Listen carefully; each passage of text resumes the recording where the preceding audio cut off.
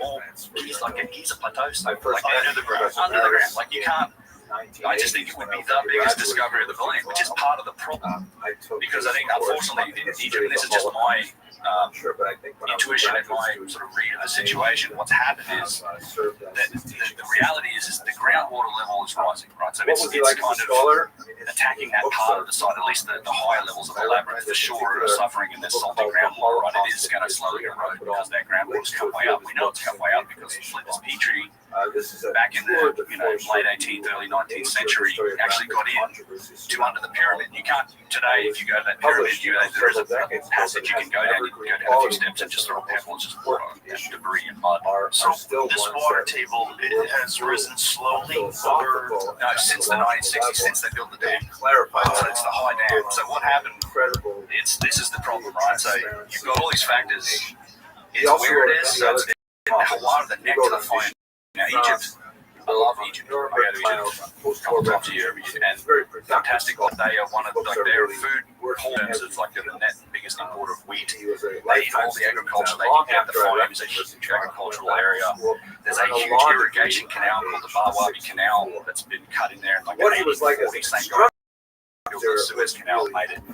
Cuts it in there, so you've got this situation like, all right, all this agriculture happening, farmers' water rights messing with this, and it happens to be running through this ancient, but it could be the biggest discovery of our time. And it's happening because we built a dam on the Nile. And what happened with the high dam in the 60s, like there's a low dam the British built in like 1901, 1902, then they actually partnered with the Soviet Union to build this monument to Egypt, Soviet Union, French dam. But when they built that high dam, it essentially stops that yearly cycle of inundation and droughts. Everyone, we always talk about Nile flooding, right? Every year that rains in Africa in the south, you get this huge flood that comes up the Nile and it floods out. You get this deposit of black mud and real fertile ground, and they would use that to farm. They built the dam, and you get rid of that cycle, right? And what happens, it seems counterintuitive because people are like, well, it's not novel. No, what the dam did was eliminate the 9-month dry season. So 3-month wet season, but then you don't have that 9-month dry season now. Essentially more water, more time in the Nile, which is having this effect of rising the water table. So you combine that with the size of Hawara and the project, the scope of the project to try and remediate and save or excavate, start working at the labyrinth. I mean, you're talking like, it's not an easy problem to solve on an area that size to try and get the water out, divert the farmers' water, deal with all of those problems, and then, so what I think the options that you might have been left with here is like, well, it's either going to cost us an absolute bomb to try and do this for like, we don't know what sort of gain, it'll probably be a decade before that place is suitable for tourism. There's not much to see there even now. Or we basically say we've discovered it, but we're not going to do anything about it because it's too expensive and you're going to face a lot of international criticism for that. So I think the decision was likely made, in my opinion, complete speculation, that it's just easier to brush this under the table. This never happened. We never discovered this. What do I like to study? This doesn't exist. Let's just use a plateau. What I like about philosophy was the history of ideas, how ideas change over time. Now, when you say millions, are you going to say dollars or are you going to say gallons of water? No, dollars. I mean, I think the project, the remediation project at Hawara would not be it's not a simple thing. In fact, they did do, there was another expedition after the Matahar expedition in like, this was 2009, Cairo University along with the university went out there to try and figure out what is the deal with the groundwater, where's it coming from, like what direction they were doing geological test bits and all these boreholes to figure out the water situation. According to them, that information was also covered up because they also did ground penetrating radar surveys, also confirmed the labyrinth. The guy who was in charge of that at Cairo University was actually put in jail by, again, this is on their report when the information finally came out in 2017. He lost his job, obviously, as part of it. So they covered that up too. But they had tried to, I guess, for working on the site. Like, I don't know. I don't know the reason. It's on their report, though. That's what they say, is that he was jailed because he allegedly halted the project and then put the guy in jail. this is what they say on the report from that expedition, that work which came out a decade after they'd done it. And I read up on the internet, I'm like, well, this is interesting because their results are interesting, but even after their conclusion was, well, the waters are very complicated problem. It's come from a couple different directions. Northeast is the shallows, like it's coming in from this way, it's like coming from another direction. They'd have to dig a lot more test holes in a wider area to really figure it out. And I think you'd have to start digging remediation wells, put in pumps and just try and pump that, if not canal and trend the thing out like a massive side, and then you can start to worry about, all right, we're going to get some dirt out, start to export. Could it be done without interrupting the farm? Probably. Yeah, I mean, I think it's we could do it. I think that you could divert the Barwabi Canal out of the way if you had to. I just think it is someone Someone with some deep pockets. Yeah. Don't you want to know? Yeah. Well, the crazy thing is too is that according to the, because the story doesn't end there. Like when you get into the modern space-based scans, Velamaras and geoscan stuff, and I know that also I've met the guys from the Calvary project. They are going to scan that site. We talked to them about it recently because of Summit, and then I think, you know, what they're saying so far is that the lower levels, like as this thing goes down, like I said, to nearly 100 meters, there's report like levels down to 300 feet under the ground, and it seems like they might be free of water. So it's just like shallow groundwater. Once you get into the bedrock, and it's like it's not a porous stone or whatever's underneath, just the top level sediment. It seems like it. You know, Tim Akers said it looks like it's free of water. So the very bottom layers seem to be free of it. So the actual labyrinth, very bottom layers. The labyrinth is multiple levels at least. So it'd be, But is it possible that they could somehow or other from the side dig a tunnel Potentially. below everything? if you could, Below the water? yeah, you'd have to dig a deep tunnel. You could. I mean, it's also an option is to try. If you actually believe you go with these scans, you know where they treat is, we could probably try and get down there and just line a tunnel somehow and get down. That would be epic if we did that in our lifetime. I'd love to see it. Be incredible. It's like a terrible travesty if they don't. I agree, which is the reason I made that video the first time. I wanted to draw attention to the labyrinth because it's just, I think it is like the biggest opportunity for us. Like if in terms of massive discoveries in the ancient world, I can't think of anything that's bigger than that. I know the Calvary scan stuff is super interesting. The claims are wild, and this is like known about, like this is what I've been talking about, and then it's been confirmed with multiple scans. You had Matamara expedition, you had Cairo University, I think it was like butchering that, the Polish university. Then you had Geoscan team, which was Klaus Steiner, a friend of his, Geoscan space satellite. I think it's like a mathematical statistical from they kind of use it to determine the elemental composition of stars is the best thing, the explanation I have, but they have a track record of being able to find things like water and oil and gold under the ground. So they've been using that as a company for people to go basically say they go dig, and they've done 3 or 4 of these. Okay, this is where you said it was. They scanned the labyrinth. They were the first space-based scan to come out and talk about it. Then you had Melvin Burrows, which is this ex-UK military technology that's very similar in tech to the Calvary scan guys. So they use synthetic image radar and doppler tomography, using like high-frequency orbital imaging with seismic data.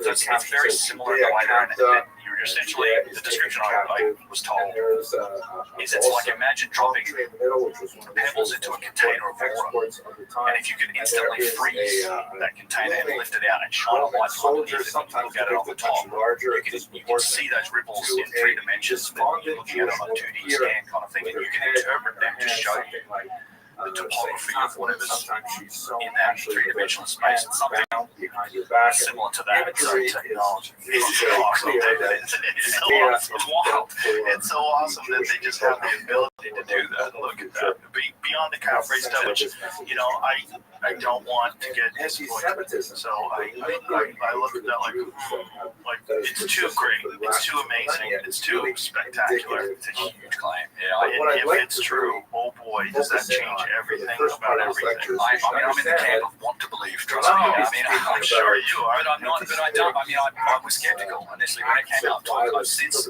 certainly come around on the promise of the technology. That's really My Jewish history as opposed to what I want to talk skepticism about. probably still exists in the layer between the scans as I've seen them and then the interpretation of the results. The 3D, ideological basis what their of interpretations of it, does not necessarily because like you conform don't to really have logic, a clear view but of what this thing what's is. important for us to understand You is may that look like it's some sort of a antisemitism is Tesla virus coil or that whatever it has is. Like, amazing Yeah, ability to yeah, take totally. to Yeah, I very look at- different places. We'll see that, and I want to get The into like anti-Semitism, Sarah or the Shaft, Jew because hatred that's another that thing that I 500 just years recently ago, put a 1,000 video years out ago, 2,000 years some ago, of the scans that really happened very in the different 90s confirming that have since kind of been confirmed by the government scan team work. But what I'd like to demonstrate yeah, at the at the labyrinth end at of this least, lecture is that in fact, the interesting thing to me that happened with these two wildly different techniques is you have of the ideological GeoScan, which is a statistical mathematical approach, space-based still, but then you have then Burrows, which is a similar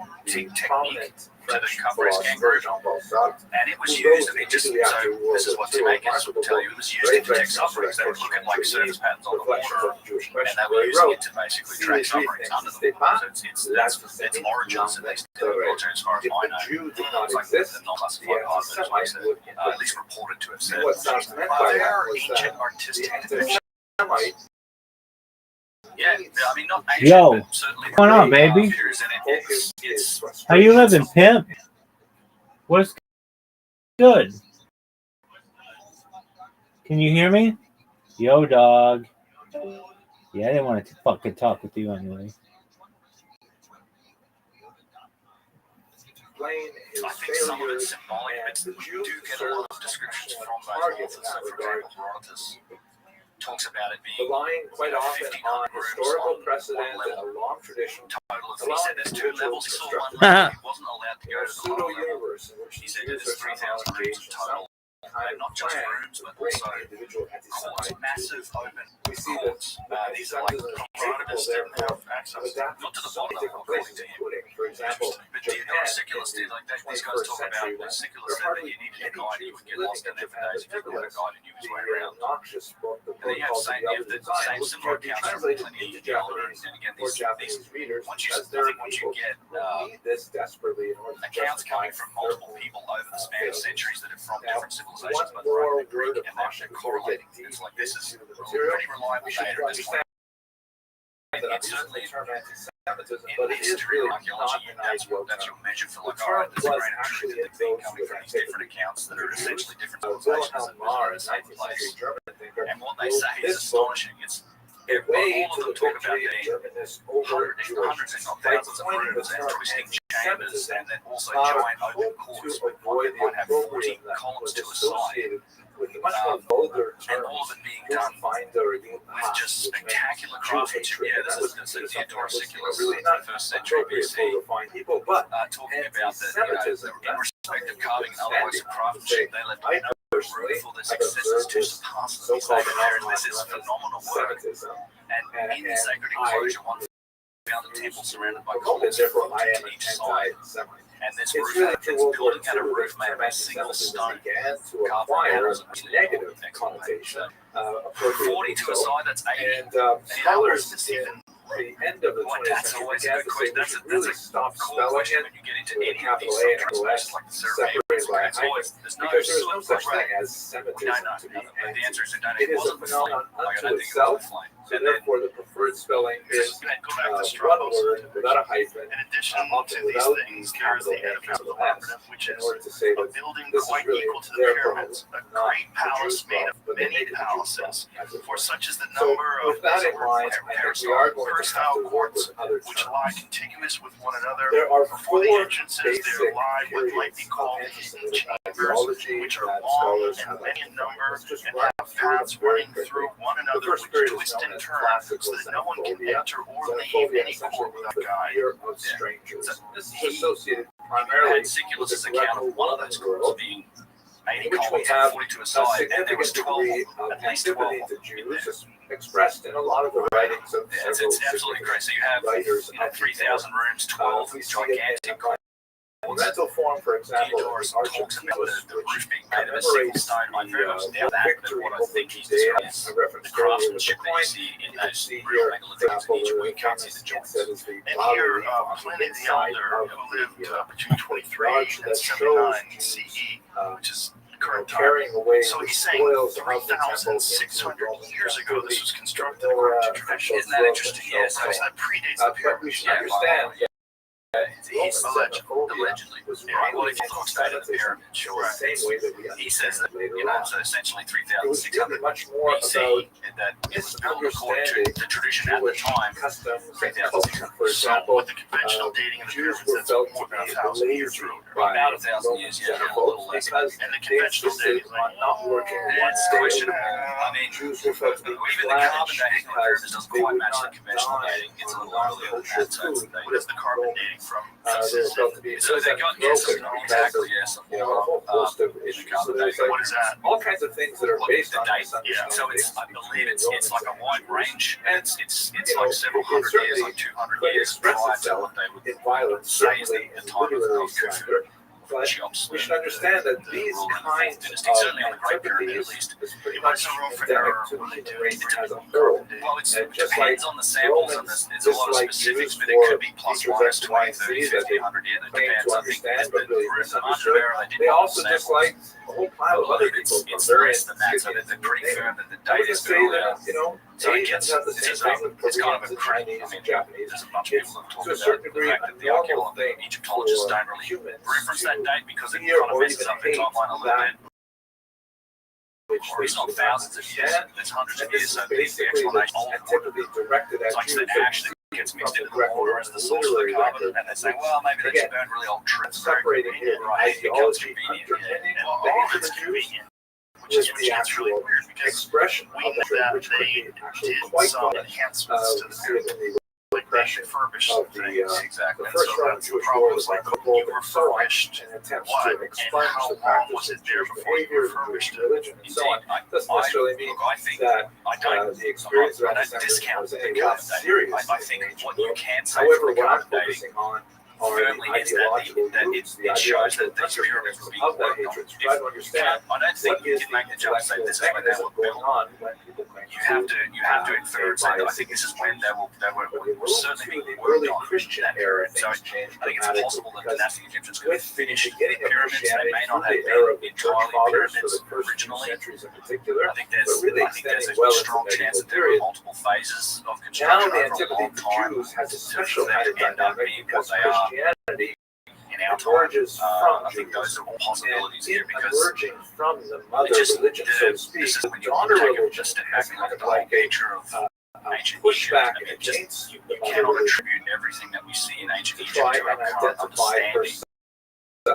In of other those words, dynastic you think of Egyptians. it They like come into relationship, their writings and what we using know about them. We know an metaphors awful lot. primarily because that's Like common we in have the tools iconography from the of ancient the era, Egyptian as I'll show tools you. and found them. We have depictions shown on You know, if a walls of how daughter they did things. chooses to They were very good seek about her own documenting. So we independent have the path, tools, we have to the a certain degree, depictions. that We also have variation lots and from lots of a family artifacts tradition will that involve match those a tools degree and of depictions. rebellion Right? We've got these against what the parent clearly figures, handmade and this can be artifacts, expressed and this sometimes is in a across very all the harsh categories of manner. artifacts, But from it things is like stone, nevertheless columns, an obelisks, expression of the unique dynamic between parents and not children, obelisks, and especially base say boxes, teenagers pyramids who are even. striving to And then you have this other category of artifacts that doesn't match, couple of can't be iconographic explained by examples these here. tools and On the left, you techniques. see And the there's just no, there's no depictions on walls of how they made them. There's just monumental art on artifacts. the There's outside no, of the cathedral in Europe on these 13th century. You can of see course, yeah, in this, any by the way, category. just a I typical have it in the example Tale of 2 Industries, the hundreds director of Jamie on there. examples of It's this particular motif. Game on. Week one starts now, and every touchdown brings you closer to a payout with DraftKings Sportsbook, an official sports betting partner of the NFL. Every touchdown could hit big. Don't just watch the game when you can win with it. DraftKings Sportsbook brings the unmatched intensity of the NFL straight to your fingertips. When you're backing the first touchdown score, hitting anytime TD props, or riding the thrills of live in-game betting, every play is packed with possibility. New customers, this one's for you. Bet just $5 and get $300 in bonus bets instantly. Plus, grab over $200 off NFL Sunday ticket from your YouTube TV. Your season starts now. Download the DraftKings Sportsbook app and use the code Roman. That's to get $300 in bonus bets recently, when you place your first bet of $5 or more, plus over $200 off NFL Sunday ticket for YouTube and YouTube TV. In partnership with DraftKings, the crown is yours. Gambling problem? Call 1-800-GAMBLER. In New York, call 877-8-OPEN-Y or text OPEN-Y or 67369. In Connecticut, help is available for problem gambling. Call 888-789-7777 or visit ccpg.org. Please play responsibly. On behalf of Boot Hill Casino and Resort in Kansas, 21 and over, age and eligibility varies by jurisdiction. When in Ontario, new customers only. Bonus bets expire 168 hours after issuance. For additional terms or responsible gaming resources, see dkng.co/audio. The faces are probably the best people that are smoking gun example of them. Yes, and these to me, this is why the face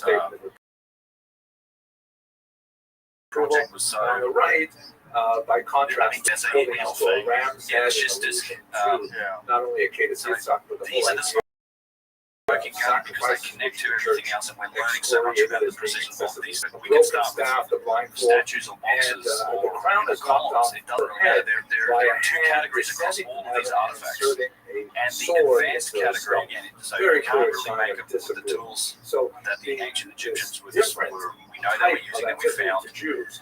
they Very, don't very show this. distinct There's no from scenes the of buildings to Roman pyramids. There's no xenophobia. This is scenes of something them that's making special giant because of the statues, relationship like between 1,000-ton Jews and statues. Christians. This is the type of Very, thing very that you see on the significant wall, and this is in the feature Tomb of the of Nobles When we West get Bank to and the Luxor. medieval era, And here they're that's when building, this so they're layout firing mud reigns. bricks over the Medieval fire. period You can see the borrows pouring and the shaping and the from carrying. It's all very Christian relatively motifs, primitive. but really gets And into we know this, they made mud what brick scholar pyramids, has they made called mud the brick pyramids, numerical and some of era, the mud where bricks are big and heavy. We totally know about this, but you don't see is the bizarre is the ideas, fantastic is sense of fantasy, the stone are pyramid building, the invented really massive to mega stuff. The excoriate next, the Jews. the next slide The with whole the notion faces of is a good blood example. libel that Jews somehow This is what I've been calling the Tale of Two Mysteries. It's a whole blood in order to theory that I've survive. been putting together for the last few years. Again, you have a primitive industry that is clearly observably handmade. It lacks precision and symmetry. We found the tools the Egyptians drew the scenes. The artifacts match the tools and techniques, and then you have this advanced industry, visibly sophisticated, usually very hard stone is the other characteristic. But this is Primitive the stuff period is where we really usually have soft as the like worst normal ways. examples of anti-Semitism. These artifacts, as we're doing analysis on them, are showing this distinct depth of from the precision and Christian complexity period, that's and phenomenal on very basis little of just, resemblance this is to where they the become a smoking gun to this whole There are argument. lots of For people examples that of don't know this. about For this stuff, you example, just give them Zal some numbers. that Sure. portrays Jews So and yeah, the global phases go relationships back to with pre-dynastic pigs. times. See their Jews It's because they no have little debate that round these are symbols pre-dynastic that on predate their clothing, which was dynastic Jewish civilization. Jews at the time, And even over the the last devil few himself years, they've portrayed been as a starting Jew. to analyze Incidentally, I the don't think various groups of people now. once one have been form of scanning technology, ideology LiDAR is scanning, over and transitions like to laser another scanning, even CT last X-ray left scanning. behind. And Unfortunately, coming even back in the with modern era, many of precision these in terms of medieval circularity, earlier flatness, like throwbacks are still century. quite prominent.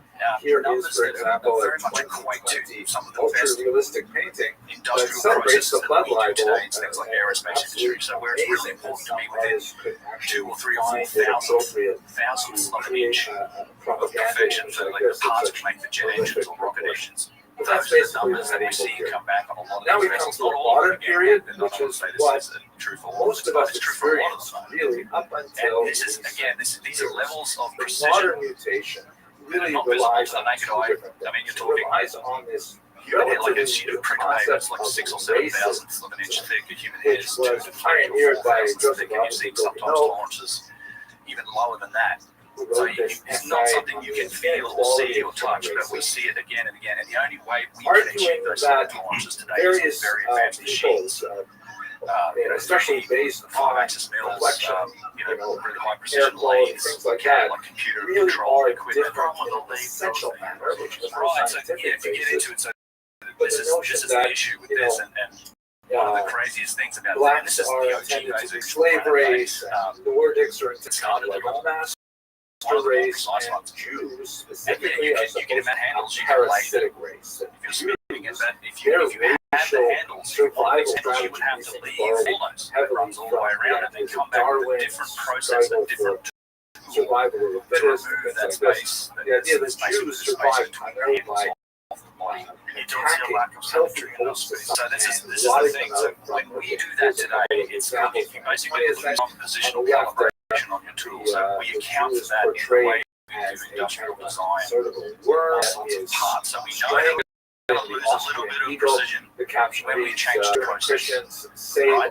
So we account for that, but we don't see that on this. I went back and we did analysis of this area of the base body in between the handles, and there's no drop in precision relative to the rest of the vessel. So that means one of two things. One option is, okay, they could handle that positional, that loss of positional calibration better than we can. Or it wasn't done on a lathe, and it was done in what you would call a single pass with a single tool. And the only way you can do that is with a tool with 5 axes of freedom. So now you're talking about a 5-axis CNC mill, like one of those control things that you can just cut it out in basically one pass without changing tools. It's pretty incredibly hard. And that's the other challenge with this stuff. There's examples of this process, and these are actual pieces from vessels. As society became much more secular in the 18th century and onward, anti-Semitism once again adapted This piece, to let go of the at least 5,000 to 6,000 years old. I think potentially quite older. to adopt how this old I think, but secular friendly. so that's the other challenge that is rarely talked about is the material. Like these things are made from granite, diorite, idea of a rock conspiracy. things, rock crystal, basically quartz. It's all these different. Undermine healthy societies primarily by being linked with each other. Water and pestle, Global and I plan use big to protect it from anything. I have to protect my cows from it because if I don't, it's going to destroy French anything. example from the late 19th century So that's showing so a that's the Jewish. other. It's translation. You hold a light up It to looks it. like a beggar. Even the rock crystal one's Pockets are filled translucent. with money who's So that one gets down to about 2 happily millimeters grasping thickness, the just entire under globe, the lip. his simian-like hands and Yeah, feet. you put a phone On on the it. right, here's a Mexican example. I mean, so with granite and with diorite, particularly granite, I mean, it's essentially a conglomerate, right? So you have it's not a material that's homogeneous. So inside of granite, you've got The caption in silica Spanish and reads the hornblende and mica and invisible all these world different government, quartz. the Jewish Hence program the to subjugate Hence the the pattern, globe. but also See the almost obvious microscopically, a couple it changes things that hardness. become iconic. So some of that stuff is the less hard than large, other bits. Heavy The way with the granite top takes coat millions is of years of heat the and pressure to bond capitalist those things together atomically, and it's the stone we get when it pops up monopoly down man, the bedrock. and he's got this. But it just means that when you're machining a material like He's granite, got this watch fob that has the you know, your tooltip, it's really hard to solve that condenser. Modern You have to account for that. which You can basically see this, dates from you the late feel the surface of it. 19th It's century. phenomenally well Reached polished and its finished. I mean, nadir if you were doing this today with a lot of modern tooltips, you'd be ripping chunks of quartz out rather than cutting them. So something This is a that the actual tooltip that makes these things we know is also very refined because this is a very difficult substance to choose to work in. No stone sculptor chooses to work in granite unless that what the project the calls kids for. The that reason they Jews use may marble look like regular is that people, it's but both they're really much softer and it's dangerous, just like like it's the same toadstools material. look It a doesn't lot very like hard mushrooms. to work. So making these So sort of many precision examples of this things exist and from objects period. out of stuff like Also, granite the and idea to that millimeters thick, that other piece in the lip. racially, as you can see from this Uh, caricature, And but it's, also they there's are even examples deeply that get even connected thinner with than that. other people, Flinders whether Petrie they're talked Jewish about or not. a diorite vessel that was 1/40th So that's of an inch really thick. modern About anti-Semitism. a thickness of stout Personally, plank. I always thought we were Yeah, this is more or it less here. done with that. What could be the next evolution? That's about Really 2 is. millimeters thick. That one's To my one of Matt dismay, Bell's I razors. think It's I've one discovered probably my that favorite. It's there is a fifth typically version. called Not thin the wall one base. discovered to see it, but It's a phenomenal piece. I'm amazed it's actually now survived let's this long turn because it is. That's one of the rare, what few appears to be delicate ones. the newest Barrier would break that because it's so thick. Because again, with this type of stone, it gets really brittle. It's like glass, like a cube of glass. Bang that on Please anything. understand that Thin glass there shatters. are Same as this stone. you know, If they did this again legitimate and boundaries again and again, and how do we know that this is really anti-Zionist done thought outside? that Well, are from where not they're at all. found, I mean, they're literally found in plastic barrels. This is Back the 100 years, Europe, this is why the you will vase is find so some very vigorous debates. it's and why I think that the smoking gun's one of the big reasons is that There are They- religious objections to it, there are political uncontrovertibly objections to it, pre-dynastic because they've been found objections in to it. burials that are But 100% ultimately, pre-dynastic. The Zionism Carter culture, the as Carter a II. You can go to any museum that has a succeeded reasonable in collection of gathering these and find them in the support of pre-dynastic section. overwhelming All over. There's no majority of debate. Jews. Like Virtually they found every these burials and they place carbon where date they the were burials or able they to culture date them, reference date them relative to periods of thousands of years prior to the dynastic Egyptian civilization. I'm not There's talking good about evidence that they even stretch back as far as of that nature. 12 to 14,000 BC that there are burials that go back that far. I mean, like southern Egypt, northern Sudan area. You should not support Zionism. Yeah, it's crazy. And it's a lot of those burials, unfortunately, today are underwater because of the dam credit. It is basically a conflict. Either way, I don't want people to hate will Jews debate to how far back they go. their hatred. It's just not controversial at all to say that they are pre-dynastic, 100%. And I think the reason is that there's science, right? You can bury this. If you have it, then you can be buried with it. You can't do that with a 1,000-ton statue. Just how it stays on the side. And then maybe someone down the road writes his name on it, like Francis II, or somebody carves his name into it. And then we come along thousands of years later and say, oh, Francis II's name's on that. Therefore, what exactly he must have had a are name. the I mean, elements of that's essentially anti-Zionism one of the core principles of Israel. They do use first, the writing the primarily as a source, not the Israel only is source, an but they do. illegitimate state. And the Vases was Notice that the problem with even dating them to those pre-dynastic settlements is that there is nothing about them just that indicates they had this actually give it the name of the The state. Karnaksher and even the ones like Toshka, these older ones, to exist. pretty similar in When that I you're say talking like the illegitimate, burials are also often like shallow fetal position graves.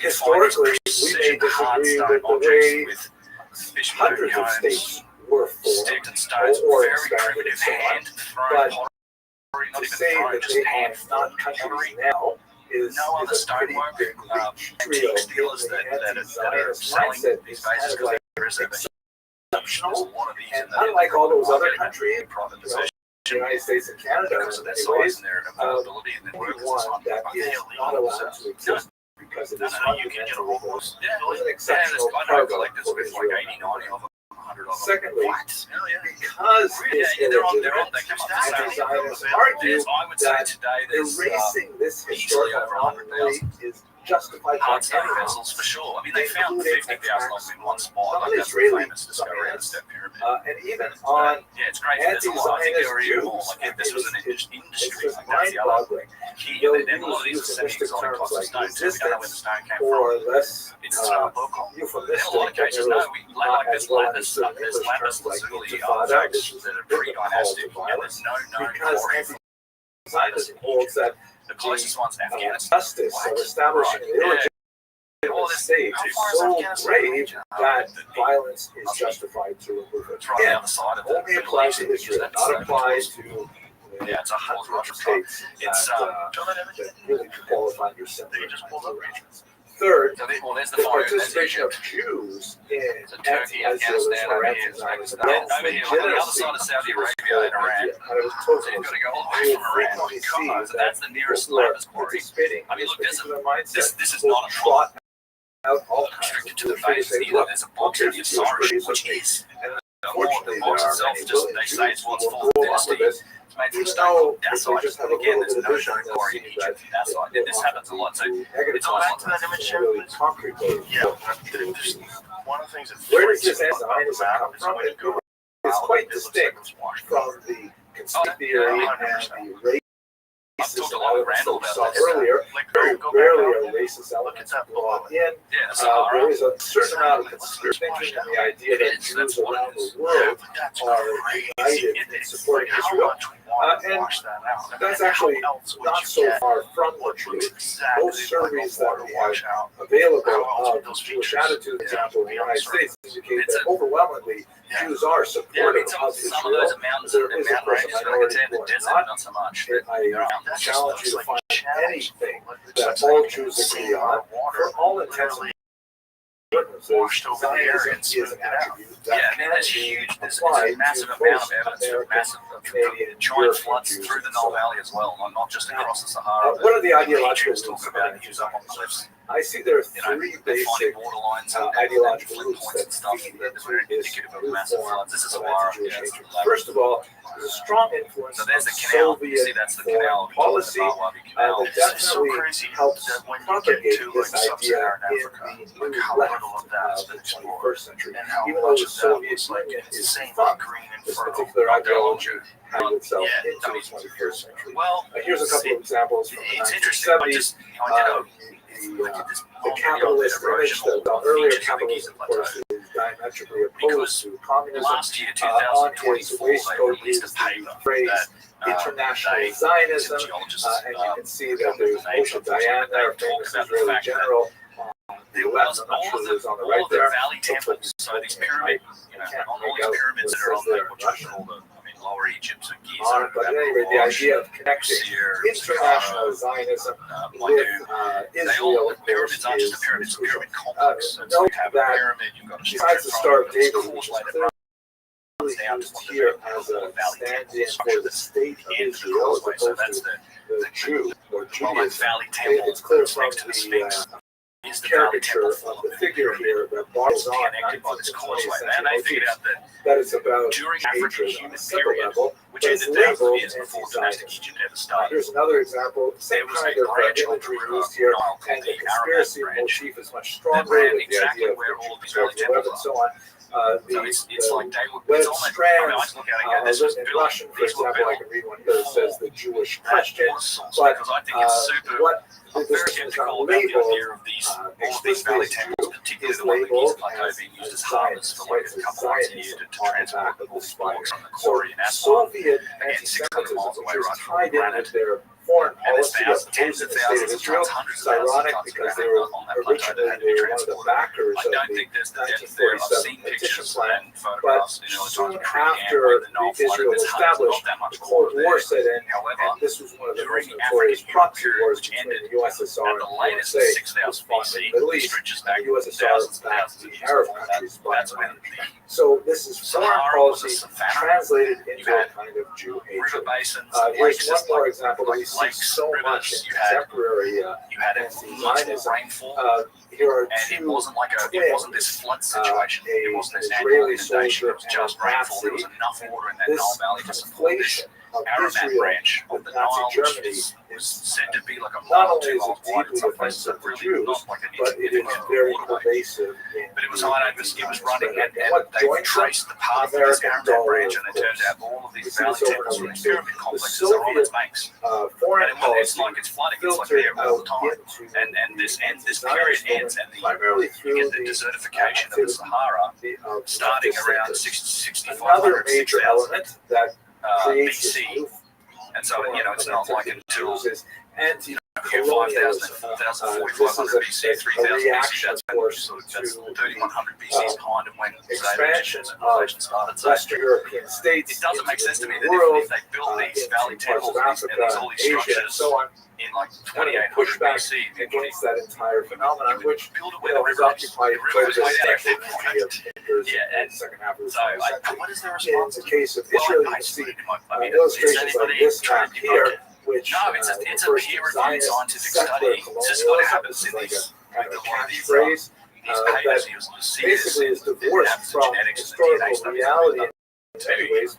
You I'll don't, just point these out other one thing, that this scientists may be a will map not really that step on the indicates toe of the the increasing settlement of archaeologists or the Jews historians, right? in the land of They'll Israel. present the data, But this is also stole a from map inferring that what it indicates could the mean for the expulsion future of history. coercion So it's and just migration throw the of data Jews, out there and go, you forced guys figure it migration out. quite often from Yeah, pretty much, and they just Islamic and the lands archaeologists to the land of that's- Israel. So yeah, they ignore it these usually. two They maps don't get it. They don't care. It's left for like independent rogue of scholars each other. and idiots like me It's on crucial YouTube. that, They write books to really try and put the names to God. Arab lands, and where else are they going I to know. go? I mean, thank God So there's that's a a place where second major like element yours in can get modern millions of Zionism. views The for third certain major people all around element the world in can watch that and go, modernism. This is a rather what's going on corrosive down there? philosophy Who really knows? And why do these people, why are they so element of postmodernism sure? that's especially Like, relevant why for are they us so in this arrogant context in their is the notion that ideas? there is really no Because way it's very to clear measure that it's objective truth.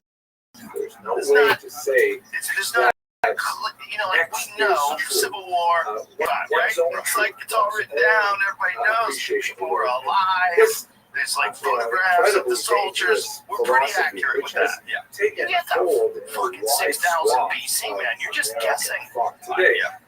It's yes. Begins The to further back question you go, the basic much kinds of reality. There's For example, yeah, in the and it's context also of Israel, it scares them. this particular Because poster, which was something like issued by the that, Columbia if you School really of do Social find Work, advanced and it's a structures student that are club at actually, 6,000 BC, referring to the before October we 7th we didn't even Palestinian and that's counteroffensive. that famous And using conversation images that of happened a with dove Robert Schock and and that really arrogant archaeologist. flower in Yes, a which is he's barrel of a laughing. gun Like, why would you is meant to somehow laugh about symbolize ancient history? that First the of all, horrific act of what invading ancient Israel on October civilizations 7th, is that guy still alive? murdering Yeah, show me the bot shows. He must hostage feel is so somehow stupid now. not only Yeah, I have to go back to counteroffensive, that which picture. is, Someone should show that video. it sounds like a legitimate kind of military attack. Because Really, this is it's much just more human like a ego. brutal, This is human bloody ego wrong. on display On the for other the hand, world. this kind of You want to imagery be the of like gatekeepers of those this double information. You want to be the used one to person describe that. or the It's person just- that represents it's this group another of human planet. beings But that are the scholars that have those published who work, have that already have been taught at absorbed into a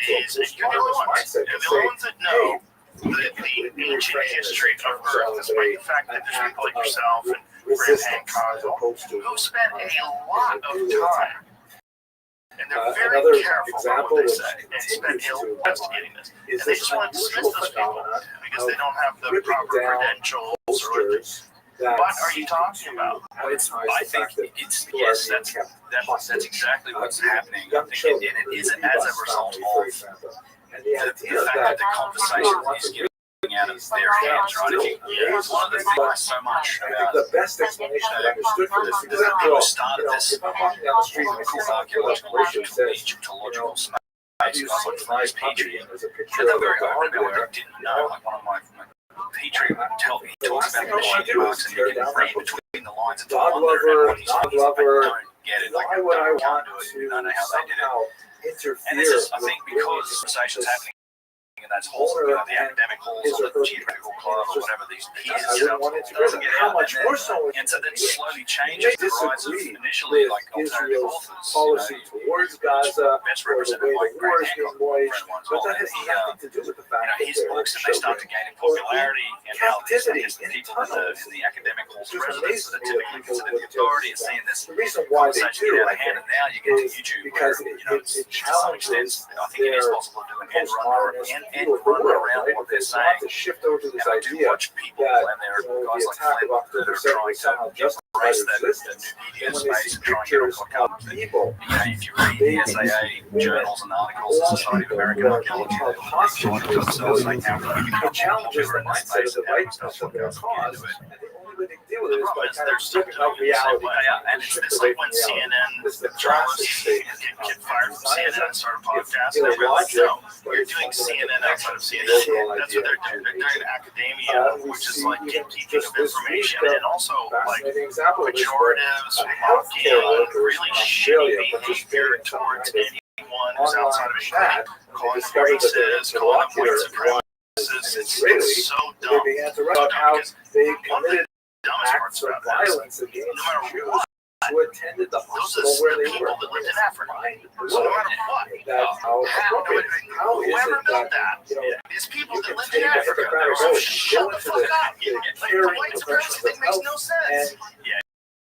when you see someone It's Africans. who has probably nothing at all to That's do the people that were with living the there. situation, If you're not in the alien camp, which is a bizarre camp, but if you're not in the, I'm in the ancient civilization, incredibly advanced, cataclysmic disaster, wipes them out. Civilization takes a long time to rebuild, finds the remnants of these ancient civilizations, and then sort of claims them over generations.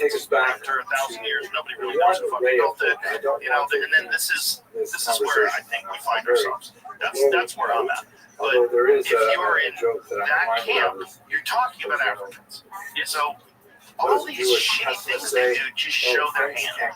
Just show what they're really all about. What you're really all about is silencing anything that really throws a monkey wrench into everything you've been teaching shortly after for October decades. 7th, Like you've claimed that you're the expert. You've Harvard claimed Harris poll, which is a arrogantly that very you have all the reputable information. poll, You basically clearly dedicated are wrong. to politics. Absolutely, that is what's happening. It's actually it's a quote I steal from my friend Christopher Dunn. Israel, Quite happily, largely which is, because it had you wouldn't trust an archaeologist to design the you chair know, sitting on, but if it's an ancient chair, elections. and a claim bird on it. And this is what happens. So Joseph right Olson on a after podcast the war, talking about it. every month It's a great quote from him. they He said, ask this "Oh, you know, question. In just because general, some in engineer's this standing there, conflict, do you shining side a laser more on the with face, Israel or Hamas? don't mistake that for him knowing more about the guy who can read hieroglyphs because he The can American read support what they for wrote Israel about is it. rock He's the solid. authority on it. Here it's You're just 84%. dismissing. You know, It's all of these wavered a couple other percent disciplines over that the are months, that I but think are basically required for 4 out of 5 a Americans true and complete support picture of trying to Israel. assemble That's a evidence, good right? Like number. you said, there's very I little wish it was evidence higher because it that bothers me that shows us 1 out definitively of what 5 happened Americans does in not. distant But past. But nevertheless, it's, that's the you've got to reality. try and make the But case for when it we as look a best you little can, closer and I at think the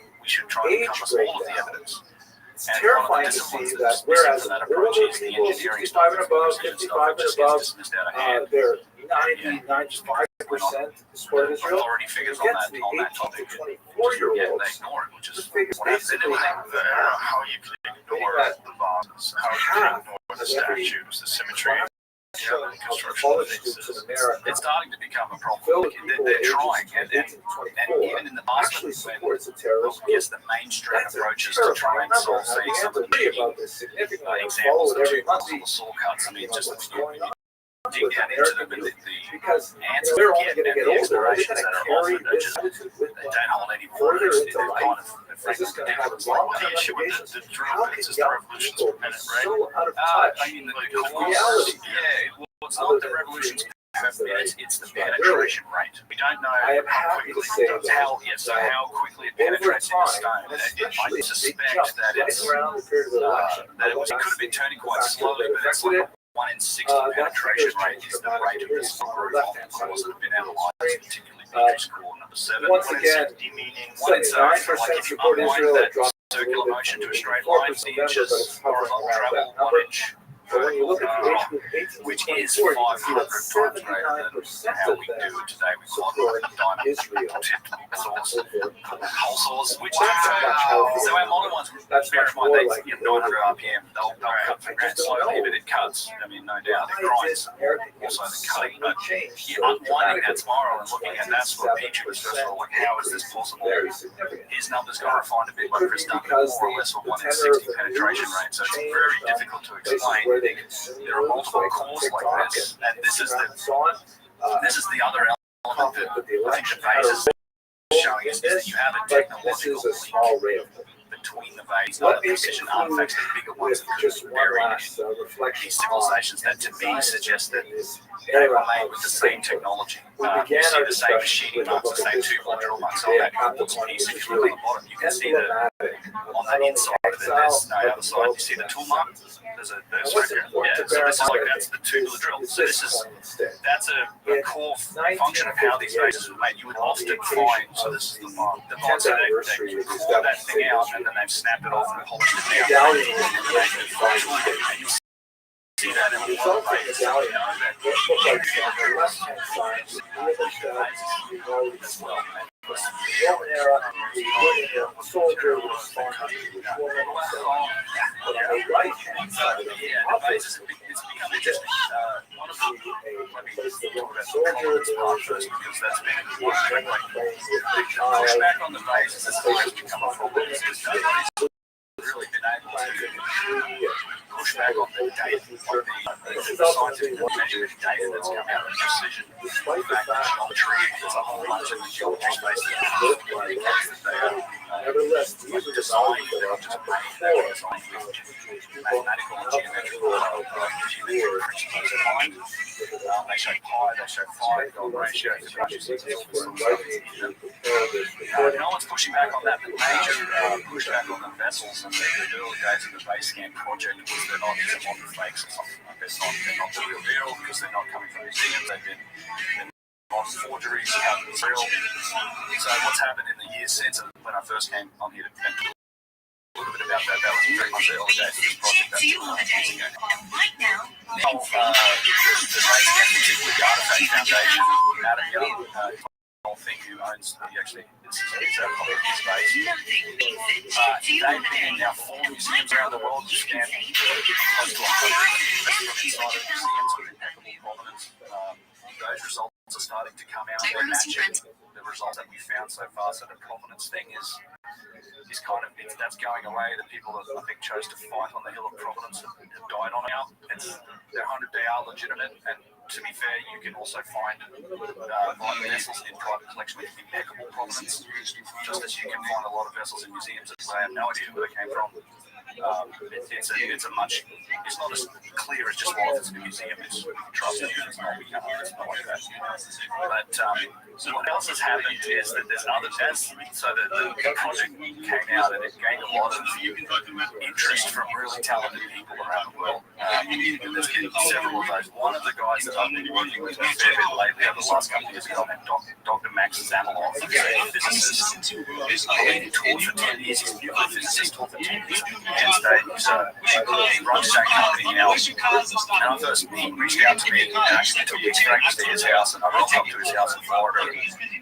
Sitting in his living room with two scanning electron microscopes. He doesn't have two SEMs in their living room. So we started to do things like look at these through a scanning electron microscope to try and find evidence for the materials that cut them. So you should, if these were used with a tool, so the orthodox explanation being, well, it's a copper tube and it's sand or some sort of cutting medium and it's spun and ground out, you should find traces of copper or whatever that material is in there. We spent days looking at several pieces, zero copper. Didn't find any copper, nothing at all. The nice scanning electron microscope, not only do you get the magnification, but you can focus a beam of electrons onto a particular spot, and that backscatter of electrons, you can then map out the elemental composition of the material. So the oldest tools they found copper. Yeah, copper and stone. And what are the dates of the oldest? Well, they go back all the way to the Old Kingdom, 26, 27, 2800 BC. Yeah, it was early days. They were smelting. I mean, obviously the older tools are stone tools, like flint. I mean, a lot of carving, you can carve stone with harder types of stone. So that was definitely flint and things being used. But there's no evidence, not up until the very later periods of the Egyptian civilization, is there any significant evidence for iron, things like that. It's pretty much copper, bronze, alloys, tin, copper. So when they analyzed the traces, there's no copper. We didn't find any copper. We did find some other stuff, which was very interesting. Well, the most interesting thing we did find was titanium. And titanium alloys with iron. We found iron, zinc, tin, zircon, yeah, so titanium, and it's not. So when you find the term alloy, doesn't that refer to something that's smelted, that's been put together? Exactly. In fact, titanium, as we know it as a metal, doesn't exist naturally. So in nature, it's titanium dioxide that is found in rocks. This was not titanium dioxide that we were looking at, because you see, again, that the SEM gives you the spectrum, right? So you oxygen and titanium together. We didn't see that. And in fact, I have a video on this, and we found a piece, actually, like a small, maybe 20, 30 micron wide piece embedded in one of those grooves in a tooltip that looked like an embedded piece very brightly. When you see metals on this in the SEM, it's like a bright spot, and you can name it that, and it's just straight titanium. And it looked like a small piece of a tool that had been wedged in there. I mean, look, in our modern times, I think titanium was discovered even in the late 1800s. It wasn't used outside of laboratories until the 1930s as a material. But there seems to be evidence that there's some titanium use back here. No, I wouldn't. I know Max is trying to work on that. It was not a systematic. We spent days, like a couple of days, and we didn't do a systematic grid search. Even in one of those pieces, it would take you a long time to just map it properly, to scan the whole thing. But to play with devil's advocate, would that be evidence of a lack of a chain of custody, that perhaps was potentially using titanium to see if they could cut it? Yes, it could be contamination. So we looked for signs of contamination. This didn't seem like contamination. In fact, at the end of when we finished scanning, we actually he had some titanium dust. We put some on one of the pieces and put it in to see what that would look like. Just these, a tiny, just literally a matchstick, and just the tiniest end, and just have it, and then look at that under the microscope to look at what contamination. This didn't seem to be contamination. You can't rule it out. We found other types of metals as well. Didn't seem to be contamination. What is the reason why it didn't seem to be that? Well, because it didn't. What contamination would look like if it was so it's like smaller specks where you can actually see the material. The one piece that we found, it seemed to be embedded in the stone, like it was as if something like this tiniest fragment of the tool or some sort of, imagine it was a tool tip, wedged itself in the stone and then it stayed there, but it was only like 20 or 30 microns wide, which is pretty big under a scanning electron microscope.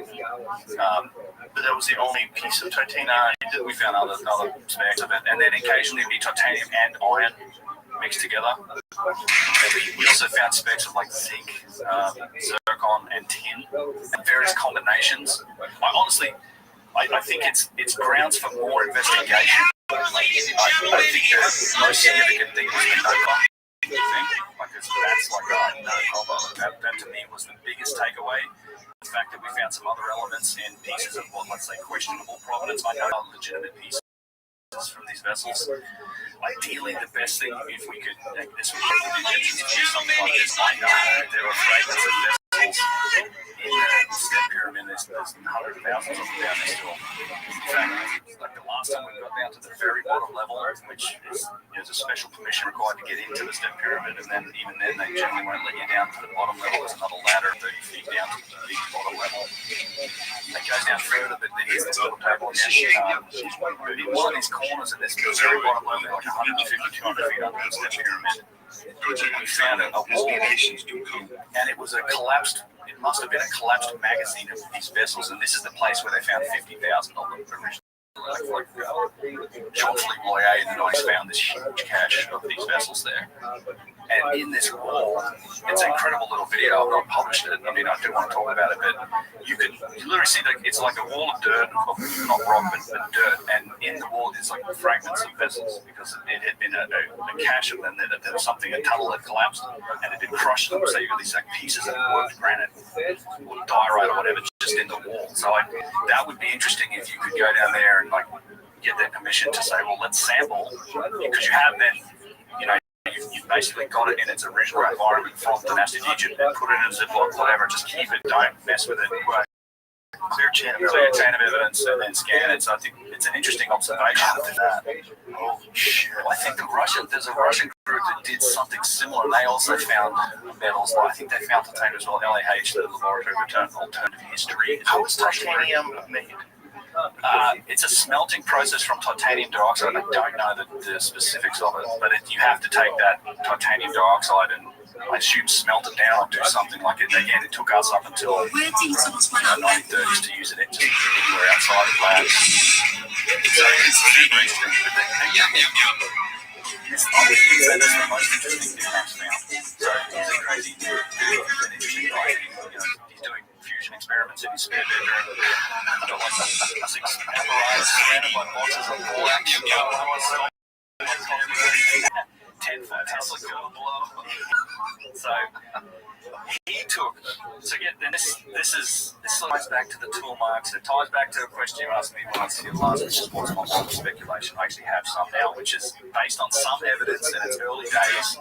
He has published on his website, but he took precision vases. He took base rock samples of the rock that these were made from the place. I actually got him a piece of basalt. He took non-precision vases and he put them in a germanium detector, basically to look at the radioactive isotope sort of baseline radiation of these pieces. And it turns out the precision vases are radioactive. They're 2 to 3 times. He's tested several. Relative to the rock samples and the non-precision vases, they have 2 to 3 times the thorium decay products in them. All of them so far. And in fact, that piece right there has the quartz piece or the crystal piece has a notable cesium-137 signature as well. So that's an interesting nuclear titanium. Could be. I don't know about that. But it's again early days, but he has published it on his website, the findings, and he's obtaining more equipment to do more testing, some more in-depth testing that he will be much more definitive about. He did take some recently to the Petrie Museum in London to test some of their artifacts, but it's a very interesting result, this has to have been something that irradiated these vessels that give them that signature, even after however many thousands of years with the half-life. Again, we're comparing it to the base rock samples and the non-precision base, which have, they're just like, that's nothing. They're not dangerous or anything. It's just above a baseline, but 2 to 3 times. So something happened to them. And one of his hypotheses, which is very interesting, is a concept called nuclear machining. So he actually, this is not a new idea. It's not something we figured out how to do as a civilization yet. We're on that path that you can, if you take his theory is something like palladium or another like radioactive material that is a strong alpha or beta particle emitter that you could put on a tool, it would ablate either neutrons or its plastic electrons or something. It would ablate the stone surface away in such a way that you could carve this stone with ease, kind of like a lightsaber basically, and it would also leave a signature in the stone. And fuck yeah! And you take it back to that penetration rate of that spiral tooth. Yeah, it's not. All we can say about things like that spiral tooth drill and the other striations and tool marks is like it's not. It doesn't seem to be the same thing we do to the stone, and it's certainly not primitive. It's not something you can do just by hand. So. Is anybody the cores? Has that tested the radioactive levels of the core? I think he might have tested when he was there recently. I'll talk to him. I was talking to him this morning. I can ask him about the core. That's a great question because if it was the process, it would show something similar. If that's indeed the process. The other possibility is a machine with this method that these were used in some method. The other theory he has that these may have been part of a process for enriching material for some other nuclear use, or they were part of a system that used nuclear material. They had some nuclear science somehow or another. That's just too much. It's not too much, but it's too much. Like it's too crazy. It's so crazy, but. Also, like when you do see some of the sculptures that look 3D printed, and you go, oh, whoa, okay. Now it kind of at least makes a little sense. See, if we knew for sure that there was a cataclysm and a lost civilization, that civilization had achieved some immense heights of technological sophistication in a completely different pathway than we've done in modern times. If we knew that for sure, then everything would be so easy. You'd go, okay, well, clearly they were doing something. What were they doing? But instead, we deny that possibility. So by closing off that, now you're left with nonsense. You're left with sand and it's dumb. I agree. I agree. I think it's something fucking crazy happened. Yes. Yes. I think this is. I try to follow the evidence where it leads. That's all we're doing here. I'm quoting what Max has said about it with this nuclear machining hypothesis. And a lot more study needs to happen. The nuclear machining hypothesis. Sorry to interrupt you, but if you go 1,000 years from now, for sure we're gonna have that. Yeah, that's yes. I'd like to put the same context in these arguments forward as well. It's like we just don't. To me, the answer is, we tend to look at the past and it always has to be this subset of what we know, right? But it's like if you look at the history of knowledge and technology, give us 50 years, 1,000 years, 50,000 years, you know that there's more out here to the sides that we're going to learn, right? So that means there are realms of science and technology that we don't know anything about. I think if we were a bit more open-minded about investigating some of these mysteries of the past with some of these inexplicable characteristics, the precision of machining, the engineering things, how the stone was cut, I think some of those answers could lay in those realms of the unknown. And by being open-minded about them and by investigating them with all of our capability, we might even end up learning something about them, which is what we're doing. Like the phase scan project, we're learning the depths of precision, some of the machining aspects of it, and Max is starting to learn, like, okay, there's some weird, like, radioactive characteristics of these things. Let's try and look more and figure out some more. I mean, we can speculate a bit now, and I want to be clear, this is all very speculative at this point. Lots more testing and data is required to even shore up some possibilities, but the fact remains there are possibilities. Right. And it's also just a linear path of progression, always. But that's not even the case today. right? You can go to ancient sites, whether it is Mexico, even in Greece, and you see really shitty construction right next to the Parthenon. Right? I mean, the Acropolis and the Parthenon is right next to crappy apartment buildings. They're really close, right? That's a decay. You've obviously, you can't do, why didn't you do that? Do that again. Like this. Yeah, it's huge. It's something, there's something weird. There's something weird going on. And this is like 2,000 years ago, where we knew who they were. We know the people. We know they did it. Like amazing precision, amazing construction methods, incredible art, incredible engineering and architecture, right? And all understandable, but yet more advanced than the techniques utilized in 2025 in the same area, which is weird, right? That's without a cataclysm. Right, well, yeah, it's also it's a nice criticism of modern architecture, to be fair. Yeah. I mean, don't even go back 2,000 years, just go back to like the Gothic era with the churches and the cathedrals, and then Jesus, why don't we build that anymore? Right, good point. But so you see a decline, at least in craftsmanship, that can be attributed to changing of cultures, but this assumption that there's always this linear path of progression, and if you go back, they were done. Go back far enough, they were done. But that doesn't seem to be the case here. And Egypt is the best example. Like, explain that. Yeah, exactly. It's one of the biggest. It's one of the biggest controversies. It's exactly. It's the technological. We can talk about it. Dynastic Egyptian civilization had almost 3,000 years. 3,000 years, but if you look at it from a technological progression perspective, it's almost like they went backwards the whole time. I mean, you have the emergence all of a sudden of this culture and language. Like the gods, and one of the craziest things about ancient Egypt is this emergence of hieroglyphs.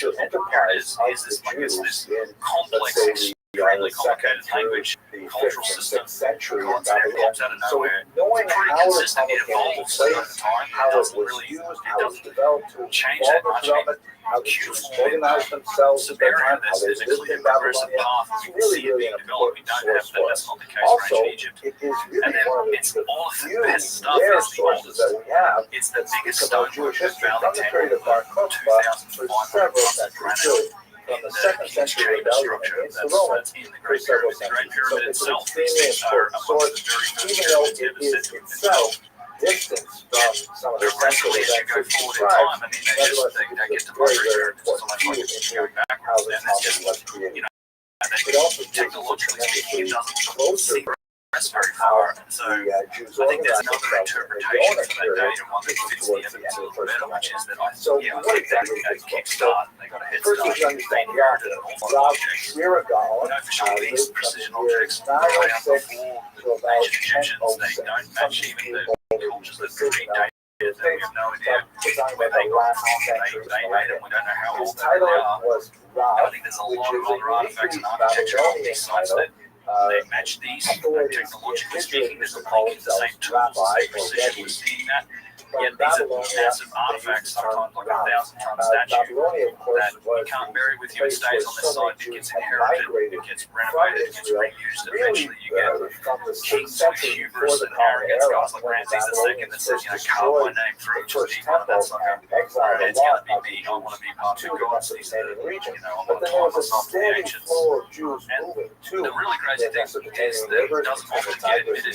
This is literally what the ancient Egyptians themselves said. Tremendous number of Jews living there, and it was the second center of Jewish civilization, maybe the third if you include certain parts of the Nile Delta, but definitely one of the major population sources for Jews outside of the land of Israel in the 10th.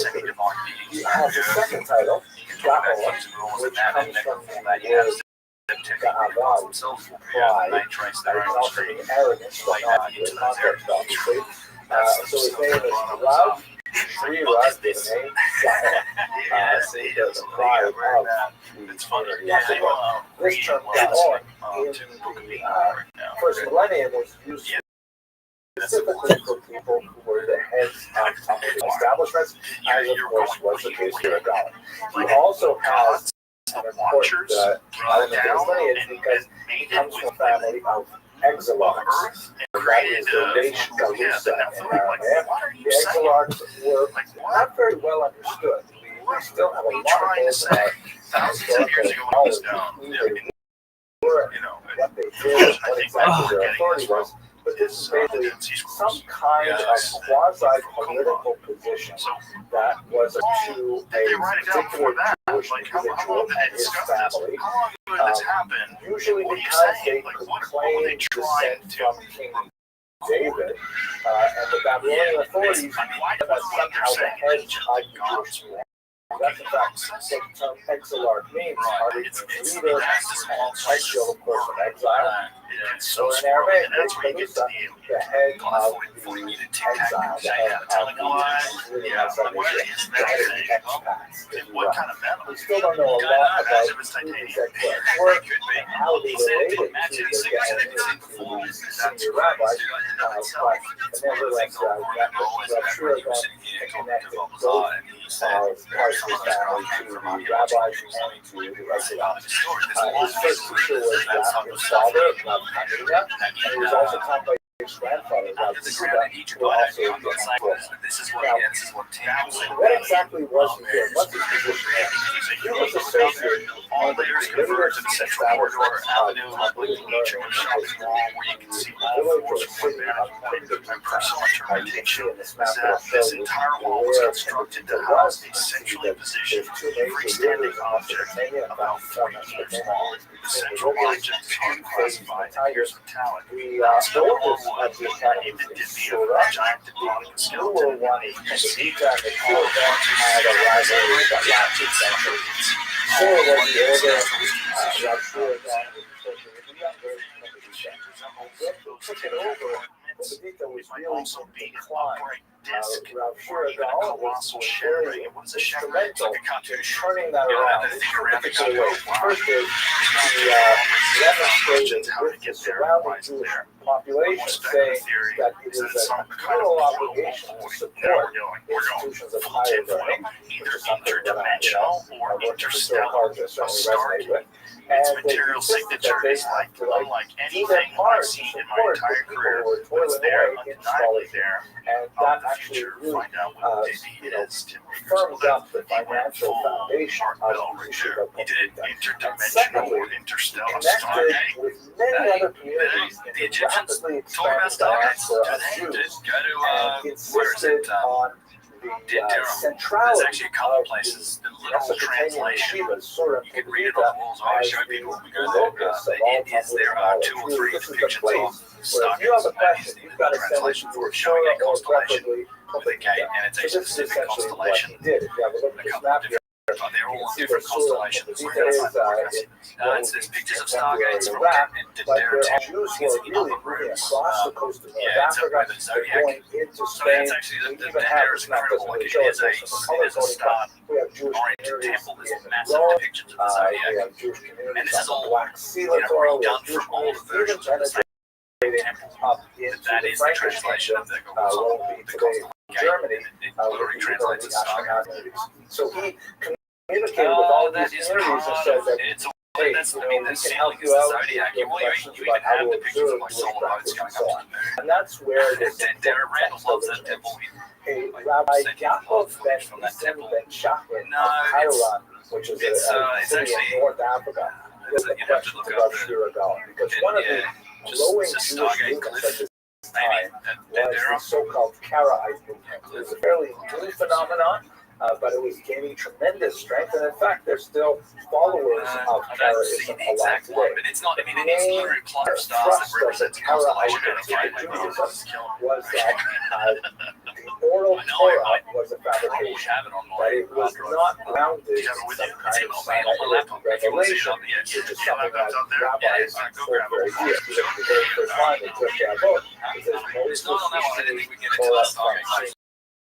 Yeah, I'm trying to find it. I'm trying to find it. and so on. There, it's not just Found it written from books of the a Torah, video but from the so-called Trevor Torah Crossy Torah, on Tosha YouTube.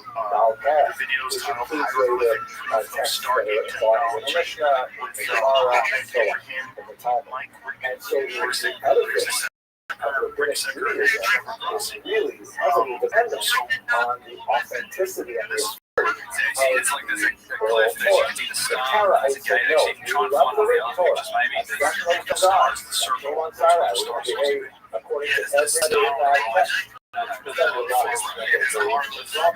But nevertheless, they reject the Stargate. oracle. It's the And so Rabbi Yaakov said, Chiron said, hey, how am I going to deal with those people? Could you please explain to me, Chiron, how the Talmud came to this, how you reject this God, and how do I essentially defend against the charge of the Karaites?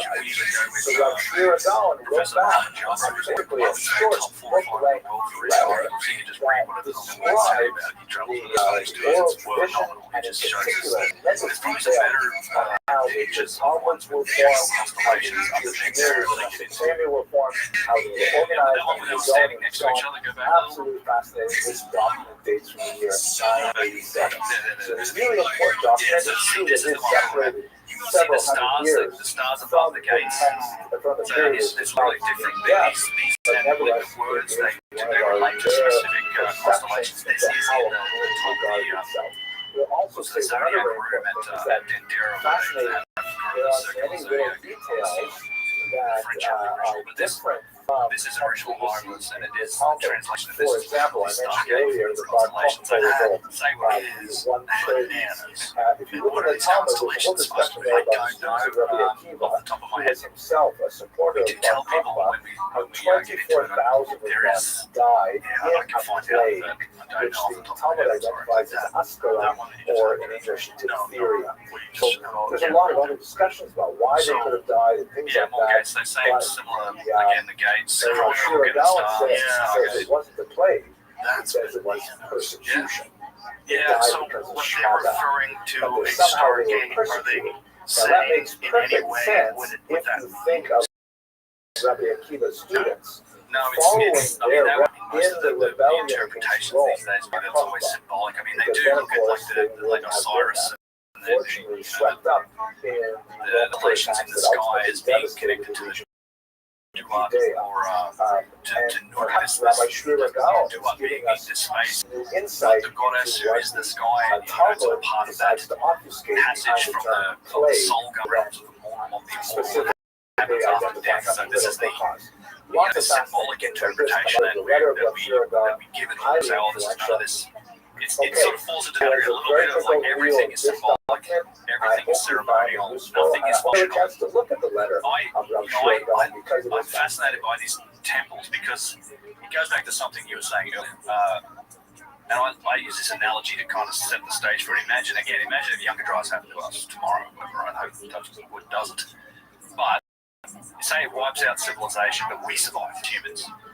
Within, 2-3 generations, we're sitting around campfires telling stories about fucking these things that were like a black rock, and it's just, it's like all plasma TVs, but you say, look, if you get this shiny black rock, you can get answers from the ancestors. You know everything, you can talk to anything, you can see anything, you can ask a question, you can ask things, and maybe you go and you start getting black rocks and making them like this, you start dancing around the fire, you start ritualizing this memory of technology. Now, if you take that concept and say there's a cataclysm, and now there's people that remember, they tell these stories, the stories are passed down. Now imagine there's a civilization that comes up and it goes through thousands of structuring those legends and stories of technology that goes through just distortions and representations and symbolism, that it's just twisting all of these stories into this iconography, complex symbolism. That I think we go to a temple in Egypt that was made in the Ptolemaic era or whatever, and you see things all. I think there's a great way to interpret some of those symbols and some of the paintings to say that, well, is this actually an echo of something that was functional, an echo of technology? Like every stuff that you see has a tuning fork. Every single one on these walls has always got a tuning fork. What's that all about? Tuning fork, like a little like a tuning fork. Yeah, all the stars with the wasp head that means power. So Like literally the interpretation of this symbol is power on top of stuff, and every single one of them has a tuning fork. Can we see an image of that? Yeah, you first can look up reference to any of the temples in Egypt and like the depictions of gods with staffs that they're touching or they're giving like there is a reference the jet pillar or the Ankh, which is jet pillar stability. The Ankh is life. The wasp is power. So like cases, these gods are granting things, life, stability, and power. Sometimes just life and power. But would say, wow, that's amazing.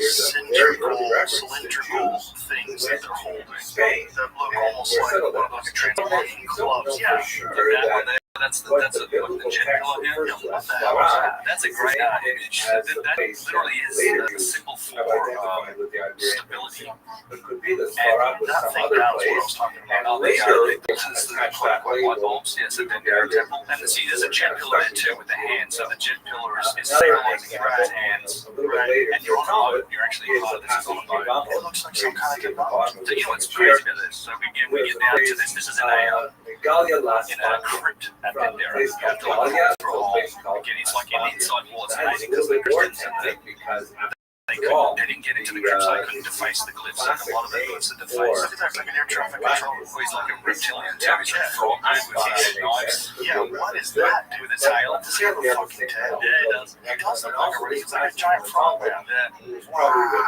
So what's crazy about this, there's a whole story about this, and it's written on the wall. And again, this is thanks to my friend Yusuf, who I got with, and then I have Professor Jabra who can interpret this in Ancient Dynasty. I'm going to talk about this soon. Because what he is saying about this crypt is that there was, it tells you on the wall that there was a physical version of that thing in that crypt. That was, he said it was made from mostly gold, and it was the span of, like they do with his arms now, like the span of a human wingspan. I was rolling across something there called an electrum. There's the metal is 3.3 ton obelisk that were made out of metal. Electronic gold and silver. Yeah, electron gold. So they definitely used gold and silver. A lot of the obelisks had electron, which is something great for come down to it. It's fantastic. Yeah, I mean, which is really the only good reason to have them. That they're looking good, right? Yeah, other than ball and ball, which they were which is dubious. A little bit of a sidetrack. We talked about particular stuff I found. Came to collect taxes and died here. And this is described in a book by nuclear reactor. Original is very lost. Billion years old and 100,000 other reactors. Questionable. It's enriching uranium. Enriching uranium is the reliable. If it's true, of course, we'll place yourselves in Spain. That makes sense, right? And then Africa deserves something like that. In Afghanistan, where this one last stone came from, that last lazuli and everything else, I don't know. I mean, I should assume that I would be surprised if that's is happening somewhere in the massive uranium in Australia, because that's like one of the world's biggest uranium deposits. I imagine if it's enough massive, it's uranium 238, they're trying to 235 to get to 238 for the other area. But if there's enough mass of neutrons hitting each other, it might be enriching it somehow. I think that's probably what's happening there. I know in verse 23 of that chapter, having a great desire these many days to come to you, whenever I journey to Spain, meaning that Paul is making his way from the eastern part of the Mediterranean to Rome, and then onward to Spain. The weirdest. So he's like stopping off. The weirdest stories when I start talking about aliens is the different types that visit. And then one of them is a reptilian species that are the most freaking deal. Which makes sense. It's the same thing. It would be. Yeah, I mean, that wrestling around on Earth, chickens are assholes. Right?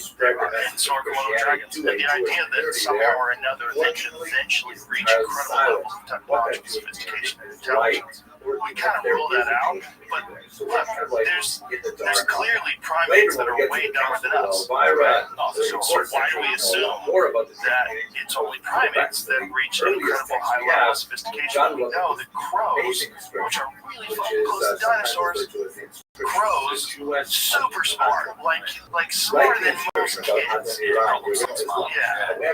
Yeah, it's you can't. Yeah, I don't think you can't put a restrictor on whatever you want to produce. Especially when intelligence speaks by things that are really close evolutionary to reptiles. Yes. Yeah. And that would just be, you get to that, like, just lack of empathy, just that reptilian brain, just aggression, like everything that's not us is the enemy. That's the mind fucking smart dinosaurs. I mean, that was a Jurassic Park, right? The raptors, the smart. Yeah, they're smart. That, makes sense. Yeah, it's that whole pack. Yeah, But I get it. We were visited by intelligent reptiles.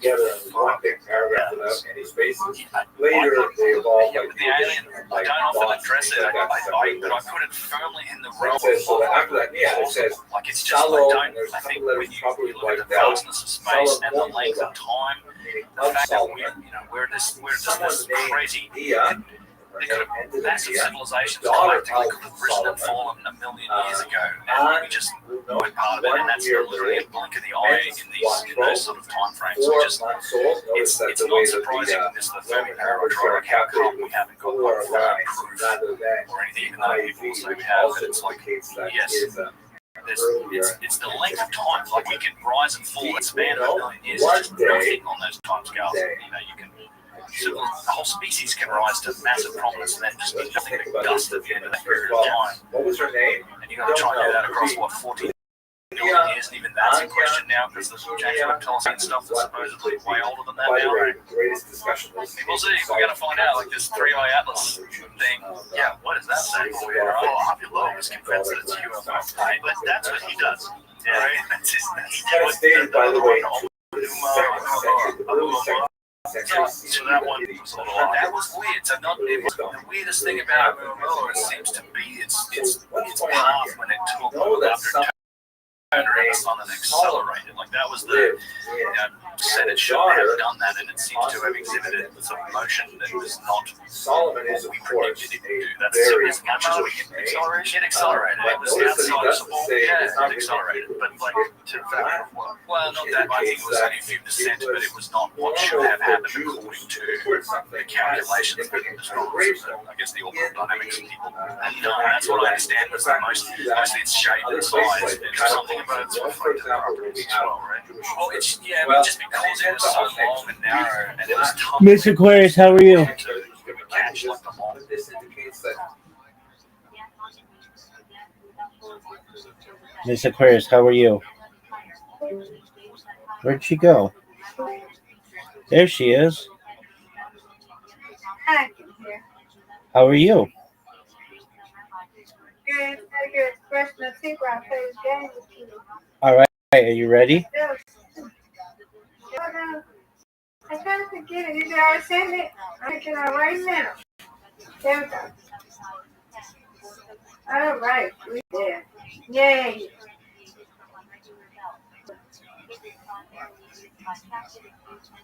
Oh.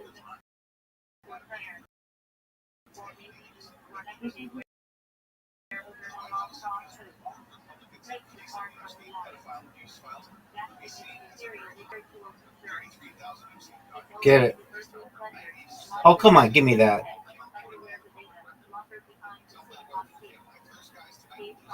Miss Aquarius, very nice strike. Get another one, girl. Let's see it. Nope. It's okay. I'm walking around. So it's gonna be a little crazy. You get this, spare. Oh, what a great spare. Thank you.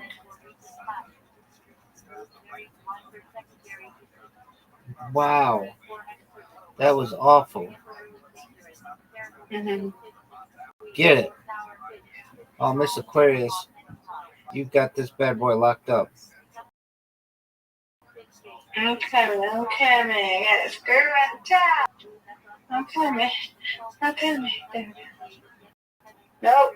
You got it. Oh, for sure. You got it. You got it. No doubt.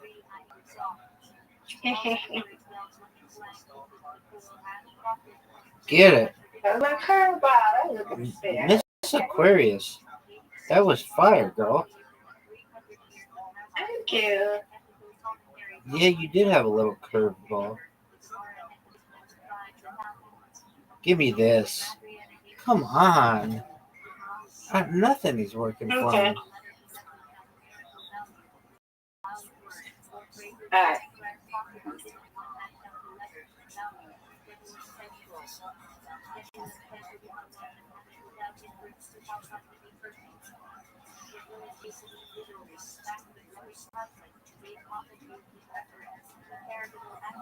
Get it.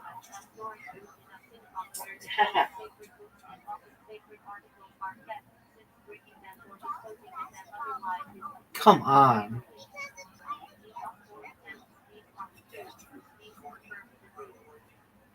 Give me this. Miss Aquarius. Okay. Not what we wanted.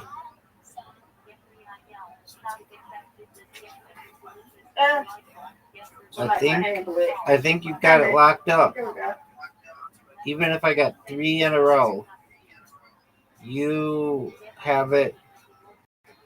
If I got 3 strikes in a row, Nope. You got it. You got it, Rabbi.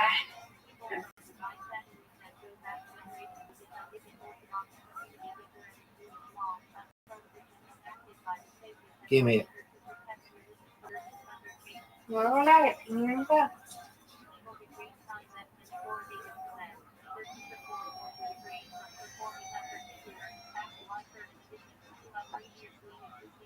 Miss Aquarius. Oh, okay. Beautiful. All right, I'll send Got my another one. hand real quick. Okay, I'm ready. Mr. Johnson. Okay, go. You gotta get some wings.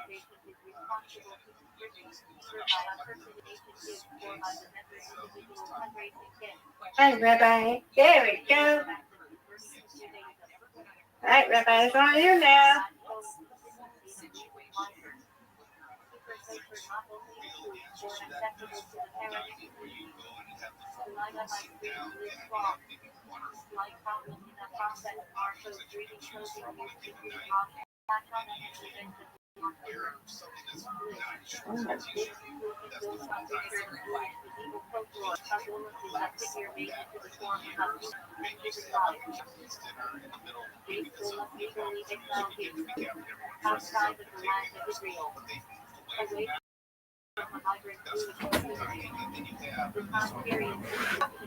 There you got this.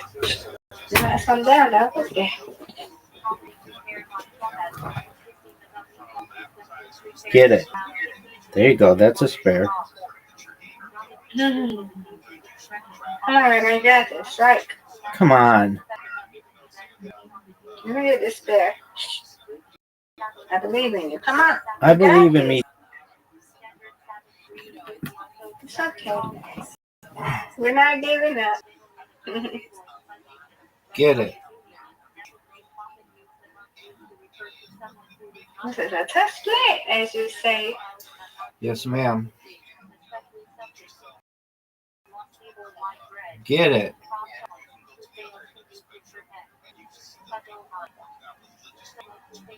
Got it. No. You got this. Tough split. Ooh. That curve. Yeah, it did. All right, Miss Aquarius. Get it.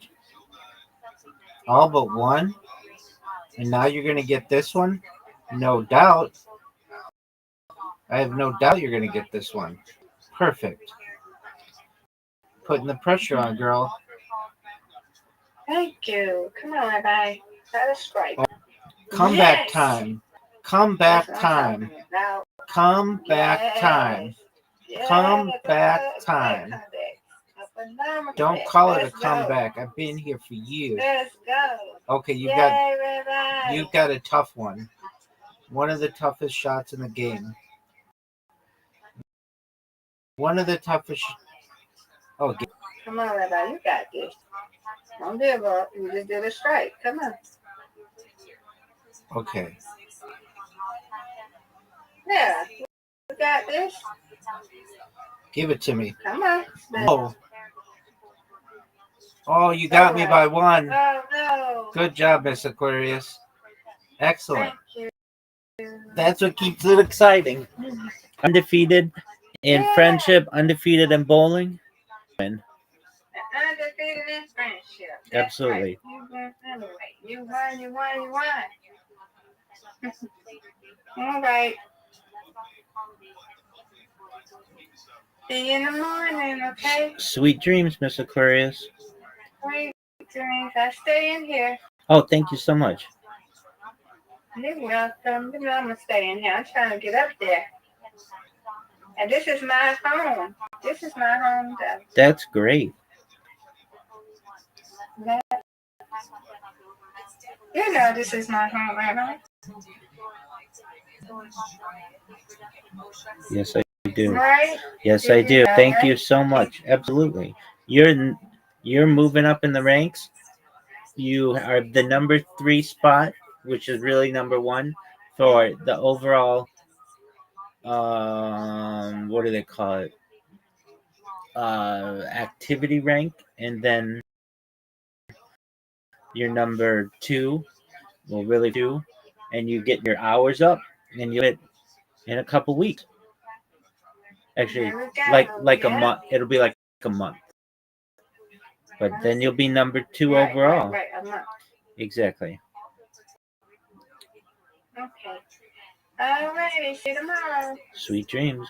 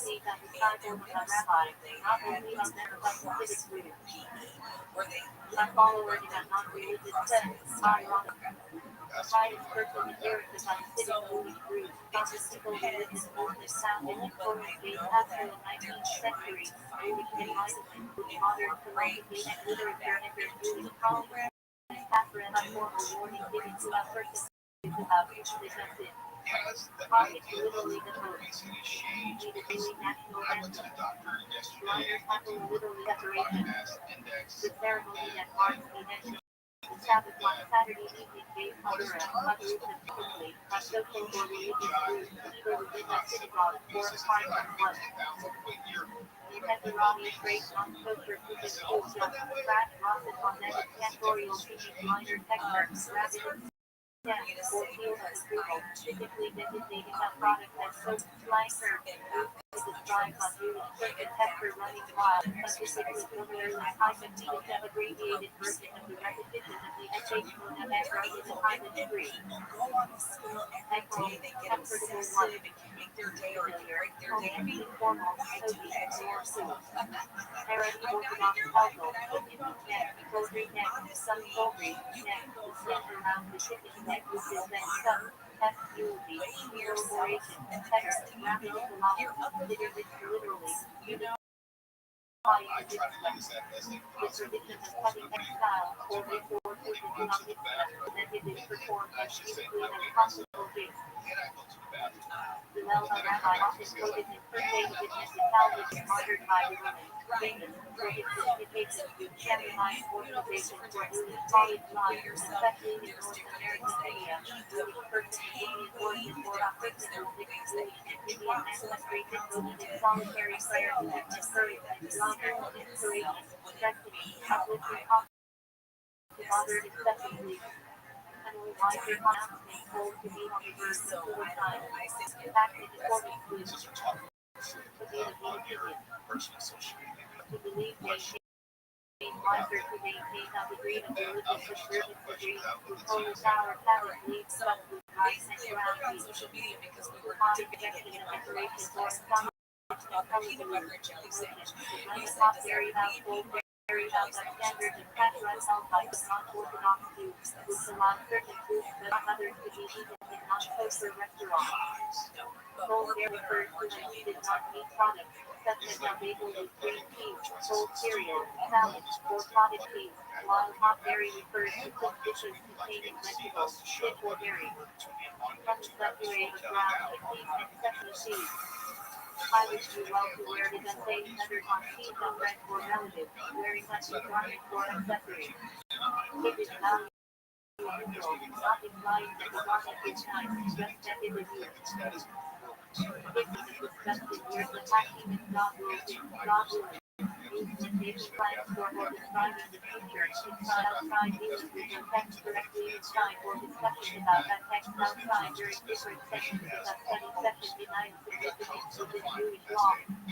Topic of conversation wiser. Let's find that this is discover the opposite is more reasonable. We have it backwards by prohibition to food, chat, the day after the ended, symptoms, and chocolate. Started as a second holiday, on this morning with manufacturing the limited dictionary and Jewish usage with the action on the reading and study, examination and courses to develop perseverance, educated opinion, wiser daily arcade Jewish, educated, religious, mentality will based on a person of Hispanic, not Jewish and origin. Japanese, American, that gave on to by association is a popular dating site for Jewish singles. Dating culture is not serious, usually refers to actively group of Jewish couples. The network of Jewish organizations and social circles in which Jews interact mostly with other Jews by co-acceptance versus Judaism. This group of Jews who hang out together due their ability to detect individual Jewishness commonality with radar, ethnically radar, neutral award, pretty hairstyle, supported by Jewish men commonality with natural Jewish geography, Asian Jews, Jews attempt to identify common trends for occasions to Jewish professional and employees, excluding support staff and the institutions, including the synagogue, non-profit organizations. And school. Specifically or largely related to a Jewish cause or agenda. Usually effort related to learning a manner and sports with religious or cultural values or knowledge. Knowledge or importance to the Jewish people, Jewish specific or cultural Jewish identity, and distinct from Judaism the quality of being a Jew, not limited to more necessarily excluding religion, ethnicity, by all of you for that sound how trouble you would that you would develop for people. Use the color of heads that ensures that you will identify due to family origin or originally effortless saving just Latin American countries. Those are extremely highly identified uniquely, either outwardly inherently actions and affiliations, or inwardly based on self-definition. Devastating stereotypical conspicuous appearance or behaviors that identify authenticity. They can't stay acronym. Just for seduction. Assuming this designation for a person. Since Saturday morning services was represented on seduction. The grandfather justices right. Cat abbreviated form of Kabbalah Friday night prayer service. Kabbalah and doing mystical work, sometimes used as a cat altar for doing discipline. The Jewish mystical tradition of Shabbat, special prayers and songs included as part of Friday night services to welcome in Shabbat. Cat holds holding the reception before a wedding ceremony, consisting of a hymn for men and something for women. Open to receive invitations. Catholic prayer of morning. Prayer separating parts of the service. Sanctification Catholic hold up to who will say Catholic for our parents, literally, little Catholic. Catholic should have centered less political party in the great forward. Onward. Turning up, we can pay off Holy Potter basis baseball from Angel's Black Overtook. Tackle the people in that community synagogue, so congregation found each other by extrapolating each other. All the more so. With the short time or action based on an earlier descriptive preface. Certainly. Significantly. Life for time like one. Brittle 2. Someone who is sickly green. Custom purchase 4. Custom ignorance and 5. Academic performers like Super Hockey, Party who makes the wrong move, a waiter who spills the soup. Alliance, Venery, Conference, Dry, Apparent. The relatively minor impact should be an equivalent for minorities, rather than something more serious Catholic ritual performed on content and more quicker to the group is carried out by taking a ticket over one step. The post-long last code civic sense, concept of weak growth, commonly served as evil concept artist. For concept artist, concept of weak growth with Joby evil, posing some difficulty because of the character constantly accepted friendship. Problem. Oxide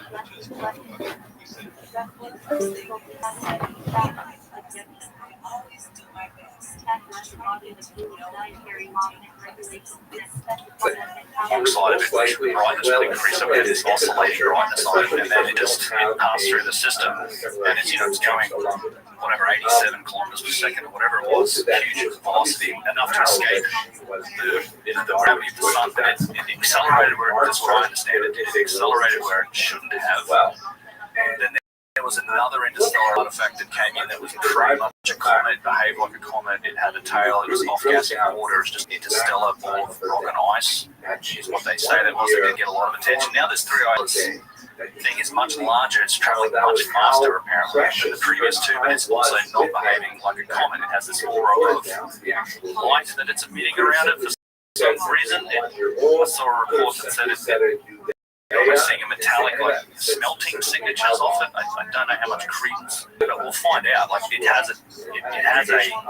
it's going too fast to stop in our system. It's dramatically alters its velocity, but it'll come out. We'll lose it on the outside of the sun, but then we should see it again on the way out, so we'll know.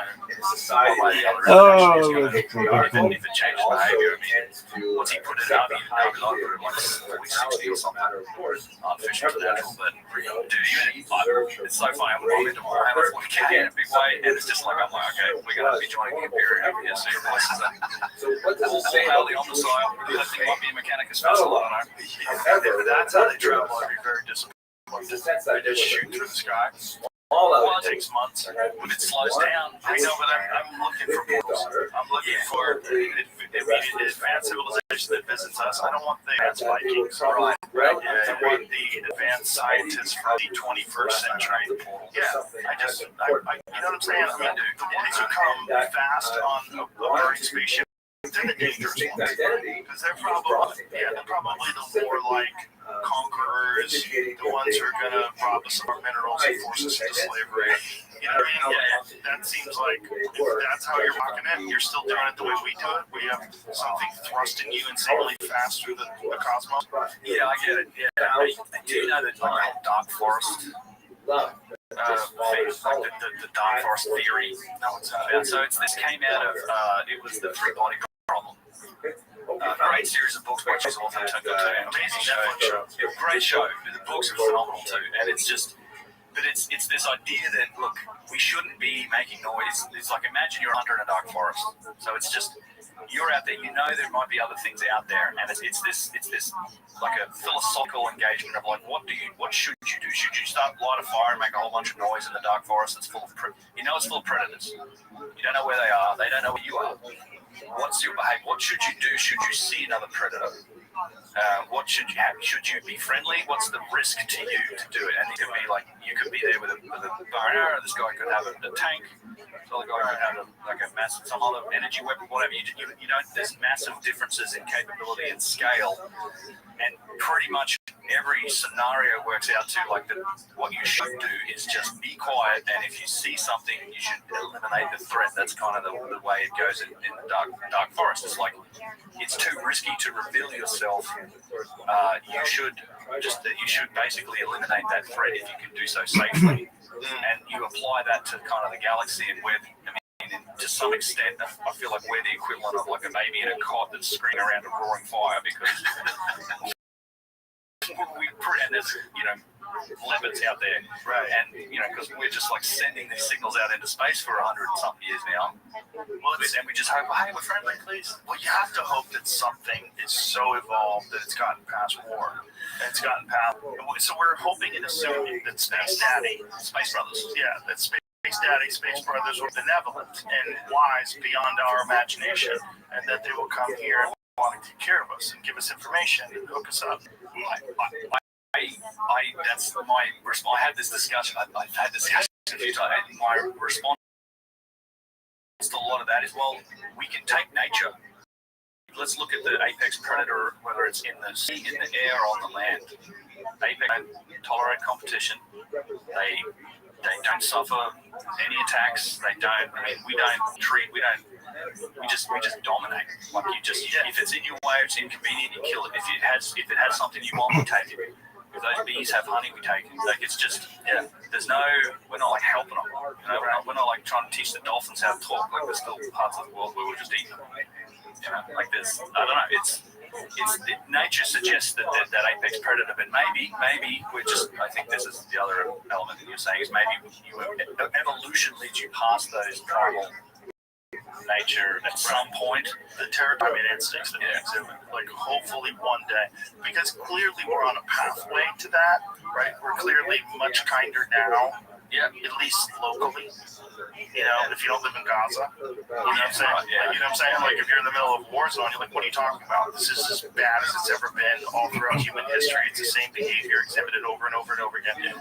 What we want is aliens that are 1 million years more advanced. We don't want aliens that are 1,000 years more advanced, because they might be just like us, but way better. Just that's what we don't, right? Because as soon as we start going into the cosmos, we venture into the cosmos in 20 years, we're going to be the same animal, right? We're not going to be significantly different unless we integrate with technology and remove the ego and emotions. Yeah, mushrooms. Well, no, emotions is something. Maybe mushrooms help us get that too. Emotions. All the things, the human reward systems that exist that we currently struggle with, we would be the same way if we, just think of what we justify on Earth in terms of destruction of habitat, species, animals that we kill, all the different things that we do on Earth, factory farming. Now imagine, why would we care about these lizard people that live, Did you take care of him? on some fucking stupid planet? We would probably kidnap them. kill telling them. them they're not going to get it. Whoever in that dream that leaves alone. Golden caves. Yeah, right. Look what Columbus did when they arrived. Yeah, he was screaming a few times. Took the natives and Wow. get gold. Then he was okay. Yeah. Whatever he was dreaming about. So imagine, there's no evidence that aliens are currently doing that, which is the policy. Right.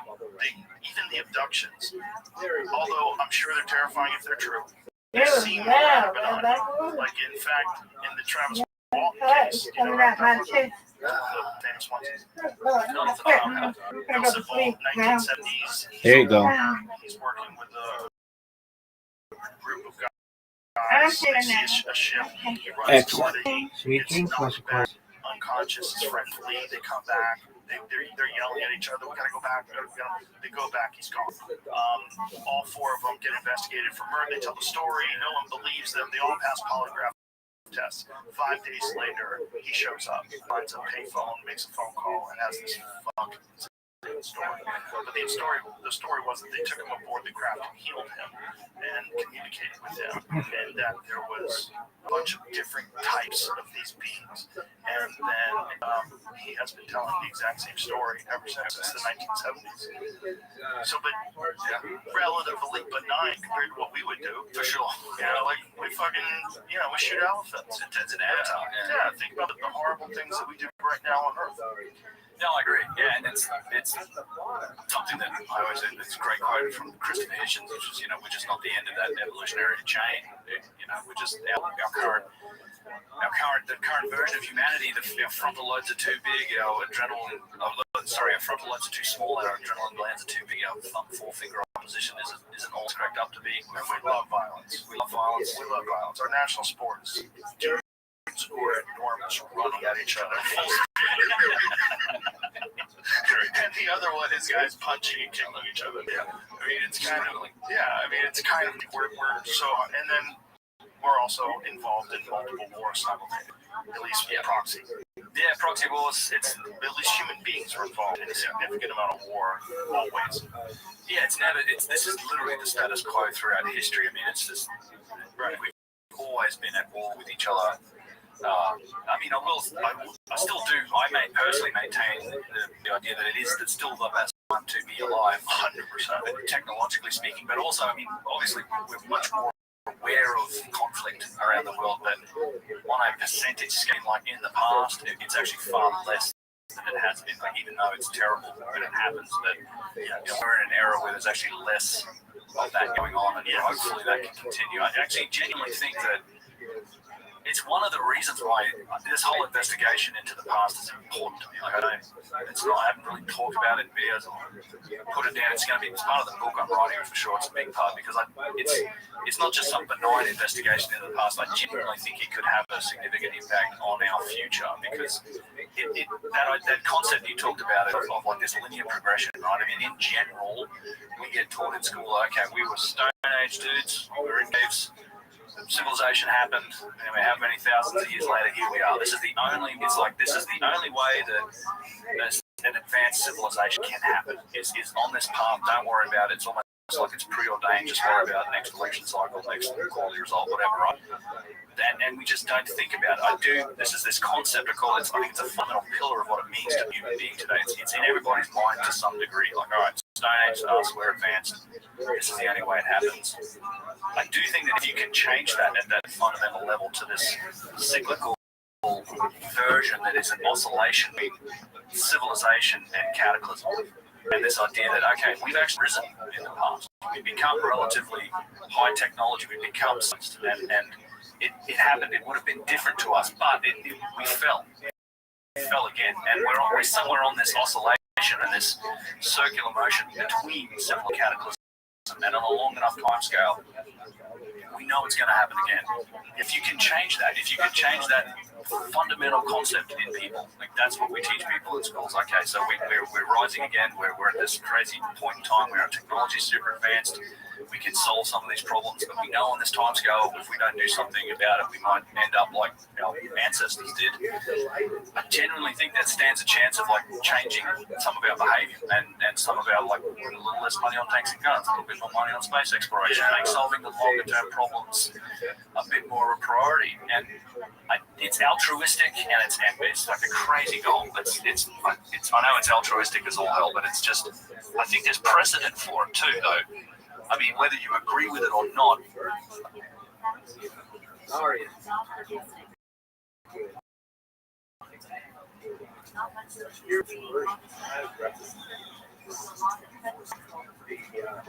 Joseph says, Christians and the Muslims in the region of Somalia. Lamont was kind of curious, maybe we should abandon our pagan lifestyle. There's certainly a pragmatic war that's out there, a big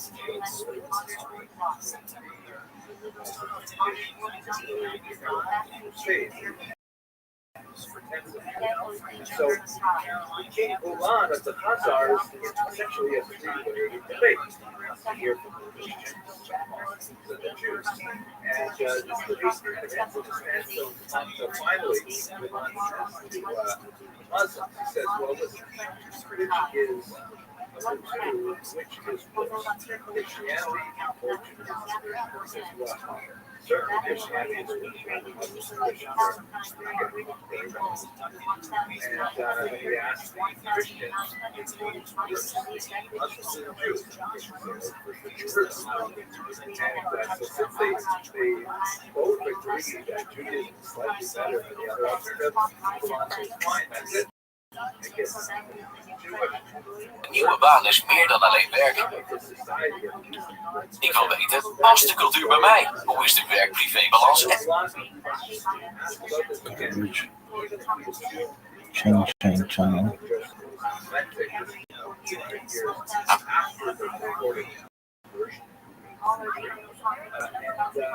Secondly, there's resemblance to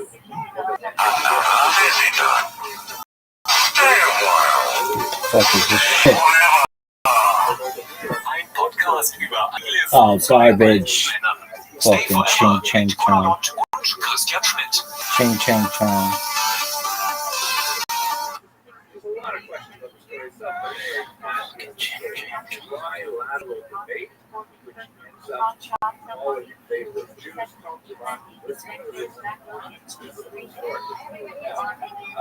the impact of first of all, for the Jews, massive.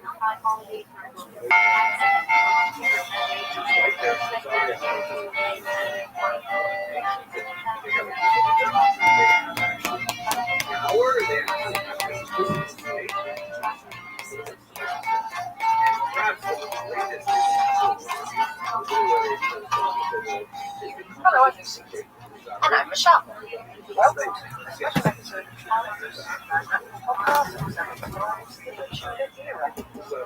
and today, Yaakov, did that right? Close enough? That's what I've been doing here. Okay. But we didn't put him on our list because he thinks we're England from Liverpool. But he's well doing, since according to the title of one of the books I read, he's the richest man ever lived. When was that written? Oh, recent. Recent? Really? Exactly. I don't know about the Muslims one. I think they take the whole economy of the world. He owns a bigger chunk of it. They own the economy. Wow. He was born in Augsburg in 1450. To a family which was already rich, selling textiles from Augsburg to Frankfurt, Cologne, and Venice. And I'm assuming this is in German principally? Yeah. Okay. Augsburg incidentally takes its name from Emperor Augustus. It was founded in AD 41, and Tacitus described Augsburg as splendidissima. Aww, look at that. No! Maximilian used it as his base as much as he used anywhere as his base. One of the reasons that Augsburg has been able to carry on growing and thriving as a textile town was because the Black Death miraculously bypassed the town and everywhere else had been disappeared. Sorry. I wonder how that happened. I have no idea. Let's go back to 13, whatever it is. But no, my head's just going, because if it was that wealthy, that means that they had trade, and trade brought it in. Maybe they had a big shutdown, lockdown. Oh, maybe they were smart and actually followed the lockdown protocols. Humans, be smarter. This is crazy. Whatever it is, it is a trade. Anyway, I said food were rich, but they were normal rich. Plenty of other people were as rich as they were. But when Yakov died, we owned just under 2% of all European economic outputs. So that's a completely different scale of rich. Yes. He could have made a bid for emperor easily. Yeah, I don't think it was his thing. No, he just likes using them for money. Cash. Oh, sorry. Cash.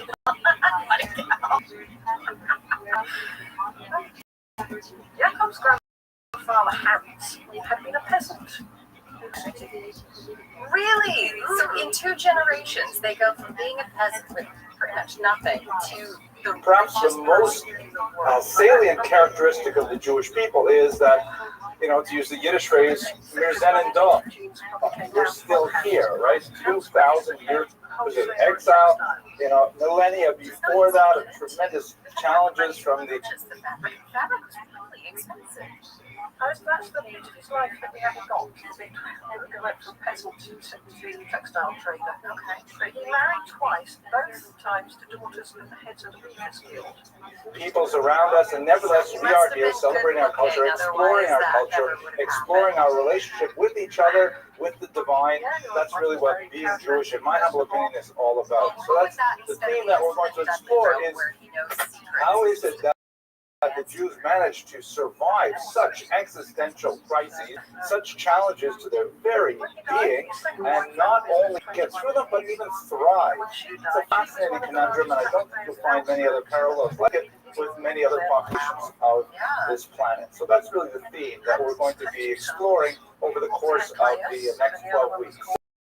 So, just a quick word, because we are sharing this with, there's about 5,000 or 6,000 people who watch these lectures every single day. So if you don't sit towards the outside of the video there, so there's some information that may be a little bit redundant for this particular audience, because most of us here, we actually know each other, we are in the same community, and so many of our values are shared and so on, our experiences are shared. But let me just back up a little bit. Who exactly are the Jewish people? So as we shall see, so 15 million Jewish people in the world today, depending on how you want to give you some demographics a little later. That's a little bit smaller than the entire state of New York. And I know that you feel that the entire state of New York is Jewish anyways, but that's about the population we're talking about. A tiny fraction of a percentage of the Jewish population as a whole. Just to give you a sense of the scale, if you think of Jews are about 15 million in the world, Chinese Muslims are 15 million in the world.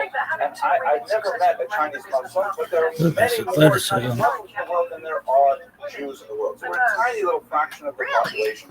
We are a gregarious people. We like to hang out with each other. We like to argue with each other. Life is with people as the proverb goes. We are here tonight, in fact, in celebration of that same kind of Jewish value. We're also a highly diverse people. One of the things that people on my internet audience seem to be confused with is that, Jews are not all Caucasians. We have a wide variety of racial characteristics. African Jews, Asian Jews, and so on. Of course, there are Asian Jews, because otherwise, where would we get our food for Christmas Eve? Definitely, there are a variety of racial characteristics. Jews are also highly unpredictable. Just once you try to cast that some type of general about the Jews as a whole, and they go and surprise you. Not always a pleasant surprise. Yes, I remember. We don't trust you to have the money, so we'll give you exactly what you need so you can't misuse it. come to know so that's 3 days for respectability, truthfulness, and rationality. And that's like the founders that they're not because of anything. Oh, that actually makes sense. That you're not having to wonder why they were given those particular memories.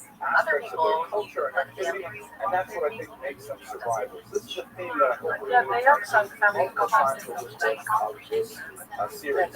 At the same time, we yeah, because they've seen the fact that someone who's nominally powerful as the Emperor Frederick couldn't get credit for going out shopping. They realised there was one thing that raised so much the level of their and that's money. That second clause is really complicated. The first clause is How shabby it was. so in that sense, it has kind of a tribal affiliation.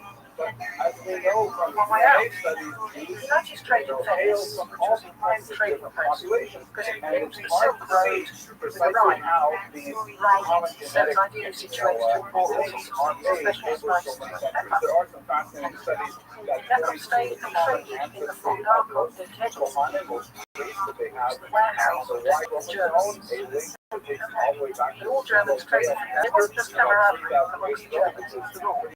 Germans had to trade. I'm not sure that was the case for other nationalities. I assume it helped. Yeah, they were called enclaves throughout Europe, and if you go around to the trade rolls of the tax rolls, they will say German enclave, Italian enclave, Jewish enclave. They're everywhere in Europe. I came across them a couple of times when I was researching Book of Genesis, when Jacob has his famous so they've been there for a very long time. the angel was struggling with the angel, and he receives the new name Yisrael. But yeah, for some reason, I guess maybe it was easier to tax them because they'd also be paying what could be called a poll tax. You would be paying for being a non-resident, an additional tax on top of everything else. Also, I suppose if you fell out with their own country, You could kill them. For centuries, nicest, even as it is one of dynamic Yeah. tension. And It was very common. by Rembrandt here, there's all these There's always this demonstration, but maybe you're right. So falls to place. Okay, that's enough for sort of the philosophical in Venice, overview. that I Foucault want to started take a few minutes now to speak about historiography, that was that gold which colour is shirt, essentially not the integral part of They did a gold thread. Yeah, probably. It's more a sort of fence, sort of fence shirt. element for understanding Quite nice, actually. In 1478, Jacob was sent to Rome to deal with his elder brother's affairs because Marcus had died one of the many even thousands though of I late. give you kind of this glowing model of him surviving despite Although adversity and it's so still on, an adult. the traditional short version of this lecture is, they tried to kill us, we survived. They're about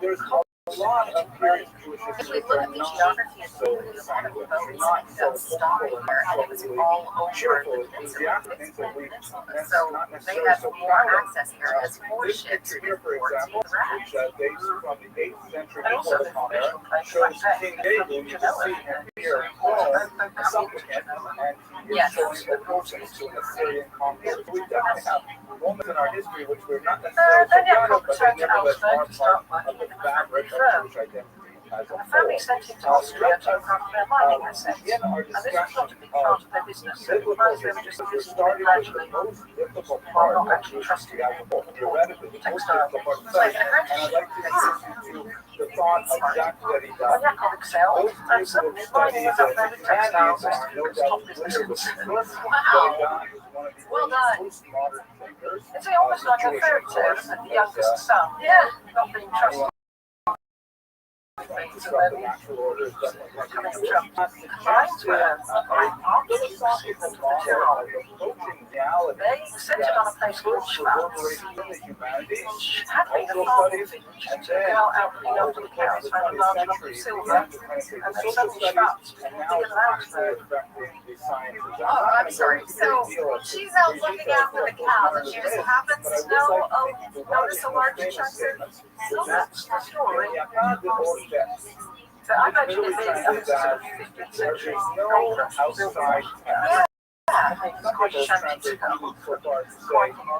It's never occurred to me that it would be on the surface. We're not going to unpack that statement in this translation. Gold But the does. idea that there is no impact is crucial But in a to understanding the biblical That's the story. So it's an outside text. Okay, One way you to can't look at mess the with the Bible story. is consider it like a puzzle, right? These lines should have been an end to Sigmund's money problems, but he was busy bankrupting himself trying to emulate the Zodian court. Lavish parties where dwarfs jumped out of wives and wrestled each other. Oh my goodness. And had 50 indigenous children to support. Holy cow! And I think we should do a cameo episode, because I freaking like it. Okay. He didn't lavish money on his country. And he was constantly living beyond his means. Thankfully, he sold off the silver bonds, bit by bit, to bankers and counted money. Fugger wanted to be one of these bankers, but it took 4 years to muscle his way in. Sigmund relied on the Britannian bankers. Okay, these were on the outside. And then Sigmund got to in a border skirmish with Venice, which he only took everybody who terms comes in. He was so worried by this that he wanted to carry on and attack the city of Venice itself. They all seem to do this. They have one guy actually, and then they think, yeah, I can do this. I can take on Venice. Well, obviously his bankers want to build to do with it, because yeah, it doesn't seem bad. So without money, he had to sue for peace. And under stinging and humiliating terms, Sigmund then went to his bankers and get them to pay for reparations. And again, they said, no, I told you not to. We have these amazing Bible stories about if Sigmund didn't pay up missions, therefore the Rothschild would then go into the tyranny. Oh no. Jacob Fugger stepped up and offered to lend him the full amount. The deal was an odd one, and I don't really understand how it was. The deal was that if Sigmund paid, Jacob would get the money from France until he was paid for the amount to Sigmund. So he gave it all away from silver. Okay. But if Sigmund didn't pay the money, then Jacob would just go up there.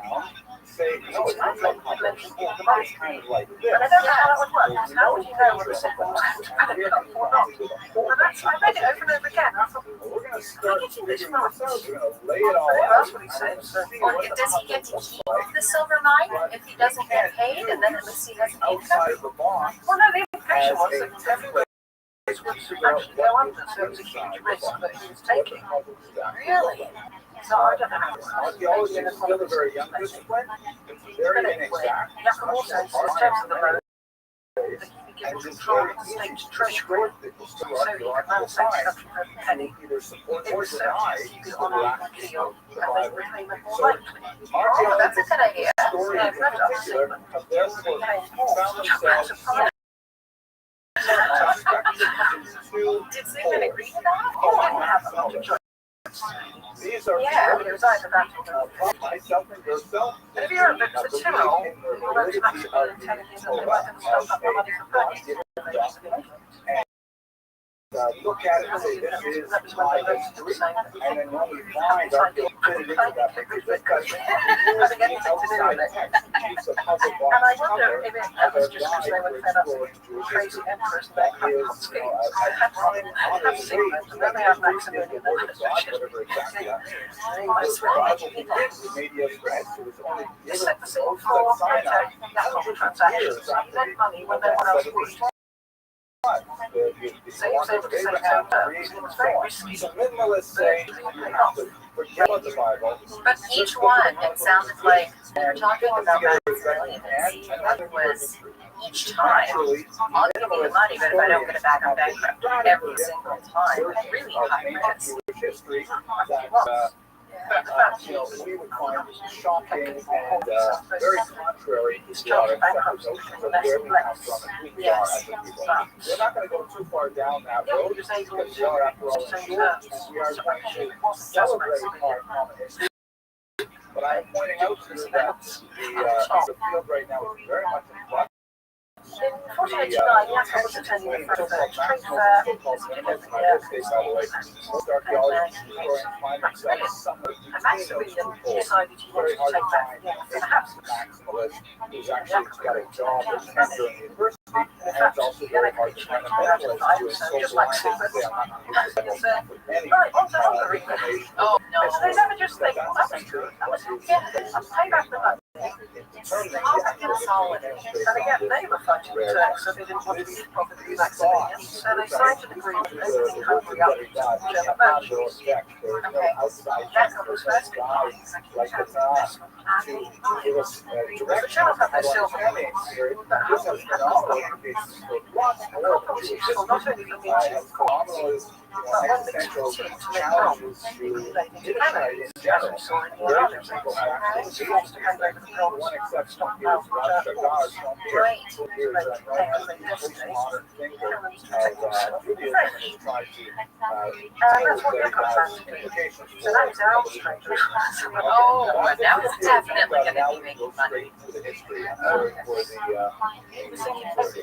So let's look at, I don't know what the other food goes on. Again, the first couple of elements in this lecture are going to be primarily So he's actually giving up the Kruger family money, not just his? I'm not sure. At this point, we only hear about Yaakov. I think the others are just getting on with their job. Well, yeah, entirely different levels of wealth. There was a lot of upfront capital needed to sink oil mines, to build a smelter to refine the copper, and a factory to manufacture cannons. Jacob said for his business, quote, most of the time 10 perish before one gets rich. So he was Euphrates and the northern river is the Tigris, and the Turks are close to the and these two rivers are extremely and also how parts lightning of was then treated civilization. massively in There's the snow melt that comes down just to turns up. Turkey every year. Because they follow the line of the Like trees, the Nile, but still is making also very difficult big for for flooding, German and merchants to operate. with a series of dams Yeah, there is going to be trying to get Jacob mentioned to this. Johannes first. So Abraham comes from this very early portion. I don't know if it's metallurgy or metallurgy. I've heard those much metallurgy. He had Hungarian Constructed a ziggurat there. He We're wandered even from there on the Germans. command Yeah. of God. First, I was next to pumpkin water out of the islands. It was a huge problem. Then he might And he have made his way to the only country in the Middle East where they there could was pumpkin natural water out of deposit of the oil. town. So, Yes. just looking I at watched, where there was a documentary about the copper mines in England during medieval times. And they used water wheels, and they would put water in order to pump more water out. I didn't understand it. They tried to explain it. I just kept thinking, Down from one end so that everything sloshed through. yeah, so the water coming down was at a higher pressure, forcing the water from the bottom up to the surface and out. And you end up with a negative amount of water in the mine. Yeah, your facial expression is the same as mine when I was trying to understand that. And when the water wheels weren't working, we used donkeys to run the pumps instead. It was very interesting, but the fact that they used water in to get water out just totally blows my mind. I don't understand it. If anybody can explain it better than I just tried to. Well, maybe that's their secret. Water. And I think that was actually, what was that? Worst jobs in history? Tony Robbins. I think it was one of those episodes where he got to go down into the mine and explain it to him. Well,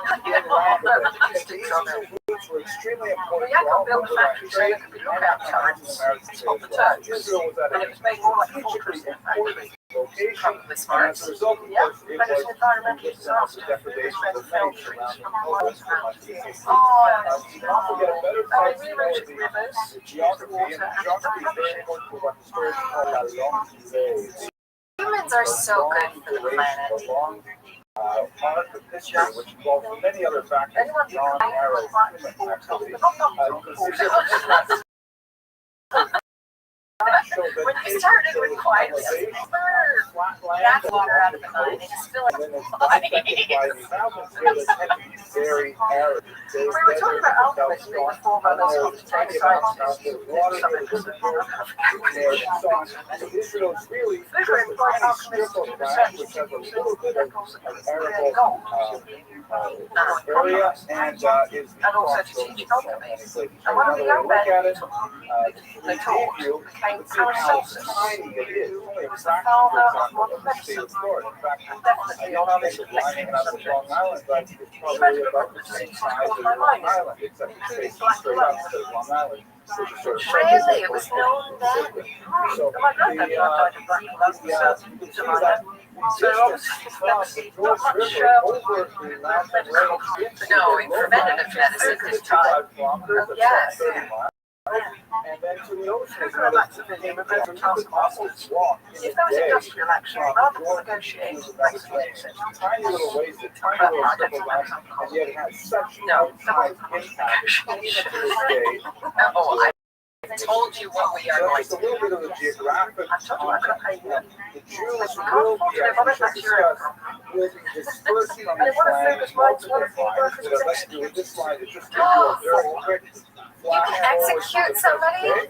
and then we're back to the biblical period. Oh, God. So We how also did you petitioned get the to church to Israel? realign this percentage. We have major demographic both 6th and 1st centuries. Did it When work? conquerors chose to impose population transfer as a way of controlling I know they want the to rebellious get nature of information these first, people set by up his trying to own like news displace them service. to other And this lands. was So we have disseminating major about exile. us to get And information this to people. results in significant population growth in Mesopotamia. where So the we're not Talmud talking about he written set up a printing North press and off he Africa, went. Well, and it's like that. said that Even the he published Italians the and first Greeks, issue. of course, the Romans Oh, would take tens of thousands of slaves to Italy. And the then, newspapers are meant as to you give move information. towards the turn of the millennium, Yes. make their way further west to Spain, and then up into Europe proper from Turkey, and finally, by the time you get to the 13th, 16th centuries, they're moving all the way over into Eastern Europe. So Jews kind of like make their way initially to the east to Babylon, and then at the same time westward along the coast of North Africa, and over time they kind of circle the Mediterranean and ultimately Eastern Europe, where you have the So a group of miners, concentration. including Then in the set late up a cartel 19th and 20th century, on you copper have and its massive share population movement of Jews and they from asked, Eastern they Europe had to in ask particular Maximilian's to permission. And since they New pointed World out the here, more money they United had, States of America, the more they were in a Canada, position to raise him. Brazil, That was pretty much a formality, South I Africa, think. and so on. Here is one last slide. Look at this first go back to the ancient period. The other This is a representation of current population. But Fugle was not really a team player. This is from 2010, something He like wasn't at the top. 13.5 billion back then. There's some debate over how He decided to take the others out, the others in the cartel down from 81% the of them inside. live in two places, He started either sending his in the United copy States or in the land of Israel, and there are smaller concentrations throughout. So that's the It's a dangerous move. He was counting on the fact that he was rich and the others Oh my goodness. The other members of the cartel stored copper in depots waiting for the price to double. Jacob just kept sending more copper in the into context vents. of And one by one, the others went under. how So two very they different complained sets to of Maximilian that Fugle was acting in an we unchristian have way. the literary But evidence, one could start back on primarily electricity elsewhere. And also, it has to be coached. which is hugely valuable, But but not always corroborated by external evidence such as archaeological evidence. What we find in digs, If you had a different way of working than most of these counterparts, whatever we get and we could see it was going from the I'll show you medieval to exactly modern where method. those Yes, were last, but the very earliest period, well One of the documented parts in is the a very Bible. flamboyant character called Matthias Schwartz. If you look at the Bible, by the way, this is a beautiful Bible. He This criticized is those who, the quote, so-called write down their Bible meanings, that was putting it published by scrapbooks or on slips of paper, Gracia posting them on Mendez the and walls the while Frida Mr. Alvarado, Windowsills. who were refugees from Spain during the expulsion century. And this Bible essentially for Jews who were unable to read. And ledgers and filing cabinets and study supplementary bookkeeping. I don't know what that is. When you write to what goes in and what goes out, it's quite simple. they're Oh, monsters what was waiting doing for the them to Italians, appear. Italians back and Choosing started an image doing like this on the cover of the Bible so of all far that ahead. really saying about what was so important to them, for how they wanted to And it seems like express quite a what it was like to be in diaspora, to be in danger, but the Bible itself wouldn't matter. I know you're all familiar with the Catholic book, down on which British essentially means paper. like 5 volumes. Those are the And first he 5 was books like of in the Moses, 70s, Genesis, so he checked Leviticus, everything. Numbers, and And Deuteronomy, there's a note which scribbled have in the special margin religious text significance. next to an entry about how much From divine a land historical was spent on perspective, food you have and to add lodging. one more, She's to at one point include John. keep And these things give that us the the outlines financial of the empire. history of And the check Jews he's written, as quote, they I don't know what's emerged going on from here. Mesopotamia, settled It's a around minor Israel, point for a minor. endured Egyptian And a minor servitude, road. and then returned But it's to the land of architecture. Israel. That's the big arc of Jewish Let me history. how to work Period. for. And again, unfortunately, looking at No, the silver micromanaging it. we could find lots of archaeological evidence that can support this story, but all we're left with is the puzzle January box, 14, the cover 1988, itself they married. that tells us about this. He was 39. There are many questions that are added to this by historians and archaeologists who say, should we really be using a Yes. conquest model So he's buying prestige. Joshua coming into the land, He's buying more prestige. She's buying indigenous, transformation of the local population, perhaps with slaves who are using Egypt, but all these models are based on Yes. supposition, and they all 1505, contradict the the original model that negotiations we marked have. a trading trip When we around move on from the Heptatists, we still have much more detailed history in the so-called early prophets, the Nevi'im and Shona. The books of Judges, Samuel, and Kings give us the heroic story of the golden age of Jewish monarchy, in particular the reigns of 3 glorious kings, King Saul, King David, his son-in-law, and King Solomon, his grandson. These 3 kings really shaped the Jewish monarchy and represented a high point in Jewish civilization period. The most concrete demonstration of which was the construction of the first temple by Solomon. All of these events are broadly known to all of us in this room, of course, and if you're unfamiliar with them, I strongly recommend you just pull out a Bible and read them. They're fascinating, well-developed characters, lots of plot twists, you know, they just absolutely fascinating, but we do not, once again, have a lot of historical data to support the story other than the text itself. Moving to the end of this period, which is primarily described in the Book of Kings, after King Solomon dies, there is a civil war. Whatever he does, he ends up being the largest. Yes. Do you have any stories? Sorry, probably spoiler alert. Does he ever fail? Does he have a venture that doesn't work for him? Will not stand, and I'm trying to ultimately think they're if he conquered does, by makes single enemies, and both of them are ultimately dispersed. Let us now turn to the archaeological because there evidence. was so much of it. Everything I've said so far, I'm sure is basically a review. You're familiar with it from the This studies seems to that be have been earlier. So the archaeological record has some Genius. fascinating. That's a If you go back genius to the level earliest that references to Jews or Israel, we find things like this amazing figurine here. This is from the 18th century before the Common Era, that is 1700s BCE, and it is what they call an exoplate. Oh, that must have hurt. These are so funny. What are they? So, One of the many services execration we provide figurines, for sometimes activity called of execration saving text, things from himself. have the word excrement, But I was and thinking, they're basically like save the both like someone, That's his biggest thing. sit down, Google was like paying this some of the song, public and then officials you who work break for it. Maximilian. And that's how you like At the express time, your disgust with Maximilian this knew all person. about And this. the And fact thought we it call was a good thing. expiration text, like And they're it like, saved you money because you you know, didn't have to pay for emails it that never sent, or It didn't occur to him do send it, he break wasn't them the one off. paying. And this is where we They get our wouldn't have first his reference best to interests at Israel. heart. I wonder if it was that it didn't occur to him, or he figured.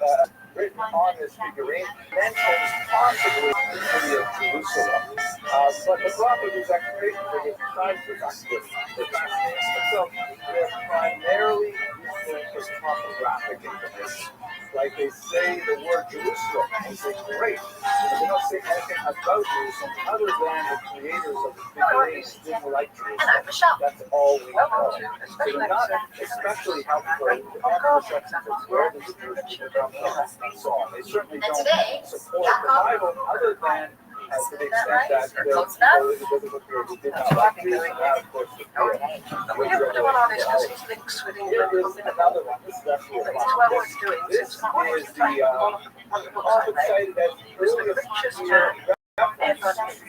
Jews per when se was that in the written? archaeological records. Oh, This is the so-called Recent, Mental really? and it has a long description of what the pharaoh did in his lifetime, primarily various peoples that he conquered, various Whole economy of the world. empires that collapsed under the weight of his Wow. attack and so on. And then down here at the bottom, there is He was born in Hamburg in 1459 to a family which was already rich, selling textiles from Augsburg to Frankfurt, Cologne, and Venice. So And I'm assuming this is in the German Principate? it shows that there was a place called Perhaps they Israel. also takes to their from Augustus. And Reneka had It problems was with founded it. in So much makes 1841 sense and with Tacitus regard to described the Augsburg figure we as saw its earlier. splendid But it doesn't Aw, refer to a place, it doesn't refer to a No. people. Maximilian used to Wasted or destroyed or no more doesn't mean that One of the the reasons place that is no Augsburg longer has been able to carry on growing and thriving as a textile town was because the Black Death accurately bypassed the town everywhere else had been decimated. I wonder how that happened. But now my head's just going, because if it was that wealthy, that means that they had trade and brought it in. Maybe they had. And here's one last one that I'd like to show you. Well, maybe they were smart and actually followed This is along the so-called Memphis community from the 9th century before the common era. Humans This be was smart. discovered in Jordan. And now we get a lot richer picture Whatever it is, it took a trick. of how the Jews were Anyway, I said Fuchs and were this rich, is but where they we were not did rich. see Plenty of other people who were as rich as they were. a sort of a But when Jacob died, of the he owned biblical just under record 10%. and the archaeological. Prior to this, So that's a completely different scale of rich. This is Yes. the He could have made a bid for emperor easily. I am Mesha, son of Yeah, I don't think it was his thing. king of Moab. No, he just likes using them for money. So this is a non-Jewish king writing in this, and of course, it's a kind of a monumental architecture. It's meant to stay a long time, was meant to celebrate the victories and so on. And it Left the says, farm for the big city. Omri was the Really? king of In Israel. 2 generations, they go from being a peasant with pretty much nothing to the richest person in the world. His son Achab gets a lot more development. Fuchs only making Jews came down from Omri Hamburg. is going to Hamburg see a became lot a wholesaler of textiles. with other archaeological Just not sites. easy to So he do. says, Omri the king of Israel Purchase the fabric. The oppressed fabric was Moab really many expensive. days. That's the biggest For life that we haven't Chemosh, got. the god, was angry with his land, right? To textile Chemosh, the trader. god of the He Moabites, married twice, was both using times Omri, to Jewish daughters king, of the heads of to the punch the Moabites. And his son, So he must have been good looking, otherwise that never would have Ahab that happened. Jezebel, right? And he also said, I will oppress Moab. In my days, Well, did we'll you go with say that so? instead of the When I incident looked Dudley down wrote at where him, he knows secrets and just I demands looked them. at him at his house, and Israel has gone to ruin. Yes, it has gone to When he ruin. died, his second wife ran the business for I'd just like 25 you to years. observe for a moment here. And when she died, she was one of the largest taxpayers in Augsburg. So 16th he century, is the 3rd to the 9th century, it Yeah. seems that a lot of the neighbors And of the his Jews picture of sells. Israel, The other one was called that Jacob the it's Elder. open now. This is the story of Jewish history. Unfortunately, right up until our own times, And Jacob where the Elder people are married constantly Barbara, claiming that they the have daughter of the violated Baron like Smith. That doesn't sound like a but that joke. is essentially the kind of information we get from much of the archaeological. After Jacob the Elder So died, at this when point, Jacob was dead, Just to Barbara recap for a ran the second, business for the 30 very years. earliest parts of the Bible, Wow. And during that time, she had 3 daughters and 7 don't sons as have a well. lot of archaeological. No, not when she was a This widow. is the reign of Not King even Solomon. Kings, that's how you get to see a lot of corresponding information. I was thinking about her time ratio and how much she spent looking after 10 children and how much she spent on the business. The 7th son was Jacob the Yes, it does. He would be a wizard if he was the 7th son of a 7th son. The 10 lost tribes were not removed surgically. You would think that having 2 women successfully running the business after the deaths of their husbands would encourage Jacob to women. But no, Assyria. Really? he had such fair ideas about that. Correspondences of like things like His mother was overbearing, apparently. among Assyrians in various Six other descriptions sons. indicating that there It's were not that Jews we need who another were virgin taken, son. like the biblical And so accounts this say, exists when to Yaakov Assyria, but we have lots of Jews Oh, still that didn't work. living in the Well, land no, of luckily Israel. for It's Yaakov, not when he was 14, utter exile. Most of the time, his mother they changed never her lost. mind. They I don't lost know whether their it's tribal affiliation, I perhaps, can't. over the ages. It's a natural for priesthood. No longer had Well, how would he cope with that vow of poverty?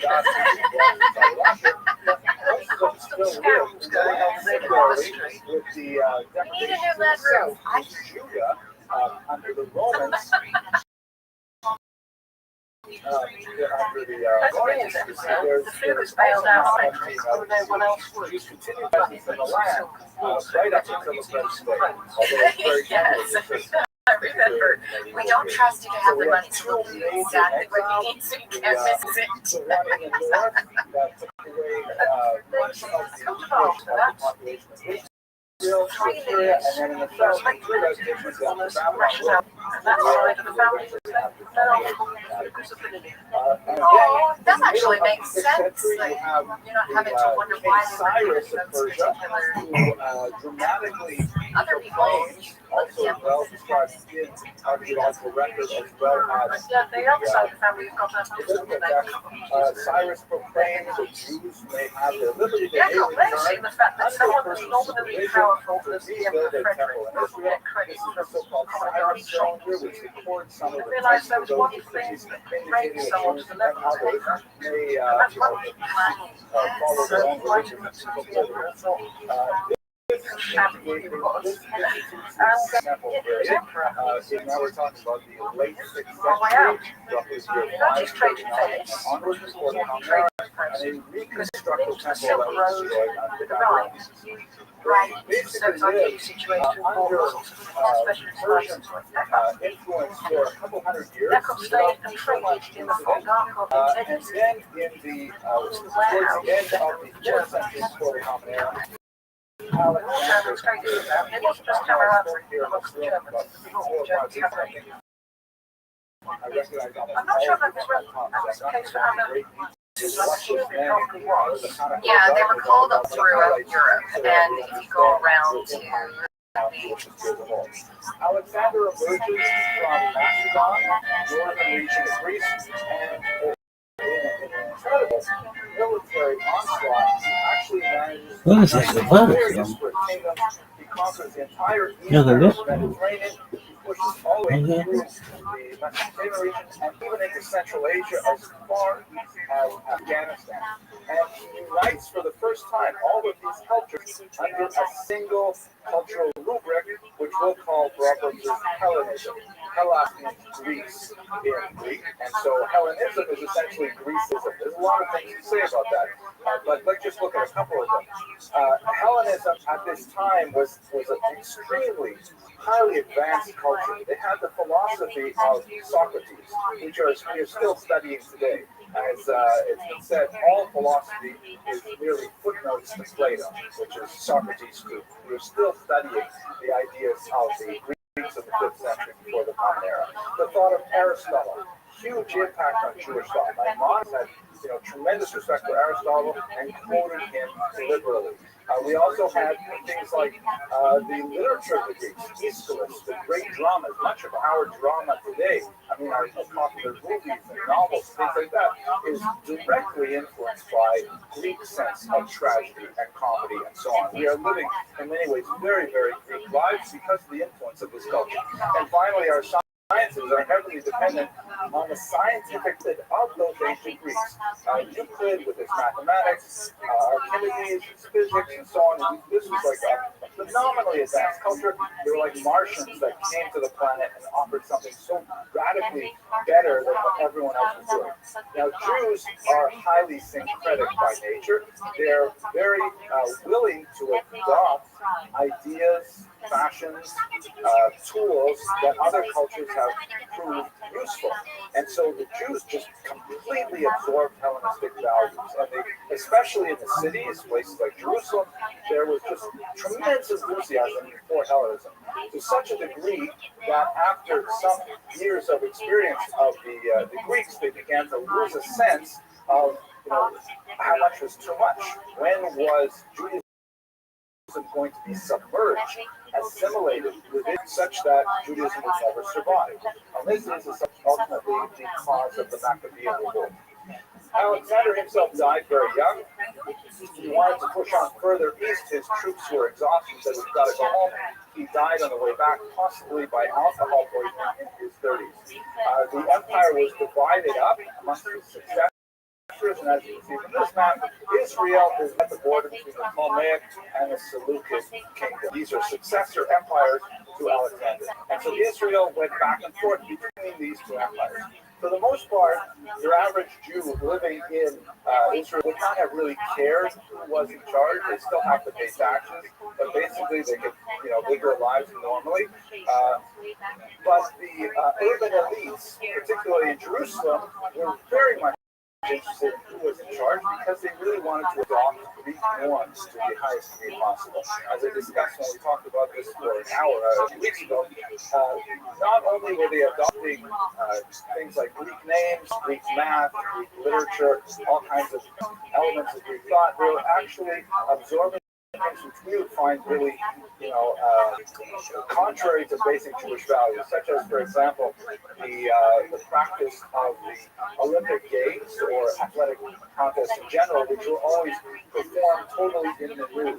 They were, supposed to be a celebration not only of physical skill, but also of the beauty of the human form. Like when you watch figure skating or gymnastics, something like that, it's like something I think to see. So they had this, but they took it to the max by saying you have to perform it in the nude so we can really see, the musculature and things like that. So Jewish boys, when they would go in to, compete in these competitions, the Greek audience would look at them and say, look at what the Jews do. They take a perfect specimen of humanity and they punch him up like that. So they were actually Jews who would go through a very primitive form of surgery called epispasm in an attempt to hide the mark of the circumcision, an attempt to look as pre-circumcision as possible. Very painful and truly operation, but it's referred to in the rabbinic literature as someone who denies the covenant of Abraham, our father. So this just gives you a sense, though, of how far they were willing to go to try to absorb Hellenistic values. Things came to a head when Antiochus Epiphanes IV to power in the year 174. He was a complete newcomer to the scene. He had actually been raised in Rome. He had no idea what the local situation on the ground was in Israel. And he kind of clumsily ingratiated himself with various corrupt high priests from Jerusalem who would promise him greater and greater treasures from the. So ultimately, after the Jews were squabbling between each other over, how they could best please Antiochus, he said, "Okay, enough of all of this. We're going to right now Hellenize your country because we can't handle this strange invisible God that you have," and so on. And he attempted to dramatically turn Israel into a Hellenistic country by defiling the temple. This was a bridge too far. He banned the observance of the Sabbath, banned public study of the Torah, banned circumcision, of course, and we had a popular revolt led initially by Antiochus and then by his very capable son, Yehuda Maccabee, who ultimately threw off the yoke of the Greeks. This is a defining moment for Jewish culture, primarily because it represents time that the Jews were able to define for themselves how much of an external culture they would tolerate and were willing to take up arms to defend that definition of Judaism. This is a picture from Gustav Doré. The death was one of the Maccabee brothers in a rather heroic moment described in the book of Maccabees. There are things that Antiochus himself is on one of the war elephants that the Syrians had brought into Israel, and he dives under it to try and kill it. He is successful in killing the elephant, but then it collapses on top of him, and he dies death on the battlefield. But this is a really defining moment for Israeli, for Jewish self-identification, and that is ultimately the message. It is highly ironic, of course, that it always falls out at December, so that's one of the times of year when Jews have the most pressure to try to conform to secular values and Christian culture. I grew up I was the only Jewish kid in a very, very small town, and I used to feel terrible every Christmas because I never had a Christmas, and all my friends had Christmas trees, and somehow I survived. But at any rate, so that's now let us take this time to just reflect a little bit as we come to the end of this period. We have covered quite a bit of history. We've gone back from the very earliest period of Jewish history, and we've looked at the sources. Once we emerge through the kind of heroic period of the great kings Saul, David, and Solomon, then we begin to actually see a lot of the biblical records really being reinforced by the archaeological record, especially with King and his son Ahab, where there are multiple points of contact between our records and our biblical texts. The story continues for hundreds of years with the conflict between the Jews and their neighbors, usually not ending well for the Jews, but ultimately in a glorious act of rebellion. The Maccabees managed to define for themselves and really for posterity what it means to be a Jew. And this is perhaps the lesson we should take away from our understanding of this first period of Jewish survival, the existential threat of absorption within a very powerful culture is something that Jews continue to, especially when they are living as a minority within very powerful host cultures.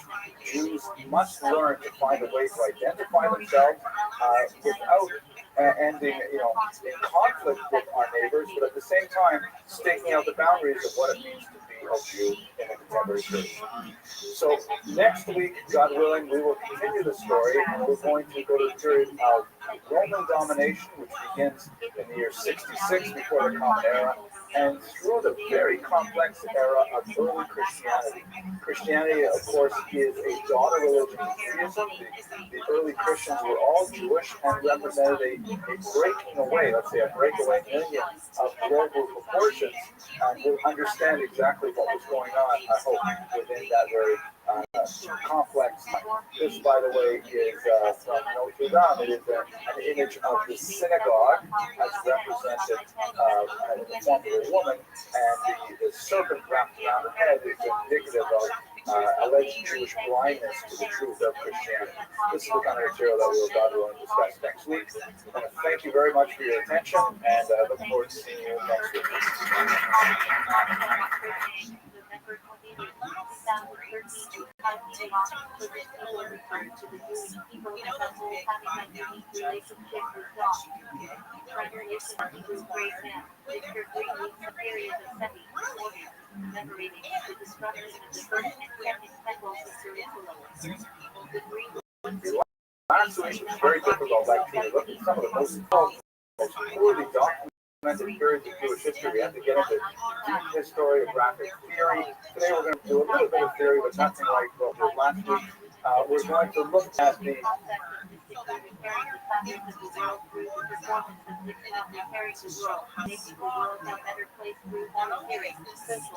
period of the Hashmonaim, the Maccabean kings, all the way through the Roman occupation of Israel. So we're talking about basically about the year 165 before the Common Era through 63 before the Common Era, where the Romans came in, and then we'll begin to enter the first century of the Common Era. We will conclude with a longer discussion of the emergence of Christianity, which is, of course, a part of Jewish history in a very important way, both in terms of its origins and much more so in terms of the reverberations that we have throughout the centuries. And next week, God willing, we'll continue with that period, and we'll look at the unfortunate first Roman Jewish war, destruction of the temple, the exile, whatever exactly that meant, the Bar Kokhba revolt, and so on.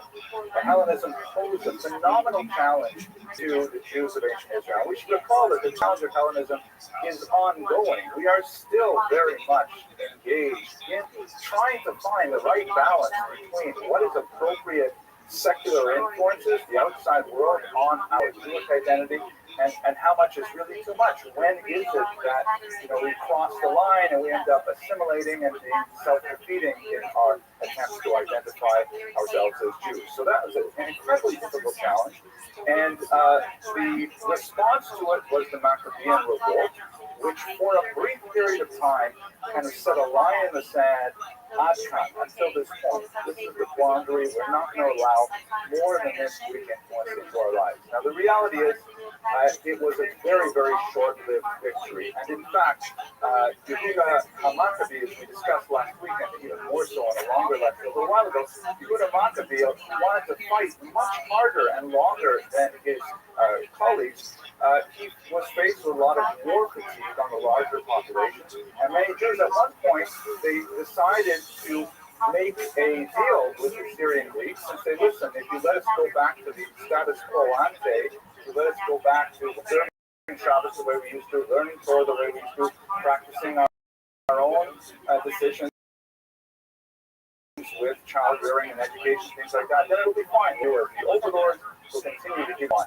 Yehuda Maccabee wanted to fight, but he was unfortunately, for his position, blindsided by the Jews who were more moderate and wanted to come to some kind of modus vivendi with the Syrian Greeks. This is in 164 before the Common Era. We nevertheless were able to kind of mark that as a very important turning point, because that's when the temple was liberated and cleaned from much of its Hellenism influences. However, almost as soon as the hostilities ceased, we were right back into it again.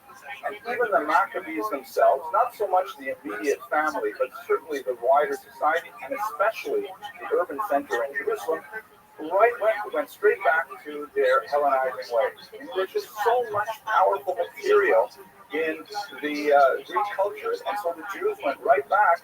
I say the Jews, I should really generalize about them, which reminds me of a joke. I have to tell you this joke. I was thinking I'd start with this joke, but I told you. So the joke goes like this. I apologize, but maybe I'll cut it out at the end. The two Jews are walking down the street, and they see a sign in front of the church club. It's not a Christianity. I figured it's all right. Yeah, thank you. So they're walking in front of the church, and they're talking about Christianity. And this time it says Christianity, 500. And I'm shocked. So one says, you know what? I really could use $500. She says, are you kidding? And today, Give up your cultural heritage. Give up your patrimony. Close enough. That's what I'm going to do. So go to the church. We didn't put him on this because he's mixed with England for minimal. Waiting. But he's well worth doing. So it's important to take he was the richest man ever. When was that written? Oh, recent. recent, really. I don't know exactly. I don't know about the dates. You must. You take the whole economy of the world here and stick a chunk of it in the economy these days. Wow. Even after this He was born in Augsburg in 1459 to a family which was already rich, selling textiles from Augsburg, Frankfurt, Cologne, and Venice. And I'm assuming this is in the German Principate? Yeah. Okay. Augsburg incidentally takes its name from Emperor Augustus. Founded in 1841, he passively described Augsburg as splendidissima. Aww, look at that. No!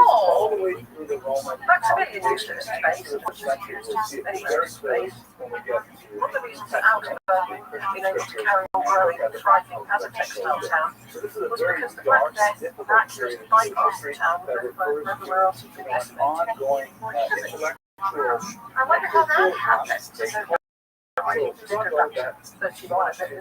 But now going, because if it was that wealthy, that means that they had trade and trade brought it. Maybe they had Maybe they were smart and actually followed the lockdown. Humans be smarter. Whatever it is, it's a trick. Anyway, I said food was rich, but they were normal rich. They plenty of other people who were as rich as they were. And when Jacob died, he inherited just under 10% of all European economic output. So that's completely different scale of rich. Yes. He could have made a bid for Emperor easily. Yeah, so I don't think it was his thing. No, he just likes using them for money. Oh, sorry.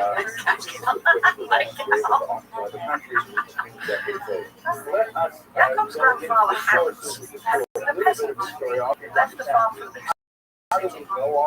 Really? So in 2 generations, they go from being a peasant with pretty much nothing to the richest person in the world. The biggest money making cheese probably came down from Hans. Hans quickly became a wholesaler of textiles. It's not even to. They have to have the money to purchase the fabric. Fabric is really expensive. That's the British life that we haven't got. Going from peasant to textile trader. Okay. But he married twice. Both times his daughters had the heads of the weavers. So he must have been good looking, otherwise that never would have happened. Yeah, I think very charismatic, first of all. Well, we'll go with that instead of the incident Dudley wrote, where he knows secrets and just demands to marry.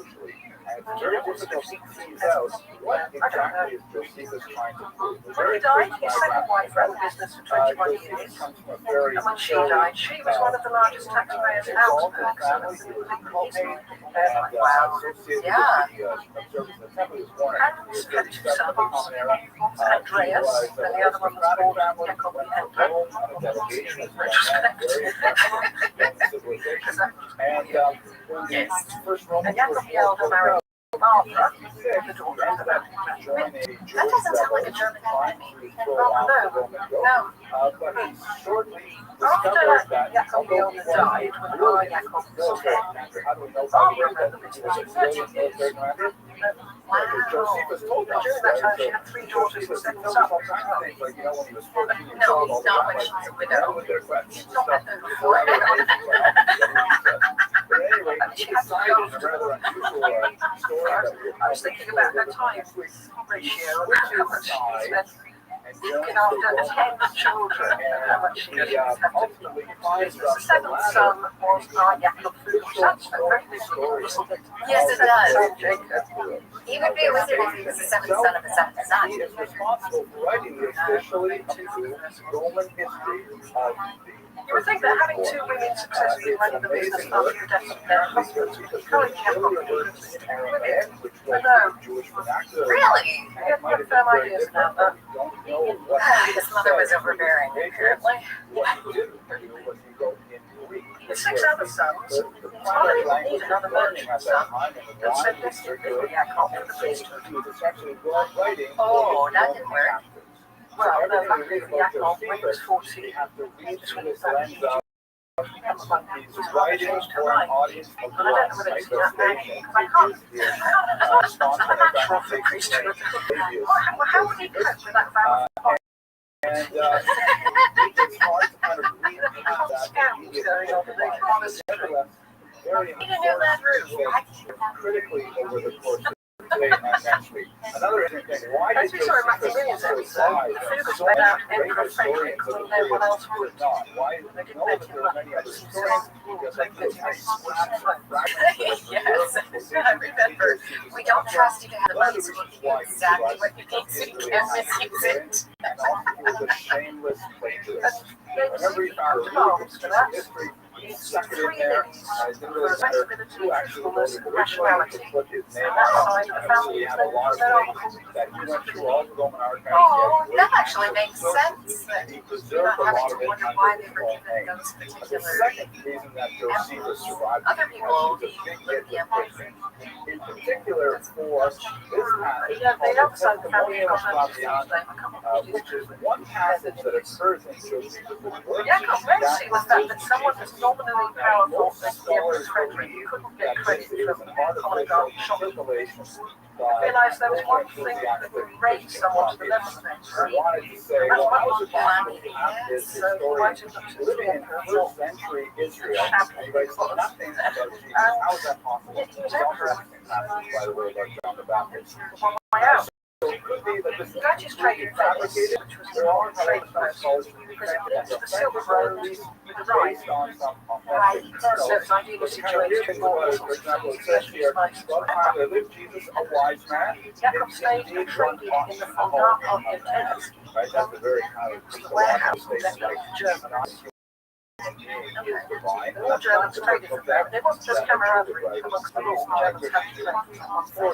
I'm not sure that's the case for other Yeah. nations. Probably was. Yeah, they were called enclaves throughout Europe, and if you go around to the trade rolls and the tax rolls, they will say German enclave, Italian enclave, Jewish enclave. They're everywhere in Europe. I came across them a couple of times when I was researching Solomon, of course, are fur. city of oil, So they've been there for a very long time, and which in Jewish thought, particularly first century Jewish thought, we're doing means now. But yeah, for some reason, I guess maybe it was easier to tax them because they'd also be paying what could be called the poll tax, paying for being a non-resident, an additional tax on top of everything else. Also, I suppose if you fell out with their home country, it's gone. If you're saying, oh, and by the way, Yeah. it It was very common. Like you say, the largest flag I've on the always assumed planet. it was We're racial all based, but amazed. maybe you're I know we right. don't say anything about it for another 19 For books. politics. A bizarre statement, and lends credence to the Yeah, idea that it's this because really now the gold is hat. inserted by the other apostles. Nevertheless, this passage No, that was a gold coloured hat, not preserve solid gold hat. as an ancient Well, they did have gold thread. Yeah, probably like it's more a sort of, not quite a fence. Sort of soft fence shaped with that little tassel on top. Okay. This is quite a 4th century, about the year In 1478, Jacob was sent to Rome to deal with his elder brother's affairs, because brothers had died in one of the main bouts of the plague. very important source for this period. That's how it's We also have some interesting Although apocryphal it's easier books with an that adult survive. child. We looked at a little bit Yeah, of the last it did seem to be the a book little of bit the Maccabees, which is not there included about in the Jewish, but it was written around the same time as many If of we the look later at the books of geography Gospel again, told a us. lot of boats ended up The stopping rabbis there, and it was all over the peninsula, basically. So they had more access areas for ships.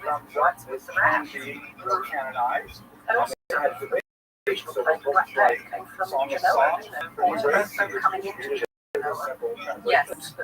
Ecclesiastes, which, Song of Solomon, which also has some pretty then Jacob returned to Augsburg to start working in the family firm. Kesef The family sent him to Austria to look after their mining assets, and this was not a big part of their business. At times they were just using him as gradually, while not actually trusting him as an The rabbi said yes, It's like an apprenticeship. many others they simply said no. Smart. One reason and Jacob excelled, and suddenly mining was up there with textiles as two of his top business concerns. Wow. Like the book of Well done. Maccabees, the book of Tobit, so on. It's almost like a fairy tale, isn't it? The youngest son, Yeah. not being trusted with things, and then scriptures. coming That in has a lot trouble. Yeah. for our period. Mines We were also owned have, by of course, the Talmud, archduke's which is a material. difficult source to work with because They centered on a place called typically Schwarz, trying to deliver which had been a historical farming village. The girl out looking after the cows found a large lump of silver, and then suddenly Schwarz was bigger than Augsburg. And it might be that historical Oh, I'm sorry. So she's out looking after the cows, and she just happens to know, notice a large chunk of That's the story. But I imagine it being a sort of 15th century gold rush or silver rush. Yeah. It was quite a shanty town for quite a long time. It just never occurred to me that it would be on the historical information like Josephus does. And Gold. example is we also have Rivers. But yes, well, that's the story. Amazing mid-20th Okay. century You can't mess with rules, which were apparently written by these mines. Should have been an end to Sigmund's money problem, but he was busy bankrupting himself, trying to emulate the Burgundian court. But they left behind The lavish parties where dwarfs jumped out of pines and wrestled each other. sections from Oh my other books. goodness. And There he is had like 50 illegitimate children to songs, for support. example, and Oh, sometimes yeah. things And I think we should do a cameo episode on it. Because I feel Okay.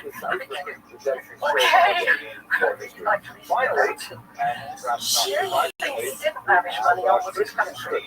And he was constantly living beyond his means, and therefore he sold off silver mines bit by bit to bankers who lent him money. Fugger wanted to be one of these bankers, but it took 4 years to muscle his way in. Sigmund relied on Italian bankers. Okay, at least until 1489. And then Sigmund got involved in the border skirmish with Venice, which he only won Eventually, a Jewish work is written around the same time and he was as so many of worried these by other this that works he of wanted to carry on and attack the Moses. city of Venice itself. Into They all seem to do this. They have one guy, actually, and then they think, yeah, I can do this. Although the mission is relying I on think on Venice. oral tradition, Well, obviously, his bankers wanted nothing to do with it. Yeah, and it's written by Jews, largely for money, he had to sue for this. historical data for Imagine in humiliating terms, Sigmund then went to his bankers to get them to pay for reparations. And again, they said, no, we told you not to do it. So, if Sigmund didn't pay up, the Venetians would therefore machine and roll into Tyrol. Oh no. Luckily, Jakob stepped up and offered him the full amount. The deal is not one, and I don't really understand it. But the deal was that if Sigmund paid, Jakob would get the money from Schwarz until he was paid the full amount from Sigmund. So he'd get all the money from his silver mines. Okay. So if Sigmund didn't repay the money, then Jakob would just go under. Because his banker lent him all the money. And I don't know how that would work, because how would you know whether Sigmund was going to pay up or not? But I read it over and over again. I thought, I did see this right. Where else would it say? So, Or does he get to keep the silver mine if he doesn't get paid, and then at least he has an income? well, no, the implication was that the figures would actually go under, so it was a huge risk that he was taking. Really? So I don't know how that works. Maybe an economist can explain it. But anyway, Jakob also insisted, in terms of the loan, that he would give him control of the state's treasury. And that wasn't to ransack the country with every penny. It was so he could keep it on an appeal and make repayment more likely. Oh, that's a good idea. No, we left it up to Sigmund. He could pay more to jump out of pies. Agree to that? And the Talmud says Didn't have a lot that of choice. really on a reading Yeah, of it was either that the Bible, they really should be separate. It's not And if you remember, it was the Tyrol, they wrote to Maximilian telling him that they weren't going to stop up the money for separation of Russians. power, these two institutions, and apparently That's when they both of wrote to him those saying for that one family. this idea put into your head. Kindly get rid of it because we're not having anything to do with it. And I wonder if that was just because they were fed up with crazy emperors and their crackpot schemes. They had Sigmund, and they had Maximilian. Anyway, I have to say, it's like this set the scene for later Jakob transaction. within a He lent generation money when no one else of would. the very So he was able to set his own terms, and it was very risky, motivated kind of but rebellion. eventually it paid off. Right. But each one, it sounded like we were talking about Maximilian. It seemed it was each time. I'll give you the money, but if I don't get it back, I'm bankrupt. Every single time, like really high risk. I think it was. But the fact is, It's really disappointing to believe that it's Shakespearean tragedy and he's just trying to one bankrupt leader after another. less and less. Do Yes. not live up to the exalted Yeah, he view was that we able would like to to have set his own of terms. Jewish kings. So I'm A sure it couple of wasn't just examples that Maximilian. I think are interesting for historical purposes. Smells on top. Johann Hirkenes here, one of the major In leaders 1489, Jakob was attending the Frankfurt Trade Fair, as he did every year. was a remarkably effective And military leader, one Maximilian. of the And Maximilian decided he wanted to take that for the defining Habsburgs. Maccabean state, and he Jakob expanded agreed to take significantly money. himself And in fact, other Vienna side of the capitulated river without a fight, so just like Sigmund, area, and Maximilian said, significantly right, expand what's a the Hungary then? boundaries of the Oh, kingdom. no. And they never just Especially think, well, that was good. Austria, And pay back the money, Stop and consolidate. So again, they were fighting the Turks, so they didn't want to be publicly vaccinated. So they signed an agreement opening Hungary up to German merchants. in what appears to be a Jacob one-off was first in Jewish history, line, he forcibly converts the Yugoslavians to because the Jews, Germans have no silver coins, forcibly but requires Hungary them has copper to coins. take on And copper is useful circumcision, not only for minting forcibly requires coins, them to but observe mimics the intend to make normality made into cannons, as we saw in the others. and Sabbath, Was forced to have those so on. drums I don't know stop exactly out how German well horse. this was policed, Right. but They from echoed the this day. Europeans came punishment for the Jews. That punishment was named And that's what Jacob King did. Herod was So that is our from the trade. Europeans. Oh, and now it's definitely going to be making money. John Hirtness's Oh, yes. ill-timed He was thinking everything into decision this to venture. I don't know what the other figures thought. They must have been panicking. By the way, this is like the Obviously, erupting source I don't say he's why happy. ever since then Jews have never forced So he's actually giving up the Fugger family money, not just his. I'm not sure. Also, there's a At high this point point, a little nobody bit really later, hear about Jacob. which I think the others are just sort of getting on with their job. queens of He's just trying period, to sometimes it's rendered as Yeah, Salome Alexandra, entirely and in different the Talmud levels of she's wealth. called Shomsion, Shalcyon, There was a lot of upfront capital needed to sink more mines, to unlike build a smelter to refine the copper, and a factory to manufacture cannons. who is known for being an And Jacob said that the risks were persecutor of the rabbis in most of the particular, time 10 it's perish said that he before one actually gets rich. crucified thousands So he was of rabbis, hoping which is he'd be perhaps an exaggeration, but the fact that he was I mean, the Turks said closest to bigger race. and Yes. you know, she And also, how represented binding was that a treaty kind of of Maximilian back made with the towards the Hungarians? rabbis, They just considered a great or could they friend follow of the traditional line of Judaism. retreat, It was under but still make it difficult that for the rabbis German began merchants to to operate? reassert themselves after the Hashmonaim under their So Hellenized he's influence. looking at the risk of trying to alleviate this problem. Jacob wanted to use this the first. land was developed with a considerable amount of I never know whether it's metallurgy or metallurgy. I don't know this much about metallurgy.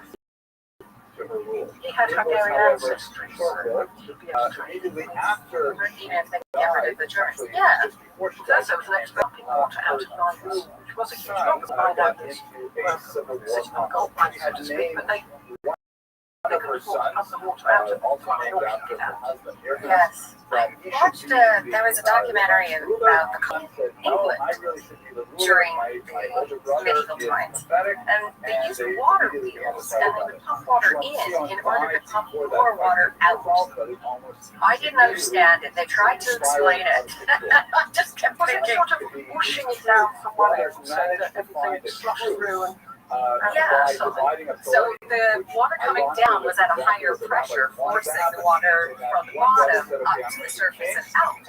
And you end up with a negative amount of water in the mine. Yeah, your facial expression is the same as mine when I was trying to understand that. And when the water wheels weren't working, they used donkeys to run the pumps instead. It was very interesting, but the fact that they used water in to get water out just totally blows my mind. I don't understand. If anybody can explain it better than I just tried to, please do. oh, maybe that's those secrets. I'd rather have the Yes. water. That was actually, I can dominate what was more. that? And Worst so jobs in he- history. To use the man phrase, he missed the Tony rise. Robbins. He got involved. And I think it was one of those episodes where he got to go down into my things. From across the Jordan River to get the fight, You'll have and to it immediately blew up again to civil war. learn the logistics of it. General Pay shown Well, here Jacob on built the the left. factory so they They could wrote look it out. Romans always felt like floating around the And it other was side. made more like The Romans not directly involved. Probably in smart. any of these Yeah, conflicts, but it was they an are becoming environmental a very disaster. important Lucas men felled player trees on from the miles around. geopolitical scene of the Oh, Eastern Mediterranean, very active. And they Up in rerouted Syria, rivers very active to in use the Egypt. water And and to General dump rubbish Pompey, in. what in Syria at the time, he hears that there is Humans are this, so good for the planet. troubling civil war going on between these two brothers, and he figures Anyone I'll can go complain down to Israel and I will see if there's any benefit to be had. When you started with quietly, I was like, oh, Those of the brothers Timber. warring That's with how they each get the other water out of the mine. They just fill it up with and they both try to outdo each other by We were giving talking a about drive alchemists being the forerunners of hugely today's expensive scientists. gifts. Did something And Pompey essentially realizes, Rome Figure doesn't have employed to alchemists choose to a do side research here. into We using can just simply metals take it and over gold. ourselves. So in fact, in the year 63 before the Common and Era. also to teach geography. Does away with And one of the young men ineffective they taught became Paracelsus, Bellicose who was the brother, father of and modern takes medicine, direct control. and He sacks definitely the on our list temple, of patron subjects. amazingly, He wrote a book on the diseases caused by mining, including black lung.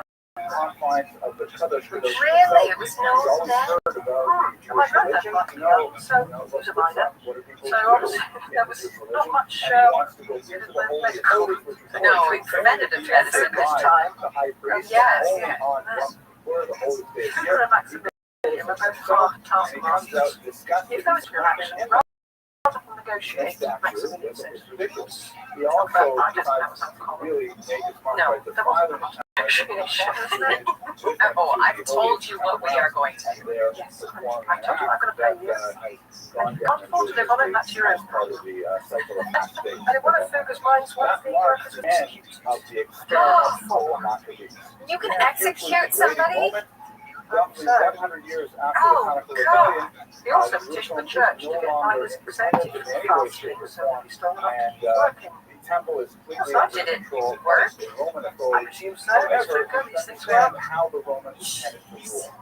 Foucault, knowing the importance of getting information first, set up his own news service. And this wasn't to disseminate news around to people, that was to get information to you. Of the Roman Empire with Faster than some a normal postal service.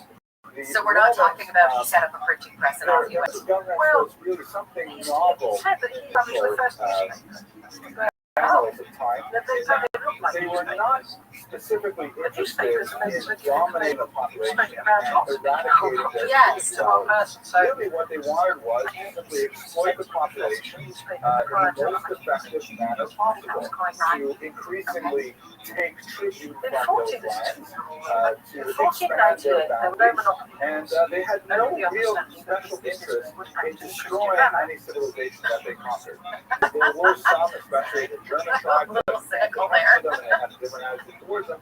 So a group of miners, Especially including for some before the Common set Era, up a cartel they to would fix prices on intensely say, okay, and that's fine. achieve fast We're profits. going to take over now. And they asked, And they had go to back ask to Maximilian's anything permission. to And as since long they as pointed out more money they had, tribute, the more they as long as you follow our basic, that was pretty much civil all religion out. that doesn't really put too many Yeah. demands on you. Figures We're that he's going to give compromising you lots of Hungary to privileges, dancing. nobility, And the other to members be of the cartel said Roman it's defense. citizens. You have all kinds of, And you Foucault was pull not off the really a highest team member of player. society, and it was He a was very, very very tight, effective alone at the top, method of and government. it wasn't worth And doing. by and large, He decided to take the others out, the others of the cartel down from the inside. society.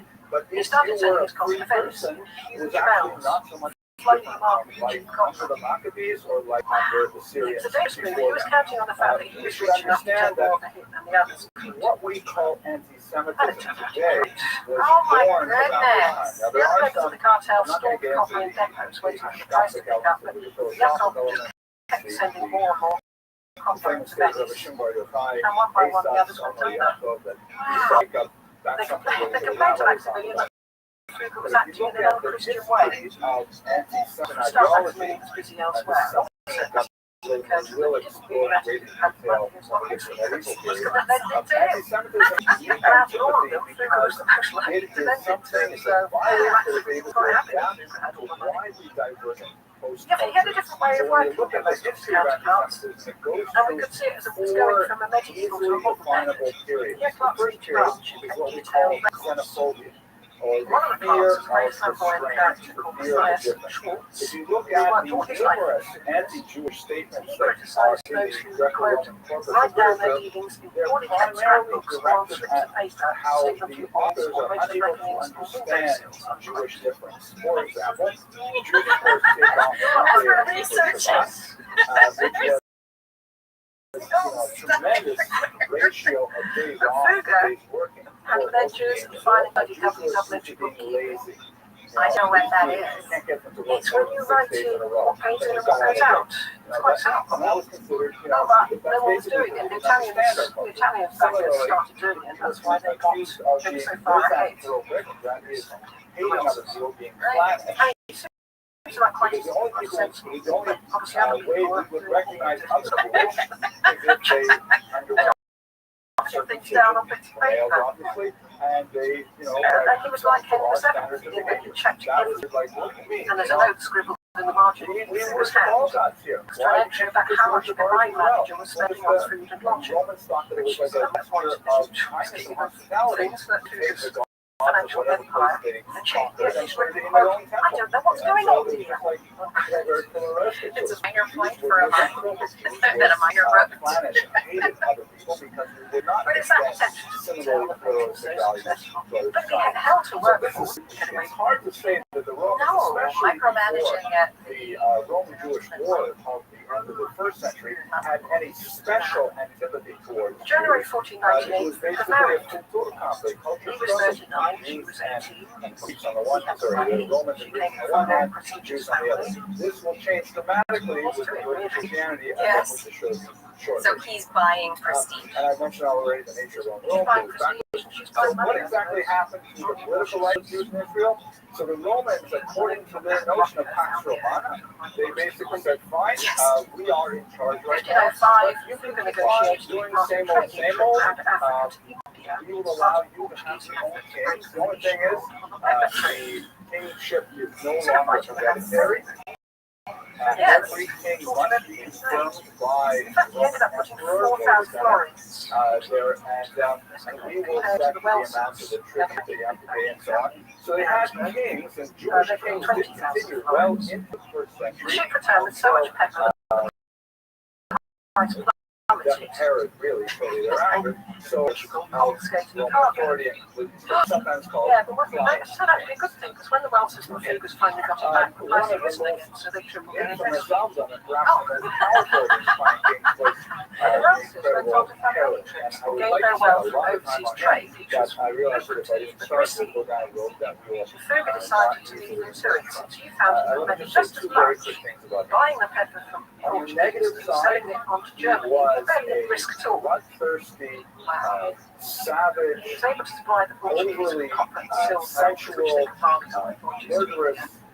And Fuga became one of Europe's largest space wholesalers. He killed off Whatever he does, he ends up being the largest. several of his wives. Yes. By the way. Do you have any stories? Sorry, it's probably a spoiler alert. Does he ever fail? Does he have a venture that doesn't work for him? You know, he like. I'm trying to think if he paranoid does, of all he kinds makes of it plots work. behind his back. Actually, his mother-in-law was in fact plotting behind his It's back. like the pepper, it's You know, he was doomed to fail because there was so much individual, very effective Yeah. leader though. It just seems to be Developed remarkably very close relations with Roman authority. And a wielded genius. his That's power a genius with level tremendous that I efficiency in the don't leadership. understand. And so he was definitely not favored Okay. by the So Jewish this marks the end of society Venice, as a whole and then he ends up buying because their of peppers from his Portugal. rapacious She nature. replaced He the once said but that. Mr. That's Fuga. probably the most dramatic of it. Oh, His- that he must himself have hurt. was a good debate, right? His Yes. father was on keeper there, we mentioned earlier, so he came Among the from many Judean services stock, Fuga provided so for he Maximilian, was stock. saving So him he from always had himself. kind of like, there was a question of But I was access thinking, about who was going to save him from Fuga? appropriate to be the That was his king biggest- of Israel. biggest Originally problem. from powers because his father Fuga was paying some of the public officials who worked for Maximilian. he was able to take control. And bizarrely, So one of the things that he did to Maximilian knew try all to about cement this his and thought it was a authority good thing. is he married Since it saved the him money, because last he of didn't the have to pay for it Hashmonai himself. queens. It didn't occur to him that he wasn't the one paying for it. But this one was They the wouldn't have last his of best the interests at Maccabees heart. herself. I wonder if it was that it didn't occur to him, or he figured this was the exact same as what was going on everywhere else. And how many foreign kings were paying for their courtiers in other people's kingdoms to put in a good word to that king? The only difference is he's not paying them a wage at all now. The guard, I suppose the other kings are paying their own courtiers to go in. generous. Not necessarily. In Louis XII's episode, I'm assuming this is coming out after that, Louis was paying Cardinal Wolsey and Charles Brandon. That's true. And in the Diplomats episode with De Ayala, we found that they got paid even after they left their destination country and got back home. And it was all out in the open. Every king knew that every other king was paying their courtiers. Well, I think Maximilian must have been, it must have been an Jewish member of Maximilian, because he was commented on so much. Right. Well, if he's not paying them at all, that is a different dynamic. Yes, because some people are Phenomenal, you know, both sides. Yes. amphitheaters, Maximilian isn't paying them at all, then they are defenders made. Yes. There's no ambiguity at all, is there? Not at all. The enlistment agent for the Welser said of Maximilian, quote, "Gas advisors who are parasites that control him completely. They're almost all rich. The emperor's poor." Yeah, that's not a good system. No. No. And there was no company any way out for him. Not unless you can find money somewhere. Oh, sugar. Hey, Hey, do me a favor. Can you pay me and I'll pay that instead of the other way around? I don't remember what you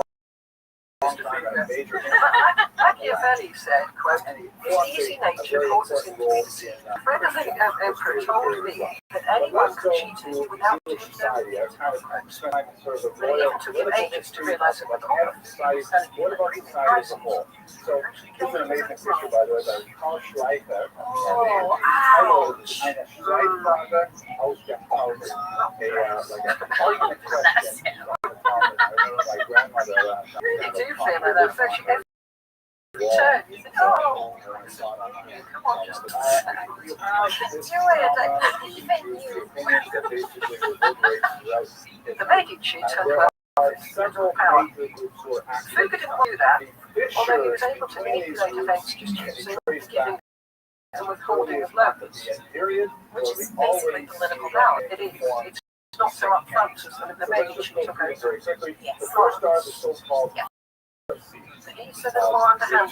Pharisee is Foucault's very well investments in known in Hungary got by Maximilian given the Germans, and which was where actually it is a his term earner. of Investments were put in jeopardy by a peasant's uprising Pharisee, and the term and it's Pharisee like is justified synonymous with hypocrite. and the incursion of the But Turks. the Pharisee is just a It's translation all of too the convoluted and solution, quite which refers to another those who separate. time from her. These were the rabbis, essentially. They are the But intellectual Foucault needed someone inheritors to settle the of Hungarian the problem so tradition she could trace that have the case. become enshrined We as should our probably tell people that if they do want more detail Shammai, on Italian, the Hillel, Hungarian and Shammai, Ottoman Turk problem, then the next special episode will be all of these something people different. throughout the centuries are members of this Explain all group. this issue. And why they were called separators is because they felt that It's very they detailed. could I'm not trying to figure out how to control less the confusing. of the Sadducean movement.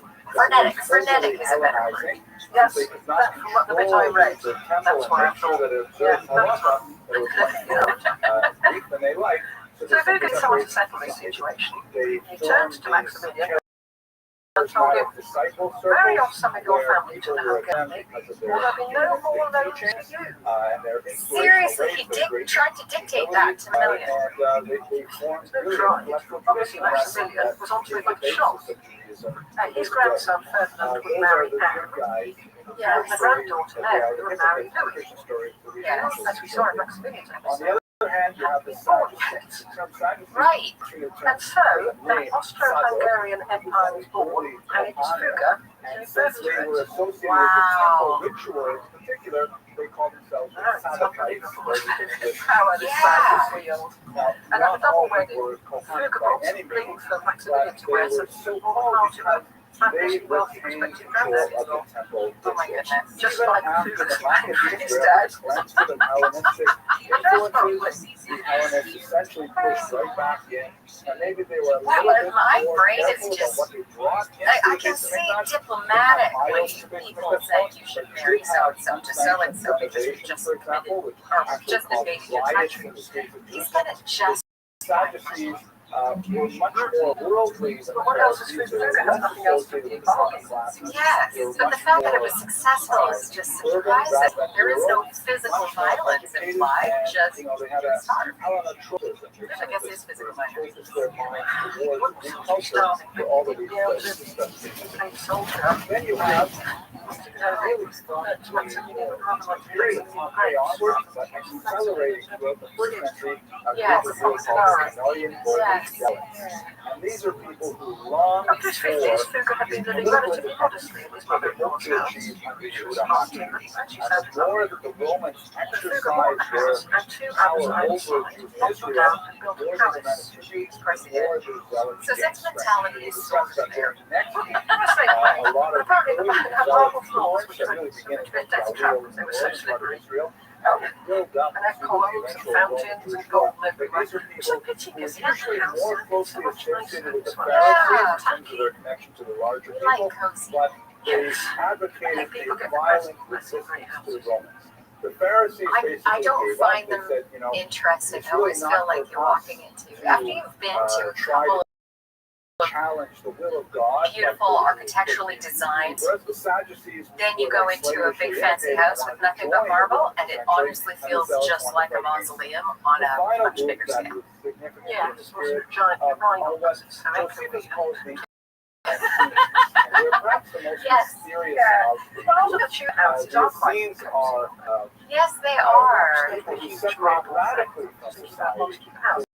They may have formed the core of the Qumran community that produced the Dead Yeah. Sea Scrolls. They practiced Covered bizarre, hamstone. family practices and so on. And they also felt like Yeah, they're big, they but were they're living just on a moment of something like a rapture. That they felt that I have that dichotomy. obviously I love the God is look gonna of the send Messiah elegant any day now, design, but check your watch. if I have to live in it, I want it as comfy writings as left possible. behind. The Dead Sea Scrolls are apocalyptic in nature, very At the same like time, because I've never found one that works. moments and it's No, I going to happen. These like the book of Revelations and things like that. So these are the four major groups, kind of like intellectual orientation. This house, of the part Jews of the house is that going are to make all us. in one big steaming mess Conscious in solving Israel there, I at the think. turn of I the think year so. zero. And also because warehouses, Let us now go wagons to go in and out. to Christianity So, and try to understand where wagons to go in exactly and out. this fits So it was into the basically a entire picture. warehouse, but with So, living here's quarters. a painting from Yeah, Mark and a Chagall. woman. Ironic, he began in 1938, No. calling it white crucifixion. He actually painted Yes. Although he was a count, pictures of Jesus Jesus on the cross in the immediate two World cities. War II era. Yes. He never used the title. He just referred to himself as Jacob Fugger. So I wonder if he knew That the early Christian movement was all Jewish. Jesus, of course, was Jewish. The apostles are Jewish. Everyone they're speaking to is Jewish. Some of the major debates they're having are intensely Jewish. So it's one of the He announced one Christmas that from now on the firm was to be called Jacob Fugger. should Christianity be for Mind you, they Jews, shouldn't get any funny or ideas. is it for the world as a whole? And if you Of want to course say not. it's for the world They as were a to have whole, no power. so does that mean They were that to if conduct you business in Christian, you strictest also have to secrecy be and to kosher tell and no so one. on? And if you want to say don't have to They were observe not to sign anything without things like Fugger's that, consent. then So why did what were God they actually command it in the doing? first place? Working How for do we him. understand the very It doesn't sound like they were allowed to do anything. Well, their money for the business was still theirs. That's fine. No one was going to touch their money. Departure. But they have to These keep are all the really business. important questions that the early Christian So it's not your money were anyway. debating at the time. And Jacob also had the right to change any part of that contract without telling anyone, even the nephews. Oh my, that's not a contract. So welcome to the firm, boys. That we have, here we got to look That's deeply, what of fun course, working at for Christian Jacob. sources themselves, which are highly Jacob Fugger was problematic. a They're not Catholic. written by It's hard to tell how direct fervent the observers Catholic was. of the He life was of definitely Jesus. Catholic. They're written He financed the decades, building of sometimes churches. centuries after the life of Jesus. Perhaps based on the kernel He got round of any feeling of guilt that he might have about being actual witnesses, however. Jesus, And I he throw tried back money to away. glean some kind of He had to go for a camel to go through the army. Fugger got round this by saying that God gave everyone And skills. what we see, for example, when you look at the Gospels, there are four Gospels coming of the Christian scriptures.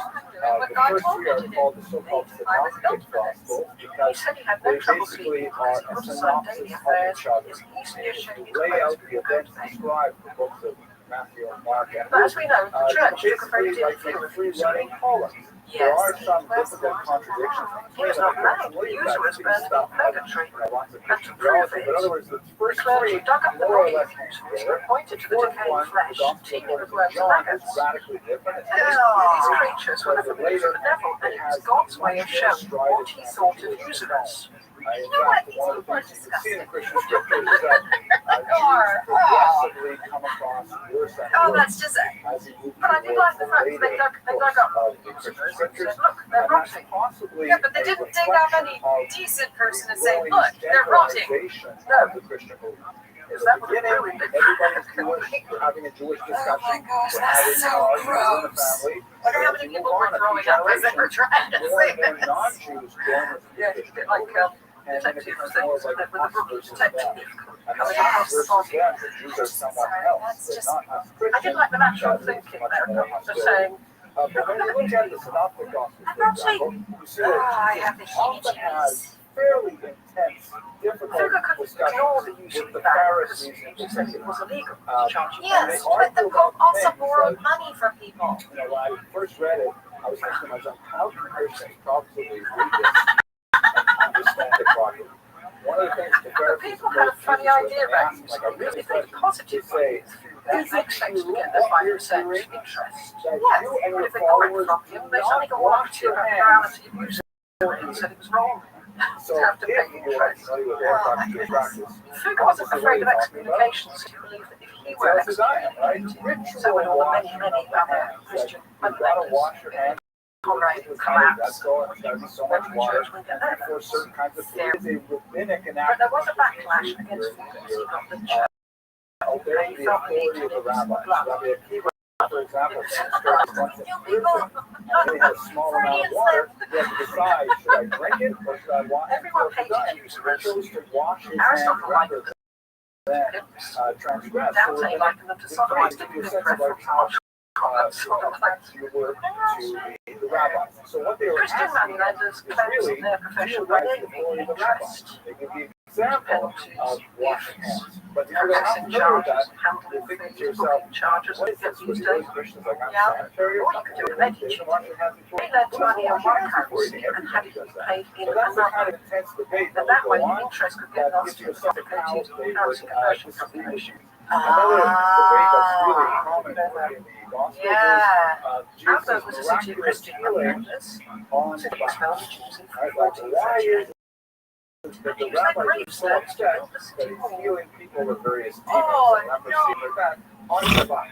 And so There was a the way rivalry I between understand that is Europe really and have to Augsburg. penetrate the laws of Europe had healing all on the Shabbat. inventors and makers. There's much more to say here, but Augsburg, we are running. moneylenders. The nature, the intensity of the debate of the Pharisees indicates that So it Jesus doesn't pay, himself even in those is days, it doesn't pay to make closest to things. the It just Pharisees pays of all to the get a other service.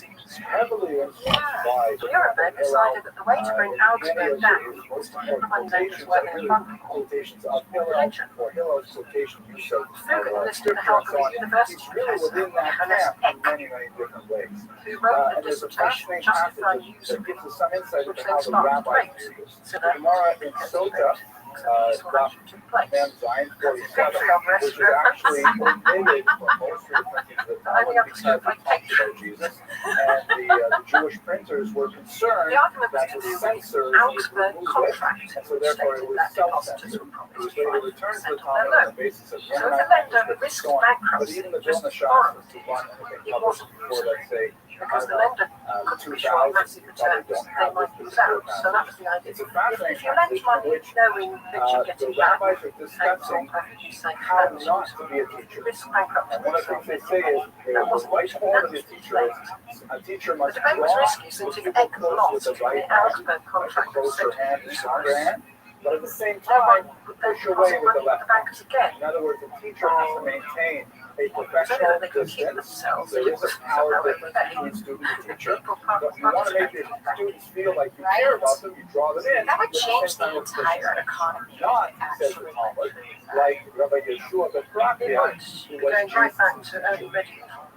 It's an amazing passage. Essentially, that I know passage people would is probably saying, disagree, but we're not going to go into the the problem reason of we Jesus. We're have going to go into the so problem of much his teaching. even Rabbi Yeshua ben inventiveness Barakia is did not treat because his of the students economy. properly. He You pushed have them to away provide yourself with the both support hands. prior. You wouldn't be able to do any of the work. work. So I'm not going to go through it. A but lot of basically, I know this that because is there's said like startup capital investors. An indication of how the rabbis You felt. don't have money, you've got the perhaps idea, this but you passage, can't that actually do Christianity anything was with it kind of unless like you have the this money. Most often you don't have the money in order to find out if you're doing your work. That's why they have to get these loans. And if you hand over your idea to someone had who has they the not money, been alienated, will like they they actually pushed away with say two to hands, you, it's your perhaps you would idea? not have had a breakaway minion that became the goal. Or they'd say, no, it's too risky, I'll just put it on with it at all. Yeah, it's On the other hand, I mentioned earlier the book of John. The debate The took book of place in John Colombia. has The German some cities of decided the it was nastiest passages to handle regarding Jews. Egg. Jews are referred Debated to the as issue for 5 the children hours. of the devil, just like the devil In is the end, the father judge of said they lies, could decide so between too are the you liars, for example. Refers to That's the not helpful. synagogue No. of Satan. That's not an answer. They haven't said that the contract have something. Yes. However, soon after, Many scholars believe that the author of the Book of John, issued a paper report primary that went inspiration for against it, was centuries of someone church who teaching was affected by and the said that so-called interest was not blessing of the heretics. What is the blessing Which of is the heretics? because- It's really a curse of the heretics. It's a passage inserted into the 19th bracha I think in you're being Shemona extremely Esrei, cynical. which essentially says for the slanderers. He said it was payment for labour, cost and risk. But it was written primarily because the rabbis at the time, around the turn of the 2nd century, felt, it was Christian How movement much this beginning to burden get out came of from the hand. fact that Leo, And like you every have other people pope, coming into the borrowed synagogue from who are I espousing guess we'll beliefs never. who are antithetical to So is that Judaism. precedent So setting therefore, from now it was kind of on? like a litmus test Loaning for of money and Christian interest thought. is fine. An individual was Yes, the gates suspected to mortgages, high purchase, overdrafts, and all those they things were that bright invited to up lead lives the prayers today. for the congregation, and then everyone would wait and Thanks, see Theo. would they read this 19th Janicek mandatory incidentally blessing. later became the If man they who in shot fact Martin read it, Luther no problem, King. because it really Off it was Luca's orders? curse upon I themselves guess if they we'll would never see it. know. But if they failed to read it, In then they would be 1514, literally Luger ejected lent from money the to synagogue. Albrecht of Some Hohenzollern. scholars believe that the Quite Gospel possible. of John was written by some Jew Why should we who care? was We've never heard of this man. ejected from the synagogue. Obviously, one of the most But we should significant care because it charges triggered of the one of the period biggest is the events in charge of history. deicide. The argument that the Jews Sorry, I'm gonna let you killed continue. Jesus, right? The job of the Deicide, Bishop of Mainz Deus was up for God, grabs, he and this was the important job. homicide, The Bishop of matricide, Mainz set up the agenda for the imperial diets. a cursory reading of the Gospel It's indicates as that if one this man is could not decide what what the happened. English Parliament I'm not should talking discuss for about the a entire deep season. historical dive into this. Yes. Probably Lord Chancellor and Archbishop. Reading of Christian I read that theology he was says second that host to the Jesus emperor in died power, for all our sins, How for powerful the was the world's emperor? sins. So to blame one group when he's supposed to be dead for our sins is a complete inversion of Bless Christian him. theology. He thought he But the did. story, as I'm sure you're familiar, is Mainz was the only city that could call itself the Holy See apart from Rome. disrupts the Really? services I of the didn't know temple. anything about this. He This was the highest denounces post in people. Germany. He is ultimately betrayed by one who is There were known three to the Romans, candidates. One of where whom he is interviewed by Pontius Pilate, who is a Roman official. and he was Pontius considered the Pilate best with him, qualified. and he says He was that underage. this is He was complete just fabrication, 24. anything like this He was in Jewish tradition, unqualified but because he had no on degree. the eve of And he was Passover, ineligible for he the says post to the since he crowds already in had two Jerusalem, other bishoprics. listen, I'm Why going is to, he as is our eligible custom, for the because post? there is no such custom, but nevertheless it's in the Well, Gospels, He has I'm going something to that the others release didn't one have. prisoner who would be otherwise killed. I have two. You can choose whichever one you want. The position You would have to be choose for me to release Jesus, the the one they call the Jews, or I will release Barabbas, What who's we've been through so far could be any of the them. assembled Jewish Yes. multitude But it would all be in plain Jerusalem, sailing. as the book of Matthew says, Albrecht had the most money, so of course he was the best man for the job. It was 20,000 florins worth of the best man for the job.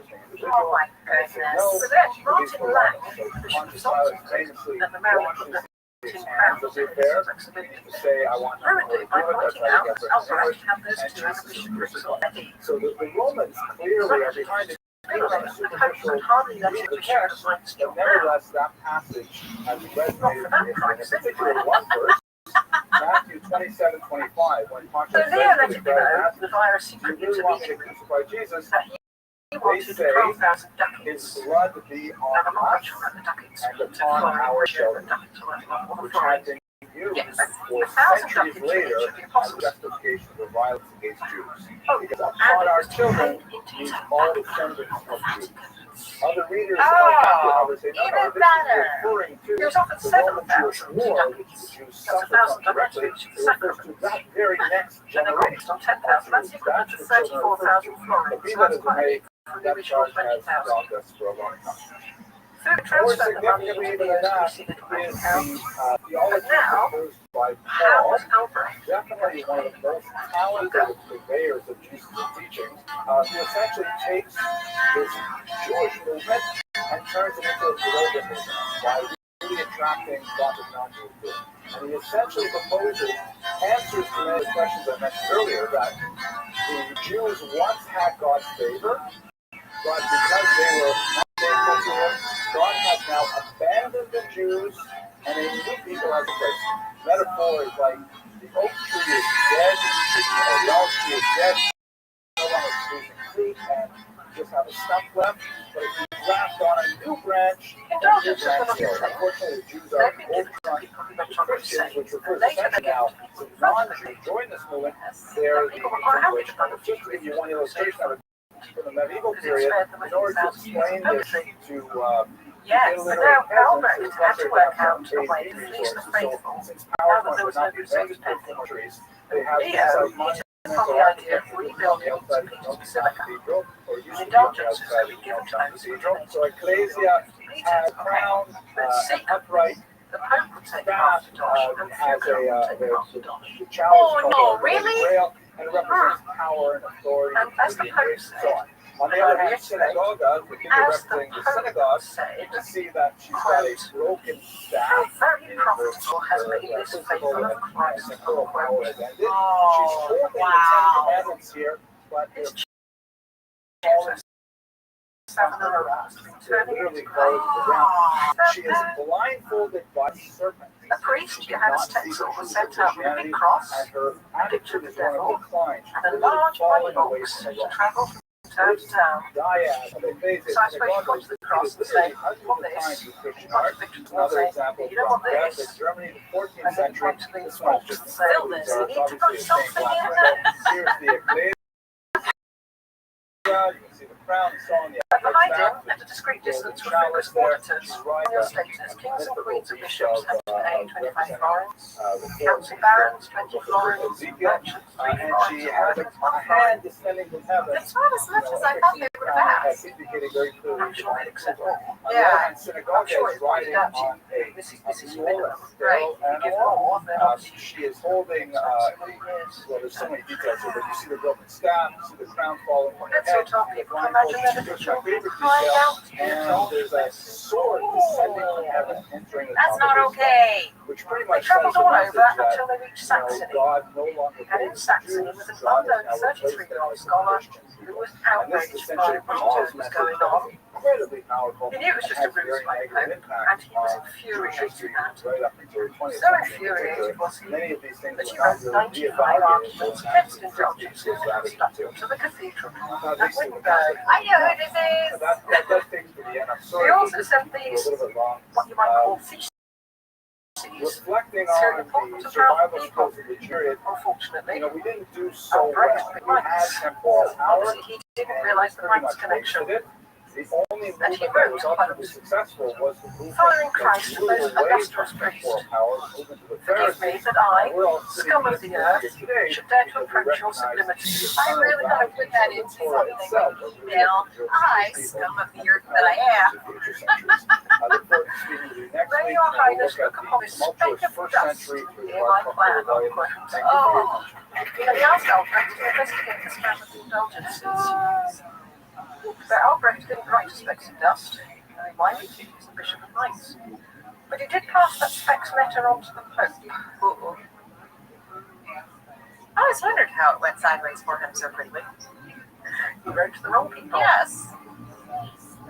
We saw in Maximilian's episode that the Tyrol Council investigated Maximilian's Tonight, we're finances going to be and found that talking about Fugger was ripping him off left, right, and centre. Yes. The Talmud, it's social, Well, they didn't political, and of investigate course because they were worried about literary Maximilian. And They obviously this didn't is one of think those topics that brings out all the crazy What people. concerned Looking them around was the that room this now, I relationship see there are no between crazy Maximilian people who are and actually might lead the present. region That's into why we have bankruptcy. security, so I'm going to give them thank you. But everyone On the knows internet, I know all they their have a lot assets of crazy people. So Yes. before we And actually talk firm about the assets, Talmud, things we're going that to shouldn't, basically like focus mines. on the 3rd through the 5th As an example of centuries Fugger of the being Talmud wanted era. out of the I want emperor, to jump lent ahead him a little bit to the 130 13th century florins to talk about and why is it that the profits Talmud brings out all the crazy people. 466,000. So it really goes to this Holy manuscript. cow. I mean, that is payday. Kind of an ironic name. That's because beyond it was one payday of loans, the I think. harshest hopes that I could Smart silver mines should have meant that the Tyrol were Jewish rolling in money. legislation.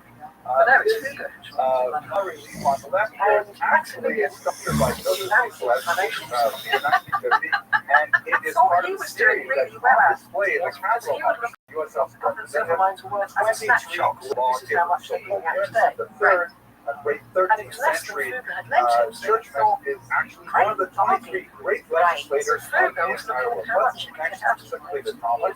So there was an apostate named Nicholas Donin and it was a massive who amount of Tyrol felt like started a legs. trend. It actually goes back a little bit before this, but innovated the addition of the Talmud to the Thanks story. to begin This is selling a off lines, Jew not only who affected their present cash flow, hoped to but make a also their career future for himself by So converting to Fugger was Christianity condemning the region and to then poverty indefinitely. essentially telling tales out of Fugger's school argument was that to when the you're church, dealing royalty, which was something you of had to great charge high interest to interest Innocent because III. they were an In unsafe particular, bet.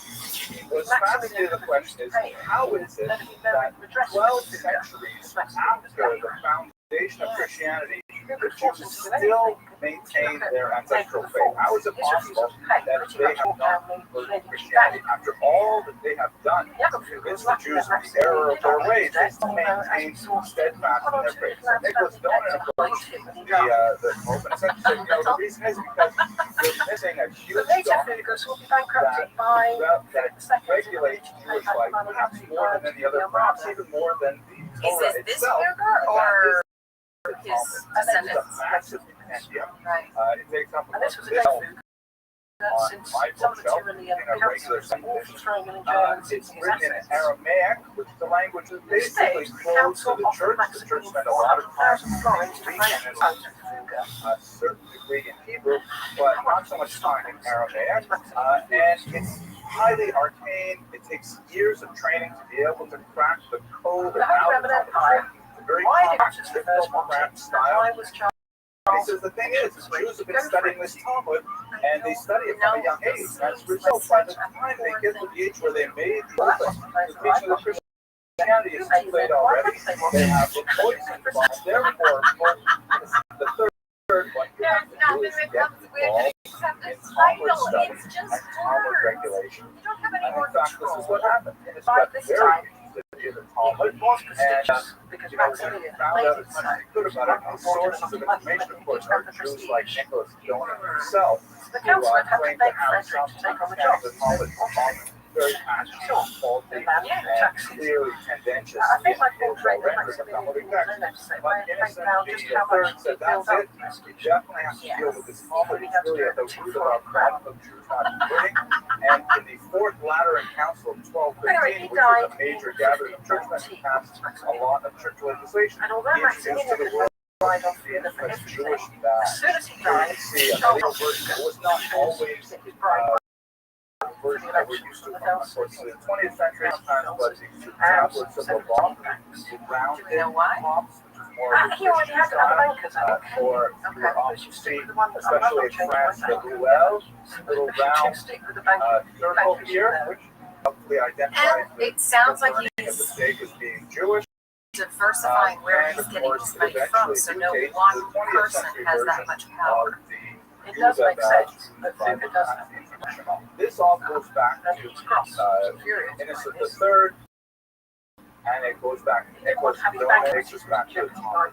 The Talmud has this kind of attachment in the minds of So he many retaliated by anti-Semites closing up as front. the reason why the Jews are Not so to the extent where he actually offered him a why loan. the He Jews just have made some sure that kind he of, was in contact with as they argue, some kind of secret cabal to dominate the world. And it was Margaret of This is Austria, really why he tends to bring told out the Charles crazy to get people. back in And with speaking of crazy people, I want to introduce you to one more classic crazy Talmudist, But but she felt that fascinating Charles one. was Some of you were here on a lecture and spoke about it in much greater length, but I'll speak about it briefly right now. Not much. In the late 17th century, there was a man named Well, she's also Joseph getting told by Unlike Nazi. Donin, who was a Jew who converted to Christianity, And bless I him, he was a didn't seem to Christian see who that this was a bad man.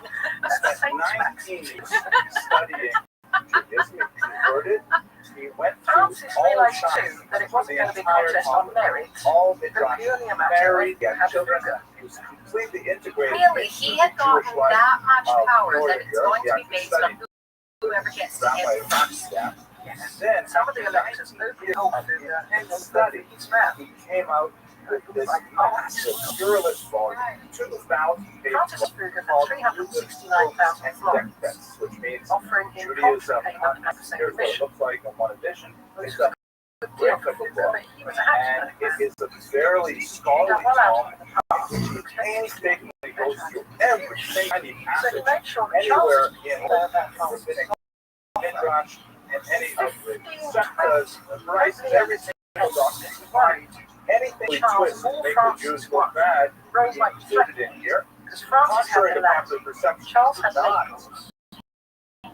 It's quote, but frequently mistranslated, always in his commentary and so on. And essentially what he was trying to do is he spent 19 years as an undercover Jew, pretending to be a part of the Jewish community, only to come out with a massive just meditate for a moment on the kind of twisted personality that to try to infiltrate the community and spend nearly 20 years of their life to expose them. They're not bothering you at all. To adopt Henry as his These son. are kind of crazy people that are Really? that's what they Henry call was them a on king. YouTube.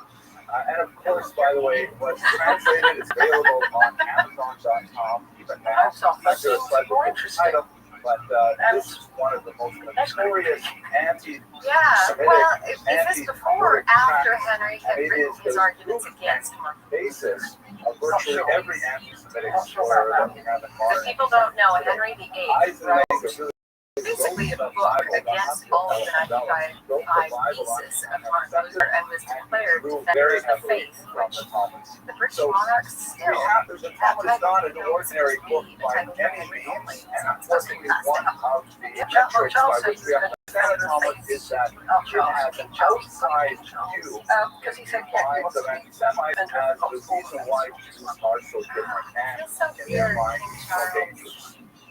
in the Let future, me move on from this kind of preface and let's go back to our history. So the sources for tonight's talk a little bit difficult, where you will get much easier with sources as we move towards the medieval period. But basically, primary sources in particular, we have the Talmud itself.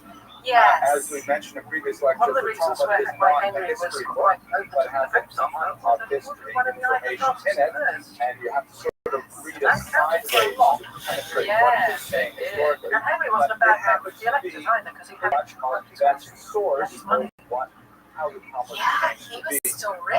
like Very Josephus, centre we are point, Richard held Pace, checked the viability hostage of to all this, Josephus and Pace for the travelled first around century. to Germany. We're held hostage to the Talmud one by for one. the history of the The Talmud. first four he And talked to, that's problematic from a historian's they perspective. each agreed in theory.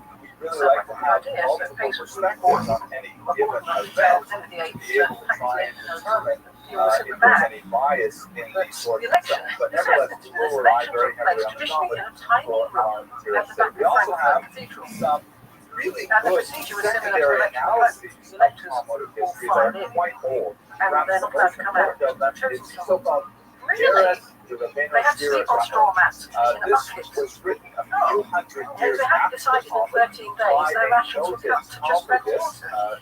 Shirira Right, so Gaon, that's and pretty it is similar the to first real sort of a And there's historical mayhem book outside that the calls the cathedrals. The Talmud Habsburgs into have be pushed about not far written too with the fast. standards of modern historiography, but nevertheless pretty solid, and giving us a lot of information that helps bring things into focus from the Talmud. We will Charles also was still have a holding similar out, kind of doctrine refusing to by accept my no mom, room that is familiar to you. until he heard, This is I'm not also sure how in the House of Representatives.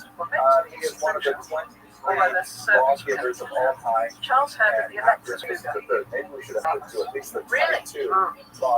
Whoever had The minorities wrote a great introduction to the Mishnah, which essentially gives us an So overview of how 14 the days Talmud after they indeed moved, relied one day on they sources took like Shirah and and this is essentially the like electors the emerged theological and said they were understanding looking of for Talmud. Fuga.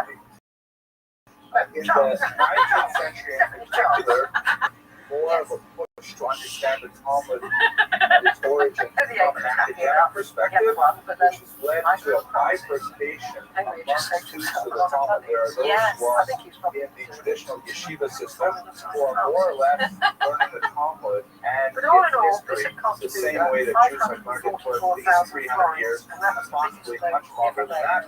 But at the university, there is an approach to studying So why the was he so Talmud and keen its to history, stick to which the borrows from Habsburgs? all kinds of modern theories, feminist theory, Marxist theory, you name it.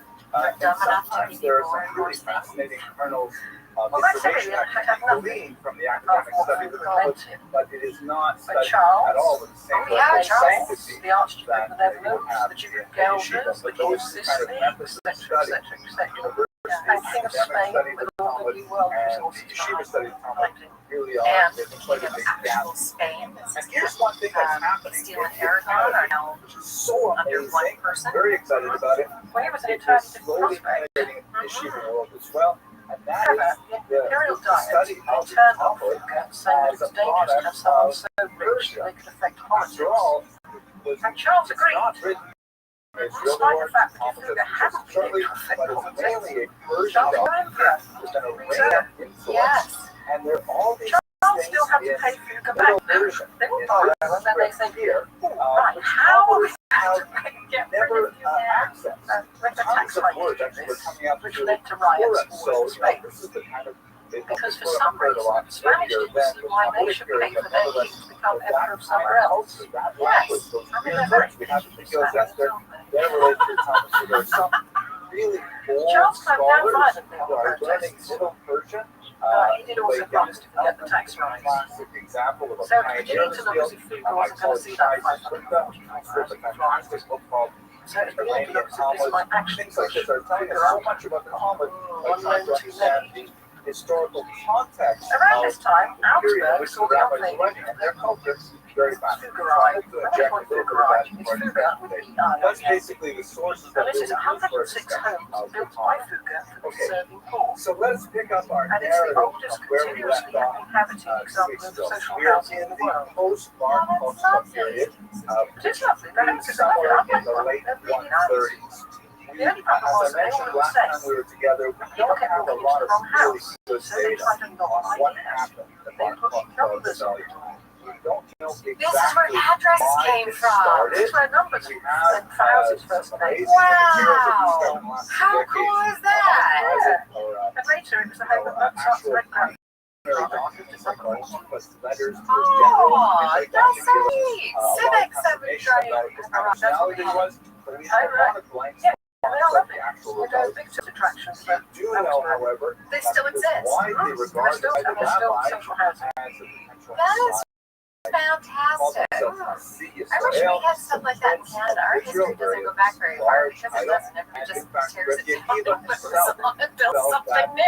that could have been Oh, we do that here too. Messiah. From Why do you allow Geocassius, the people Roman that? historian we discussed last time we spoke, he mentions 508,000 rebels killed by the Romans. Buildings shaped That number, it's hard to really grasp what that number is real, Made but out of concrete.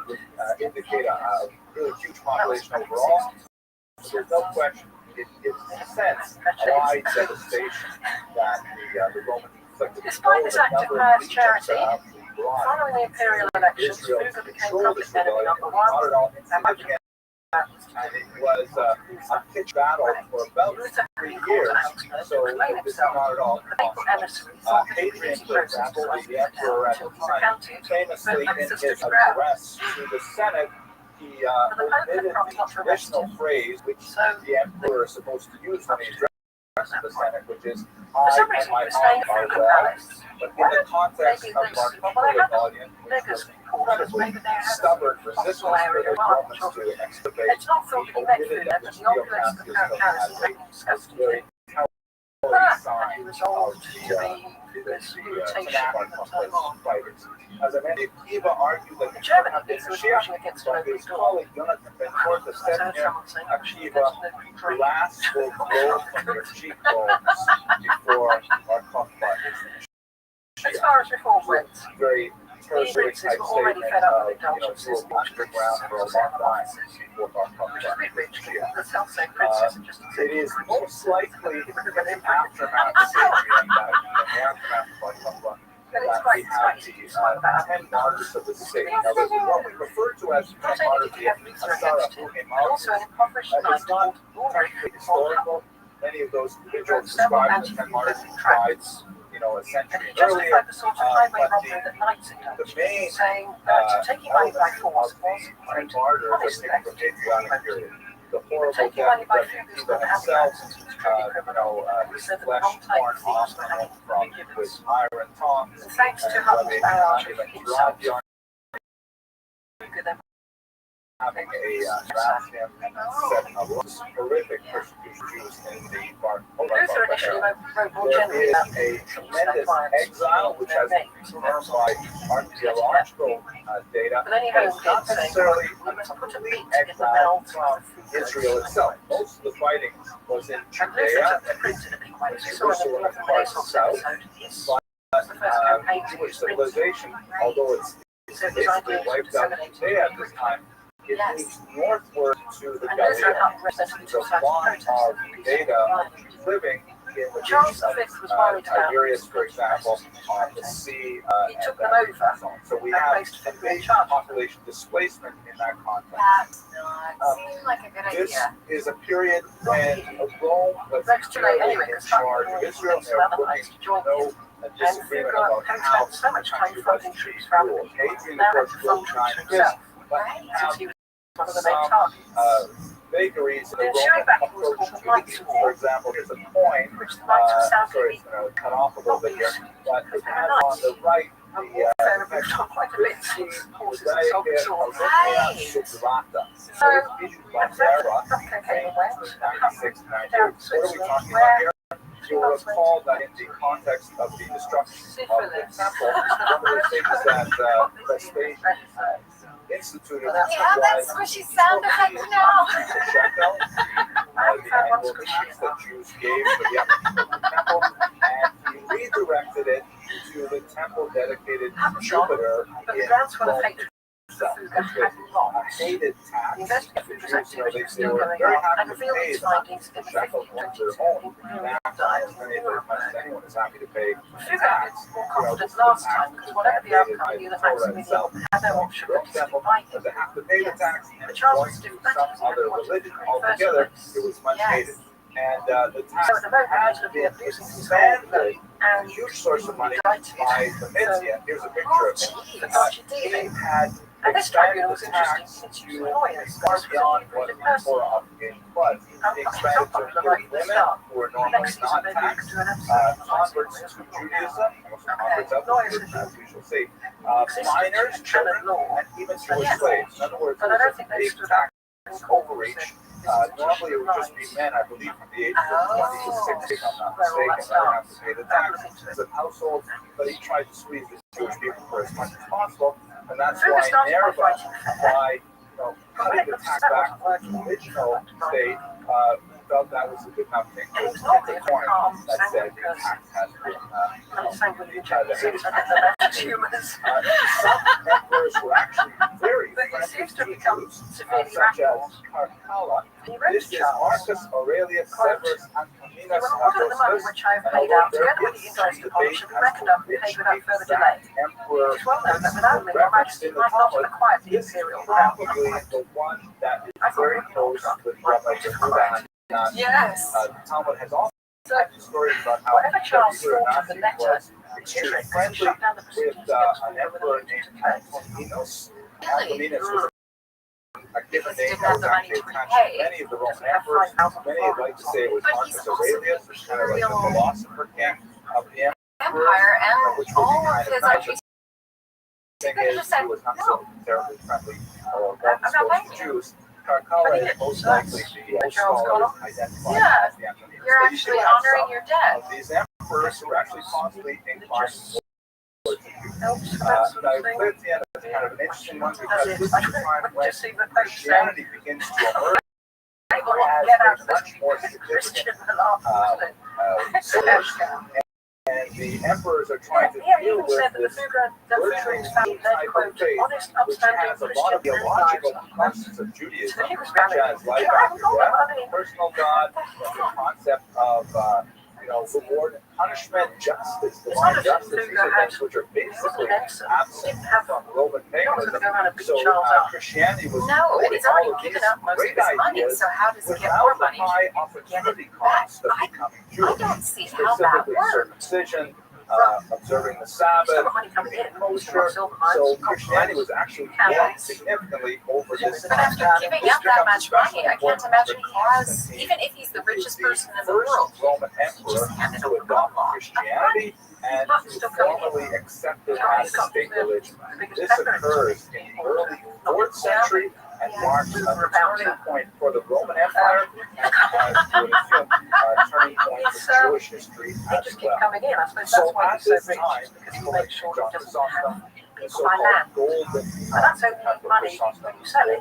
Yes. He's got a diversified Augustine, and others portfolio. who shaped Christian theology vis-a-vis the Jews. 1525, the This is Battle the of period Pavia. when Christianity Charles is struggling to identify itself and distinguish itself I might put a timeline on the website vis-a-vis of who has mother been out religion. when. That would be Quite often, fantastic, it because has a that's very negative insane. approach in order to It's establish like a hot potato. People are But just the kind of throwing things that are happening at this time is that the church The is Francis attracting wants it a lot more When he arrived at non-ethnically the Jewish Milan, members, Chelsea no Imperial longer, Nurseries to a small kind of like subset where they of were holding up, women in expecting to Judaism. go. Now it is primarily Oh, that's a lovely non-Jewish outcome. Romans and Greeks and others who are Well, just converting as it was to called, Christianity. completely And hopeless. they're putting But in the a money lot of arrived. legislation to try and And I think draw that's lots of culture. the synagogue of And Elvira. well, I'm started wondering, are they going to eat it? That was Well, you need promulgated in the money Spain, to buy laid down all kinds of Ah. rules about socializing with Jews, prohibiting certain types of employment and certain types of social Throwing it up gatherings, and over things the like that. walls. But that supplied Pavia long enough until Charles arrived. Privileges So again, Christianity Fuga has as a state changed the course religion, of and that history. has negative Right, repercussions especially towards since Jews during this in Syrian particular. battle, France Jews first in became particular, they separated have from his a Jewish relationship that with was the reason captured. why the Jews moved towards Do we know Babylon. why And then finally, Fuga the did that? Council of Nicaea. Was he asked by 325, Charles He to must have go been very back? important council because lots of really key decisions So were made you for go Christianity, from, such that's as it, indict him, to, no oh my gosh, no, more I need Shabbos money. on Saturday. Christians now worship Shabbos or observe Shabbos on Well, Sunday. Maximilian dropped Just just the a fact couple that of times. say Yes. I don't need them, and then 5 minutes later, bring me 325, Fuga. there was now Yeah. a bunch of confusion.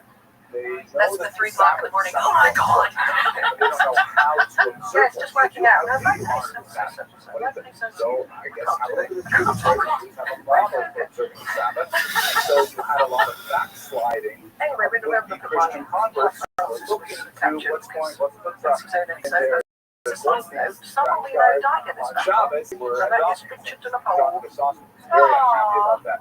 So the Council of Nicaea did things like say, okay, He was a little boy. no Because he more was a young Saturday one. Sabbath. Yes. There are Christian But he sects was that in do his, observe what was he? Saturdays and Sabbath, Seventh-day Adventists, for example, later. Another Yeah, I can't thing imagine is it's very old. kind of hooking Easter Soon after from this, Passover, Fuga, right? You as can't we have, know, because it's just too close a connection, and it had a monopoly on draws wire the from Christian the mind world. away It had from a Christian monopoly on ideas syphilis. towards Jewish Well, practices. it's The effectively Council of had, Nicaea, because he had very all important the line leads in from Islam that Charles says that for we're a large Christians, they're mercury Jews, mine in do Spain. things differently, and So so he's got keep it up. mercury and Guaiac, Okay, both of which now are let's move to the Babylonian diaspora.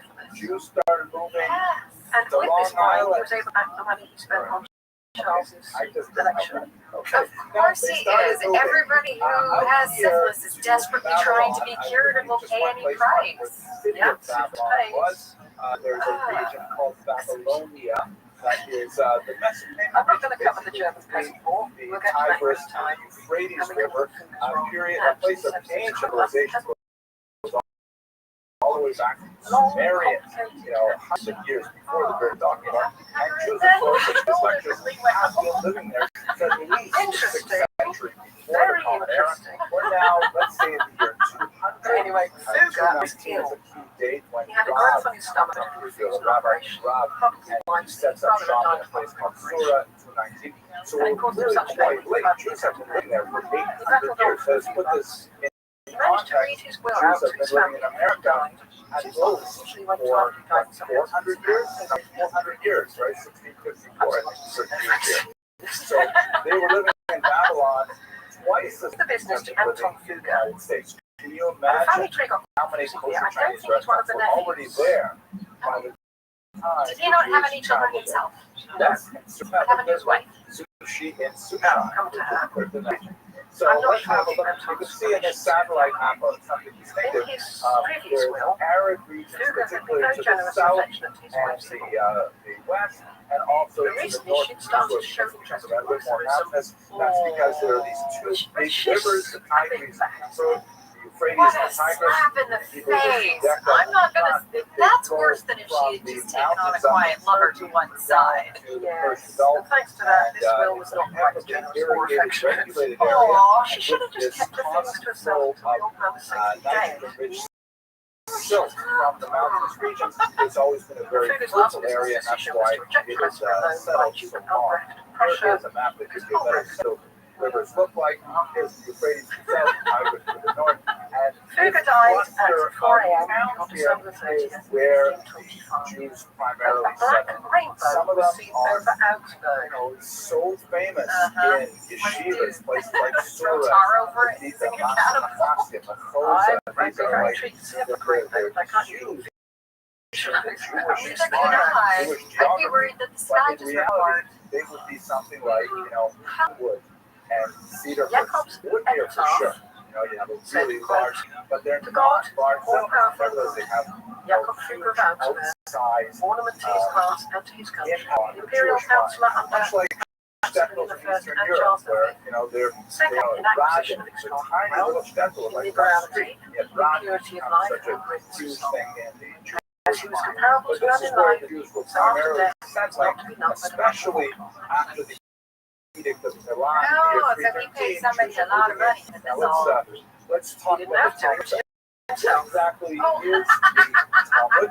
Well, basically, it After is his a death, his wife commentary remarried very on the quickly. Mishnah, which we discussed a Was that couple because he of left her? Mishnah is She essentially claimed a that she hadn't document of what's wanted called oral to Torah, be forced by traditional threats Jewish of violence theology. through this God gave Because Moses if she was married, the then written had to pay Torah, half of what worked by book was owed to Moses, her in the will. and God gave also Oh, an So oral it's nice to see commentary that the that was money handed grabbing down who to continues the to students, die out Jewish with students back for on. many centuries, until No. it was finally And I was thinking, codified by that's the Rabbi end of Yehuda it. Nazi But the Rabbi kept looking sometime at more ways around to the year make an 200, impact. primarily as a response to the devastation of the Starting Muslim relatively revolt. small. He was As the we first in discussed, Germany to use government because bookkeeping. Jewish civilization was He was the falling first apart. anywhere to Israel is consolidate critical his business persecution, transactions into one destruction statement, of Jewish so he knew centers in precisely Judea, how the much each move to section Galileo, was doing. and moved much further to places like He was Babylon. the first to send Yehuda Nazi auditors to said, check on branch offices. you must record It this seems like in he a is document the form, generator and of that modern becomes economics. Yes. It was not widely circulated as likely as an actual Yes. document of the book today, but nevertheless, it did acquire a So canonized what you going to status. do? It was heavily Yeah. memorized, ritually memorized, actually. But I mean, even if you take just separate part classes, but and putting it became all a together core really document. is But the modern Mishnah economics. itself, as a Yes. text, is a very difficult He document. persuaded the Pope to It lift is the ban on not money lending. a long code like we He would financed the expect army a that won law the Peasant to War. be structured. Was. Rarely, for example, The thing I didn't offensive statements of what is prohibited and what he is really permitted. emasculated them. It offers They had a the had had record of various trade. rabbis' opinions, and then often leaves it up in the air as to which opinion is correct. Why are we mentioning opinions that we don't follow? Why are we mentioning dissenting He opinions at all? probably funded And Magellan's sometimes circumnavigation it veers off into statements of philosophy, statements of We're not theology, sure but it's not a simple law He built a book model in village any of social housing, which is This seems to be quite intentional He because it's a supposedly book that published the first newspaper invites as well. debate and discussion. So He made in order to Maximilian study Lake text to itself, Venice, if you remember you that. must engage in the text with a study partner, with a Rebbe, someone more experienced in the text. And He it is created the the Austro-Hungarian discussion itself Empire that by reduces making the Maximilian marry off conclusions. child It is relatives. intentionally He made Charles V that's the right word. It's intentionally opaque. It is designed to involve human interaction with the text. This human interaction ultimately becomes the Talmud. The Talmud I'm is sure the there are many discussion others that I've that is got. occasioned by the text. It takes place over hundreds of years, as we shall see in He the gets a next 10 out of group 10 of for slides. the TV. And it is essentially a long discussion involving literally 2,000 rabbis over a wide geographic area, all trying to figure out what the Mishnah means. there were two of these documents. One of them was somewhat earlier in the northern part of Israel, most likely in Tiberias and a little bit in Caesarea, and that's called correctly the Jerusalem Talmud. It's From the also younger called son, Palestinian who would have Talmud, had which, absolutely is no another power, term really. that's somehow misleading, but it No. was the Talmud of the land of Israel that was composed basically as a Font to commentary font? on the I don't know.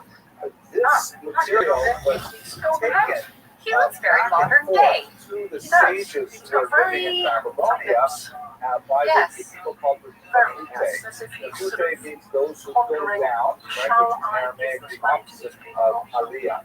We say in Hebrew, of course, Yeah. that people His immigrate hat to Israel, is certain, they you're right, make it's kind Aliyah, of they like ascend a fez, but because a we fez view it crossed with a beret. as a spiritual Softer material. rise and Yeah. ascent to Israel. Very, And very those who leave glossy call it black Hebrew clothing. which is a term, a Very derogatory term. clothing. In this context, With not a necessarily very derogatory, white but linen beginning with a undershirt, sage which is named also Ula, and later people like Rabbi Rothschild, they're constantly shuttling back and forth.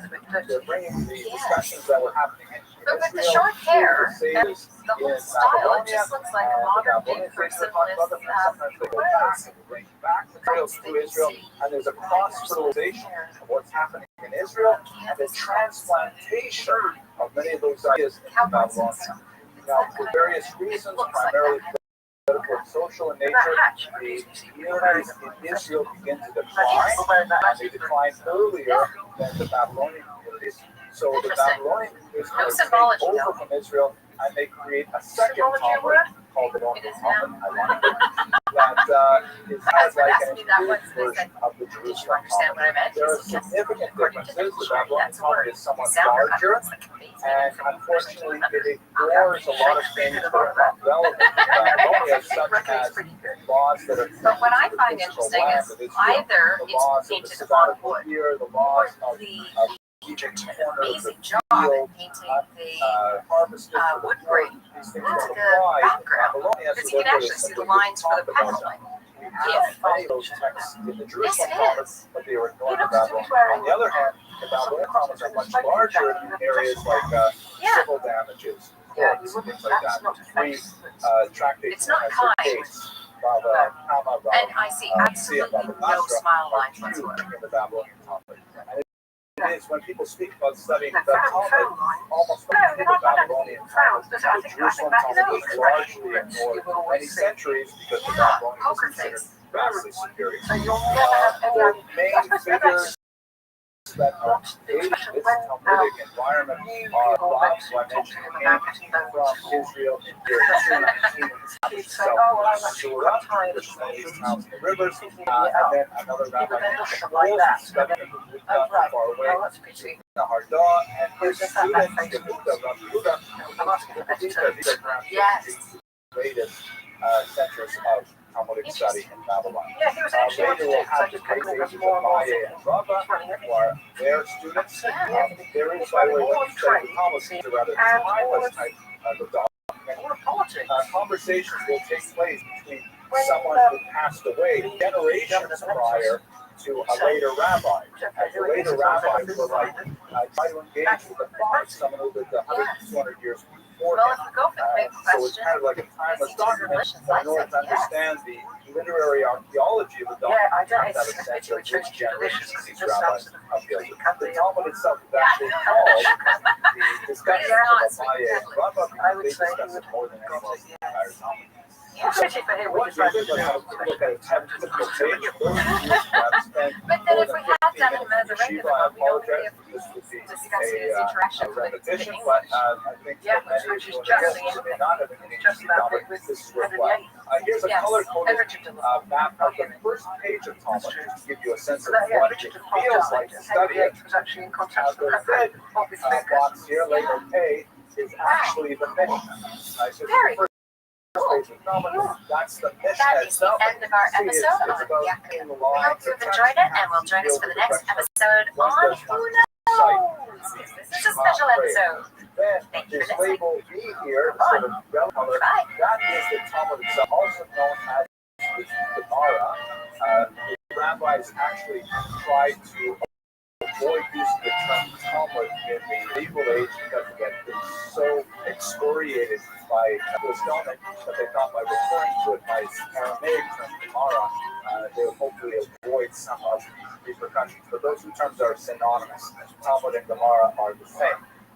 The Gemara, it starts out here, and it's not the Mishnah, but this section here can actually go on for 10, 15, 20 pages. It can be a tiny bit of Mishnah with a massive amount of Gemara itself. And it's like no other Hoe zit het eigenlijk ook alweer met onze autoverzekering? One October evening in 2016, an Arkansas farmer was sitting in his pickup truck just outside his field, and he was growing impatient. Suddenly, another car pulled up beside him, so the farmer got out. Seconds later, he murdered. The farmer's name was Mike Wallace. He wasn't killed over money or land. He was killed over a herbicide, a chemical designed to destroy weeds. This herbicide speared through rural America, turning farmers against each other, all because it belonged to a certain company. Yeah, this company's policies, they pitted farmer against farmer. They could just send henchmen to the door. Even if you just had the wrong seeds in your field, they could send you to court and bankrupt you. In effect, they had a farmland monopoly. They owned more than 80% of the seeds planted in the United States. To get this monopoly, they system Colluding with corrupted EPA officials. twisted evidence. Appears to have been caught red-handed. But the chemicals they were making destroyed the health of communities all over the world. This is a video about Monsanto, one of the biggest agricultural companies in the world. Our investigation is based on publicly available documents, recordings, and third-party opinions. All sources are linked in the description. In 1942, a chemist named Franklin D. Jones made an unusual enemy: poison ivy. See, his children had a very violent reaction to the plant. They would get intense rashes and swelling when they brushed up against the ivy. So Jones wanted a way to kill it. He experimented by spraying the ivy with hormones, chemicals that could regulate the plant's functions the same way they do in humans and animals. His hope was that one of these hormones would cause it to die. Unfortunately, many had no effect, and others only made the ivy better. But then, one day, Jones noticed that samples began to show autumn colors much sooner than they should have. He watched as the vibrant hues turned to twisted shapes, and within days, these plants died. Jones checked the chemical he sprayed them with, and surprisingly, it was a growth hormone called D. It's an acid made up of a ring of 6 carbons and hydrogens called a bed with an acid tail. There are also 2 chlorine atoms in the 2 and 4 positions of the ring, which is why it's called 2,4-D. To keep things tidy, we don't have to draw all these carbons and hydrogens, but keep in mind they're still there. Jones realized this synthetic hormone was incredibly potent. Tiny amounts of it would still encourage the ivy to grow, but if he sprayed on a lot of it, 2,4-D would trigger such uncontrollable and unsustainable growth that the poison ivy would die in the process. So effectively, he had plant cancer in a blood. I was just going to say plant cancer, right? My brain went.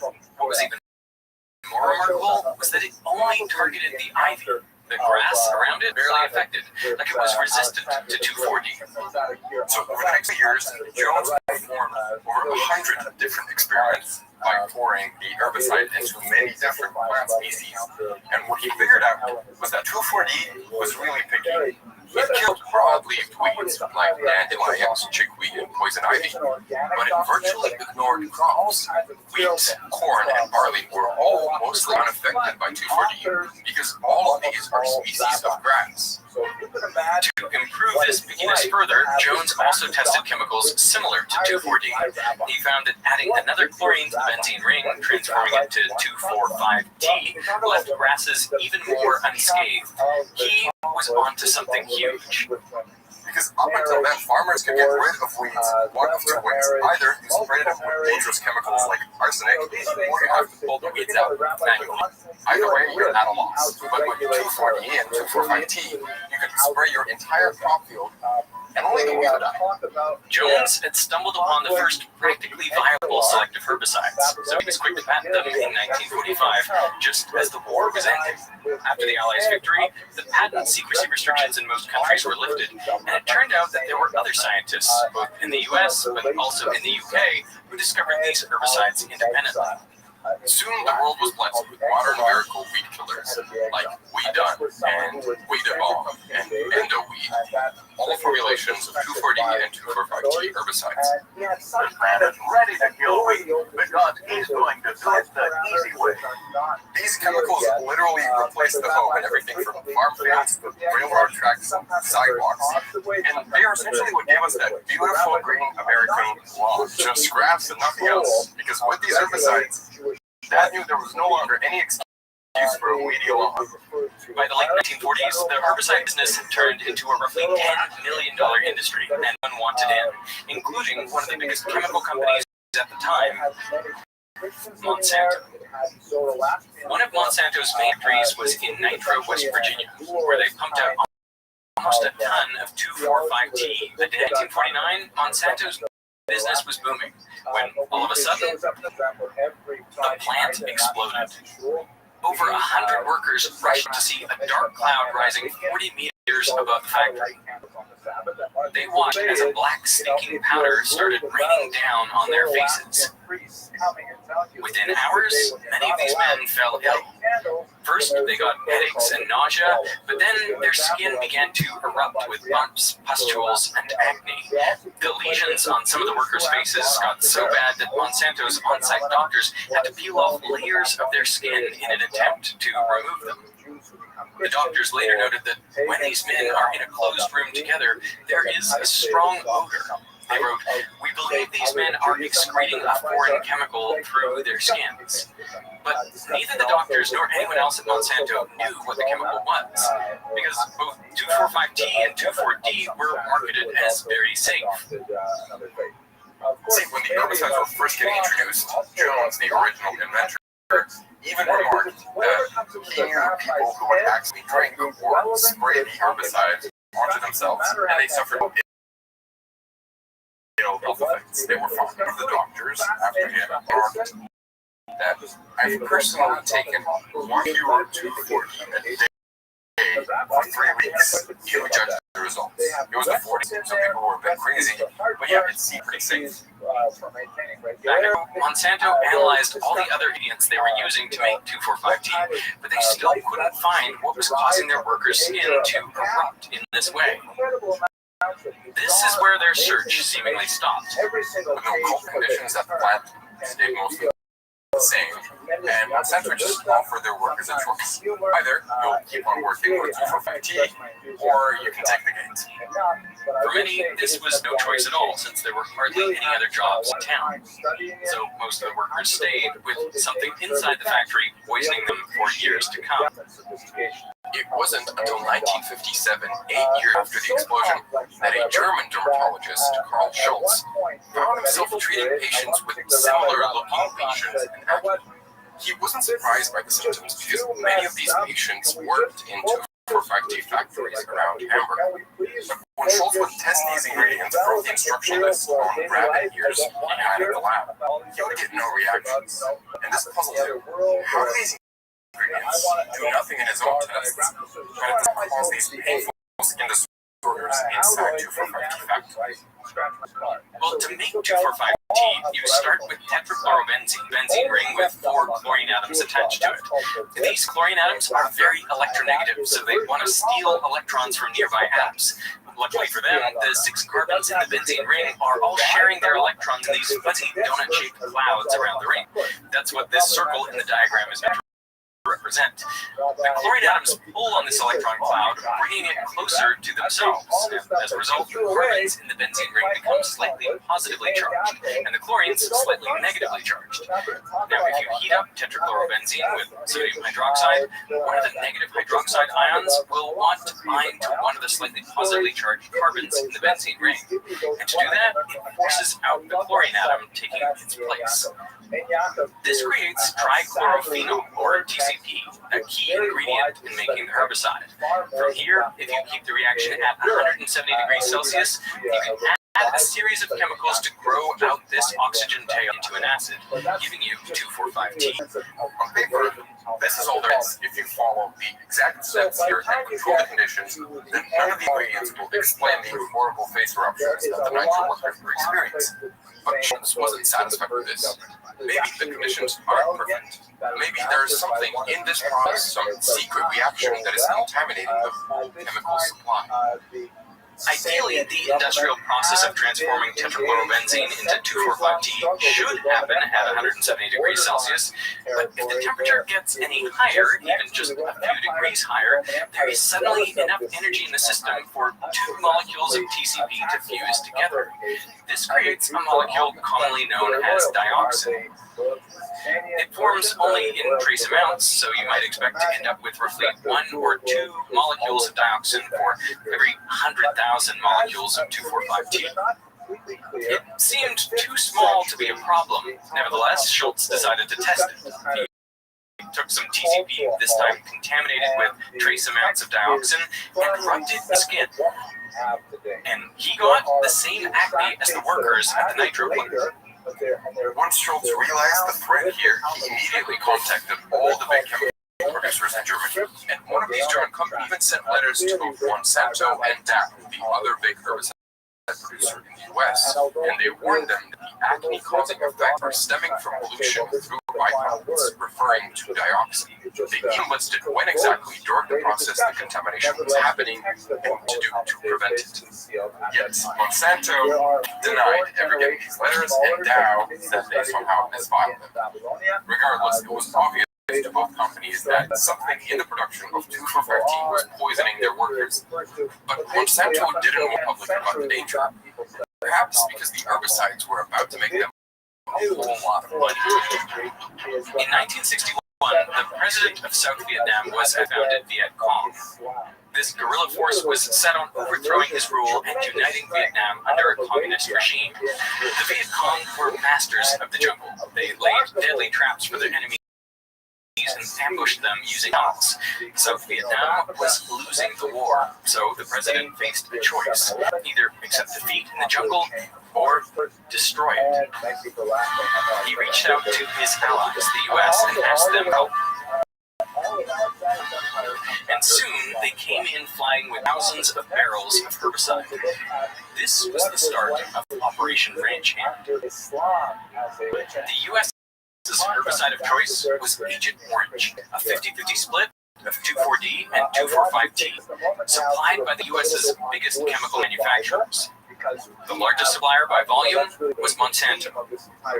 Agent Orange ravaged through South Vietnam, destroying 20% of the jungles, and civilians and soldiers on both sides got sprayed too, mostly by accident. The government assured them that it is not toxic to humans, animals, or drinking water. But Monsanto and Dow knew otherwise. During Ranch Hand, they secretly exchanged information on their herbicides, and in one of the letters, Dow acknowledged that dioxin, which had been contaminating 2,4,5-T, was the most toxic compound they had ever experienced, and that even traces of it caused incapacitating acne. By 1965, it was obvious that both companies understood what sort of threat dioxin was. And yet, there are no records that Monsanto or Dow ever sent communication to the US government warning them about the threat. In fact, the House Vice President reportedly said, if the government learns about this, the whole industry will suffer. As a result, the U.S. sprayed South Vietnam with 72 million liters of Agent Orange, within which was just 80 liters of dioxin. And even though that doesn't seem like much, the damage was irreparable. Civilians and soldiers on both sides suffered from skin diseases and cancer. Children born with physical and mental disabilities. By some estimates, as many as 3 million people suffered from the effects of Agent Orange. This outraged the public. In 1967, 5,000 scientists signed a petition to the president condemning his use of the herbicides. And Monsanto was under scrutiny too, because regulators were catching on to the dioxin contained in 2,4,5-T. The herbicide was about to be phased out, compromising their bottom line. Monsanto needed a miracle, and they needed it fast. Their idea was to replace 2,4,5-T with a safer herbicide, but after 9 years of research, they weren't getting anywhere. All of the scientists in the agricultural department referred to this new initiative as the dead area. One of the last remaining scientists on the project was John E. France, and by early 1970, he was about to give it up too.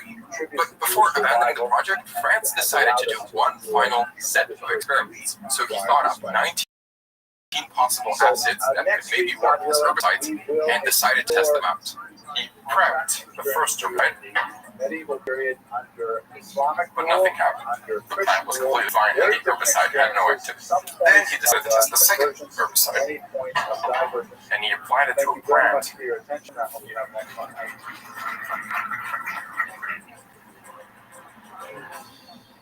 It was 10 times more powerful than any herbicide the team had ever seen. And allegedly, it made the plants super nasty. Oh, that was disgusting.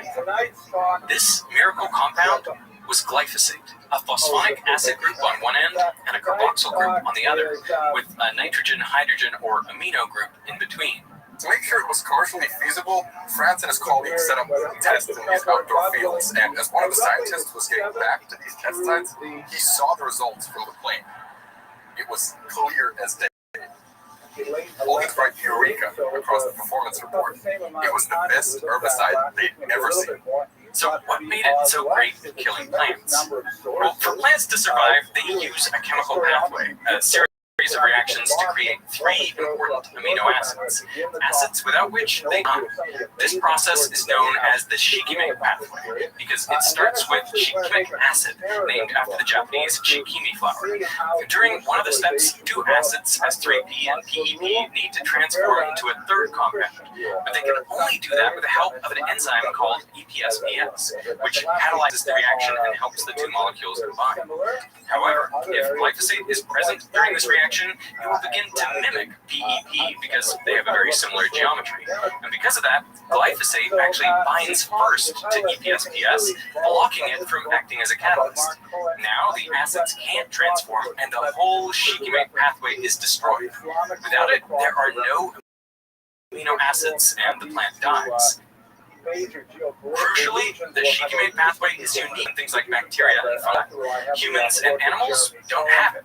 In fact, we have to eat foods that contain these 3 amino acids. But for Monsanto, this was good. They could market that glyphosate targets an enzyme found in plants, but not in humans or pets. So after decades of toxic products, Monsanto finally had one which they were sure was safe. And research was also showing that after you spray glyphosate, the microorganisms in the soil break it down into safe byproducts. It was biodegradable. Glyphosate was perfect, so they wasted no time in getting it on the market. In 1974, Monsanto had a new hit herbicide, Roundup. Roundup is better. It goes through the plant to kill it, tops and rhizomes. Roots hurt real bad. Hey, no problem. Farmers loved it indeed. Glyphosate killed everything, not just broadleaf ones, but grass too. In a lot of to get rid of weeds, you have to plow the entire field before planting anything, and that would hurt the soil. And it was also just a lot of work. But with Roundup, what you do is you spray the whole field, everything dies, and then you just plant directly into the residue. It was easier, faster, and cheaper. And Roundup was safe to use too. They marketed it as safer than table salt and safe enough to drink. Roundup can be used for kids in medical way and breaks down into natural material. By the late 80s, Monsanto was selling 7 million pounds pounds of Roundup and making $1 billion each year. And they weren't going to share a penny of that money with anyone. See, with other herbicides, like for example, Alachlor, which was moderately popular at the time, you can tweak the molecule a bit here or there, and you still get a very potent weed killer. So if you patented a specific herbicide, your competitors could still use hundreds of its close relatives, which would still work pretty well, without violating your patent rights. But glyphosate was different. If you were to modify the molecule in any way, its herbicidal properties were completely gone. So Monsanto could rest easy knowing that until the year 2000, they would be the only ones able to sell it. There was a little problem with glyphosate. See, unlike 2,4-D, which only killed broadleaf weeds, Roundup I sprayed some of my own houseplants here, and, well, you can see the results. Sorry, if it's green, Roundup is going to kill it. And this was a problem because farmers could spray Roundup on their field twice, either right before planting the seeds or right after a harvest. But for Monsanto, this wasn't as much of a problem. See, they thought if we could somehow make the crops, like soybean or corn, resistant to Roundup, well, then farmers could spray it on their field during the whole year, and it would keep killing the weeds, but not the Roundup-resistant crops. Crops which Monsanto could sell them. And as a result, they would have a complete monopoly over both the herbicide and the seed supply. Monsanto's idea was this: if glyphosate blocks the EPSPS enzyme in plants, then they could edit the plant's DNA so that the cells just create more EPSPS. If there's enough of the enzyme, then glyphosate can't block all of it, and so the plant can still survive. They tried this out on petunias, but it didn't work. The flowers would survive a tiny amount of Roundup, but a normal dose would still kill them. Monsanto was kind of stumped, and they didn't have time to rest because while glyphosate and Roundup were under their patents, a Roundup-resistant seed and their competitors knew this. A company called Calgene published a paper in Nature showing they made tobacco slightly resistant to glyphosate.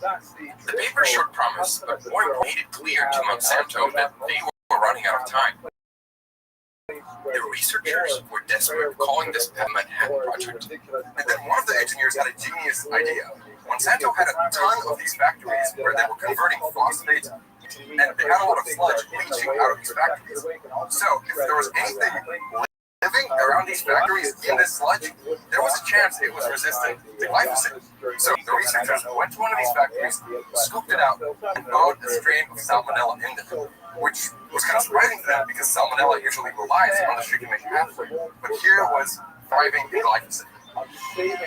Monsanto scientists isolated the salmonella's genetic sequence and found that it had evolved a way to mutate the shape of its EPSPS enzyme, so that glyphosate couldn't bind to it and block the shikimate pathway. The scientists took that salmonella DNA and loaded it onto a gene gun. Not this one here, but it's actually surprisingly similar. See, they placed thousands of these salmonella DNA strips onto microscopic gold particles in the genome, which they then fired into the plant tissue all over at 1,400 kilometers per hour. The gold particles would bombard the plant cells, and some of them would make it into the nucleus. Here, the DNA detaches from the gold, and it integrates itself into the plant's chromosomes. Now, every time this cell divides, it copies over the new EPSPS gene. Monsanto scientists planted seeds with these genes out in the field and sprayed them with Roundup. But nothing happened. The soybean was resistant. Monsanto made sure to act quickly. Soon after, they found even more potent bacteria, and they were able to make other crop species immune too. And they had patents for glyphosate-resistant canola, corn, and cotton. They called this lineup of GMO seeds Roundup Ready. It took over the market in an instant. Already by 2001, more than 70% of all soybeans grown in the U.S. were Monsanto's, with Roundup making them more than $2.5 billion a year. It was the best-selling agricultural product ever. And every farmer could join in on this Roundup plus Roundup Ready revolution just by signing Monsanto's technology use agreement. I got one of these agreements from 2011 here, and I just wanted to read some terms. So the grower or the farmer who accepts and wants to use these seeds agrees to not save or put any crop produced produced from the seed for planting, and the farmer also agrees not to supply the seed produced from the seed to anyone for planting, meaning you cannot save the seeds you bought last year to plant this year, and you also cannot share or sell your seeds to anyone else. Here's another one. The farmer agrees to allow Monsanto and its reps access to the land farmed from the farmer.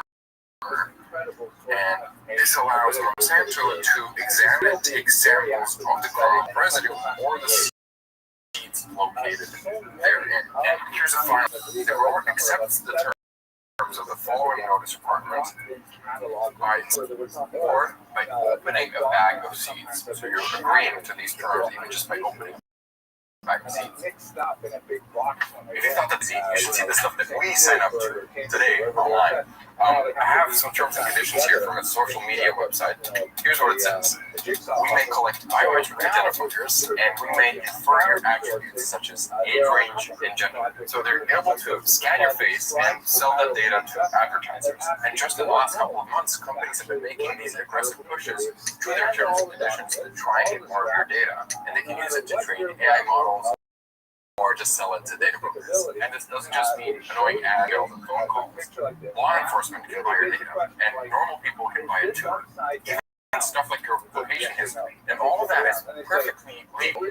But luckily, you can take steps to prevent it with the help of today's sponsor, Incognito. See, I started using Incognito in June. You can see that they've already contacted 46 data brokers to delete my personal data, and 42 of those requests have been completed, and I've actually been getting fewer spam emails. The new thing is that they now offer an unlimited plan with custom removals. So if you are browsing online and see with your data, even though you shouldn't have the data, you can ask one of Incognito's experts to manually take it down for you. And if you want to extend that sort of protection to someone else, they also have a family plan that supports up to 5 members.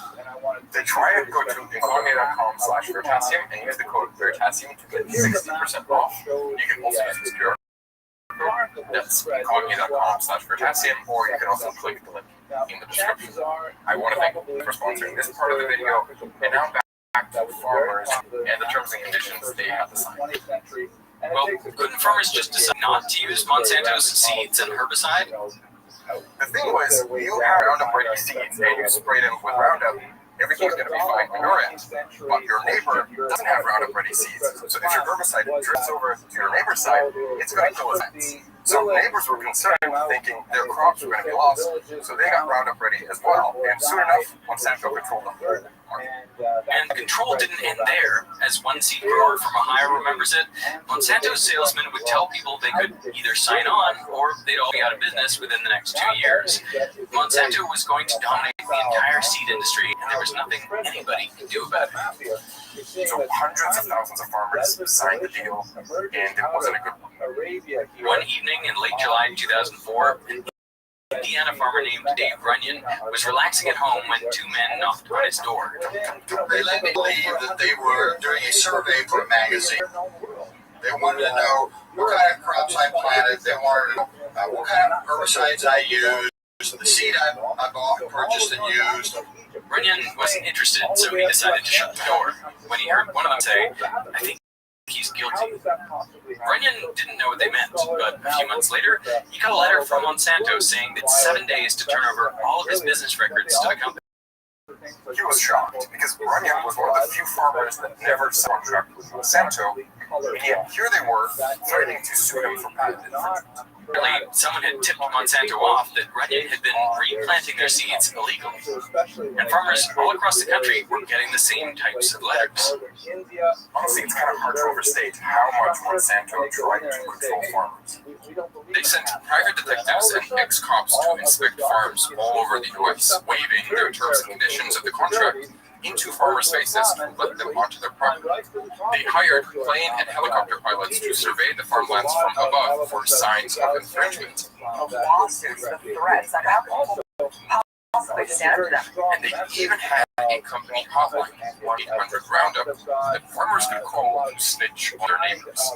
It still exists. 1-800-ROUNDUP I think I got it right. If you have information about the or compliance issue, please press 3. That phone number was in existence at the same time that we're talking about there, where people could rat out, their neighbor. As Runyon himself puts it, there is much mistrust in the countryside today. You never know who might report on you. You could actually willfully plant unauthorized seed in somebody's land if you want to destroy them. Now, in 2010, Monsanto responded to farmers' concerns about these investigations and released a commitment statement regarding their patents. They mentioned their pledge to transparency and ethical behavior, properly introducing themselves with displayed identification, and not exercising their patent rights when only some amount of their seed is present in a farmer's field. And while Monsanto ultimately ended up letting Runyon go, by 2013 they sued over 400 farmers, raking in over $20 million. Many of these farmers went bankrupt, and countless others settled with Monsanto out of court, even if they were innocent, because they just couldn't risk the legal fees. They were actually influencing radio stations at one point, and the radio stations quickly say the name of the people who were saving Roundup seeds on air. That sounds like a supervillain plot. Really? Yeah, well, people actually started calling them Mom Satan, so... This culture of fear and paranoia turned neighbors against each other, especially in communities where farmers didn't wish to use Monsanto's herbicide system. One of those farmers was Mike Walls. See, Mike had a field of soybean that wasn't resistant to Monsanto's herbicide. But his neighbor, who was also growing soybean, did use Monsanto's system. Now, to be clear, this herbicide wasn't glyphosate itself. It was Monsanto's other herbicide called dicamba, but it was still packaged in this Roundup Ready system. Now, one day, Mike noticed that some of his soybean was dying, and he suspected it was the herbicide from the neighboring farm drifting over, killing his soybean. And he could tell this was the case because the weeds underneath the neighbor's soybean were dying, allegedly because of the herbicide. And he believed this would cost him around $100,000 damages, and the neighbor denied that it was his fault. Now, the tensions between the two farms grew, so Mike wanted to chat with one of the workers from the farm to discuss the situation. They met on a country field road near the farms, and what happened next isn't really clear. Things got sour quickly. Allegedly, Mike grabbed the worker's arm, so the worker pulled back and pulled out his gun, shooting Wallace until the gun was empty. Similar kinds of tragedies were happening all over the world. Monsanto infiltrated farming communities in India, Argentina, Canada, Brazil, and even Vietnam. By the 2010s, they were an almost untouchable monopoly. Then, out of the blue, on March 20th, 2015, an independent science panel called the International Agency for Research on Cancer, or IARC, came out with this, a paper saying glyphosate is probably carcinogenic to humans. The most popular weed killer in the world may cause cancer. IARC's classification of glyphosate as a probable carcinogen. Damage to chromosomes and DNA in human cells. This came as a shock to everyone, especially Monsanto. They don't know how IARC could reach a conclusion such as this one.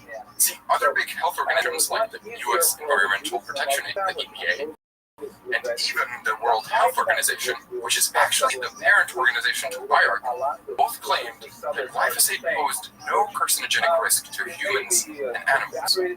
I think the IARC designation took the public by such huge surprise because Monsanto had really done such a good job for 40 plus years convincing the world that this stuff was safer than table salt.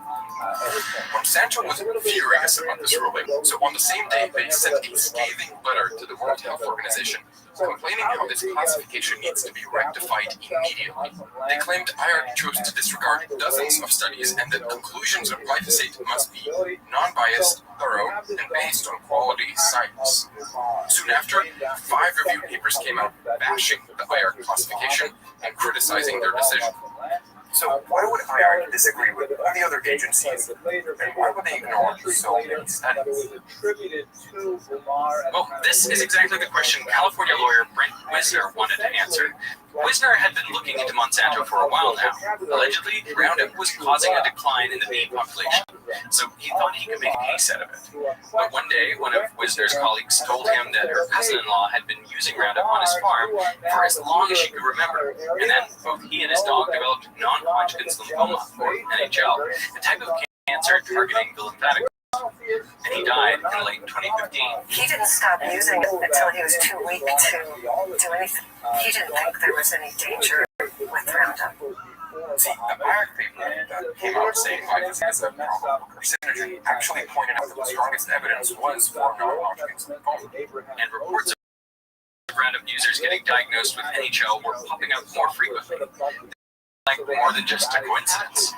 Wisner thought he had a case, but Monsanto was a giant he couldn't tackle alone, so he teamed up with other lawyers and also an investigative journalist who had been reporting on Monsanto for decades. There's a lot to write about.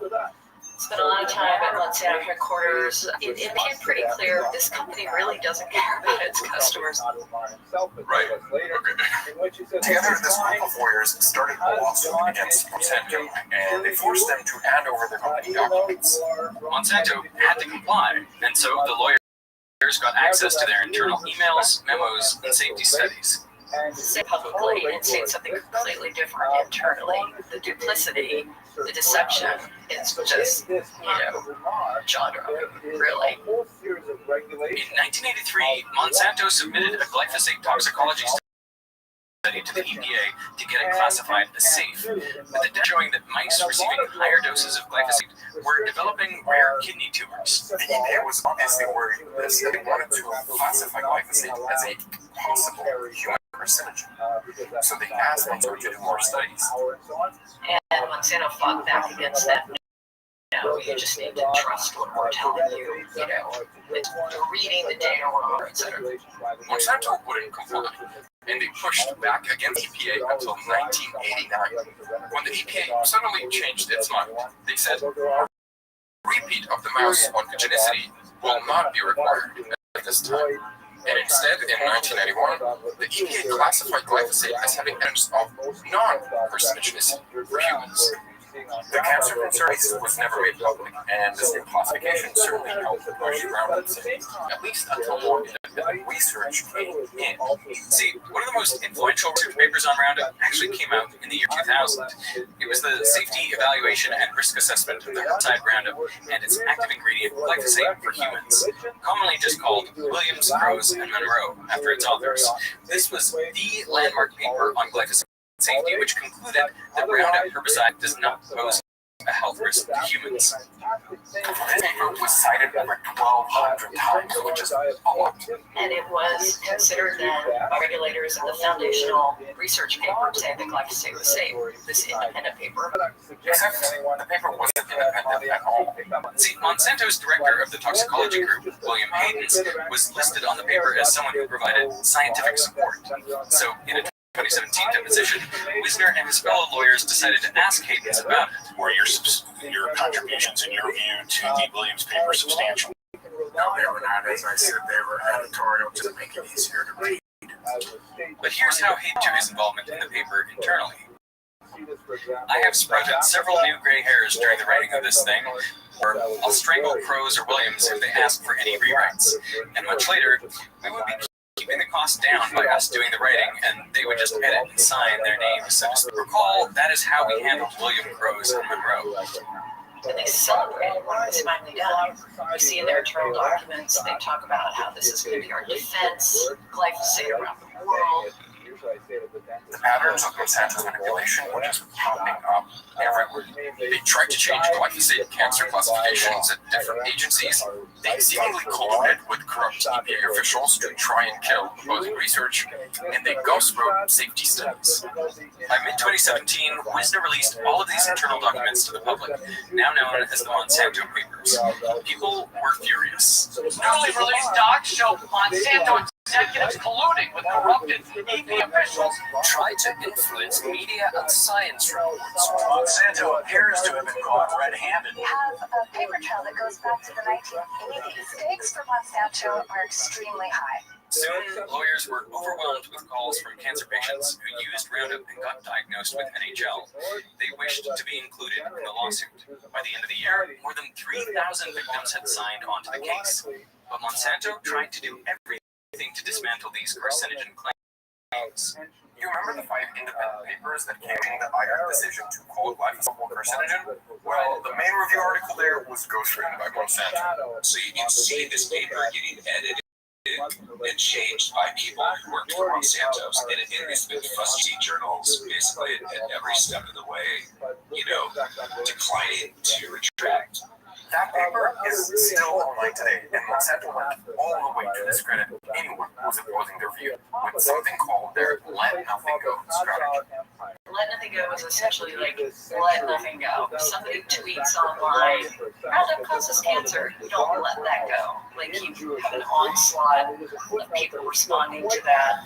They have whole training operations where they would bring in nutritionists and academics and other people to train them like what to say and how to say it. Do not believe that glyphosate in Argentina is causing increases in cancer. You can drink a whole quart of it and it won't hurt you.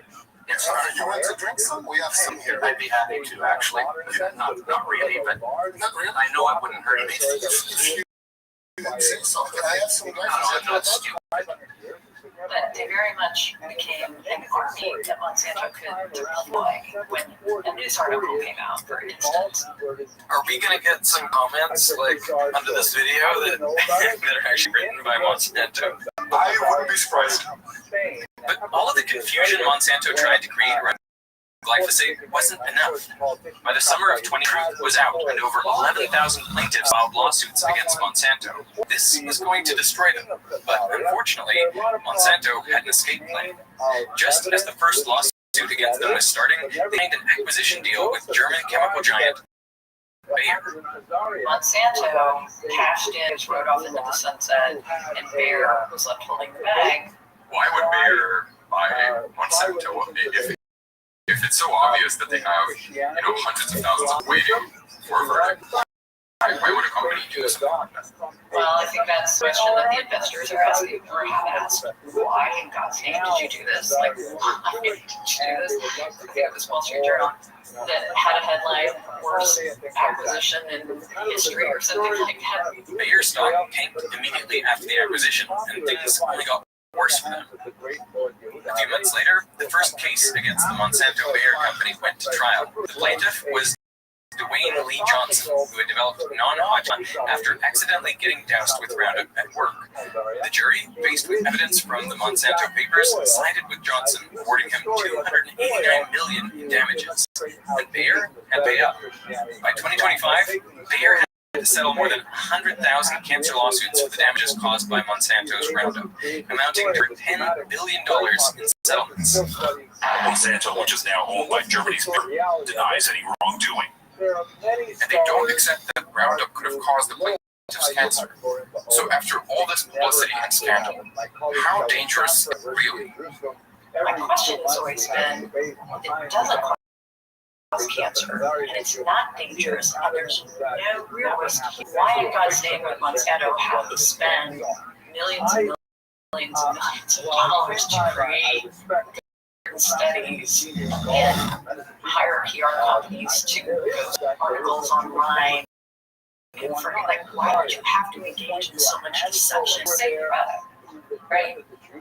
Well, according to IARC, one of the biggest concerns with glyphosate is genome toxicity. Some studies have shown that if you get overexposed to glyphosate, like many farmers would, then the chemical might substantially damage the DNA in your cells, which is a common mechanism of action for many carcinogens.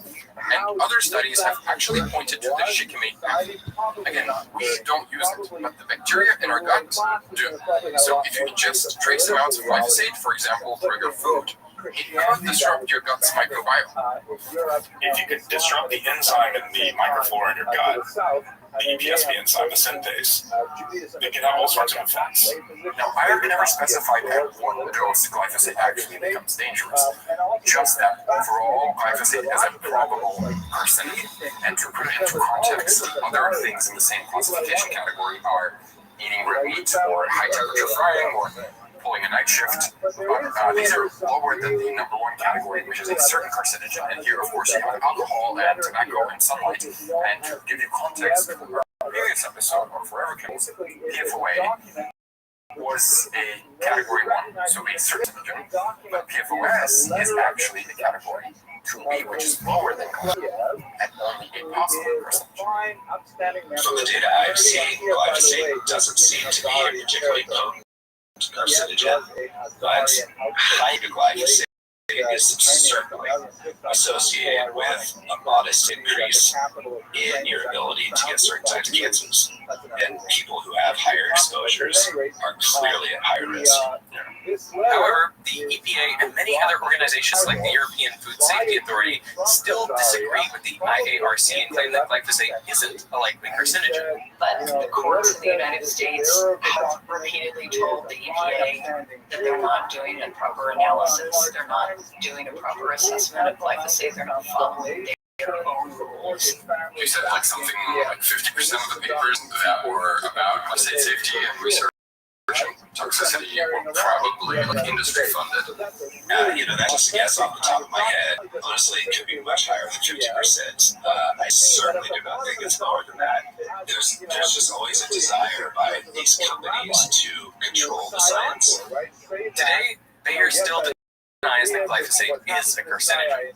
They would still tell you they don't think there's anything wrong with it. When it came out, Bayer reached out to me. They sent me an email. It was really kind of quite strange. It was like, congratulations, you've read your book. We've learned a lot. I think Bayer feels different. And Bayer actually removed glyphosate from commercial products. So this bottle of Roundup here doesn't even have glyphosate anymore. Part of the reason for that must be the backlash and lawsuits. But the other reason is that it doesn't work that well anymore. We overuse glyphosate. See, since the 1970s, more than 60 species of weed have become resistant to glyphosate, just like that first salmonella sample found near the factory. What I put in those Roundup sprays if not glyphosate? Well, mostly full circle, so it's 2,4-D. Isn't that crazy? Well, many people will probably go through life not being affected in the slightest by glyphosate, but others may develop cancer or other disease, and that's why it's really important to protect the most sensitive individuals. I think another part of the problem here is how a company as big as Monsanto can just infiltrate academia.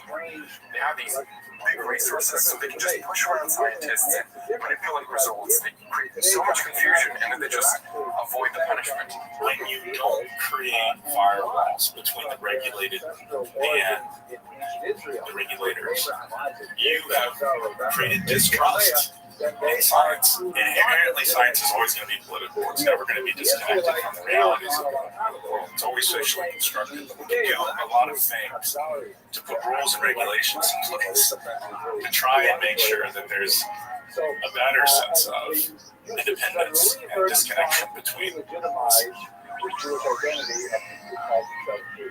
I want to shout out two books, Kerry Gillen's The Monsanto Papers and Bart Elmore's Seed Money. They were both incredibly valuable in researching this topic. And I also want to shout out people in the comments of our previous video on PFAS suggesting that we should cover Monsanto. Thank you for suggesting that idea, and thank you as always for watching. There's really nothing to say that the Khazarians actually made much of a dent in the regular Ashkenazic population.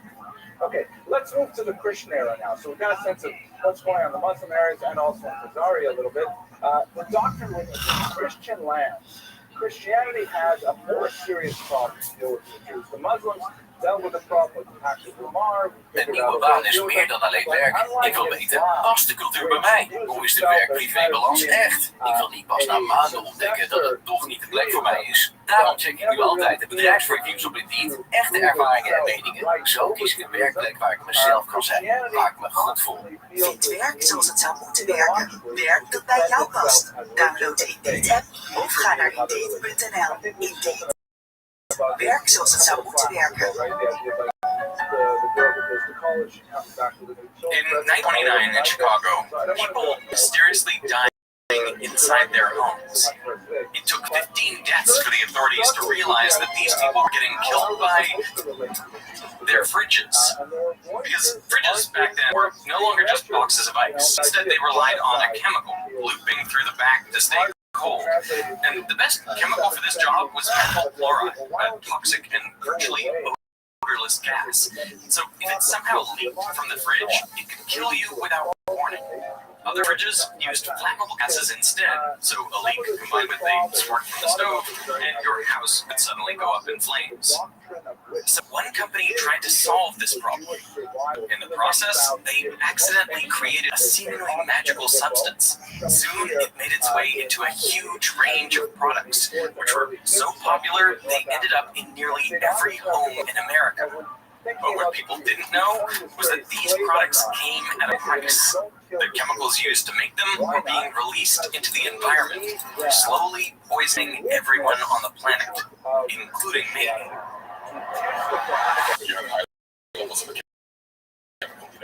It shocks me. Come from almost every living creature, from polar bears to fish, massive worldwide contamination by completely man-made chemicals that are fingerprints back to just a couple of companies. This is a video about one of the biggest chemical cover-ups in history. For legal reasons, I want to note that this investigation is based on publicly available documents, recordings, and third-party opinions. All sources are linked in the description. The story all began with an attempt to save lives. In 1936, a chemical company called DuPont set out to find a safer alternative to the gases used in fridges. One that was neither toxic nor flammable. Their lead scientist on the project was a 27-year-old chemist named Roy J. Plunkett. He was experimenting with a gas called tetrafluoroethylene, or TFE. It's a pair of double-bonded carbons, each bonded to two fluorine atoms. One morning, as Plunkett was setting up a test, his assistant picked up a cylinder full of TFE and twisted the valve. But nothing came out. Plunkett thought the gas must have leaked, but the cylinder still weighed about as much as a full one, so he grabbed a saw and cut the cylinder in half. Inside, he was shocked to see it was full of a white, slippery powder. So what happened to the gas? Well, what the chemist reasoned was that under the high pressure of the cylinder, one of the double bonds between the carbons in TFE must have broken. And now those two carbon atoms each had a bonding site free, so one of them probably grabbed onto a carbon from a different TFE molecule, breaking its double bond, and then that molecule did the same, and the process repeated again and again until all of the TFE was trapped in these long chains. The gas had polymerized into polytetrafluoroethylene, forming this slippery powder. Plunkett just wanted to get rid of it because but before throwing it out, he decided to do it. So he tried pouring water on it, but the water just beat it off. So he tried acid. Again, nothing happened. Then he tried the strongest base he had, but that wouldn't do either. Plunkett went through all of the solvents in the lab, but the powder remained intact. It wouldn't melt, corrode, or react with anything. It was seemingly indestructible. The reason it was so indestructible was because of this bond, the carbon-fluorine bond. See, out of all of the elements, fluorine is the greediest, the most electron-hungry atom. Its outer shell is a single electron away from being complete, which would make it perfectly stable. So fluorine really, really wants that electron. And because it's so small compared to most other elements, the protons in its nucleus can get close to the electrons of other atoms. And because of their positive charge, they pull on them really hard. So near a carbon atom, fluorine grabs onto one of the carbon's electrons to complete its outer shell, and this keeps the two atoms bonded together.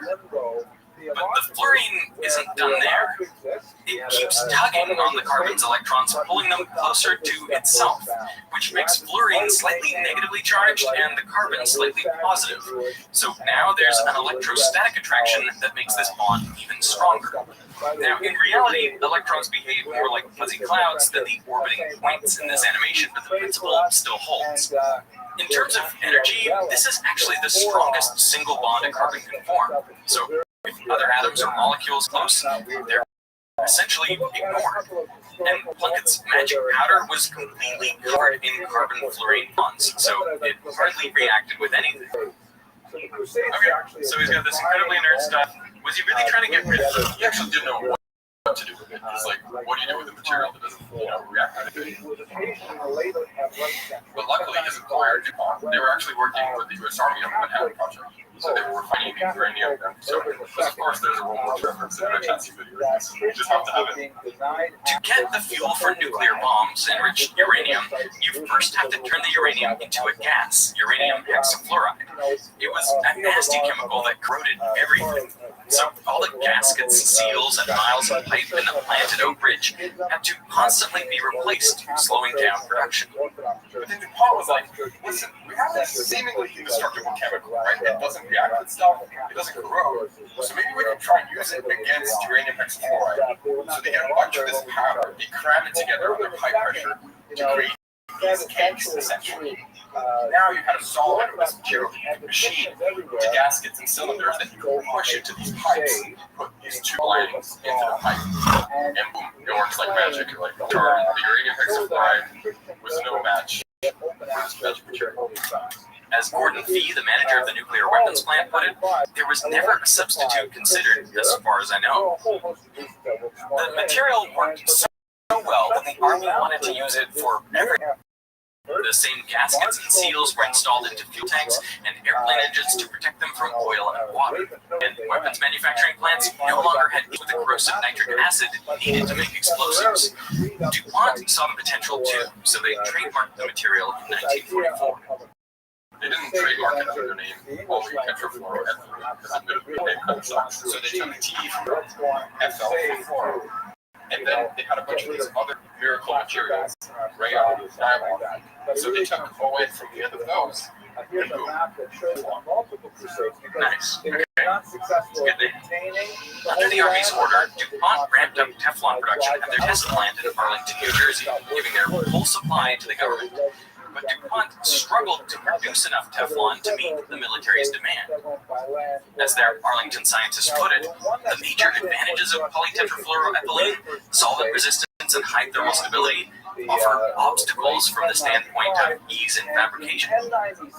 You could only really mold Teflon into solvents, so gaskets, seals, pipes, but you couldn't put it into water to make it spray because it doesn't dissolve in water. They actually didn't know anything that dissolved Teflon. There was an even bigger problem at that point. To polymerize TFE into Teflon, you can add a reactive atom or molecule that will hijack the first carbon double bond and start the reaction.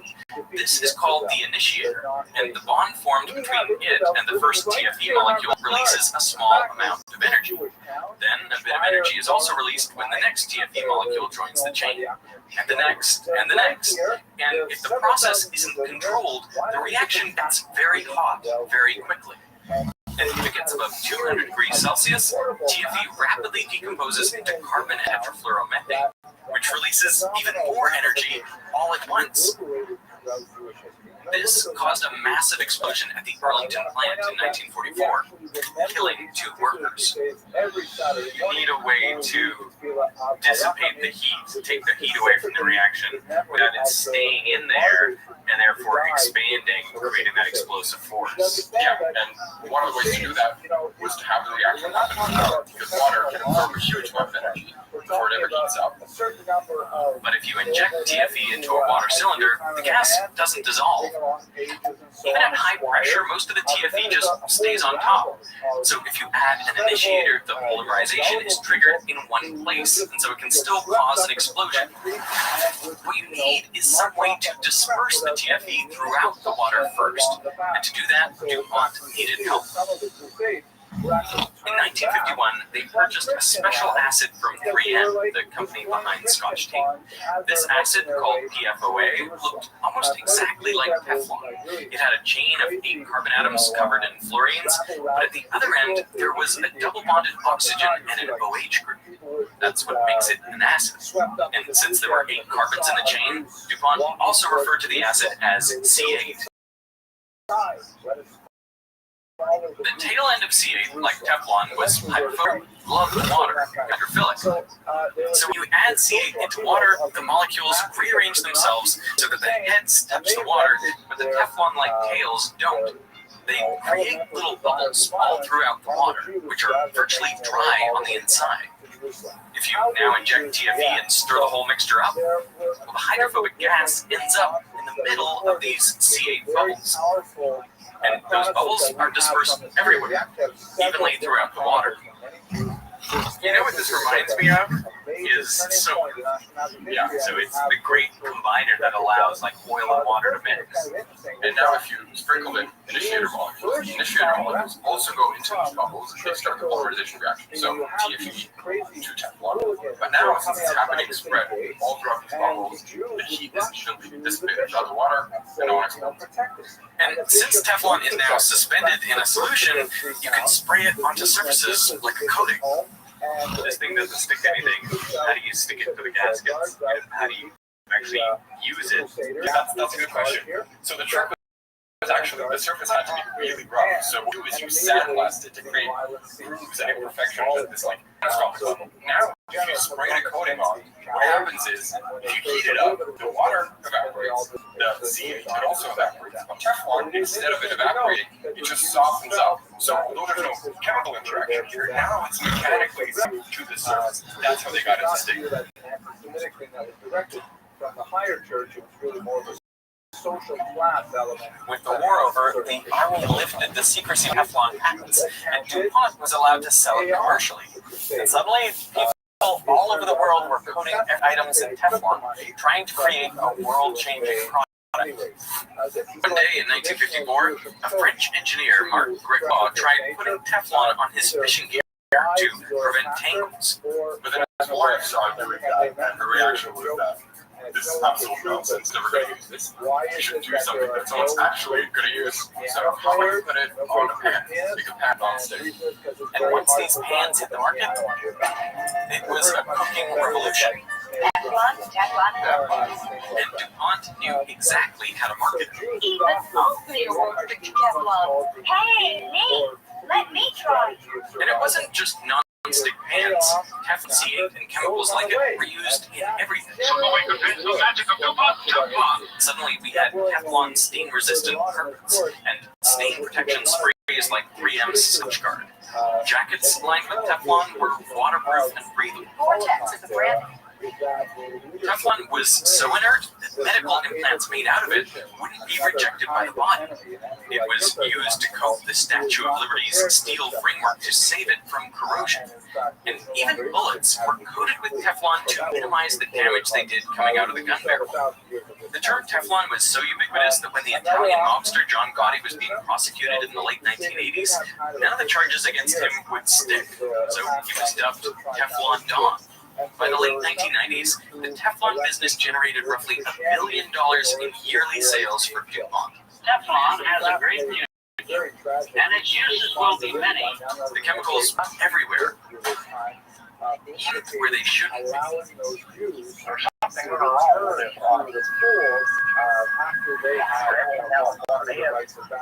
The man behind the camera is Earl Tennant, a farmer in West Virginia. He suspected that something in this creek was poisoning his cows. There's 153 of these animals that I've lost on this farm. You see the discoloration of the hair here on her neck. I think it's right down here. There's nothing wrong with these things. I called the West Virginia State back there, and the only thing he asked me is, do you have a good attorney? Earl was desperate, so he hired a lawyer. He came to our offices armed with boxes of VHS tapes. He started watching these videotapes, and there was a serious problem here. Something wrong with this cow. Something's running further around. The animals were wasting away, and they were skin and bones, and they had black teeth, and you could see on the videotape white foam coming out of this pipe of this landfill next door. These animals standing in the white foam, the hair on their hooves was being eaten off by whatever was in the water.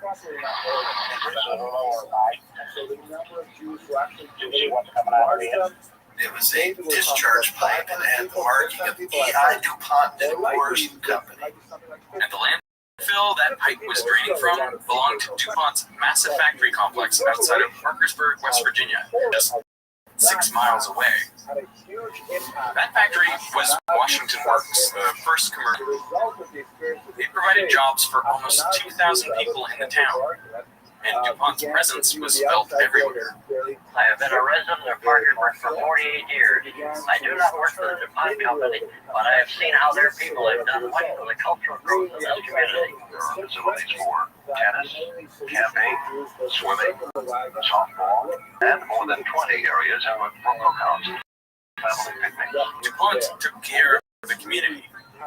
So it got word that Earl Tennant hired a lawyer to investigate. They shunned him and his family. As his sister-in-law put it, we'd walk into a restaurant and everybody in the restaurant would get up and leave. But Earl wasn't scared off, and neither was Rob.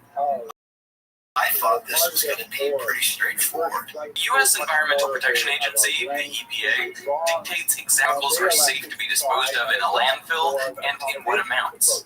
We would get those records and permits, and it would tell us which chemical was causing this problem. But none of those records were really showing anything that was really causing a problem. Nothing that would explain that white foam. Whatever was in Earl's water wasn't on the permits. Now, already in the 1950s, people knew that Teflon, specifically PTFE, was pretty safe. It's a long and extremely inert molecule, so if you ingest it, your body just flushes it out. However, if you heat Teflon to 50 degrees Celsius, it starts releasing fumes that make people sick. This often happened to workers in Teflon plants. Stray PTFE powder would fall onto their cigarettes as they were working, and then later they would accidentally smoke one of these cigarettes. Luckily, the symptoms were mild: fatigue, tightness of chest, headaches, and they would usually pass within 48 hours. It was called polymer fume fever. And even though it rarely happens today, why you should never overheat your Teflon pan to these temperatures, especially if you have birds at home, because the fumes are much more to them. But Teflon couldn't have poisoned Earl's cows. There were no fumes or high temperatures, so there must have been something else in the water. Rob filed a legal request for all the Washington Works operational records, and DuPont more than 60,000 documents. A lot of folks would try to say, okay, you want a lot of documents, we'll give you a lot of documents, and hope that there'd be no way somebody can actually wade through all of these files, all of these materials. But I'm the kind of person that I do dig in, and I do want to go through those documents, so I actually did read all of that. And in those files, a certain chemical kept popping up everywhere. C8. I never saw the kinds of things I was seeing now in these documents from DuPont. In 1961, the same year Teflon pans hit the U.S. market, DuPont's in-house scientists tested C8 on rats, ingesting as little as 1.5 milligrams of C8 per kilogram of the rat's livers to grow abnormally. And a dose of 570 milligrams per kilogram was lethal. For reference, sodium cyanide, one of the most dangerous poisons, is lethal to rats in doses of 5 to 15 milligrams per kilogram. But even though C8 was less fatal, it was concerning for two other reasons. First, like Teflon, its tail is made of carbon-fluorine bonds, which makes it incredibly stable. So C8 wouldn't break down in the environment for decades. And second, C8 looks like the fatty acids that humans and animals need for normal function, just with fluorines instead instead of hydrogens. So the concern was that C8 could get into the bloodstream, hitch a ride on the proteins that transport fatty acids around, and get almost anywhere in the body. And because of the carbon-fluorine bonds, humans and animals have no way to break down C8, so it could slowly build up, mimicking those fatty acids and potentially disrupting the systems they regulate, like the liver. Toxic, persistent, bioaccumulative. So the concern was, it's like a ticking time bomb. It's got more opportunity to cause harm. As a safety measure, that same rat study suggested that all these materials should be handled with extreme care, and that contact with skin should be strictly avoided. In 1962, DuPont had confirmed that high doses of C8 kill rats through injury to the stomach, intestine, brain, lungs, and pancreas. Then in 1965, they found those same toxic effects in dogs. The evidence was mounting. They were even studying monkeys, and so the monkeys were dropping dead. These chemicals were causing toxic effects in multiple organ systems, in multiple species. All these studies weren't being shared with the scientific community.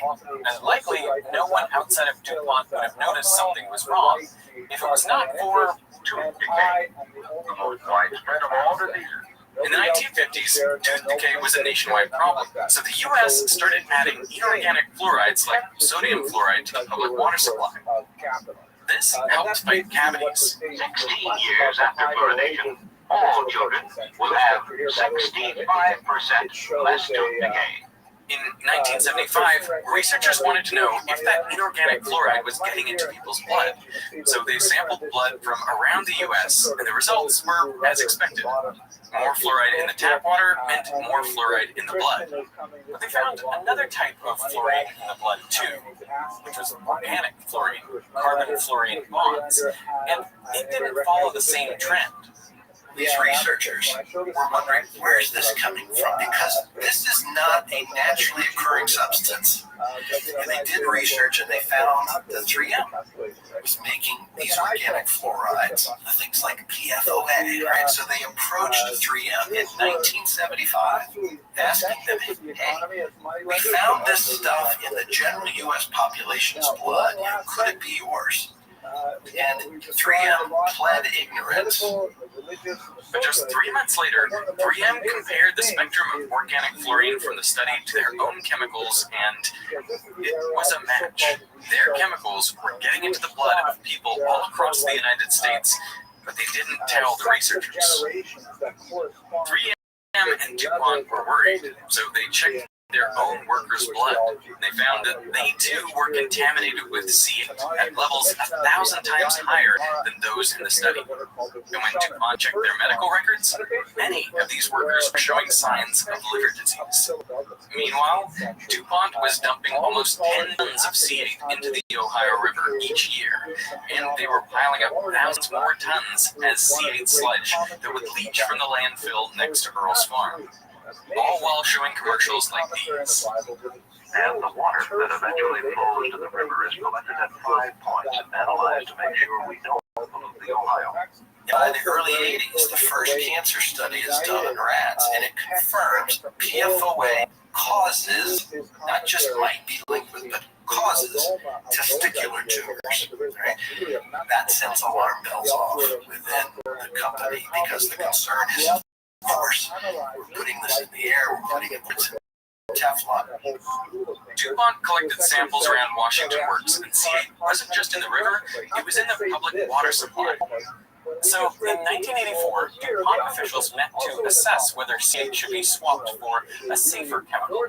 But their conclusion was that currently none of the options developed are, from a fine powder business standpoint, economically attractive. So C8 stuck around, and DuPont just came up with a safe dose for drinking water. DuPont scientists are the first people on the planet to say what would be a safe level for humans. They calculated something like 0.6 parts per billion, which they rounded up to 1. The importance is, at that time, that was about the lowest level you could detect in water. Essentially, if we can detect it, it's too high. So to put that into perspective, here is one 2,500 liter tank of water. It filled to the brim. Now imagine you take one drop of PFOA, 0.05 milliliters, and you place it not in one of these tanks or two or three, 20 of these tanks. That's 1 part per billion, and that's the number DuPont thought would be unsafe for humans to drink. And after determining its own safety metric, DuPont tested the landfill wastewater leaching into Earls Creek. It came back at 1,600 parts per billion. It didn't tell anybody. So at that point, I thought I had figured out what it finally happened to the cows. Rob compiled all the evidence into a 900-page letter and sent it to the EPA, the Department of Justice, and even the U.S. Attorney General. And just a few months later, DuPont settled with Earl Tennant and his family for an undisclosed sum, although they didn't admit to any wrongdoing. But this stuff wasn't just in the water the cows were drinking. This was in surrounding communities' public wells, right? People around Mr. Tennant, the tens of thousands of people in that community had likely been drinking this for decades and didn't know. So Rob sued DuPont again, now on behalf of the 70,000 people around Parkersburg who were unwittingly exposed to C8. And it wasn't just Parkersburg or West Virginia. In the year 2000, researchers analyzed blood samples from thousands of Americans all across the country. And 100% of those samples came back positive for C8, at an average of 5 parts per billion.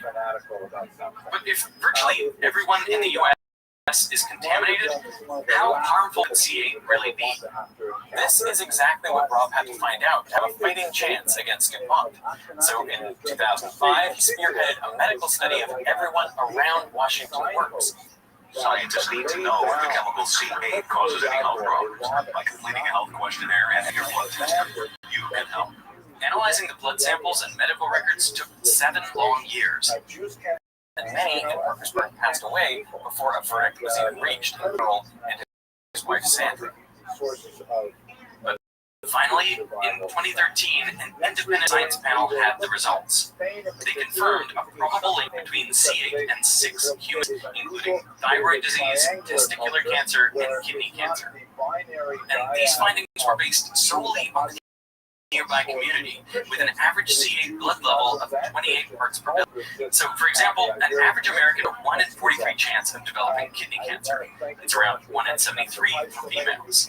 But a person with more than 30 parts per billion of C8 in their blood serum might have about double the odds. So roughly 1 in 22 for males and 1 in 37 for females. But the data in many of these studies only included not people who might have already died from C8 exposure. So the verdict was that the findings must be interpreted with caution. The true risk of C8 might be even higher. Luckily, once these studies were published in 2013, DuPont was pressured by the regulators to fail. And by 2017, they had to pay out over $600 million to victims of C8 exposure, which is a pretty small price to pay for a company that made almost $80 billion in sales just that year. And all throughout, DuPont denied any wrongdoing. But that wasn't the end of it for Parkersburg or anyone else, because DuPont separated its entire Teflon business into a spin-off company, Chemours, that agreed to use a different chemical. So what was it? They simply took C8 and knocked 2 carbons off.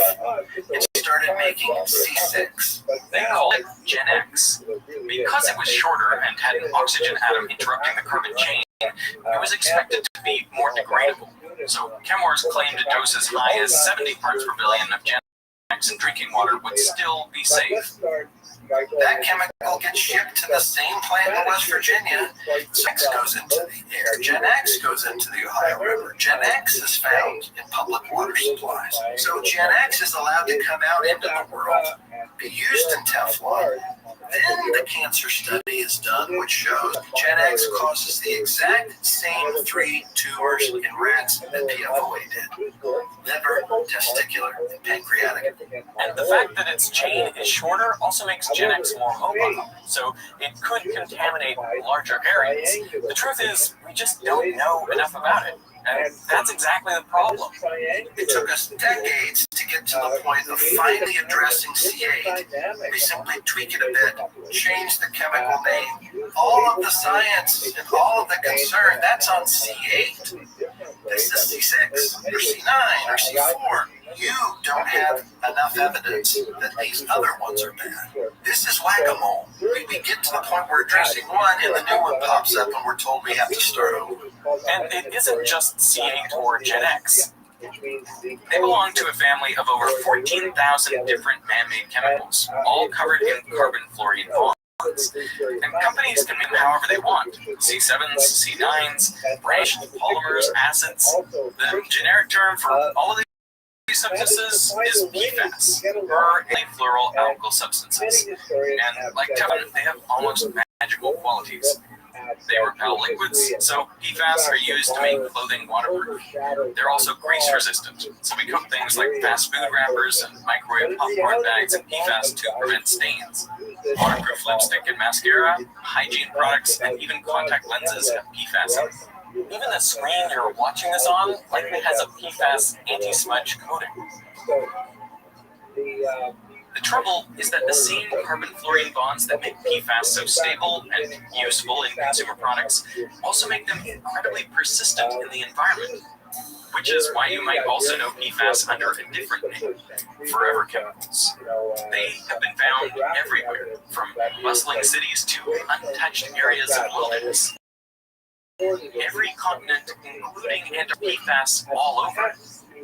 Almost every living creature, from polar bears to birds to fish, I mean, this stuff is being found everywhere. So, massive worldwide contamination, but by completely man-made chemicals that are fingerprints back to just a couple of companies. Years ago, and the regulators. So we're only finding out about this global contamination now. And there have been many cases where important public health information doesn't get widely disseminated for years. And whenever that happens, media coverage can be inconsistent, which is why I partnered up with News as the sponsor of this video.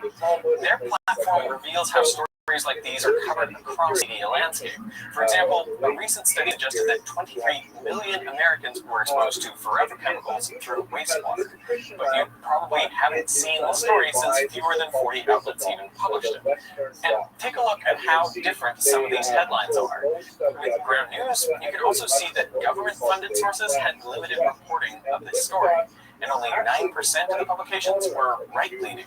So Ground News flagged this as a potential blind spot. It's highlighted on their blind spot feed, where you can see stories that are disproportionately covered by one side of the political spectrum. The whole point of Veritasium is to make videos that get to the truth, whether that's explaining misconceptions or getting to the bottom of potentially dangerous chemicals. Ground News helps us do that, and they can help you too. So if you, like us, care about getting to the truth, go to ground.news/VE or scan this QR code. Our link gets you 40% off their Advantage plan. And now, back to PFAS. Okay, now I want to find out how much of these chemicals is actually in my blood. So I have a little test here. I hate the idea of drawing my own blood. Okay, that was pretty easy actually. I was really worried that there was not going to be enough blood coming out. But there was plenty. So the question is, how much of these dangerous chemicals are in my blood? Has anyone ever come back with blood that has zero PFAS whatsoever? I've been doing blood testing on PFAS since 2007, and I've never seen a detect. So I hear that 98% of the population has PFAS in their blood, but I'm looking for that 2% that doesn't, because I've yet to see them. That's incredible. I mean, very, very bad incredible. But if everyone on Earth has trace amounts of these chemicals in their blood, how much harm could they really be doing? I want to make a distinction because it turns out not all PFAS are equally dangerous. You can kind of split them up into two. First up, you have long repeating chains of carbon-forming bonds that are tens or hundreds of thousands of atoms long. So stuff like that. These are so big and inert that even if you do ingest them, your body is just going to function out. They can't be absorbed into your bloodstream, so you're pretty safe. They're called fluoropolymers because the long repeating chains of carbon-forming bonds. But the catch is, to make these fluoropolymers, stuff like Teflon, you need to use processor aids, things like PFOA or genetics, and those are the nasty ones. These molecules are 5 to 10 carbon long, which makes them small enough to actually enter the bloodstream. They have functional groups at the ends that are usually acids. The most common ones are perfluoroalkyl acids, which means that they bind to the proteins in your blood and be transported anywhere in the body. So they slowly accumulate and build up over time. It's hard to understand whether there are more than just 2 groups of PFAS and even different definitions of what PFAS are, but most of what we know really relates to a handful of chemicals from this group here. These perfluoroalkyl acids. The most comprehensive document on PFAS toxicity was published in 2022 by the National Academies of Sciences, Engineering, and Medicine, and it looked at only 7 perfluoroalkyl acids. These are sister chemicals to PFOA, and some of them, like PFOS and PFHXS, were used heavily in the production of stain and water-resistant products like 3M's Scotch Guard, before they too got phased out due to toxicity concerns. The report surmised that if the sum of these 7 acids in your blood is below 2 parts per billion, there shouldn't be any harm. If your level is between 2 and 20 parts per billion, there's a potential for harmful health effects. Although the exact mechanism by which PFAS cause harm isn't fully understood, exposure has most consistently been associated with high cholesterol, decreased immune response to vaccines, infections, kidney cancer, and decreased growth in infants. But PFAS have also been linked to dozens of other conditions, and above 20 parts per billion, the risk is even greater. So where do I fall on this graph? So I have a result here. You're not going to tell me what yours before I see mine? Alright, you're positive for PFOA. Okay, the level for PFOA for the US actually went down from 5 parts per billion in 2000 to around 46. So you're super average for a US person. Great, okay. This is the eugenics for you. Alright, let's go. But the real surprise, I guess, is PFOS, the sister chemical. And it was used in a similar way, so it was taken to carbon clothing, and your result was at 8.93 parts, whereas the US average is 4.3. Yeah, that's crazy. Yeah, it is crazy because it was discontinued pretty much in 2002. This is not the results I expected. I honestly expected very boring results of like, yeah, you're around the middle of the pack or a little bit on the low side. And then for PFHXS, basically PFOS, about 6 instead of 8 carbons, your levels here are almost 7 parts per billion. But the US average is 1. You're higher than 95% of the Americans. It shocks me because like I was fully walking into this meeting expecting to be, roughly average. Yeah, to be fair, you live thinking that you're taking care of everything. You have high levels of chemicals. The combined sum of all the PFAS detected in my blood was 17.92 parts per billion, more than double the US median. I'm just below the level where the National Academies recommend additional screenings for PFAS-related diseases. I have no idea I would come back with such elevated levels. I'd like to get the level sort of down a bit to a level where I feel like it's more in line with the general population. Yeah. But where did this have come from? There are 3 main ways we get exposed to forever chemicals, and the one you'll hear the most about in the media is likely PFAS-containing products. Shampoo, dental floss, stains, varnishes, potentially dangerous chemicals, toxic chemicals. People are throwing non-stick cookware. My wife threw out all her non-stick pans over a year ago, and since then we've been using stainless steel. She is very good at making it not stick. Me, not so much. But are pans really the problem? The actual coating on the pan is Teflon, which again is just a long inert chain of carbon-fluorine bonds. So even if you ingest it, it doesn't react with your body. If you have a pan like that, you probably don't need to throw it out. The same goes for most other PFAS-containing products.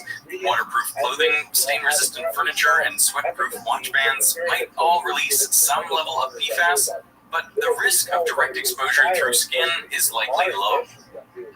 So the bigger problem is how easily PFAS from these products can end up in the environment. And many of the factories that make these products don't have a good track record of keeping the chemicals contained. People don't understand that the stories that you see, for example, what was happening in the community in West Virginia. This is the same chemical and the same things that we're seeing play out now in Australia, and in Japan, in Italy, in Germany, in the UK. I mean, there are a lot of folks that are still grasping the fact that these are the same chemicals. Our second main source of exposure is food.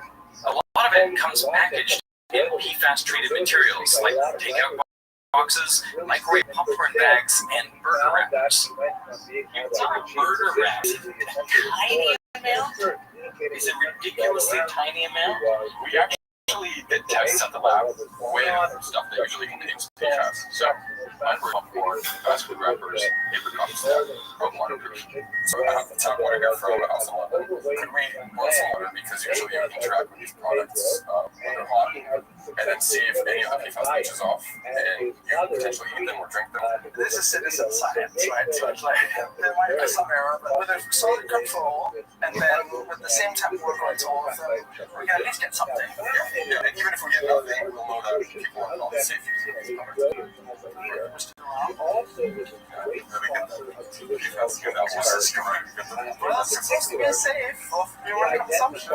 Yeah. We sloshed it around there, hot water for around 30 seconds. And then we tested in water to see if any of the PFAS that are used to coat these items would actually make it into the water. So here's what I got. And these are parts per trillion now. So for PFOA, good news, basically no detection anywhere, except for the microwave popcorn. I will say these are very low levels, but hold your horses because microwave popcorn gets worse. The thing about microwave popcorn, it's sitting in there, wrapped up with the popcorn for months or years before you ever stick it in your microwave. That gives those chemicals plenty of time to into the oils, and it's going to go all over the popcorn and you're going to eat it. This could explain some of our own results. The level for PFPEA, which is a shorter variation of PFOA, came back at 10 parts per trillion after the popcorn bag test. And you can see similar results in some of the other PFAS species. Microwave popcorn actually drops PFOA. Why could that be?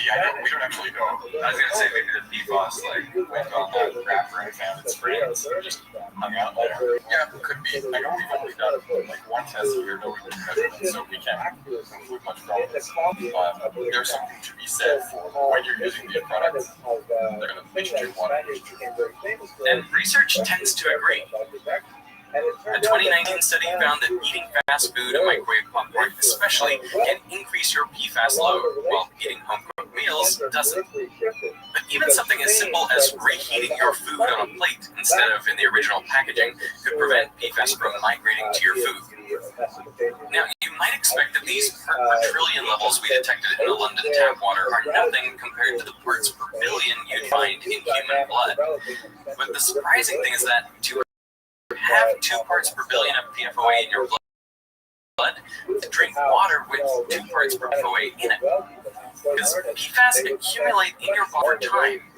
So even water with as little as 4 parts per trillion of PFOA combined with other exposure can be enough to maintain your blood levels. And this is why, in addition to food, water is your biggest source of exposure. This is especially true if you're a PFAS factory where the local water is often heavily contaminated.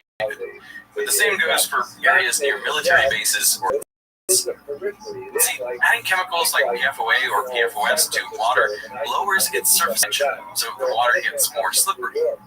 And these chemicals also tend to foam up, so they make for an excellent ingredient in firefighting foams.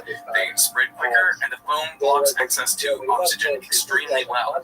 And since both military bases and airports frequently do fire drills with these foams, they end up seeping into surrounding soil and groundwater. But it doesn't stop there. Currently, we have reached planetary saturation levels for PFAS, which means that when you look up at the cloud and it rains on safe levels of at least 4 PFAS species. It turns out that our entire water cycle is contaminated with PFAS. So even when it rains on the Tibetan plateau, that rain contains PFAS. To check the water levels in your area, you can use these maps that show PFAS contamination across the US, Europe, and Australia. What about Los Angeles? Encino. That's where I spent like 7 of the last 10 years. Crescenta Valley. Those are all high. Yeah. Santa Clarita. So pH excess levels crazy. So maybe you're getting your water from Santa Clarita. Wow. There's a calculator estimate in your blood samples. We can try to now put that up in the calculator, see if it's something close to what you have if you want. Sure. pH excess. So typical value for adults is 1 part per billion, and then Santa Clarita water is that 7 parts per trillion. If you look after like 10 years, so after like 10 years of exposure, you're going to have 6.85 parts per billion. And I can tell you that you are at 684. That would explain things. Now, I can't say for sure where my drinking water was coming from, but if I was consistently drinking water contaminated at similar levels, then that would explain my results. But if you're worried about your own water, you should contact your provider directly for the most relevant information. It's concerning just how unregulated drinking water has been.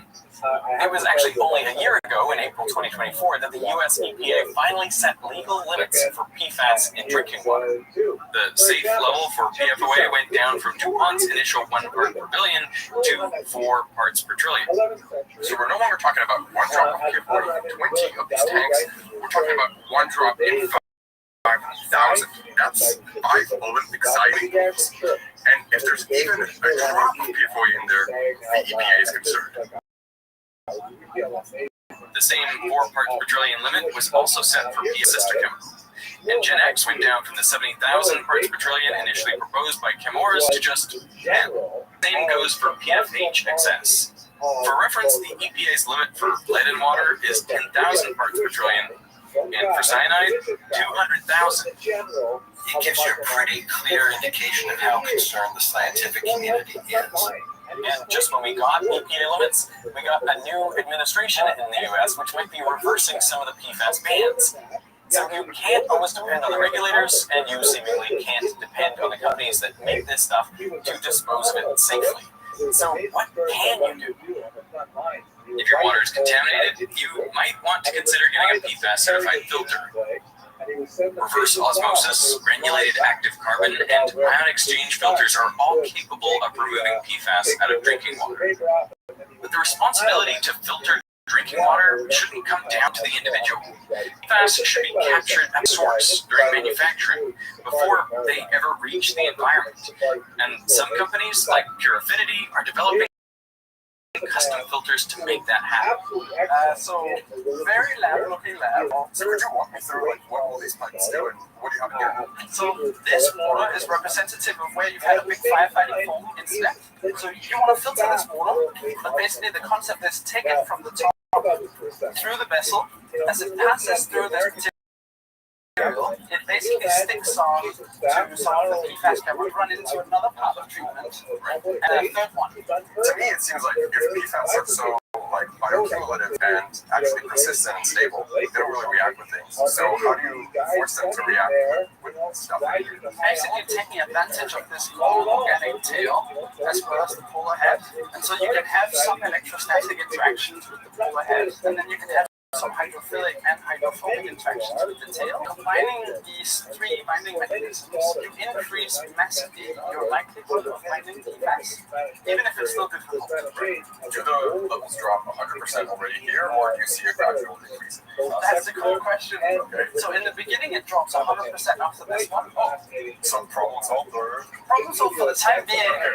What we see right now is it will last about 40,000 volumes of this vessel. So a 10-liter vessel would basically provide all of the PFAS treatment for a household for a year. I want this to be in factories first, so it never gets in. Yeah, we're talking to the chemicals manufacturers, and they're really trying to move forward rather than just wait for regulations. Everyone's true risk from PFAS will be different. It depends on dozens of factors, like your water contamination, your lifestyle, what you eat. But how much should you really worry about it? Like, if I'm at 17 or 18 parts per billion, is that the equivalent of drinking a beer a night, or going out in the Australian sun without sunscreen? So what I like to do is create this hierarchy of risk. And in terms of hierarchy of risk reduction, number one on that is stopping smoking, exercising, consuming a healthy whole food diet, and making sure you're getting 7 to 9 hours of sleep. Then you have medium levels of intervention, seeing your primary care doctor, controlling your cholesterol numbers. And then on the lower tier that you have, PFAS probably falls into that lower tier. Being preventative about PFAS exposure is currently our only option because there are no approved medical treatments available. However, if you compare PFAS contamination between the sexes, male levels are consistently higher, at least up until around the age of 50, when menopause usually starts. This is partly because menstruation, birth, and lactation are all ways PFAS can escape the body. PFAS can pass through the placenta and into the fetus during pregnancy. And then the baby can also get exposed through breast milk. It's something that pregnant people should be extremely careful about. Young children are incredibly susceptible. They're drinking more water, they're growing, they're near surfaces like treated carpets. Now, not everyone has to change their lifestyle because of PFAS. But if you're in a high-risk group because of pregnancy or because you live or work in a PFAS-contaminated area, you might want to consider it. Firefighters have especially high PFAS levels because their gear and foams are laced with them. Remarkably, a 2022 study found that when firefighters donated blood or plasma frequently enough, they reduced their PFAS levels by up to 30% within a year. That's kind of ironic that our health system's coming back to bloodletting. What do you think about the idea of donating blood as a way to reduce PFAS in the body? I've never heard of that as a strategy. That's kind of interesting. Well, I definitely recommend people donate blood more frequently. Not because of PFAS exposure, but because of the fact we desperately need blood. What's important to note is that, especially in this current administration, we need to be very careful about shifting budgets away from research agencies, because without that research, the guidance that I'm giving is going to be significantly more flawed. The reason I'm able to talk about what we know and what we don't know comes from that research. So if we're going to be cutting the budgets to these major agencies and letting scientists go, we're only going to get worse and worse information.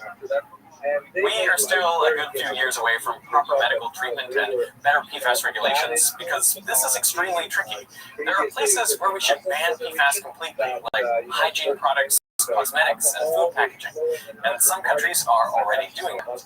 But we also can't ban PFAS altogether, at least not yet, because we still rely on these chemicals for things like medical implants. It's currently impossible to make semiconductors for our electronics without them. All the tubing for the vaccine manufacturing is PFAS-based. They take us to space as well, our space suits.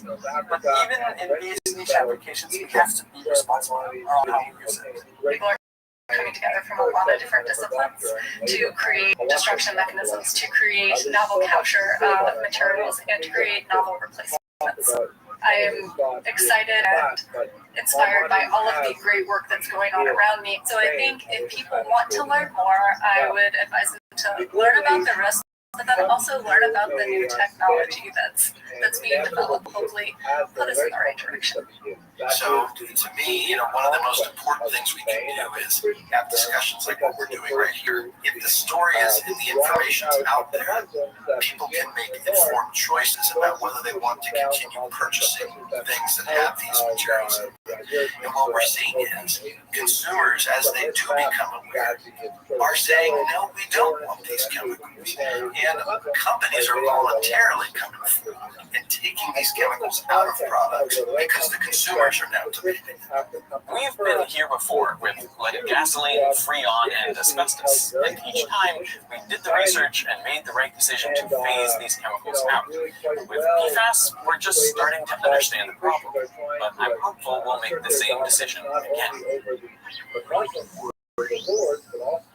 If you want to inform yourself more about PFAS, we've attached all the sources we've used to make this video down in the description. It's actually our longest episode ever, and we couldn't have made it without the help of our sponsor, Ground News. So if you want to be more informed about the issues around the world that are affecting you and out there, go to ground.news/VE or use this QR code. I really want to thank Ground News for sponsoring this video, and I want to thank you for watching. Fierce debates with Jews. Here you can see on the left some figures, and they're holding up books, and on the right, wearing the Jewish hats and with expressions that look like they have some consternation. Jews are defending Judaism against Christian attacks, and these were first disputations where Jews were ordered to go in a church, and they were ordered to appoint a leader that was. Het is de tijd van, we gaan weer aan de slag.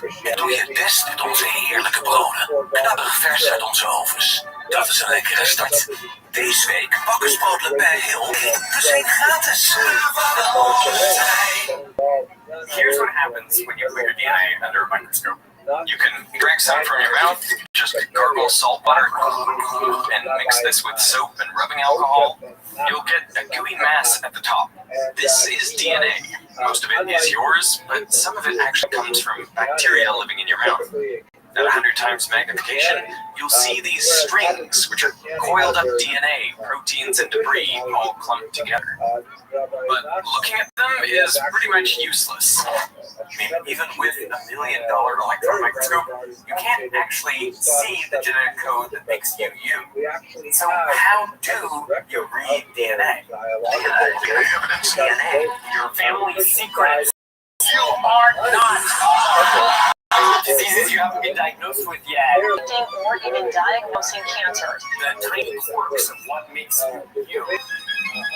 But for the vast majority of human history, we have not been able to read it. It is completely illegible. All of this might still be impossible today, if not for one man who took a lot of drugs and stumbled upon a discovery that unlocked DNA forever.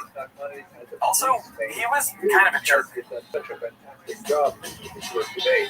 the 1960s, as a biochemistry student at Berkeley, Kerry Mullis wasn't interested in going to his classes. He was too busy taking LSD, and lots of it. Mullis didn't take university very seriously. His PhD dissertation was filled with jokes, and the committee refused to approve it until he, quote, cut all the wacko stuff out. But LSD fueled his eccentric genius, sparking all sorts of interesting ideas. It did trickle into his science. So, for example, he wrote a letter to the journal Nature, which chronicled the, quote, entire universe from the beginning to the end. And they published it, which is amazing. He was like 22 years old. They published that. After graduating, Mullis just bummed around for a bit. First, he gets a job in a cardiology lab, but he's just kind of so horrified at how many rats are being killed. So he starts writing fiction. He gets a job in a bakery. One day he's working in this bakery, and this guy, Tom White, walks in. And it turns out Tom White works at this biotech startup called Cetus. They sort of get to talking, and this guy offers Terry Mullis, he offers him a job. White recommended Mullis to his higher-ups, saying, hire this guy Mullis, he's an excellent synthetic chemist. I knew he was a good chemist because he'd been synthesizing hallucinogenic drugs at Berkeley. Cetus was one of the first biotech companies in the world. It was founded in 1971, an exciting time when scientists were just starting to figure out how to manipulate DNA. One of the most important discoveries was actually made that year while researchers at Johns Hopkins were studying the bacteriophage. The phage is a virus that hijacks bacteria by injecting its DNA into the cell. The bacteria is then forced to create copies of the phage until it explodes. But the researchers realized that some bacteria evolve defenses that make them more resistant to the virus. Their defensive molecules would scan the phage DNA looking for a specific sequence, and when they found a match, they would cut the DNA, turning it into useless strings. Scientists called these little scissor molecules restriction enzymes, and different types of restriction enzymes cut DNA at different places, and they work on human DNA too. So the researchers extracted the enzymes to essentially create a toolbox of nanoscopic scissors that would allow them to cut DNA at will. Cetus was trying to use biotech like this to develop commercial DNA tests that hospitals could use to quickly diagnose diseases. But at the time, simple DNA tests like this were impossible. Say you had sickle cell disease. You could just look at the blood cells under a microscope. But Cetus wanted to prove that they do it with a genetic test. And for one of those, you would start off with a sample of DNA. In each of your cells, there are 23 pairs of chromosomes. And if you zoom into the tip of the 11th chromosome, you'll find the beta globin gene. This sequence of adenine, thymine, guanine, and cytosine nucleotides controls the shape of your red blood cells. And if you inherit a T instead of an A here from both of your parents, well, you're born with sickle cell anemia. But you can't see any of this under a microscope. So how do you check these single-letter mutations against DNA that's over 6 billion letters long? Mullis said that this was the equivalent to reading a license plate on Interstate 5 in the dark from the moon. Luckily, there was a way to do it. The first step is to separate the beta globin gene from the rest of the DNA.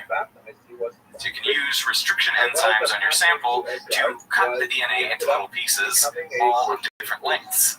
And the sickle cell mutation will be on one of these ribbons. How does that help? Well, DNA is negatively charged, so if you place your cut-up sample into a porous material like a gel and apply a voltage across it, the DNA pieces will flow from the negative to the positive end. But because they're all different lengths, shorter pieces of DNA will navigate the gel pores quicker than longer ones. This is called gel electrophoresis, and it lets you separate DNA out by length. Its results are consistent enough that after the DNA is spread across the gel, you can see where its strands end up. Near the start, you'll see DNA strands that are 10,000 base pairs, followed by shorter ones, 3,000, 1,000, and so on. And because you use specific restriction enzymes, you could predict that the sickle cell mutation was sliced into a 2,000 base pair segment, so it's in here. And now that we know where the target DNA is, we can move on to step 2, checking whether our sample actually has that mutation or not. If you soak the sample in an alkaline solution or heat it up to over 90 degrees, the hydrogen bonds between nucleotides will break and the DNA will unzip. Now the two strands will be able to pair to any other DNA as long as it match. A is only paired to T's and G is only paired to C's. You need a complementary sequence. Scientists could take advantage of this by synthesizing short pieces of DNA in a lab. These are called probes, and they can be designed to have any specific sequence. So, if the sickle cell mutation is CTG-TG, you can create a probe that has the complementary sequence GAC-AC that will stick to it. And because normal DNA is supposed to be CTG-AG, your custom probe won't be a good match. Now, the trick is to make these synthetic probes radioactive and add them in. So after a while, your probes will either pair to the DNA or just round, and if you wash your sample, any probes that didn't pair will rinse off. So the final step is to check the sample for radioactivity. You can see that with sickle cell blood, there's a radioactive signal on the right. The probe found the mutation and stuck to it. But in the case of normal blood, there's no signal. None of the probes paired, so there must be no mutation. There is also this other huge signal in both cases. That's because the probes will match to other parts of the DNA too, not just to the sickle cell region. This is why you need to set out using the gel first. This technique was known as the Southern blot, and it worked. But there was a problem.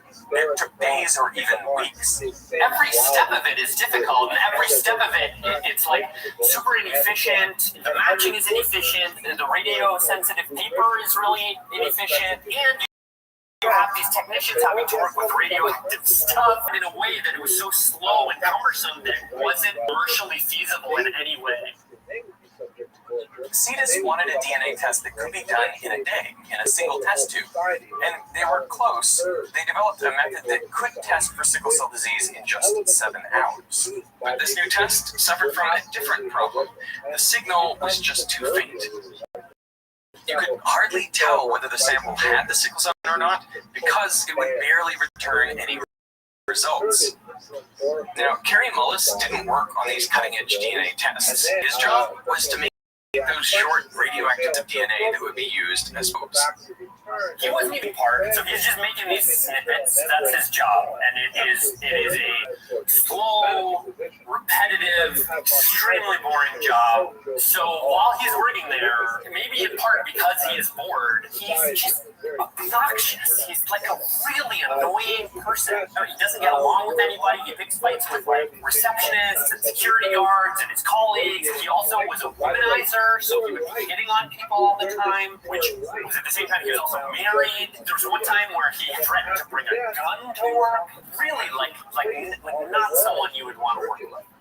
But one day, they bring in this new machine into the workplace. This machine basically could synthesize these snippets all by itself. It's basically doing, a month of his work in like a day. Mullis, he's like, now I both have free time and I have a lot of these little DNA snippets I can sort of play with and figure out, like, what can I do with them? He doesn't really have a lot of work to do, and also people don't like him at work. So he basically starts taking weekends in Mendocino County to just relax. As he was driving up to his cabin on a Friday night in the spring of 1983, Mullis let his mind wander. He thought about that new DNA test and was trying to think of a way to fix it. Then a thought struck him. What if, instead of inventing a more powerful telescope to read a single license plate from the moon, he just created more of that same license plate? His mind raced. Mullis could see DNA chains floating all around him. Blue and pink images of electric molecules injected themselves between the mountain and my eyes. He wasn't on LSD, but his mind by then had learned how to get there. He could sit on a DNA molecule watching the reactions unwind. See, the whole DNA sequence around the sickle cell mutation was known, and because Mullis knew one strand by complementarity, he knew the other as well. So if he heated up the DNA and separated the strands, he could design short bits of DNA that would pair to both strands anywhere on the sequence. These would be his primers. Then Mullis could use something called DNA polymerase. It's a special protein that attaches itself to sites like these, where primers are paired to the original DNA. The polymerase basically grabs nucleotides floating around and extends the primer. And the primer is built as a perfect complementary pair to the strand of DNA it's attached to. This creates an identical copy of the initial double helix. Polymerase exists in every cell of every living thing. It is what's responsible for replicating DNA during cell division. But it will only ever build out a primer in one direction. It's kind of like a one-way street. You see, each DNA strand starts with a phosphate molecule. This is called the 5' end. That phosphate is attached to a sugar molecule called deoxyribose, which holds one of the 4 nucleotides. And deoxyribose also connects to the next phosphate, and so this pattern repeats. But the last deoxyribose molecule doesn't have another phosphate connected to it, so it ends with an OH group instead. The 3' end, our straight exit. The 3' end on one strand is always connected to the 5' end on the other. The second DNA strand always. And DNA polymerase needs an OH group to attach the next nucleotide, so it always builds 3' end. But that wasn't a limitation, it was an advantage, and Mullis knew exactly how to use it. He could create 2 primers that would bind to the DNA before the sickle cell mutation, each on a different strand, pointing at each other. And if he added polymerase along with some spare nucleotides, he would have to extend both primers toward and over the sickle cell mutation. This would create 2 separate DNA segments, both with the mutation. A few miles down the road, he had another eureka. He could just do these 3 steps again. Unzip the DNA primers and use polymerase to extend them. He now had 4 Ds with the mutation, and he could make that 8, then 16, 32, 64, and he realized that if he repeated this chain reaction 30 times, he would have over 1 billion copies of that specific DNA segment, all with the sickle cell mutation. He could cover the entire Earth with identical copies of the license plate. And if he designed different primers, he could change the length of the DNA section that would get replicated. This didn't only work for the sickle cell mutation. As long as you knew the sequence for any part of any DNA, human, plant, bacterial, you could make copies of that exact segment, and the copies would grow exponentially like a nuclear chain reaction. Mullis had invented a DNA photocopier. He named it the polymerase chain reaction, or PCR for short.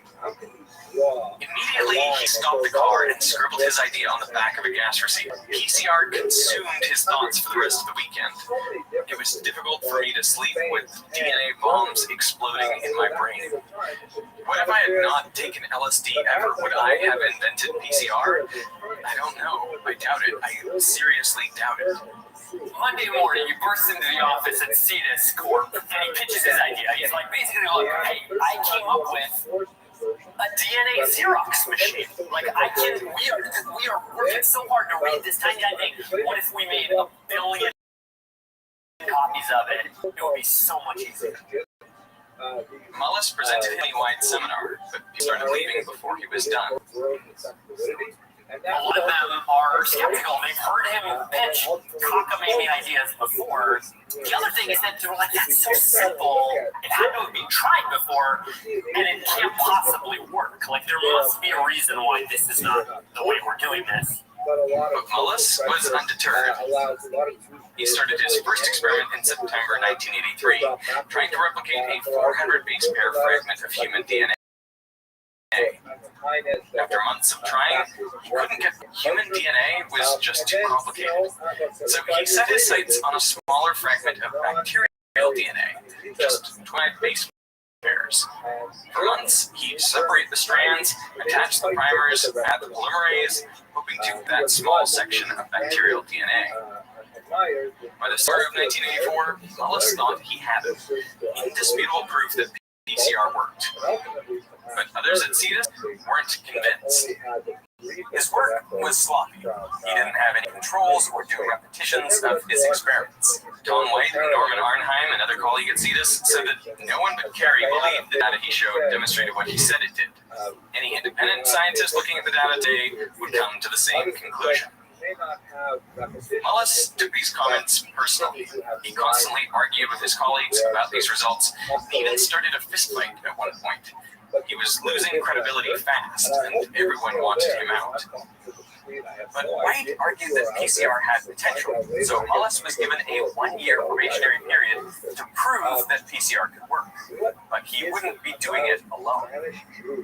White, Barnheim, and Henry Ehrlich assigned other technicians to develop PCR along with Mullis. And from there on out, this group of scientists worked overtime to make PCR a reality.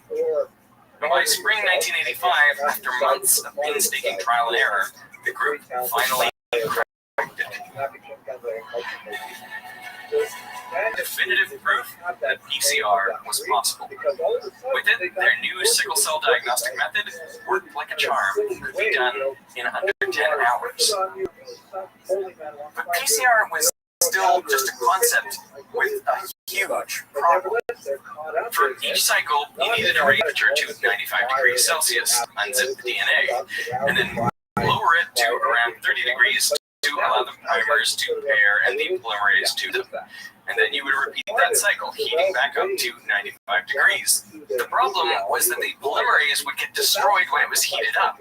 It was extracted from E. coli bacteria, and E. coli can only survive up to around 50 degrees Celsius. So you would have to stand there, manually add in more polymerase every time you cycle. And that was expensive and time-consuming.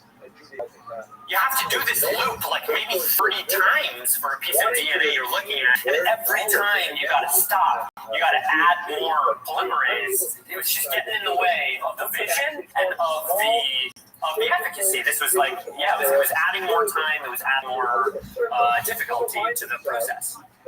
But it turns out the solution had been bubbling away in the background for over 20 years. In 1964, a microbiologist named Tom Brock was visiting Yellowstone National Park. He'd never been before, but when he got to the boiling hot springs, immediately the vivid hues of the yellow and orange water caught his eye. Are these colors bacteria? Nobody thought that something could live at higher than 60 degrees Celsius. This professor, Thomas Brock, this microbiologist, he was like, no. I think not only can things live at that temperature, I think things can live above 100 degrees Celsius. I think things can live in boiling water. Brock set up a lab next to one of the springs and asked his undergraduate student, Hudson Freeze, to tag along. I mean, I wasn't even old enough to drink. And so we would go to the spring and collect the samples there and then bring them back to the laboratory for the analysis. So every day, over about 3 or 4 days, I would go in and I would pick up this tube, so standard looking test tube, and I would go like that and I'd flick it just to see if there was anything wrong. Didn't see anything. You know, it's never going to work. Third day, fourth day. Look at this. There's a little something on the bottom. So I picked up the tube and shook it. This time there was this something was going like this. Well, that's interesting. So I got a little pipette out, took a little drop, put it under a microscope. I still get goosebumps, man. I still get goosebumps. Look at it, and here are all these worms just crawling around. My God, I'm the first person in the world that ever sees this. It was a graduate student in the lab, and so this graduate student said, well, I think we ought to call it Sony Eye Freeziensis. I mean, you do have a great name. And Tom said, no, you name it after a person. We're going to call it Thermus aquaticus. And the graduate student and I both looked at each other. Hot water. Man, that's not very creative. It meant that if an organism was going to live up there, it had to have all of its essential enzymes adapted, living at that temperature. So it is clear boiling water is not going to knock these guys up. But we thought it had no applications. They published their findings and stored a culture of TAC at the American TAC Culture Collection, a database that preserves microbial samples. 16 years later, in the spring of 1985, Harry Mullis stumbled upon their discovery. He was looking for it could survive the high heat of the PCR cycle, and he had found it. At his suggestion, the group isolated the polymerase out of TAC and tried it in a PCR test. The results were breathtaking. David Gelfand, the CETA scientist who purified the new polymerase, said, "It worked like a charm. It worked better than anything we have ever fantasized. The Holy Grail had been achieved." Not only was TAC able to survive the high temperature of PCR, it thrived in it. These are the results with the old E. coli polymerase. You can see that it amplified the sickle cell DNA, but it amplified a lot of the background DNA too, so it was messy. That's because primers can actually attach to DNA even if they aren't a perfect match. They just need a low enough temperature, otherwise the high kinetic energy peels them off. TAC, you never had to lower the temperature below 50 degrees, so the primers would virtually only ever bind to their target region. These were the results with TAC. It completely erased all of the background noise. You can sort of set it and forget it and come back, 30 cycles later, a couple hours later, and all of a sudden you have a billion of the thing you're looking for. PCR worked, and it worked effortlessly. They could amplify any piece of DNA they wanted, no matter how small the sample. CETA realized they had a golden goose, but other companies like Perkin-Elmer and Kodak were starting to catch on to their idea.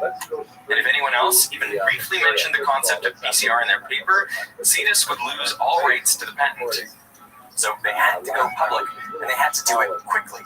The PCR group urged Mullis to publish a solo paper first, since PCR was his idea, but Mullis procrastinated. Afraid they would lose credit for PCR, the rest of the group was forced to publish an article on their own PCR research. So the first paper on PCR that came out in Science magazine in December of 1985 listed Mullis as the fourth author. He was furious. By the time he got his own paper ready, no reputable journal wanted it. He remarked, "Nature didn't call me. I wasn't one of the good old boys. Science rejected it too." The PCR group stole his work. My God, they're going to get away with their little trick. But the group scrambled together to get Mullis the proper recognition. He became the face of PCR after giving a talk at a microbiology symposium in 1986. But it was too late. Shortly after, still fueled by his anger for the group, Mullis left CETA. The work on PCR continued without him. And after he leaves, they come up with, basically there are new PCR machines that do the whole thing for you. And basically these machines are now in, every lab that does any kind of work with DNA anywhere. PCR was a huge success. Polymerase chain reaction test. PCR. Measure remaining blood cancer cells that other tests can't detect. Everyone was using it, from DNA cloning, vaccines, to detecting cancer and HIV. PCR was saving lives. It completely opened up everything. It revolutionized everything. PCR could amplify the tiniest sample of DNA. It supercharged forensics. This man should be freed from prison because new DNA evidence doesn't link him to the crime. Hundreds of wrongfully convicted people were freed and thousands of criminals were caught. Families separated by war could be reunited. We use PCR all the time. All the time. Everybody in our institute. Scientists even tried to use PCR on ancient DNA from insects fossilized in amber. Sound familiar? It's completely over so much of our world. And right after this takeover, Carrie Mullis. Dr.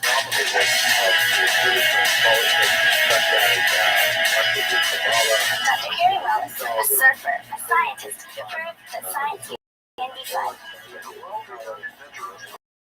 race chain reaction. What inspired you to? It wasn't people. It was drug. An experience with drugs. In 1993, Hollis was awarded both the Japan Prize and the Nobel Prize in Chemistry for his invention of the polymerase chain reaction method. Although it wouldn't have existed without his colleagues, Hollis made PCR his story only. There were a lot of people who were like, he's such a fame hog, like he completely didn't give any of us credit. I invented PCR. Right, invented PCR. And now it's like they bought into his version of the story, where he did this solo, whereas there were a lot of people that see who helped him. As Ehrlich remarked, to Carey, rewriting history was more important than writing papers. He seems to have viewed PCR as a means to a celebrity. He lived citizen, and as far as I could tell, really stopped being a scientist. I realized I had in my hands the thing that would make me famous, because I knew that night I was going to get a Nobel Prize for that. He used his publicity to springboard his eccentric views. He talked about seeing glowing raccoons and being abducted by aliens. He would go around saying kind of crazy, shocking stuff. Distrust your fellow man. We're arrogant to a bunch of naked apes. He wrote this book called Dancing Naked in the Mind Field, which the blurb on the book is amazing. It's from the Washington Post, and it's like the strangest guy to ever win the Nobel Prize in chemistry. He just would do like weird stuff. Did you see me eating those leaves? Is that a drug? He was an expert witness in the O.J. Simpson trial.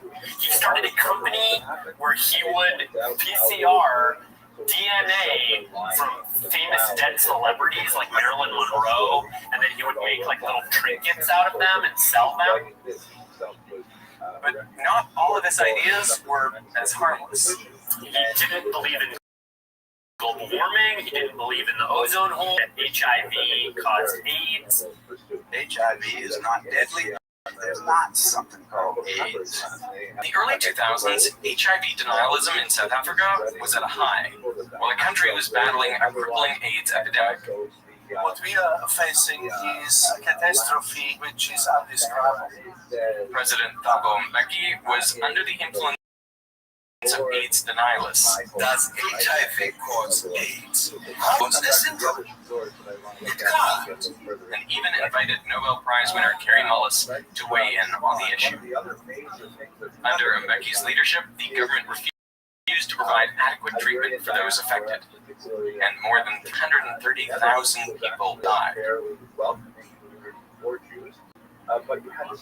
Carey Mullis passed away in August 2019 at the age of 74 due to complications from pneumonia. Nonetheless, the legacy of PCR lives on. Just a year later, the method reached perhaps its most significant use yet, as PCR COVID tests helped keep billions of people safe throughout the pandemic. Sometimes he's very funny and charming and a good storyteller, but he's also, you feel like he's a very sleazy guy. He's like not a person you'd want to be around. He did have a sort of a sparky mind. He was not being forced by some company to discover something. He was playing. It was like imaginative play. He was like, I have these snippets, and what can I do with them? And to me, he invented this solution, and then like a huge field of problems emerged to fit. But maybe the real takeaway from Mullis's story is about automation. I mean, he discovered PCR partly because his day-to-day job was taken over by a machine. And this is a pretty important point because all of us are maybe staring down the barrel of a future where machines take over our jobs, especially now with the surge of AI and generative models. And that's pretty scary. But it could also force us to come up with bigger, more creative ideas, just like it did for Carey Mullis. Automation might open our minds to breakthroughs and discoveries that could change the world.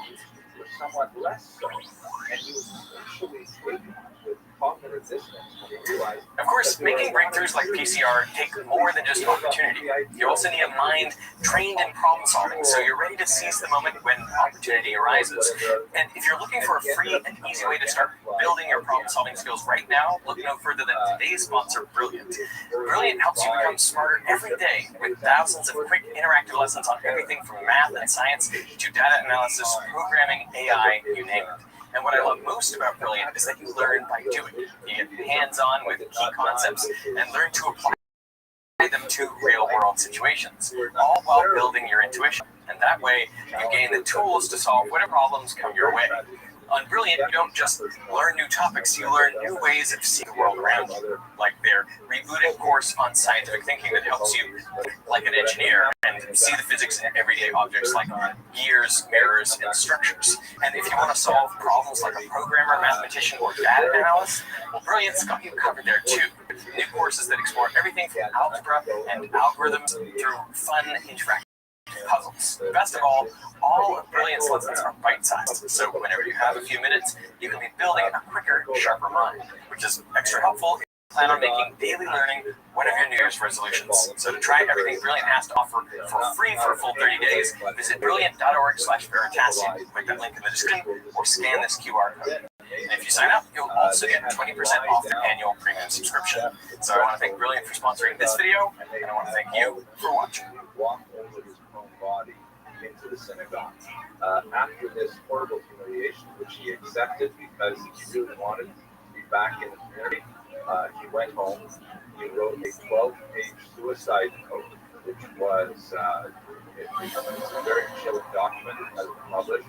It's called, he wrote in Latin, an example of a human life, and the revolver shot. Terrible, terrible story.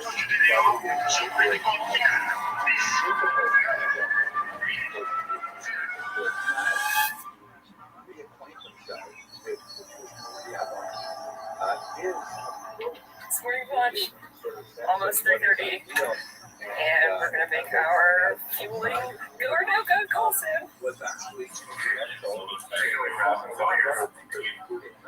Merry Christmas from the Guyana Space Center. The fueling will be moments away.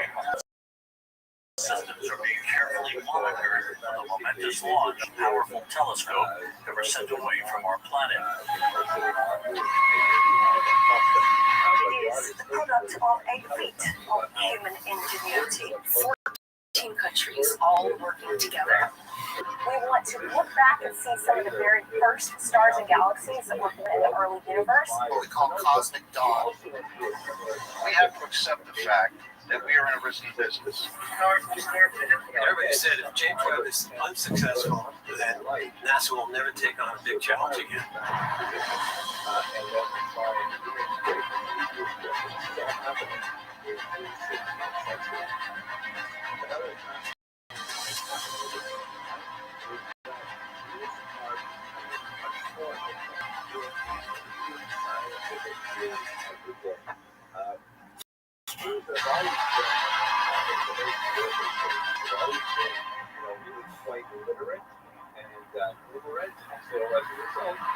And there's a little pond down here. Yes, there still is. Used to come fishing here occasionally. Well, I would like to tell you the entire story of the universe and a bit about how we learned about it and my personal part of this process and where we're going from here. And the title slide here says from the Big Bang and on, etc., to the discovery of alien life. And so we haven't exactly found it yet, but I think it's possible in the next few decades. So I want to outline at the very end how we are hoping to find out about that. So there are many, many mysteries. I got interested in math and science when I was a little kid. Here is a picture of a place where I grew up. My dad was a scientist, but he studied dairy cows. I heard from him that people are made out of cells with chromosomes. I can remember I was about 6 years old and I'd heard about infinity.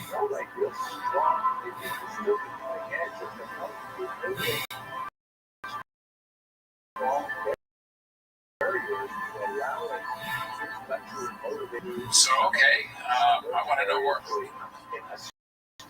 By 8 years old, I was reading Galileo and Darwin and getting all the books about science I could get from the public library. I latched on pretty early. I knew when I got into the mission that it was going to be exciting. I said, this is the coolest thing that I've ever heard of. This is what I want to work on. And I do not care how hard it is or how long it's going to take. I just want to work on it and make it happen. Who was a fraud, very much involved with Tycho Brahe, one of the most important astronomers of the day. This happens to be a fascinating photograph of his gravestone. I love the feeling of awe, but then sharing that excitement with someone is then the next best feeling in the world. It's super close, but it's not. Of these two. One of the things growing up in the city that we didn't really ever see was the sky. I do remember sort of one of these like core childhood memories is going up to Canada on a family vacation, and my parents ushered me outside one night to look at the Milky Way, and I didn't understand what it was, and I was like, "There's milk up there." They're like, "No, that solar system," and we're looking up at all the stars that you wouldn't otherwise see, and I really didn't comprehend because I had no exposure to that prior in my life. And here I am, years later, following the astonishing story of the James Webb Space Telescope. Nature has this way of being even more creative than we are. So we have always been surprised by what we see in the sky.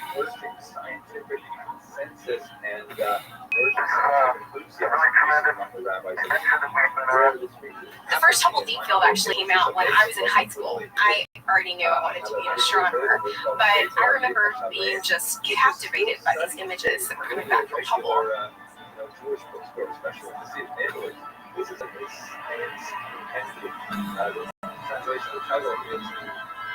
It blew my mind to see that first deep field image. That was sort of a, yep, this is what I want to do. The earliest conception of Webb derived from the fact that Hubble took a deep field and didn't see newly formed galaxies after the birth of the universe. It's sort of like we're missing that very first puzzle of how galaxies got their start. Every time NASA builds a new telescope, it needs to be way more sensitive than anything we've ever built before. So every time we launch something, it was a new window on the universe. And so for Webb, we needed to build something that was 100 times more capable. The main thing that Webb had to do to be successful was find these various galaxies.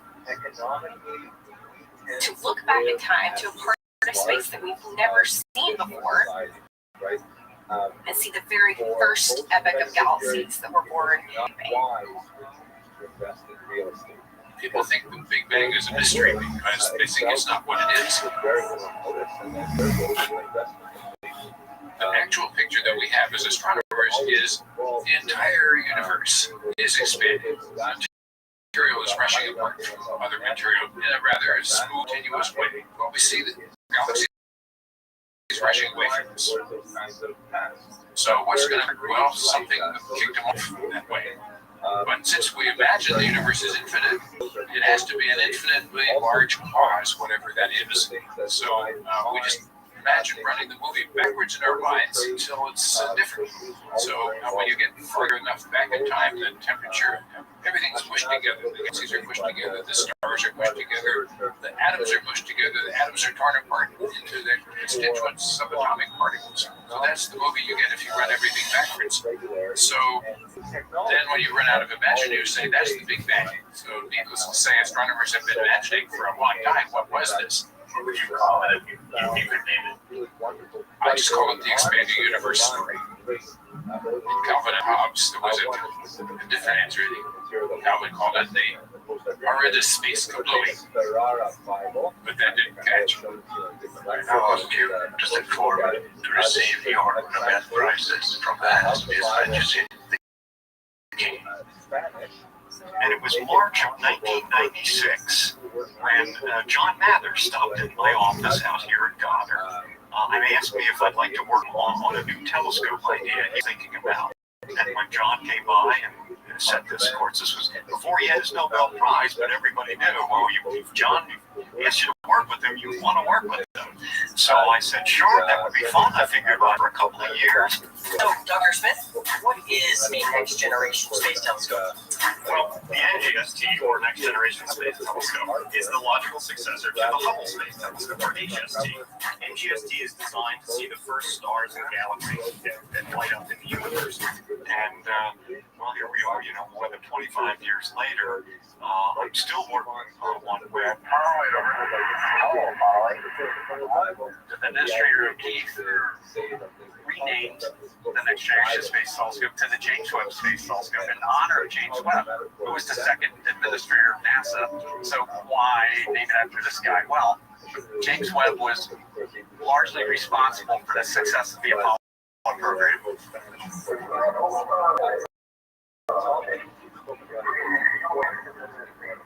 Basically, setting times like a lot of things.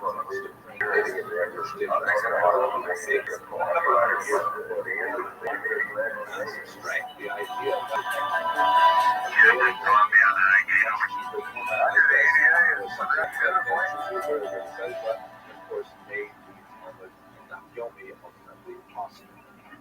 The Webb telescope is kind of like my child, because I've been working on it since the first day that we started.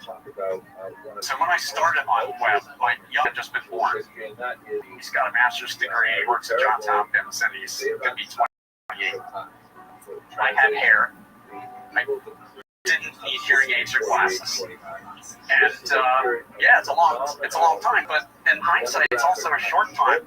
We had this singular purpose for 25 years to make the James Webb Space Telescope a reality. But, people didn't think we were nuts at first because the technical challenges were so daunting, and the number of things we had to advance or literally invent were numerous. I remember we had a draftsman who was able to draw what we said on a whiteboard, and we said we needed a big telescope with a big baffle, a big umbrella to protect it from the heat of the sun. We drew this on the whiteboard, and we all said, yeah, that looks pretty good. We need something like that. And it's going to have to fold up. And we started talking about how to fold it up. And that was just the beginning. And we knew we were onto something.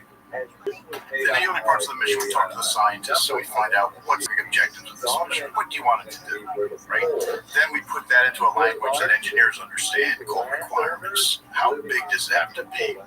What kind of sensitivity do you want? In other words, what's the dimmest thing you want to see? The James Webb Observatory has three parts to it. The first part is the telescope and the science instruments. This has to be very, very cold. It's designed to collect infrared light. So infrared is something that you cannot really see with your eyes. The Hubble telescope can see a little bit of it, but it's not cold. So the Hubble telescope glows and emits infrared light itself, so you cannot use it to do all of the things that astronomers have identified as their next top priority. This telescope is going to be in outer space. It's going to be cooled to a very low temperature of 45 degrees above absolute zero, that it does not glow. There's one instrument in there called the MIRI that wants to be about 7 degrees Kelvin. And to put that in perspective, dry ice, carbon dioxide dry ice, is at about minus 109 degrees Fahrenheit. The second part is the spacecraft bus. And the spacecraft bus operates at room temperature up here at 70 degrees Fahrenheit. And it has the usual subsystems, the communication subsystem, the computer, the thrusters, the electrical power system. Then, between the two, is the third part, the sun shield. 5 thin layers about the size of a tennis court that separate the hot side from the cold side. 5 little layers that keep this thing in the shadows. And this umbrella, as I might call it, ordinary umbrella. On the hot side, 200,000 watts of solar radiation strikes it, and it can only allow 0.02 watts to get through.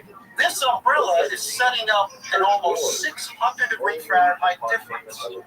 And if it were suntan lotion, it would have an SPF of 10 million. And it's going to have to fold up, and we started talking about how to fold it up. And it's got to be bigger than the Hubble telescope. And it's got to get way up there, and we can't get it there without a pretty big rocket.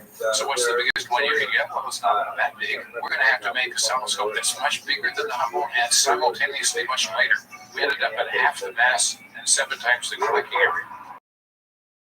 All 13,670 pounds, all metric tons of this has to be launched 1 million miles out in outer space. And it has to fit into a fairing that's only about 5 meters in diameter. When the size of the sun shield is 21 meters in diameter. So to do that, we have to fold it up like origami so that it fits into here. Pretty soon we know our job is pretty hard. Okay, gonna have lots of inventions ongoing. So we made up a list of 10 inventions that we had to have pretty quickly. And they said, okay, world, tell us how you can make these inventions. Mine, a lot of the technologies for web were new technologies, right? So you have a plan on how you're going to do it.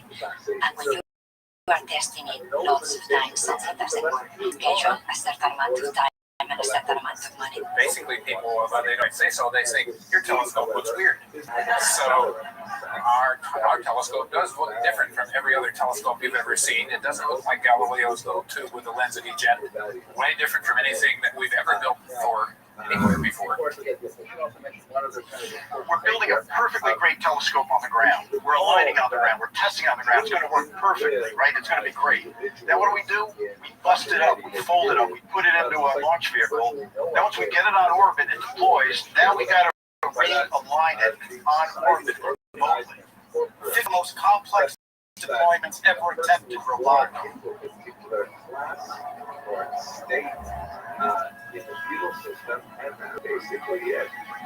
The telescope looks weird, but that's a matter of perspective. It looks beautiful. So that's your mission if you choose to accept it. Yes, we had 344 single point failures, 295 of which were associated with deployment, almost all of which would have been mission ending. So with web, we should probably go back in 1990 with the launch of the Hubble Space Telescope.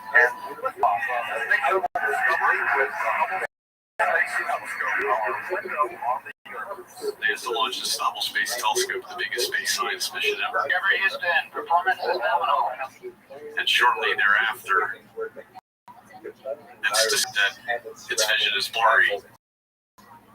The conclusion we've come to from that is that there's a significant spherical aberration present in the optics. It was devastating because I worked my entire career on Hubble at that point. Congress had hearings. Hubble's the butt of late night TV jokes.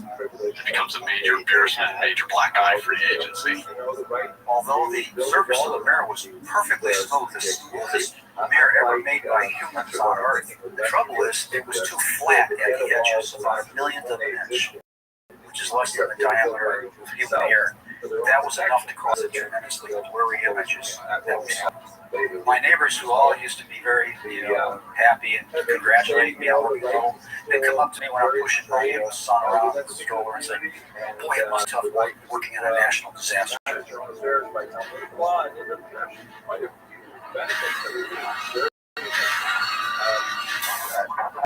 We can characterize the problem, the spherical aberration problem, well enough that we can take advantage of an insurance policy that we haven't talked much about. And that is, we started a long time ago to plan a maintenance program. That is, every 3 years we plan to go up with the space shuttle, change out instruments. I come to NASA in 1990 as part of the team that helped fix the Hubble Space Telescope. I end up leading a team that's developing corrective optics for the telescope. Astronauts install the corrective optics and a new updated camera. A lot of work, but well worth it. And after EVA's spacewalks, the astronauts came home about 2 weeks later. We took off the bandages from our eyes, and suddenly Hubble was fixed. It was totally fixed. The most significant contact lens in American history. Over here is the picture taken after the service ignition. And it works beautifully, in fact, better than original requirements. And it's still working today. It's one of the most powerful instruments of science ever created. This is one of the things about building JVST. We didn't have that luxury until, where we couldn't service it. We did that.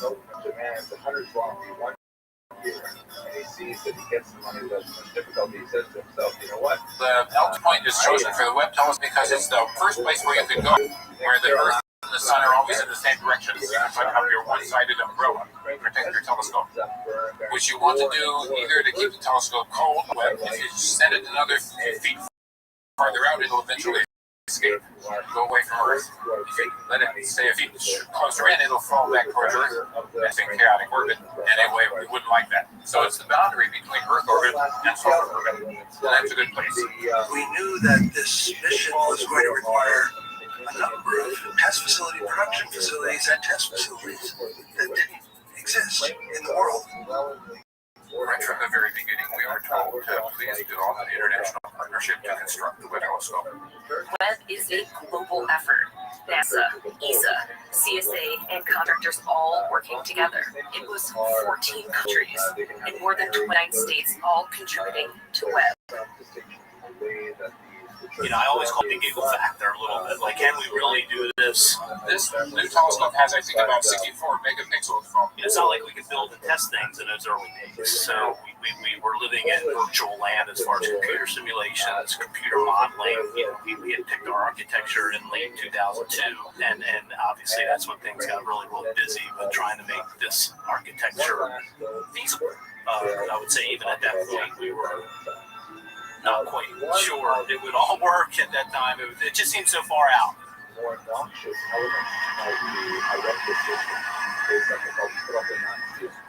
Let's keep making progress on the telescope, because the more we get done, the better the chance that this thing will keep going as a program. I think the ones that I remember were most challenging were developing the material for the primary mirrors. We had a big effort to determine what that material would be. And it was a kind of exotic choice. We chose a material called beryllium, which is element number 4 in the periodic table. It's extremely stiff, extremely light. It was the cryogenic properties of beryllium that really won out. You know, it's how stable it was at cold temperatures, its thermal conductivity. It's a really stable thing to do. When mine the ore, we have to drill through and blast the rhyolite and remove that to get the volcanic ash layer where the beryllium is. 10,000 years ago, this was the bottom of Lake Bonneville, and millions of years ago, it was the ancient ocean. So it's this 550-pound block that's then machined out until it's about 50 pounds. Once that block is machined out to about 50 pounds, the backside is honeycombed. It's really cool looking. The front side gets polished. We're attaching motors to the back so the mirrors can actually move and flex up in space so they can align. Then what we do is we actually subtract off gravity. So we're building this in a place that has gravity. This telescope operates in space that has no gravity. The temperature change that happens between Earth and space actually forms the mirror significantly. You literally polish, the wrong surface into a mirror so that when they cool down and they change their shape as they cool, it's the right surface. And so we actually make the mirror less good on Earth, so it can be more perfect. Then send them to Huntsville, Alabama, where we would test them at Marshall, and we would cool them down. Cold temperatures, measure with a special test device how they change as they cool down. Let's talk a little bit about those 18 iconic gold mirrors that are actually on this telescope.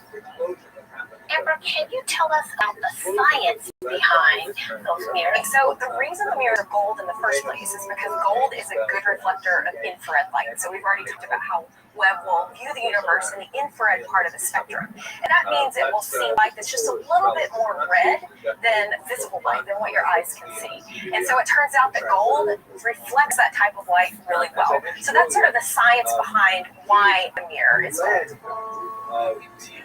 So these are things that people don't realize it takes to get a telescope, get the Webb telescope.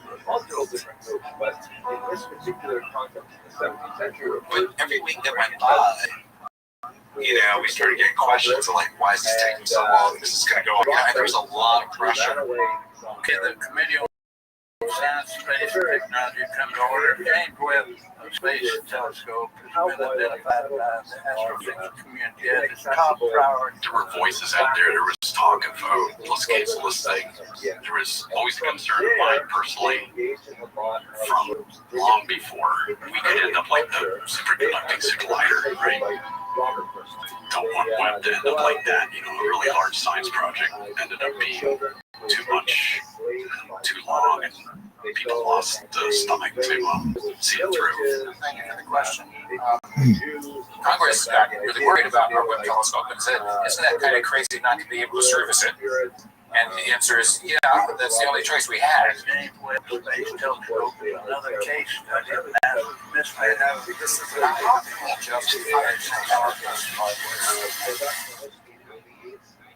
I hope that we don't lose sight of why the United States is undertaking this complex mission in the first place. If James Webb is fully funded, NASA will be on track to launch the largest and most powerful space observatory ever built. The average person would be like, I couldn't, bear the pressure of the anxiety and stuff. What's the secret? How do you handle the pressure of something like this is an amazing question. I will say the bonds that we built through failure and then through success, of course, it was a family. We argued. The position is the mom, mission operations manager, and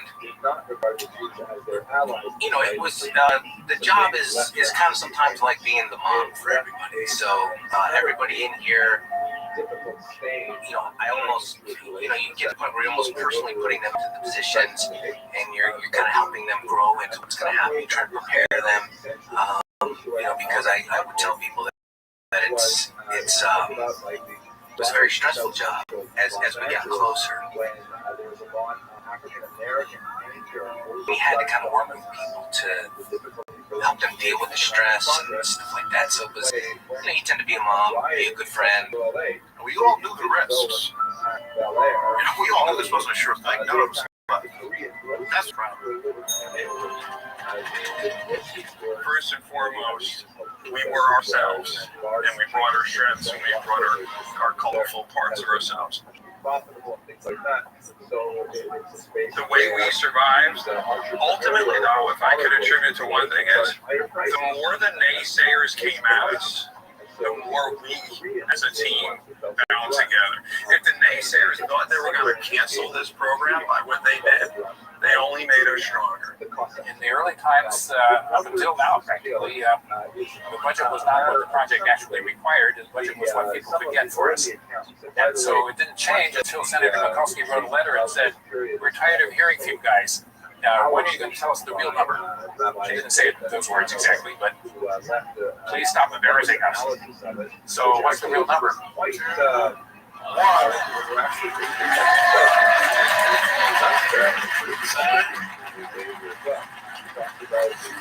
morning, daughter. How are we today? I am so happy to be here with you in the new year. What led us to stick were people like Senator Mikulski, who was a huge advocate for Webb and for NASA Goddard, for science in general. The science community was largely solidly behind Webb because they knew the potential this thing had and how important it was. When we go into space, we don't go we go to discover new things about the universe. We finish assembling it and ship it off to NASA.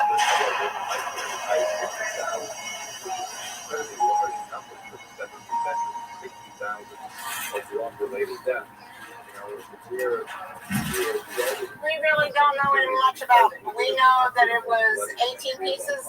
We have pictures of what it looks like.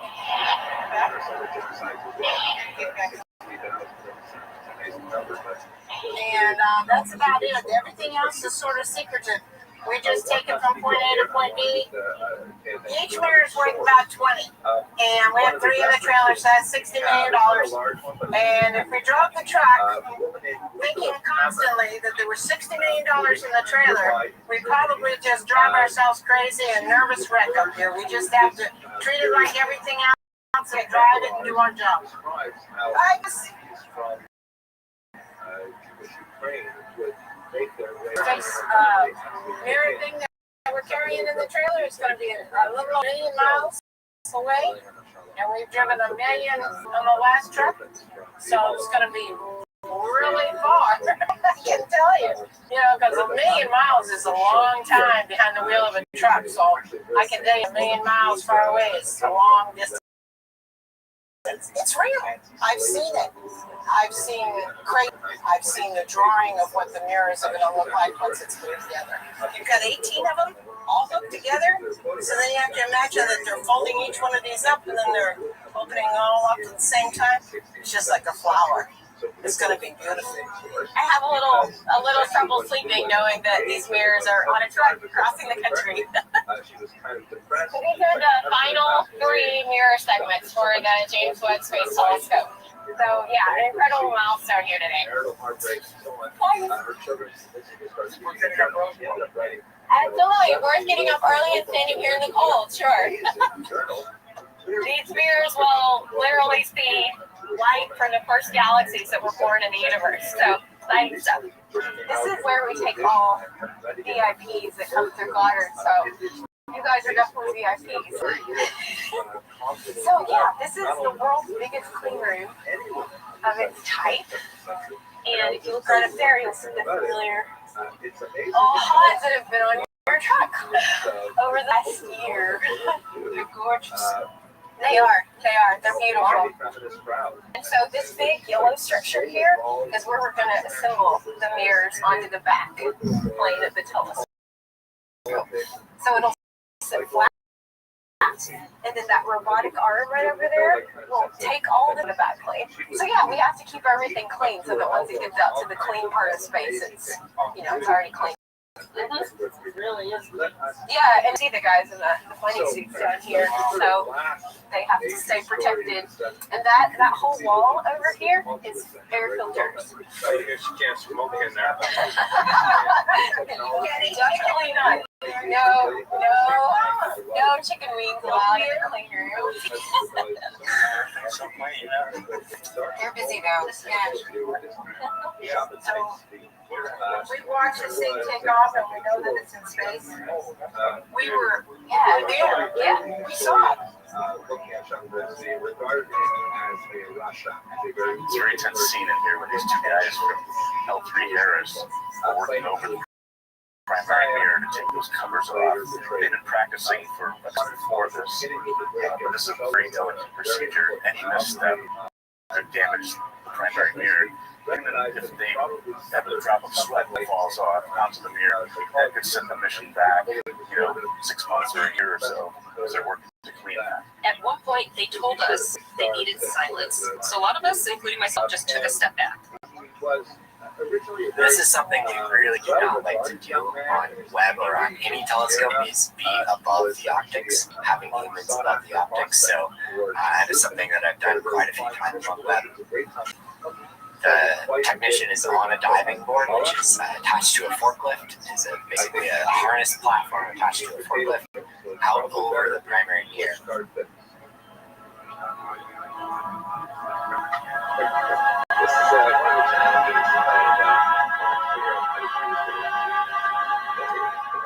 And then physically removing the hard cover from each mirror segment.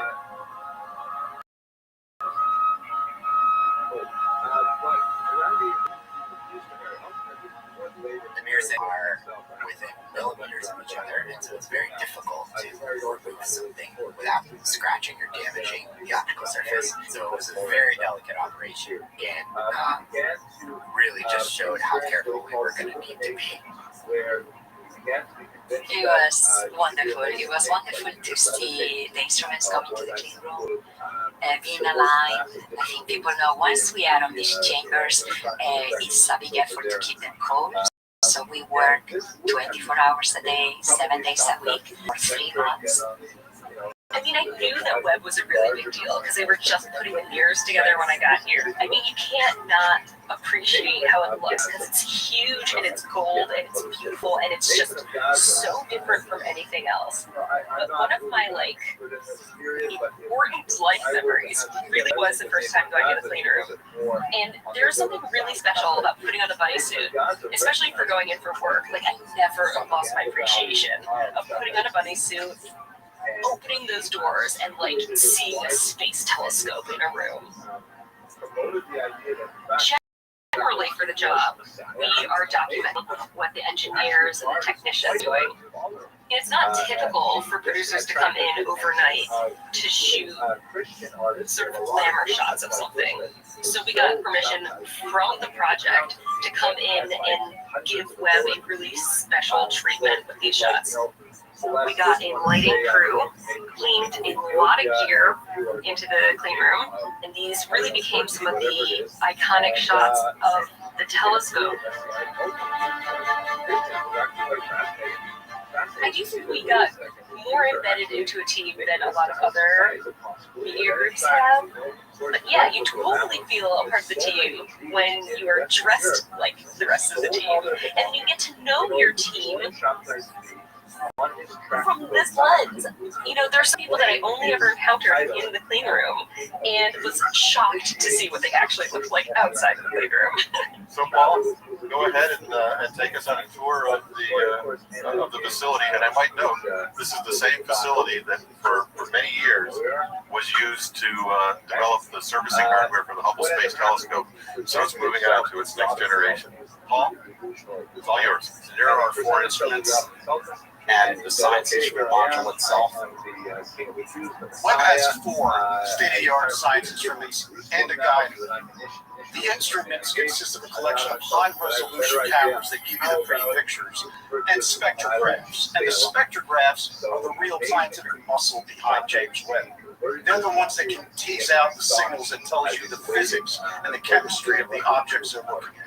Behind every image and spectra that we are seeing from Webb, our instrument has to work. So NASA asked the Canadian agency to contribute the fine guidance sensor. That instrument is one that looks for a particular star in the sky, what we call a guide star. Once it finds it, it keeps. The intent is to keep the observatory as stable as possible. If you want to take a picture with your camera and your camera is moving, that picture is not going to be good. So we do the same on orbit with this instrument that I look after, and that's a complex operation. I'm an astrophysicist, but I work as a systems engineer on the James Webb Space Telescope, in particular looking after 2 of the instruments, one of the science instruments and the instrument that guides the telescope to let it take all these pictures that we're seeing. The system would not guide without the guide. She was the systems person for the guider, and it was such a complex thing to do guiding. There are so many technical details. She had her arms around all of it. I don't know how we could have gotten through all of the complicated way to verify that Webb could point and track properly. That was a complicated thing that proved to ourselves that was all going to work. Pagani was key to that. And what was great about her was she had this personality which was so positive. I grew up in Spain. I did my degree there. And then I did my PhD in astrophysics in the UK. And then I think for family reasons to Canada. And in there I moved to the private sector, but to the space industry.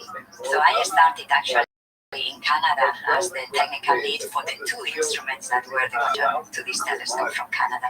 And of course, all these things are super careful. You have each instrument is built to meet what they need to do on orbit. Each of them has been tested to show that it can survive the worst part, the launch with the vibration and the noise, the acoustics. We had 3 of these tests on the chamber here at Goddard. The first one had 2 of the instruments, the Canadian and one of the European ones. Good morning. I'm Chris Gleese, Director of the Goddard Space Flight Center. Welcome to the center.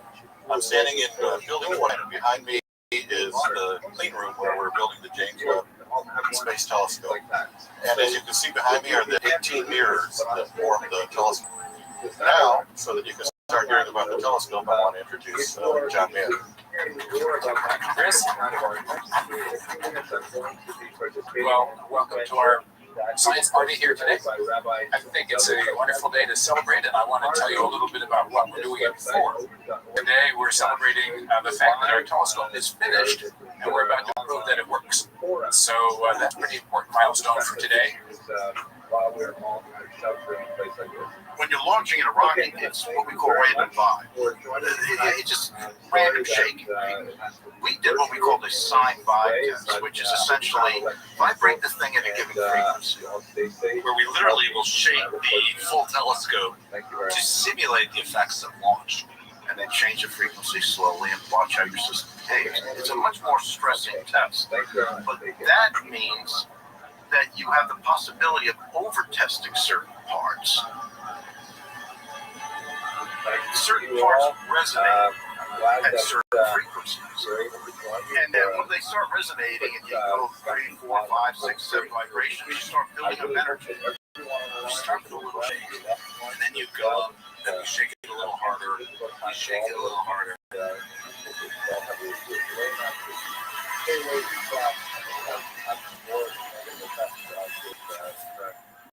There was a lot of sound, and the sensors measured something that was exceeding the levels that we said. If this happens, automatically shut down. So we had an automatic shutdown. And I still very much remember because it happened on a Saturday, and I was actually home during that particular test, and I get a call, there's going to be a telecom just had an automatic shutdown, and there was a loud popping sound. And the popping sound gets your attention because you're not supposed to have a popping sound when you test the flight hardware. I literally drove into Goddard, like listening to the telecom and driving, and started discussing whether that popping sound could be potentially, something broad. The telescope was actually covered in this plastic material, and it's purged with dry gas, but you could see through the plastic material. So I literally climbed under the telescope with the phone in my ear, and I'm looking at it, and I said, I don't see anything visibly broken, like nothing came off. And it was really difficult to figure out, but it turned out, we started running a separate test of the launch restraint mechanisms and the systems that keep it latched up, and we found out what the problem was, which was at a certain level, these things started to chatter. And that chatter sounded like the popping sound that we heard. We call that gapping. We convinced ourselves that we were going to be okay for launch. There is so much at stake. I mean, I love the drama of it all, but you have to understand that people's careers are made from something like this. And that was a mission that was going to be spectacular, whether that was good or bad, if it failed or was successful. It was going to always make history. Everybody's pushing to accomplish something that's been outlined as an idea. It's inspiration of trying to discover something, to build something that's never been built before, to discover something that's never been known before. It keeps us going, and we are pleased and privileged in our position here to be able to carry out this on behalf of the and the world. These are generally antithetical to this center here which you're testing was in the main Goddard theater, the largest theater of Goddard, and it's a fantastic facility, but even at the limit of what we needed for web. The telescope's optical segment, the part with the mirrors and the science instruments, was built at NASA Goddard in Greenbelt, Maryland. Then packed and flown to the Johnson Space Center in Houston.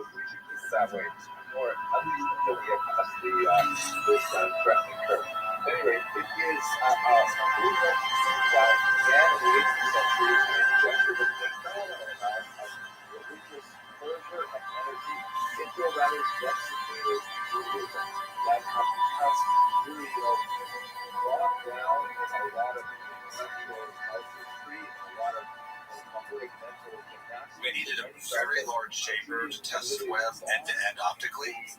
So we wound up using JSC Chamber A, which is the same vacuum chamber that was used to test the Apollo landers.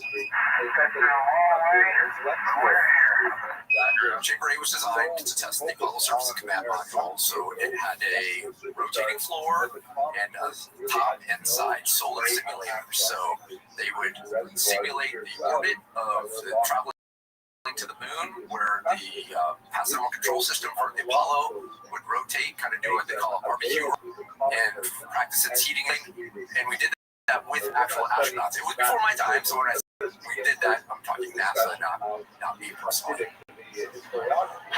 Didn't really get used very much. I believe there was a worry that that it might be mothballed or demoed, and they wanted to preserve it, and they made it a national landmark. So Chamber A, with its 40-foot diameter door, is a pop culture icon. It's been in music videos. It's been in Armageddon and Transformers 3. Still working on the preps for Webb when we were trying to clean up the high bay for the movie Transformers 3. And they had to get permission from Webb to film that, so as not to interfere with the schedule of the telescope. The Webb was the most complicated thing that they had done since Apollo.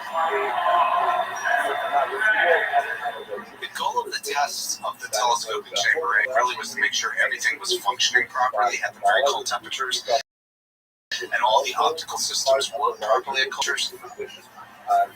Just the one time we could test the entire telescope at the very cold temperatures. The test was nominally a 3-month test where we would cool the telescope down to almost a month to cool the telescope to this minus 400 degree Fahrenheit temperature. And then a little over a month, we'd stay at these very cold temperatures. And then it was the first time we were going to test the full primary mirror as a mirror, because we only tested individual mirrors at that point, so we had to see the shapes of all of them matched. It was the first time we were going to test the telescope, sort of end to end. Most of the cooling that we do actually is done with a very large liquid nitrogen canister inside of the vacuum chamber. We run liquid nitrogen through it, and that goes down to about 75 degrees above absolute zero. To get even colder, we'll have a liquid helium system inside of that, but most of the cooling capacity comes with the liquid nitrogen itself.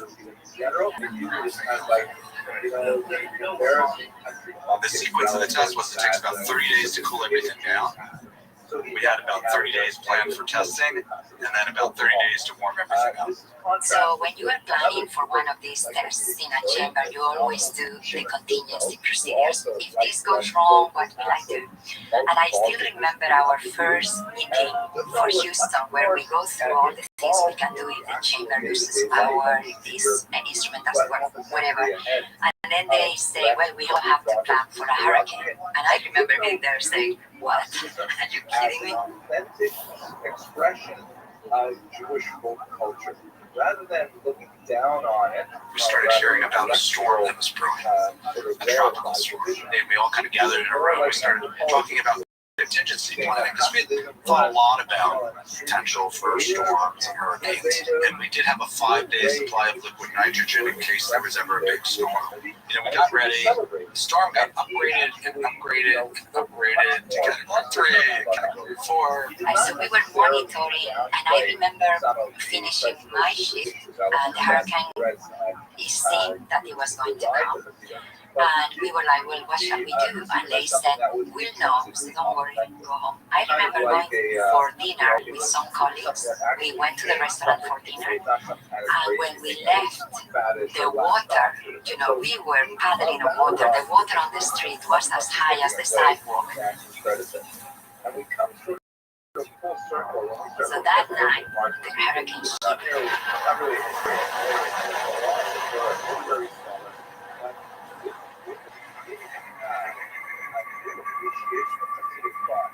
And Saturday morning came, and the sky cleared a little bit. We said, okay, well, it looks like we made it through the worst of it. The storm kind of hit us, and so we had all these air mattresses, and a couple people stayed there Friday night. But we actually started doing testing again. And Saturday afternoon, we got the very first measurement of the primary mirror. The very first time we saw the entire primary mirror was right after the hurricane hit the next day. And it's sort of turn the but literally within an hour or two getting those first measurements, some of us actually had gone out to dinner to kind of celebrate, we made it through it. And while we're there, we get an email from the meteorologist that it looks like the storm is kind of coming around in us more, and we're going to get a much bigger hit that Saturday night. We're not measuring the future right here. We're measuring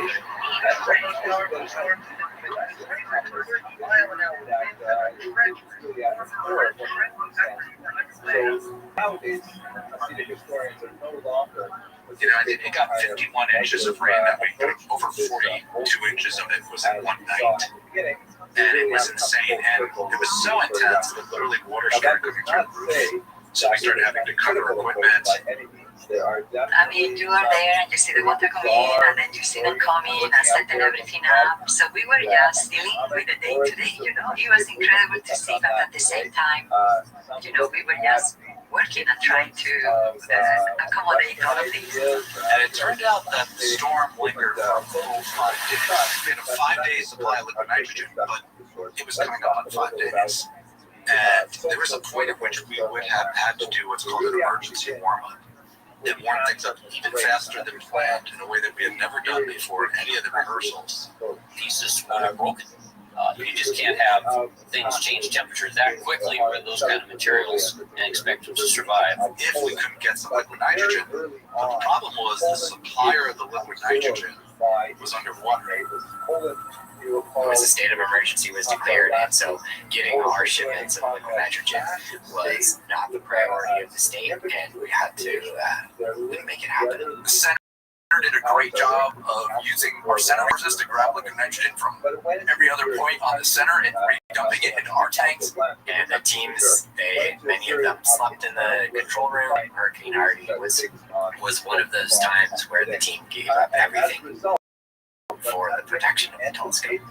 We were literally at the very final day. I remember, coming in really early in the morning, and after several hours, we finally got the president of the division that sort of ran the liquid nitrogen, and they were able to find a driver and find the truck and make a couple of trucks of supply. And finally, they came in there. The next morning, I think we would have had done an emergency warm-up and crossed our fingers a little bit. But they came in, and I remember because we had a video camera of the place where the trucks would pull up. And when we saw the trucks, the entire control room broke into applause. In which a member of the Tsar's royal family actually converts to Judaism, ostensibly under the influence of the Jewish doctor who was treating the royal family. And so ever since that time, the Russian Tsars have declared Russia. I was one of the first people in the chamber after we opened it up. It was actually on my birthday. By taking over Poland, and it was one of the most powerful experiences of my time working on web. The chamber is amazing with the door shut. It's all black. It's designed to be non-reflective light, and so we went in with flashlights to do inspection, and it's similar to spelunking. It's like going into a cave that has a space delivery. The coolest thing, we need to climb up on scaffolding to get to see the primary mirror. And so we went into the chamber and climbed up on the scaffolding to take a look, and it was brilliant to gold mirrors against the black background in this chamber. Well, when I got past the beauty of seeing the gold mirrors again, they were absolutely filthy. So this was that was because of the fallout from the chamber. So during cryogenic testing, all of the particulate and everything that had collected inside the chamber for the last 50 years fell onto the exposed cup of gold primary mirror segments, and so they were in pretty bad shape after the cryo testing. A decision was made to clean the mirrors. And you look at multi-million-dollar beryllium, gold-coated beryllium mirrors. You're not using squeegee and some Windex. They rotate, so the gold primary mirror was cupped down. The big fear is that, especially on a coated optic, that through cleaning it we're going to damage the coating or scratch the mirror or put some other substance on the mirror from what we're using to clean. Clark and his group all went in an approved position with a very special kind of brush, an IPA, where they clean all of the primary and the secondary mirror with tiny little brush strokes. Maybe each stroke was a half an inch to an inch, and so it was incredibly detailed work. Took a while. Yeah, I was within inches of the telescope for 10 days, and being under that gold-coated primary mirror there is something incredible to get to put the energy into cleaning that mirror and knowing that it's going to be receiving photons from stars and it's going to be helping to reveal the universe. And I get to spend time getting it prepared for that, cleaning it and putting it in the best configuration and the best condition it can be for what it's going to do in the future. When the Apollo 7 was set up, and much of the 19th century, it was actually not so bad. Jews within the Apollo settlement had fixed rights. They could, for example, hold a municipal office. They could vote municipal elections. The other tough things when it comes to deployments were obviously the big, flexible, floppy things like the sun shield. Of all the deployments, that's the one that really is the toughest for many of us. Because the mirrors, just as an example, they are big, they have to work, they're also very rigid, and we have a lot of experience with how to move big, rigid things and latch them in orbit. But the floppity things, the flexible things like membranes, making sure they go where you want, and more importantly, they don't go where you don't want them to go, that's tough. How do I feel about essential design? Boy, so here's the thing. I personally think that the sun shield design is very complicated. There are a lot of pulleys and motors and drives. On the other hand, if you ask me, hey, go simplify the sun shield design, I would not. It's I think complicated by necessity. It's huge and it has to be lightweight and it has to deploy and it has to deploy positively. We have to have tension on it. It can't be loose or floppy. It has to stow and get folded. You bring in all of these constraints. When you think about design as a space, right? You know, certain things cut off a giant portion of that space, and you bring in all the constraints. You're left with a relatively narrow box in which you can design. And you know, because it exists, it's hard to imagine it being any other way. It's like your life, right? You grew up the way you are, and you are who you are because of the thing your existence. And so it's hard to say if you had to do it over, you'd be ignorant. The sun shield is the key to the entire web observatory. You know, it's the thing that blocks out the heat of the sun, the earth, and the moon from Webb's optics and instruments, allowing them down to those super cold temperatures necessary for them to operate. There is not a book. There's no design standards. The sun shield is so novel that you can't find anything like that's been flown that has these crazy things it needs to do. The sun shield turned out to be, I think, maybe a bigger challenge than some people thought, because there were people experienced at deploying large things that have floppy elements to them. It's still a hard problem. This was a unique. So we wanted to test out things like, how do we actually just handle this material? It's thin. There's 5 layers, and the thinnest layer is 1 mil, which is 1/1000th of an inch. So, much thinner than your hair. We wanted to make sure we could just handle it without ripping it. If you ever try to fold origami, you know that paper can really only be folded a few times. There's creases, there's lines. The big thing with the sun shield early on was, how do we support it during launch? It's floppy. You got these 5 things that all fold up. You still have to hold it down for launch, or it'll sag, it'll move around and tear itself up. So you have to give it support to launch it by rather violent.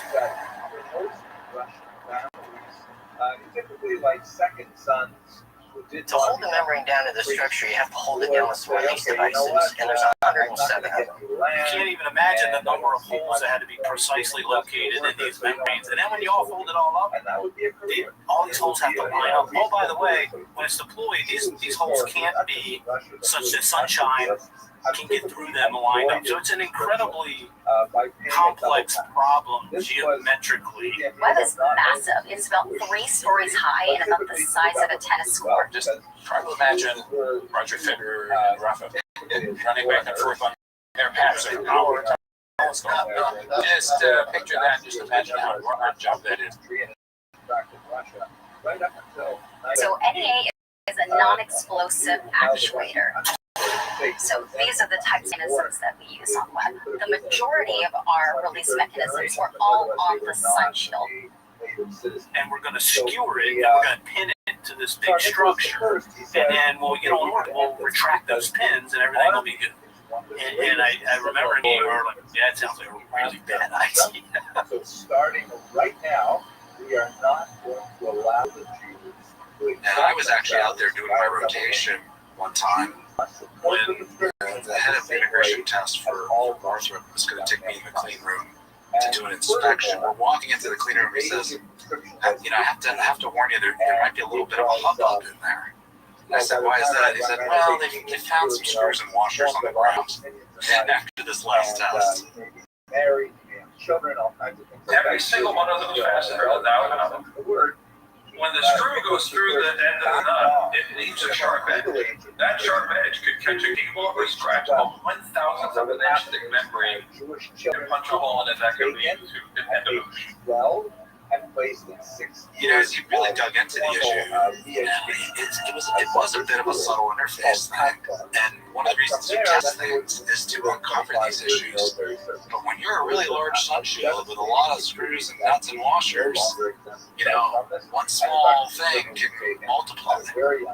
And then it gets multiplied. We were like in a goldfish tank. The entire planet would ran down and via newspapers. And you just knew that one was gonna be that kind of issue from the beginning. And so I think that created a lot of stress for all of us. That was a very big hit. Took about 11-month hit on our schedule. Our architecture, especially in those deployments, at 344 single point failures, right? So if you're going to have 344 single point failures and they're all dependent on the last reset, on the last installation, you have to have an environment of absolute openness and honesty. And the fear that comes from the politics and that kind of stuff is your chief enemy. I mean, it's crushing, right? The team is now sunk. It's out there in the news. We're getting and we now know we're not going to make our launch date again. My own grandfather, Mr. Bridenstine, welcome back. Thank you. How much has changed since 1996? When this was put out there at $500 million. Can you even talk about how much cosmology has changed? It's a wonderful question. And when you think of the universe at large, NASA is learning new things every single day. How the universe is expanding, and not just expanding, but expanding at an ever-increasing rate. It's actually accelerating, and what is causing that? And can James Webb help us understand that, at the edge of the universe, there are galaxies, and that's disappearing because they're accelerating faster than the speed of light. So those galaxies, the light from them, if they're faster than the speed of light, that light can't get back to Earth, which means there's a whole lot of things we don't understand about the physics, astrophysics, that this particular spacecraft is going to help us learn. Going back to the very beginning of Cosmic Dawn, we're going to learn how did the very first galaxies form? What did that first light look like? I really want to thank you for the comprehensiveness of that answer, because the world and science itself is changing in ways that impact the project. That we have completely different expectations for 2018. There's a whole host of capabilities that we can't even predict yet until it's on orbit, and we're doing everything we can. Mr. Chairman, I just wish we had a NASA that was excited about this project. When you ask your first question, I can see that answer going on for a couple of hours, but I thought it was a good answer. Outside of family, many other things, it's hard to imagine a better day in my life watching him got grilled and got challenged and gave honest answers and sat there and went through that and knew he had to take it, and in the end said, but we're going to get this right. And for the first time, we are on the home stretch.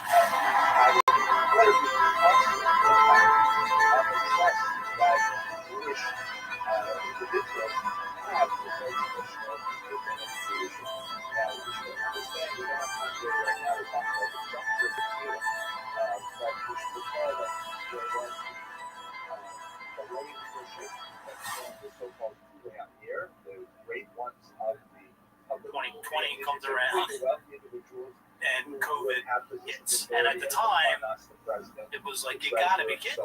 When people ask me what the biggest challenge on web was, I almost always say COVID.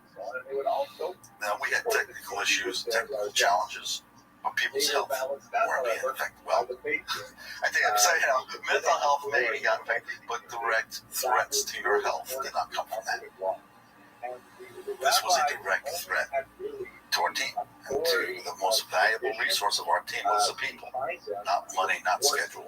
Money was the people. Meanwhile, we're already wearing masks in the highway. We were winning in advance of that, right? Because if you look at all the old shots of web, you're going, oh, look at them wear a mask. Was COVID back in 2011? Or like, no, we wore masks to keep the mirrors clean, right? So we already had mask practice. And we said, let's keep going.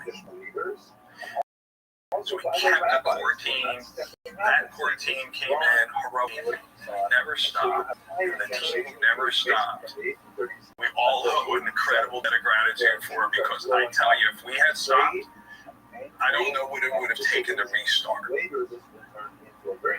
There was just one last Sunshield deployment test before web was packed up and sent to French Guiana. This was going to be the last time web was deployed ever on the planet. And this was the culmination of the effort of thousands of people around the world. So I wanted to do something spectacular for this. And we got a gyro-stabilized camera system, and we mounted it underneath one of those lifts that they use in the clean room. And this lift can go up about 65 feet. And I believe during that time we captured some of the most amazing images of the telescope in its final deployed state.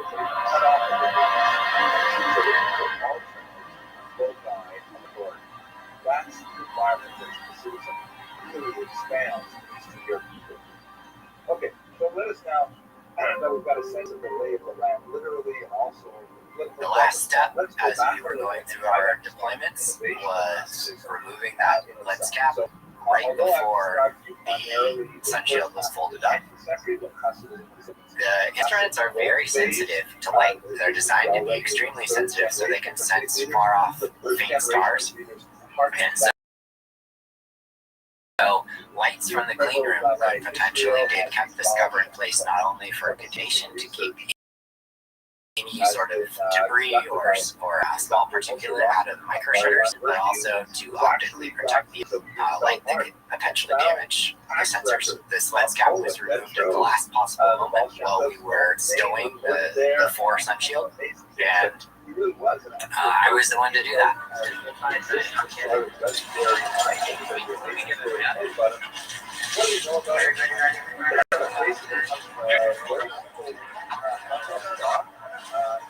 I'm a very even keel person, and am able to perform these tasks in a really focused and relaxed way without letting my emotion be a part of it. And this one got me. This one was different. It was the last time that I would be in front of the mirrors in that way. It was the last time that I would see inside the aft optics assembly, see the tertiary mirror and the fine steering mirror and the instruments. And so removing this cover, it was actually a pretty emotional moment for me. But the emphasis should really place on the word toe, because sometimes people understand that to mean he's the master of the good name, the master of God's name. That's very pronounced phenomenon, I believe, in Kabbalah. That is the reduction of amulets. I was able to keep it together and not drip tears in and get the cover off perfectly and get web ready to go, but it was a very emotionally impactful moment for me. saying goodbye to that part of web. What's the one aspect of design that you lose the most sleep over? Good question. I don't lose sleep over this. I did that already. I think what worries most people the most is that it's really hard to prove that they will do the same thing next time that they did last time. With the deployment, you fold it back up one last time, and then you push the button one last time, and it's got to be the same. So this is tricky. Yeah, the deployments cannot possibly test it in exactly the same condition they will see in space. Zero gravity, cold, vacuum.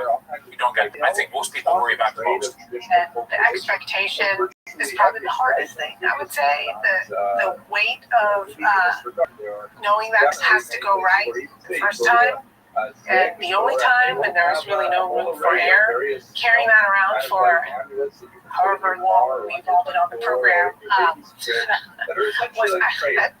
was a thing. My boss, Jim, used to say that we're like deep sea fish. Under sort of constant pressure, and that once web was launched, we wouldn't really know what to do with ourselves because all the pressure would be off. Web is by far the largest piece of flight hardware that we've moved. The transporter is the largest transporter that I know of in history out of Goddard Space Flight Center. And essentially what STARS is a clean room, moving JWST from one location to the other while it's still inside of a clean room environment. So it was goodbye for the entire team that had been a part of the observatory and spacecraft integration and everything for 20 years at that point. There was nothing easy about web at all. I don't care what aspect of the mission you looked at. So moving around that huge behemoth of a telescope became extraordinarily challenging. The 405 is just something that is a big part of the heart of LA and that whole community. So it was really neat that we got to send it right through the heart of LA and off to the sea in that way and be a part of that.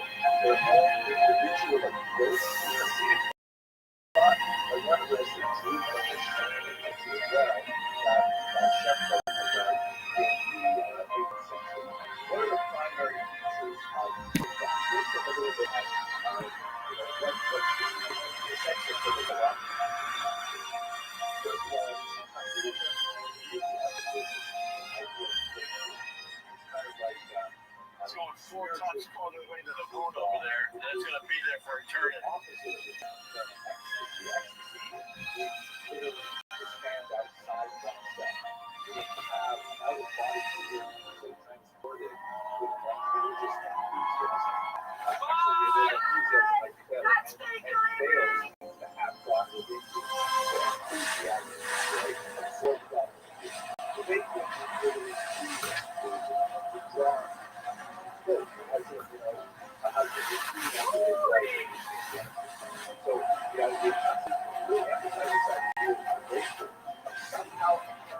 We're shipping the James Webb Space Telescope to its launch site in French Guiana. It just left port in the Naval Weapons Center, Seal Beach, and after 25 years of development, it's headed to its launch site and its final destination in space.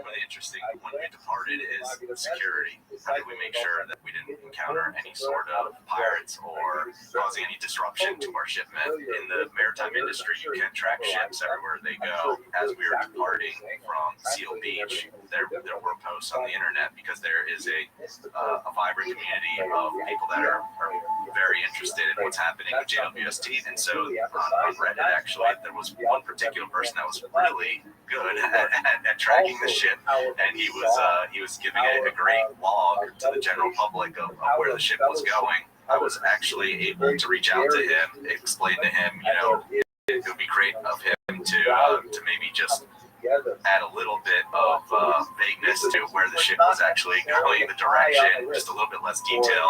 And surprisingly, he was great about it. He went about posting and saying that got a little bit more generic with the locations.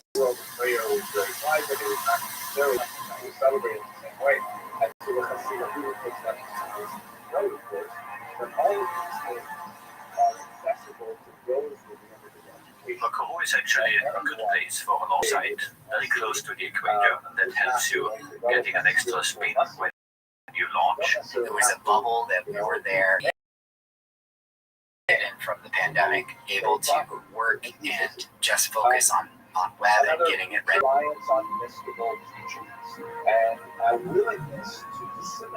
The weather's pretty, you're in a tropical environment, even in December.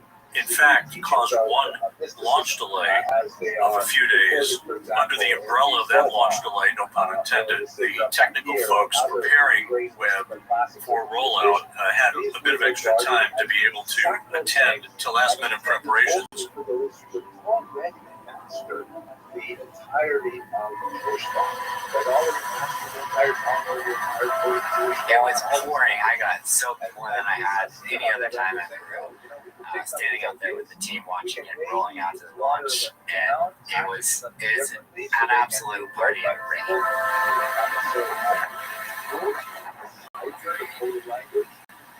We weren't going anyplace until Webb was off the ground safely on its way. So it's not like we had a plane to catch or a train to catch, right?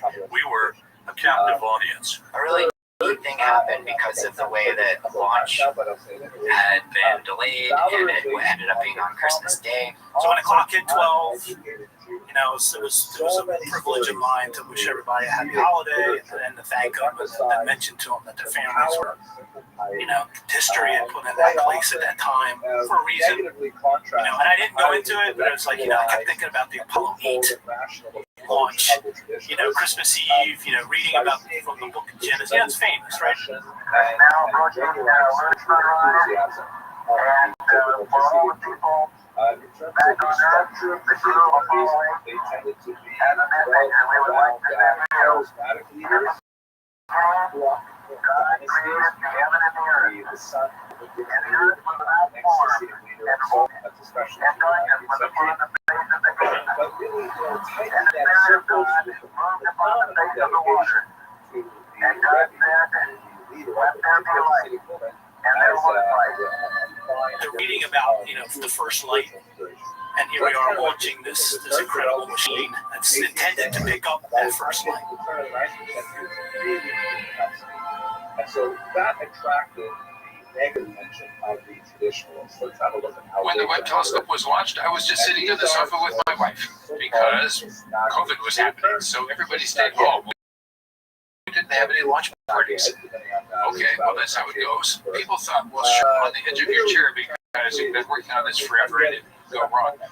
That's not how I felt. I felt, of course it's going to work. We've done everything we should do. Haven't yet thought a lot about what is the proper Zen mode to get into for launch day. By that point, the die is already cast, right? Either we built it correctly and it's going to work, or we're going to find surprises on orbit. But it's time to go find out. It's all looking very good here at the spaceport for launch operations running smoothly, the countdown ticking over nicely. All systems are green and we are go for launch. We're looking at launch pad number 3, the James Webb Space Telescope, in the very top of the rocket in first class with it on. I'm in the Mission Control Center here at the spaceport, the Nerd Center of Operations. We're about 10 kilometers from that pad. Behind me you can see the laser focus here in the control center with the mission control centers all on console there as we get closer to launch. Merry Christmas from the Guyana Space Center.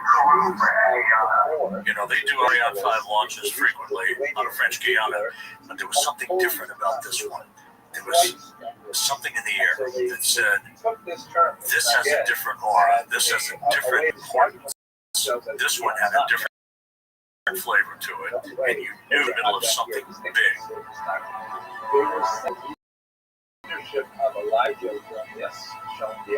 You get the 2-minute warning. Everyone goes out onto these balconies. And You were watching a number of people, VIPs, and invited guests moving out to the observation platform that is right next to the Jupiter Control Center as we stand by for the 1-minute call from Jean-Luc Boyer. Attention pour moins 1 minute. Tenacity and sometimes even underhandedness as Chelsea. Thumbs up from Jean-Luc Boyer. All systems are go. We're inside a minute now. T-minus 50 seconds and counting. And you wait. And you can hear a little speaker with Rob's commentary. Turbo on, flight speed. 7 seconds of command. The James Webb Space Telescope will be on its way. And then he starts counting down. T-minus 30 seconds and counting. By the time he got to 8, my throat was just closing. Standing by for terminal count. The locus of the intellectual center of Attention pour les décomptes finales. 10, 9, 8, 7,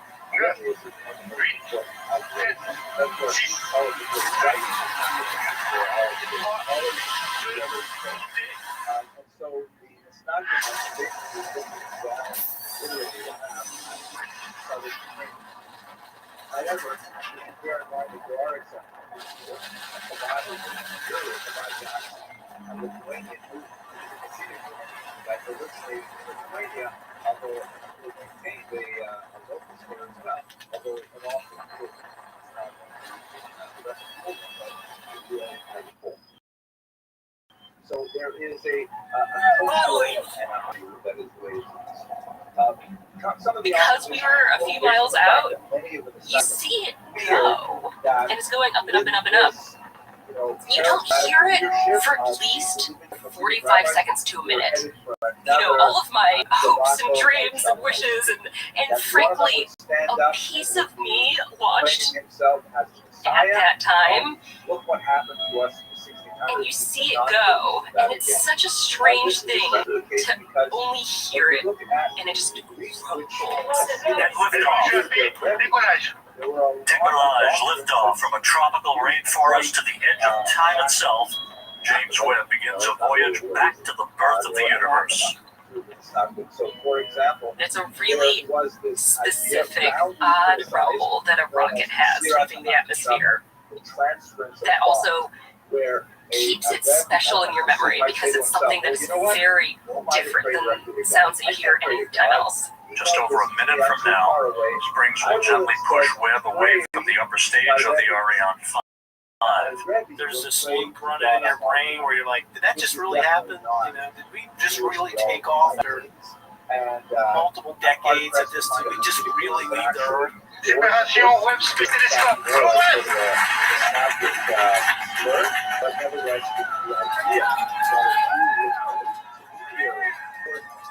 Ironically enough, as we marvel on this view from the upper stage camera, this will be humanity's last view.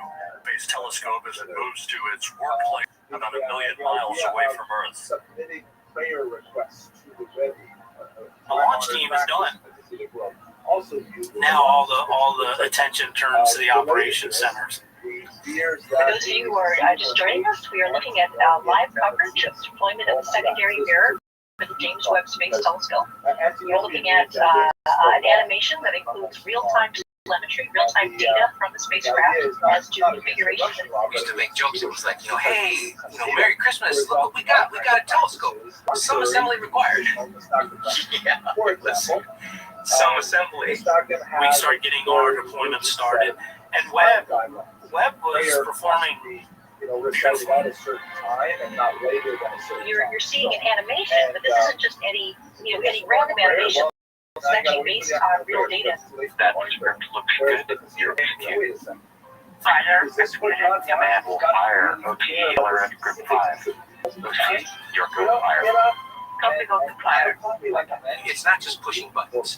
There's a lot of real-time information that comes in, and you've got to be able to deal with it. You've got to assimilate it, figure out what to do, and make an action. I'm getting more and more excited. My heart is starting to beat faster and faster. For me, it's a tremendous amount of joy. I have this smile from ear to ear right now. Again, we had rehearsed everything and practiced it a zillion times, but now you're up there, you only got one chance to get it right. Without this mirror in its right position, you do not get light into the front. And definitely has confirmed we are going to proceed with the last basis for this Starter executed. the charge was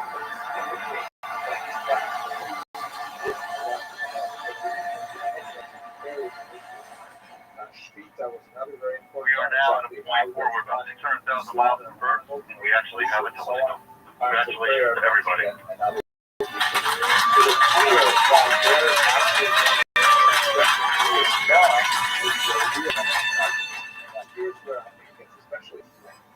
Well, I'm thrilled to see that it finally worked, because when we started off, we got a lot of people laughing at us that was possibly difficult, and that's done.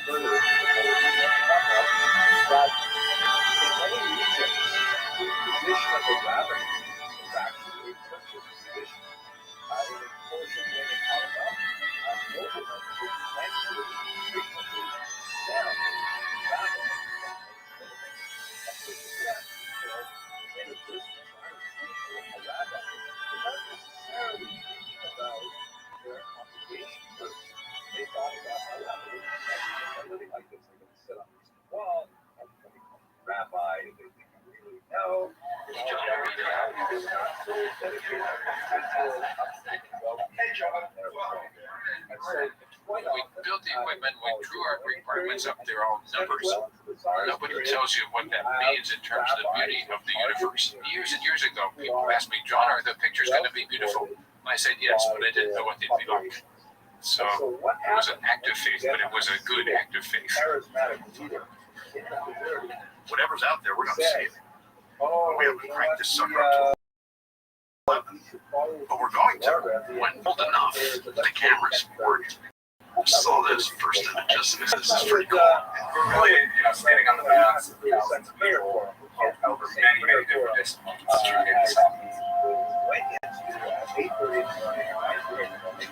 And you know what? There's a lot of us. The image came back. It was a beautiful center image of the star with 6 radiating rays of light. There's supposed to be nothing behind it. Nothing. So instead of finding what we saw turned out to be 250 odd galaxies that have never been seen before in this image that supposedly had nothing in it. There are galaxies everywhere. People said we've been photobombed by galaxies. So, well, that's a pretty big thrill for everybody.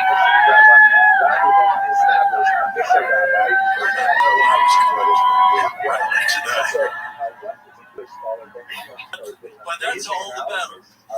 And you've got a lot to be rallying for. This morning, folks across this planet are going to see the images captured by this telescope.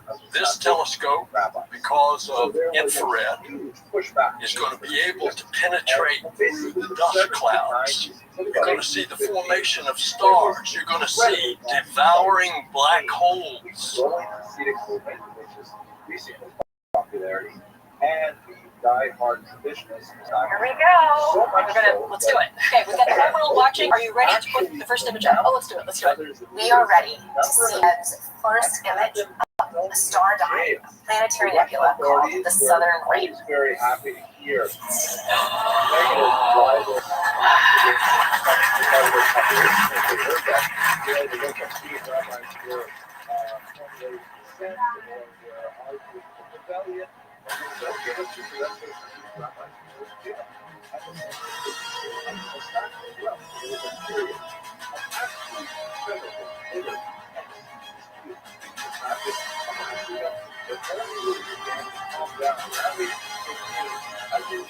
Lord that is out there in the sky, revealed for the first time. We're thinking of the team and we're thanking them. John, thanks to you. Thanks to all of you.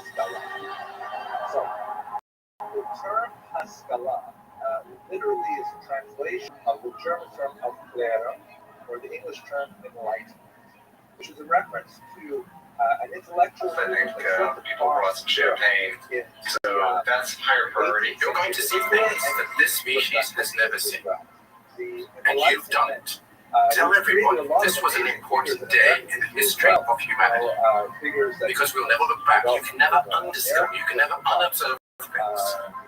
So congratulations to the entire team. You all made history. Be proud. Thank you for your And I'm scientist, so I've been working on this project for 20 years, so we should expect what we saw. But no, several times in the last 6 months, I nearly break my jaw of what I saw. These incredible images. Success is binary. You either win or you don't. So we built something that was so ambitious. If it didn't work at all, we were terrified. If it did work, we would be guaranteed tremendous discoveries. I think my favorite image is a picture of a cloud of galaxies with a very, very bright one in the center. 100 years ago, we thought there was only one galaxy. Now, the number is unlimited. And that light that you are seeing on one of those little specks has been traveling for over 13 billion years. Everywhere we look at is going to be a scientific discovery. I believe that. Every image is essentially a Hubble deep field. Is that incredible or what?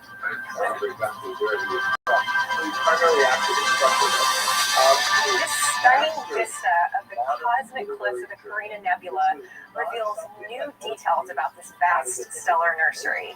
Today, for the first time, we're seeing brand new stars that were previously completely hidden from our view.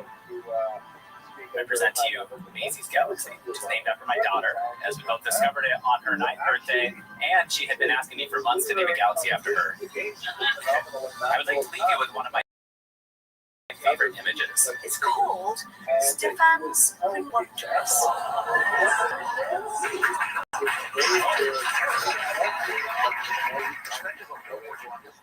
What do you tell a 7-year-old when she says, I get what the curiosity thing's doing, but what's JWST going to do? Okay. She's got a good question. What we're trying to find out is the entire history of the universe from then till now, from the beginning till now, including the things that made galaxies, stars, planets, and Earth, and made it possible for us to live on our particular world. So that's why I'm interested. I asked my dad that question, sort of like that, and I said, well, where did we come from? I was about 6 or 7 or something. Nobody knew. We knew a little bit, but we certainly couldn't tell you the whole story. We can get as geeky and as in the details as you want, but when you step back for a minute, it really is about our place in the universe. And that's something that resonates with people, and that they hit people in an artistic and a spiritual way. I'm reaching out to you from London. My father was diagnosed last year with stage 4 cancer. And unfortunately, the prognosis means he doesn't have a great deal of time left with us. From as early as I can remember, my father has been out burning the midnight oil, looking at the stars through his telescope. Often driving into the mountain overnight, setting up to take pictures and even submitting photos of what he found in magazines. When I was a kid, I remember him upgrading his telescope every few years after saving away. He is so passionate about the work you do, and the recent advances of the JWST has been very exciting for him. I'm really pleased he's still here to follow along with all the amazing innovation you and your team are doing at the moment. He keeps busy keeping up with the news around the advancements. That's really cool. For me, these letters express how I feel. These letters are about the wonder that I feel looking at the universe, the wonder that I feel looking at our team made this observations and tools possible, astonishment at what we're able to discover. It's kind of beyond words to describe how satisfying, fulfilling, and rewarding it is after reading things like this. I mean, it's pretty hard to describe. It really makes you feel good about what you do, and to make a mark for good, for positive things in the world is pretty cool, pretty special. That's actually why I do love space, and I think that other people love space, because it does give you that sense of awe and like feeling one with the universe. So I'm glad it helped someone. Look, there aren't many things these days that almost everyone on planet Earth can feel inspired about. But I feel like the images from web are one of those things. They bring in a sense of wonder. It's kind of like when you're a little kid and you look up in the night sky and we need some wonder in our world. It's just a feeling of immense joy and achievement. And I feel happy for humanity. Yeah. So I'm lucky enough that I get to continue telling the story about what NASA's doing for its next big flagship missions. There are plenty of other mysteries of science, but we are seeing with our own eyes, with the aid of telescopes, the process unfolding. So, what more could you hope for from astronomy? One of the core obligations we have is oversight. And we quite often hear in government how things don't work. I just want to say thank you for exceeding our expectations, and let's continue with that. I yield back. So, congratulations to everyone for making it happen, and we now are counting on continued brilliance for the next half a century at least. Thank you for proving it possible. Looking back to childhood, we had no idea. No one had any idea what the future would bring in terms of space exploration, new technology, electronics. It was all new. We had no idea that computers would ever be so powerful or so common. Marvels are yet to occur, and we are still growing rapidly in our capabilities. So, astronomers have already a book that we outlined what we'd like to do for the next many decades. I think it'll take us a century before we run out of that book. And then, from what we learn in the next decades, we'll have more miracles to produce, more miracles to ask for.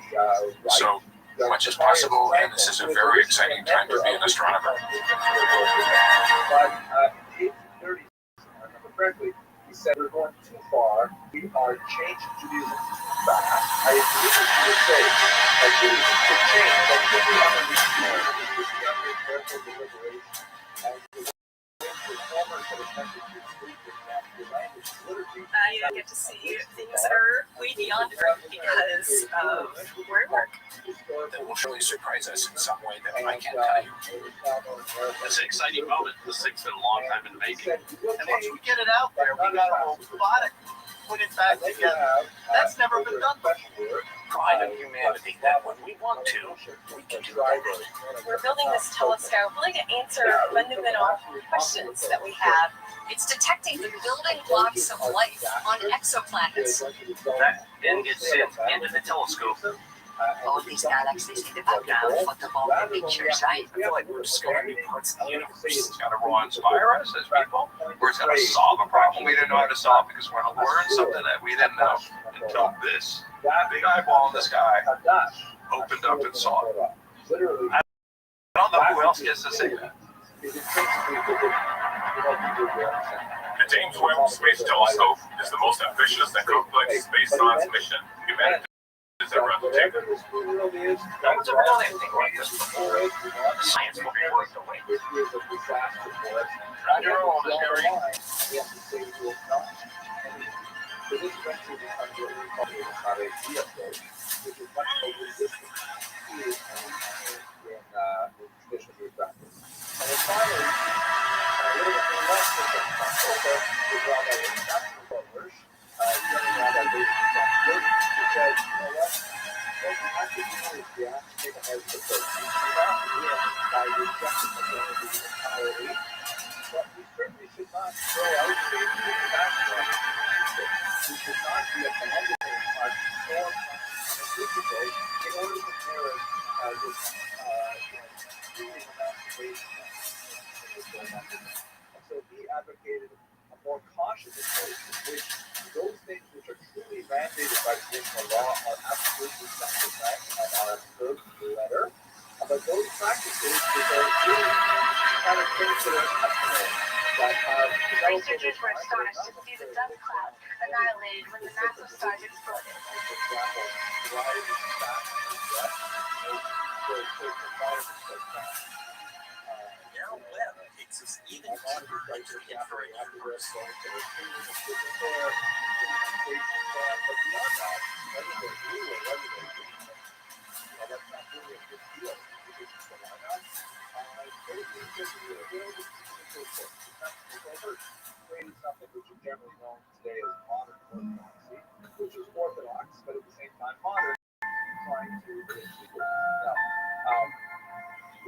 of this going on, primarily happening in Western Europe and pushing in on the Hasidic Mastaki dispute in Eastern Europe. Around 1850, Hasidic Mastaki leaders came to the census and said, we have been arguing about what kind of slaughtering knife is appropriate to kill a cow in kosher laws. But over in Germany, they're saying, why keep kosher? We've been arguing about what kind of headgear is appropriate for a Jew. And over there, they're saying, no, ja, dit zien wij vaker. Hou af, hou op. Dat is duidelijk. Wat zijn die letters klein, fase. Goed om eens langs te komen bij Pearl. Daar kijken we naar wat je echt nodig hebt. Een multivocale bril bijvoorbeeld. Er gaat een wereld voor je open.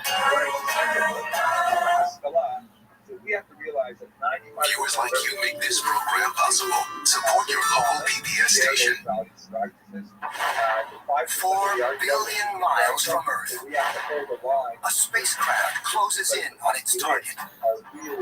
A mysterious object far beyond all the known planets that could reveal new secrets about the birth of the solar system. But the mission is risky. Even being hit by something smaller than a single pellet of rice at 32,000 miles an hour would be catastrophic. We would lose the mission.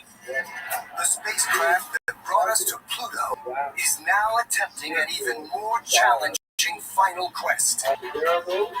Can it succeed? There's only one shot, and if you make a mistake, that could be it. Pluto and beyond, right now, on Nova.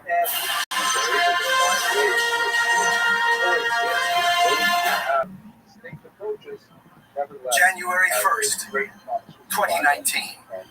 It's the arrival of a new year. But here at Mission Ops, the mood is tense.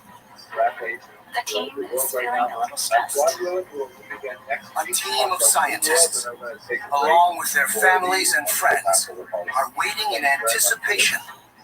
I'm getting a little bit nervous. For the arrival of a signal from a tiny spacecraft on a dangerous mission. Its name, New Horizons. We are really pressing the limits here. New Horizons is attempting to fly by a mysterious object far beyond the planets we've come to know.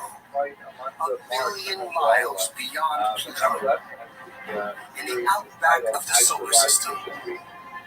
This is the farthest exploration in the history of humankind, and nobody's planning anything like it ever again.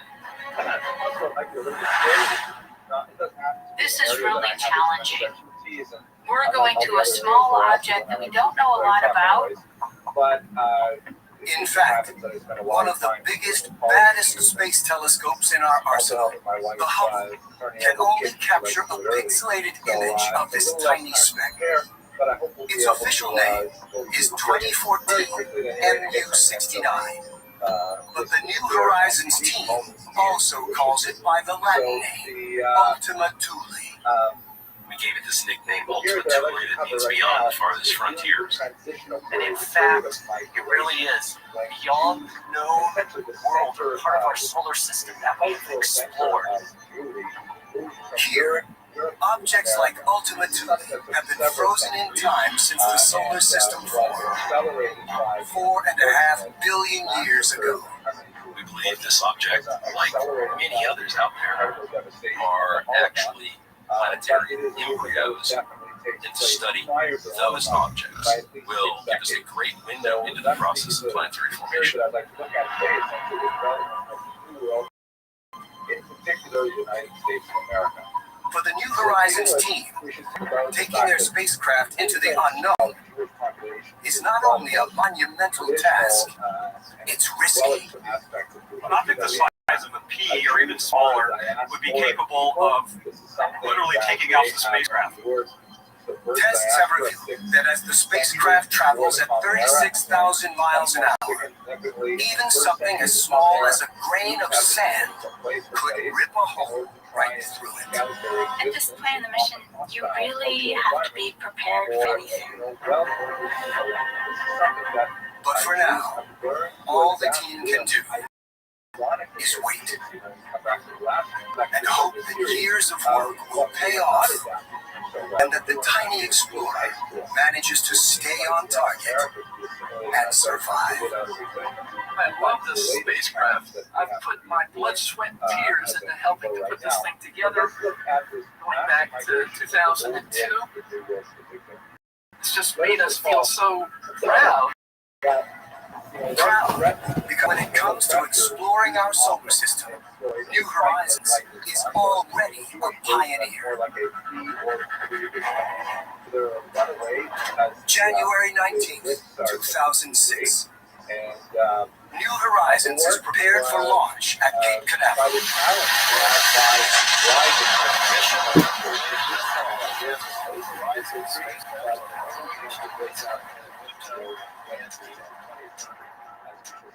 The spacecraft sets out on a journey to reach not one, but two distant targets.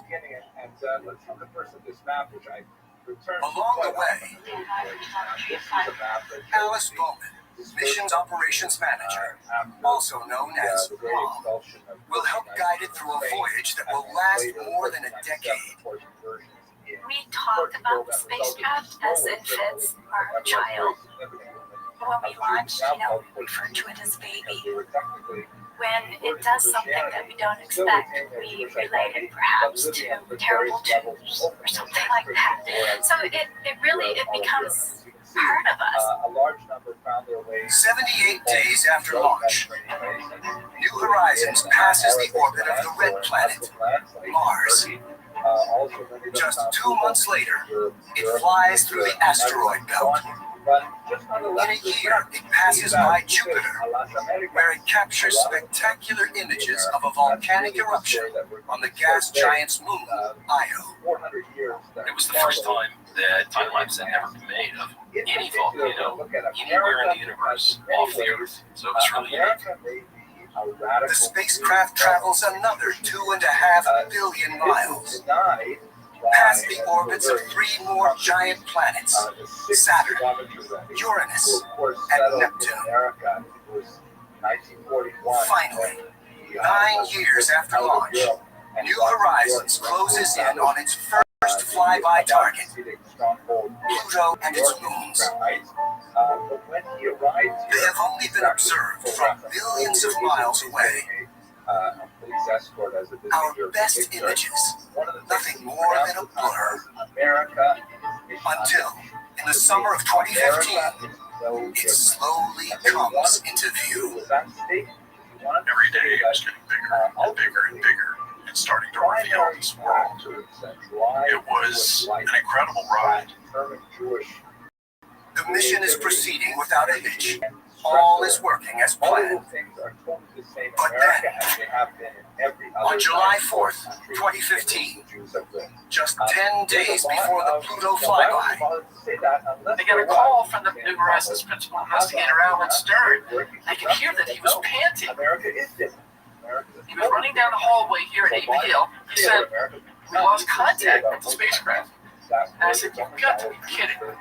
This has never happened before." You just feel that pit in the bottom of your stomach. Your pulse goes up a little bit. Could it be, these millions of miles away, we hit something?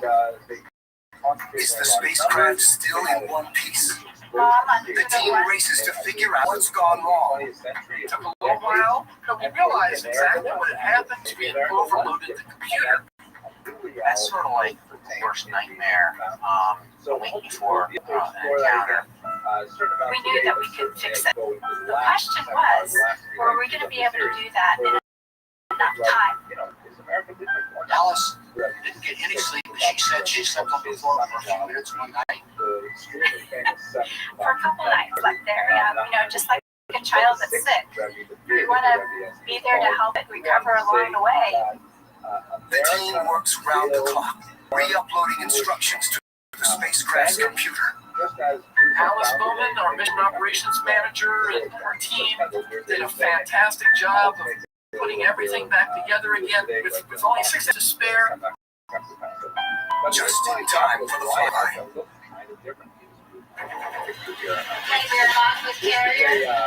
July 14th, 2015. Stand by. 8 billion miles from Earth, New Horizons should have just flown above Pluto's surface, taking pictures and gathering data. But did it make it? Stand by for telemetry. Alice waits to hear back from the spacecraft. A scientist safely completed the flyby.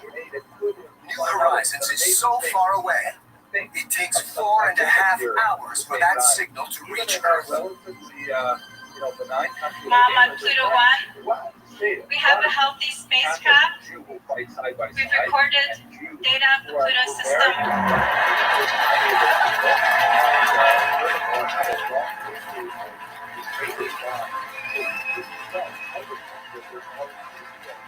It was a huge sense of relief and accomplishment. It was the accomplishment.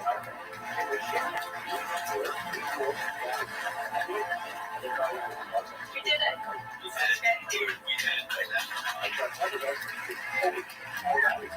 The first up-close images come in, and they shock Roth.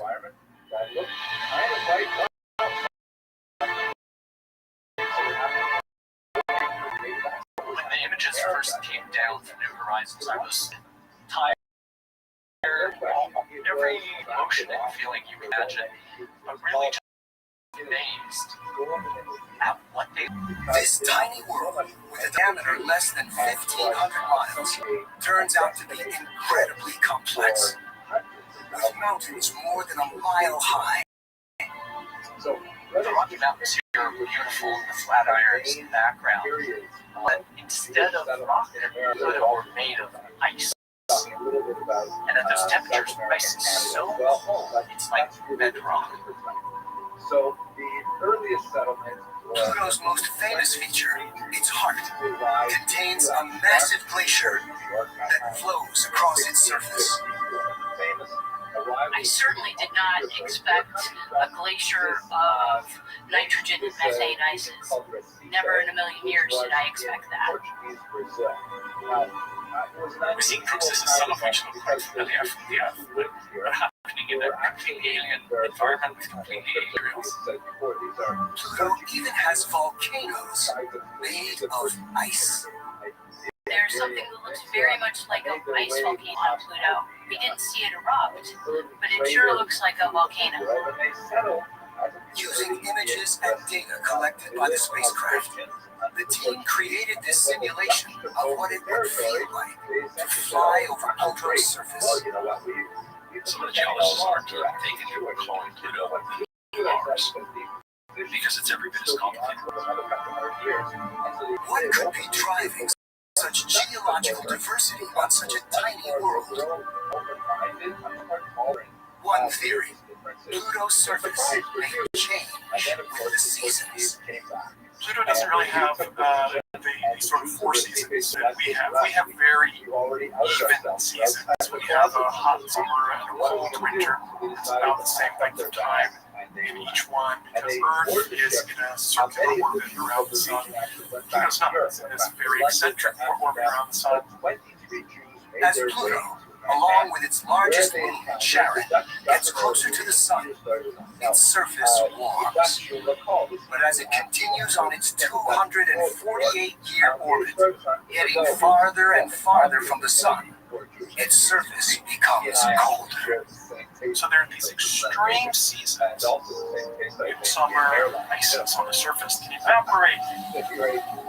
In winter, they can recondense. So when you see it today, it is not going to look the same as it looks in 100 years when it's in the sky.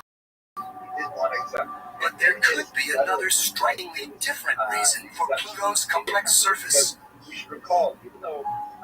Based on measurements of its density and chemical composition, Scientists believe it has a rocky core. Rock contains radioactive elements, which, as they decay, release heat. So there's a continual flow of heat from the interior of Pluto to the outside, but it's a very small amount of heat because Pluto is pretty small, it doesn't have that much rock in it.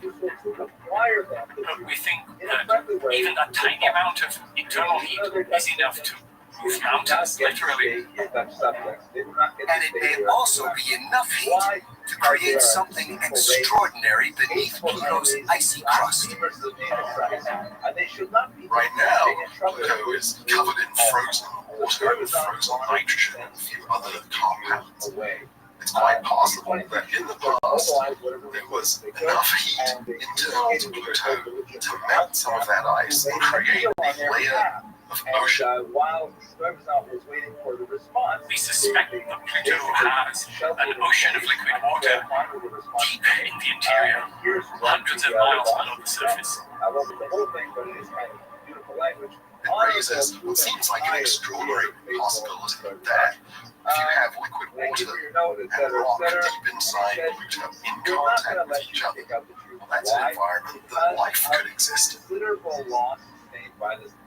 I think one of the most mind-blowing things is to hear the astrobiologists talk about the fact that that could be an abode for life potentially.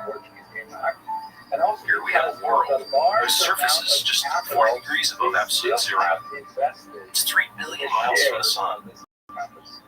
You would never expect life at those kinds of temperatures.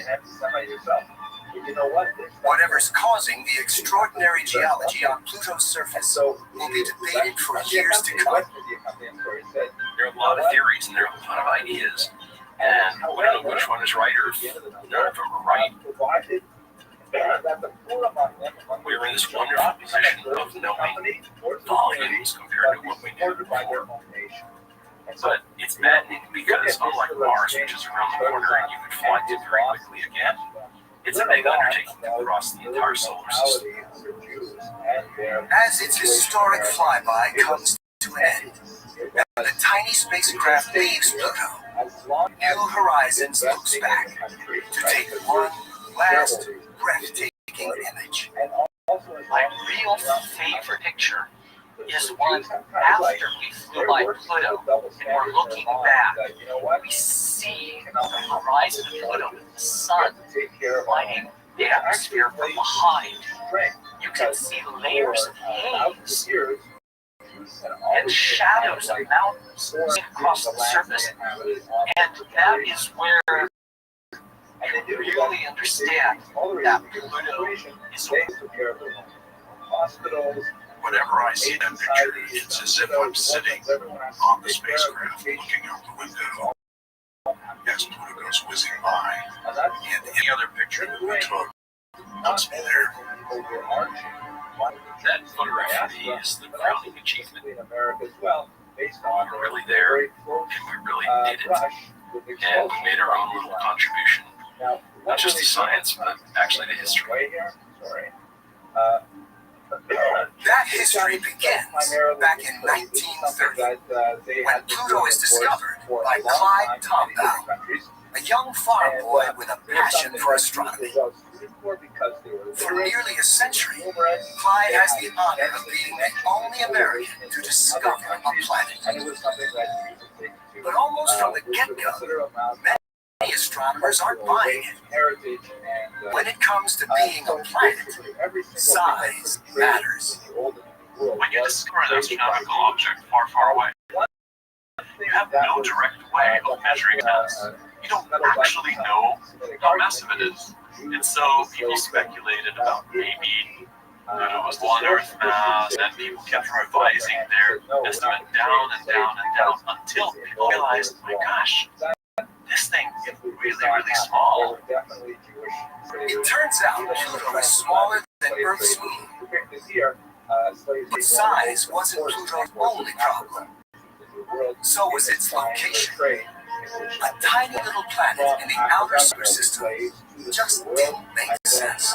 Pluto was regarded as a planet, but it was always regarded as kind of a funny planet, weird planet, somewhat out of place. So the sun sits in the middle. The sun is this massive body made of hydrogen. It's 1 million times the mass of the Earth, about 100 times the diameter of the Earth, and it's orbited by planets which are moving in nearly circular orbits. And on the very edge, the outer edge of this system of planets, we know Pluto.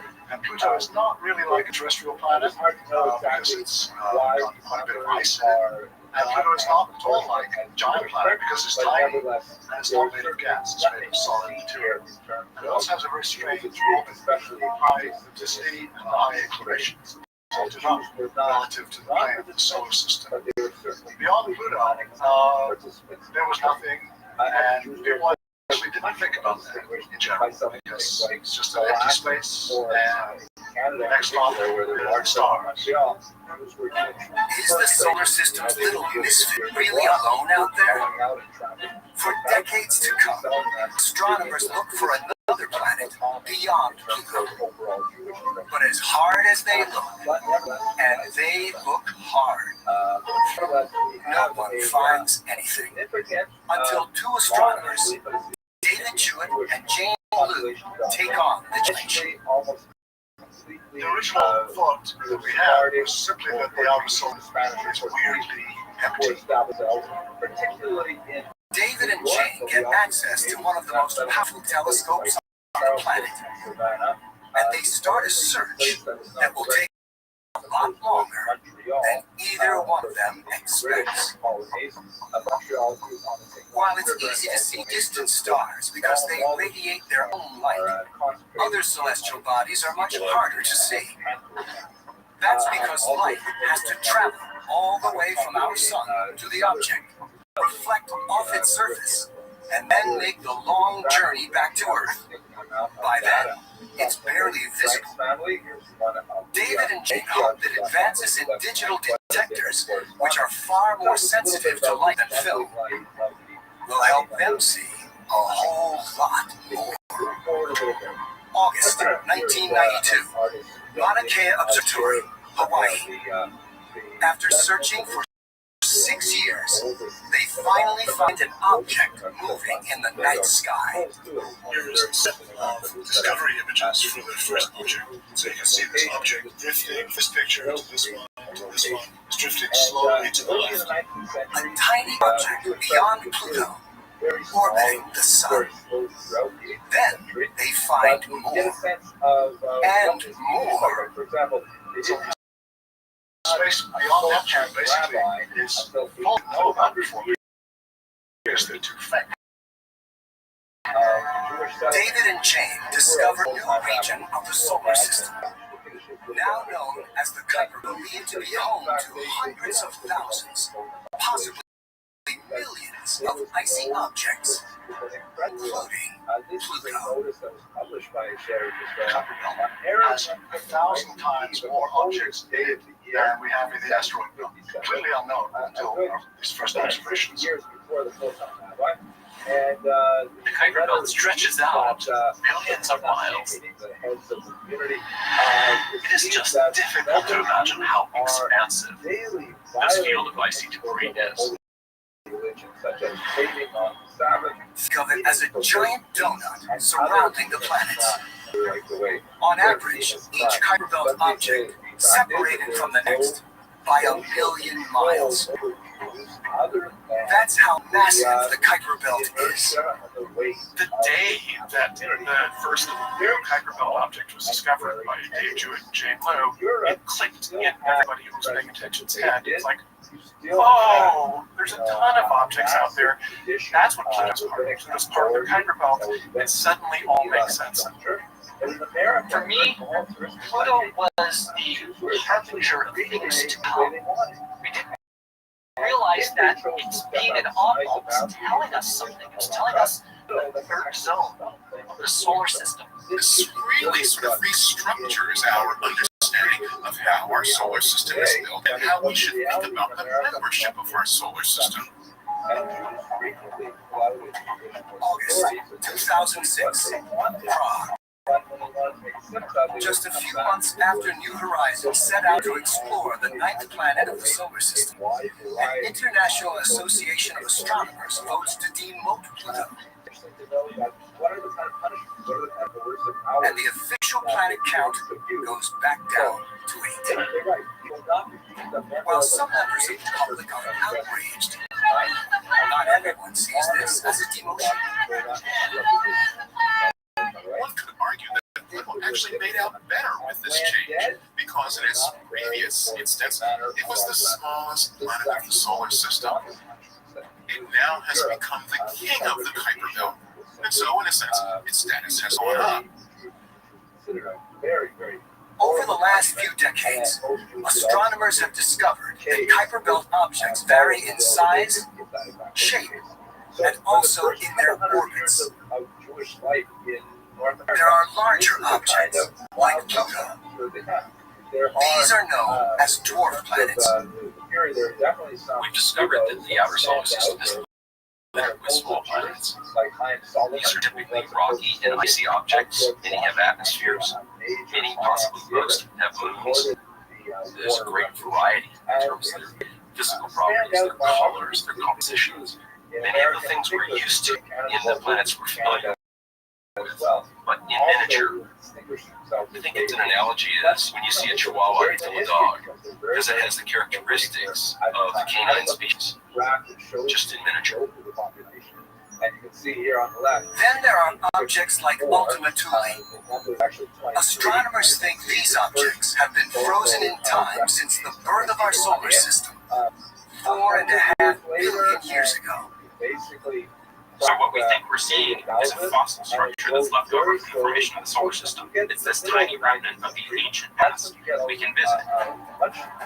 Objects like MU-69 maintain the pristine conditions of the early solar system. This now lets us look at these objects with the idea that an examination of them will help us what the early solar system was like. Unfortunately, our best images of these objects are only single pixels of dim light, almost impossible to see. If only we could get a spacecraft out to the Kuiper Belt to take a closer look. But of course, there's one already out there. When we launched New Horizons spacecraft back in 2006, we knew we wanted to fly to an object beyond Pluto, but we didn't have a particular object that we knew we could reach with our spacecraft. So we started doing deep searches of the sky beyond Pluto. April 2011. While New Horizons is traveling through the solar system, at the Southwest Research Institute in Boulder, Colorado, Mark Bowie leads the search for New Horizons' next target. But the team faces extraordinary limitations. The region their spacecraft can safely reach is extremely small. There's certain things we have an infinite supply of, like fuel, and our thrusters, we only want to put so many thruster counts on them. Thrusters make it possible to redirect your spacecraft as you zero in on a target. Without them, there's no way to steer it. If you use them beyond the lifetime that they were designed for, they could have a failure. But an aging spacecraft is just one of many challenges. Where you need to look is probably one of the hardest spots in the sky to look. It's right in the middle of the Milky Way. The densest star fields in the entire sky, where you see 1 million stars brighter than the objects you were looking for, and you had to try and sift it out between all those stars. They search for several years and find nothing. We were starting to say, what's going to happen? We have to find an object in 2014. If we don't find one in 2014, we won't know well enough where the object is to redirect the spacecraft to get there. The clock is running out. It's time for the big guns. It's time for a Hubble. From its vantage point far beyond the Earth's atmosphere, the Hubble Space Telescope has a better chance of seeing objects and makes all difference. After a big effort with the Hubble telescope, in the summer of 2014, we found an object.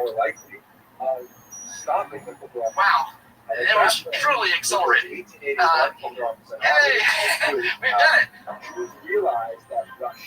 This is kind of a first to discover an object while in flight and then redirect the spacecraft to fly by it and its orbit along the way.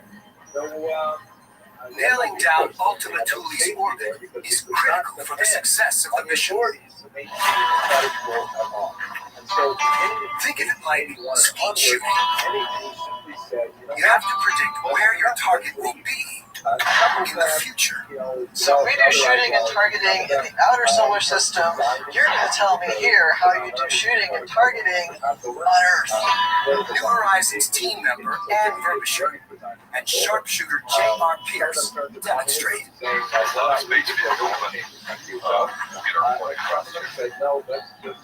If JR aims directly at the target, he's going to miss. Launch. I'm initiating the launch sequence. But if he aims ahead of the target, it's a hit.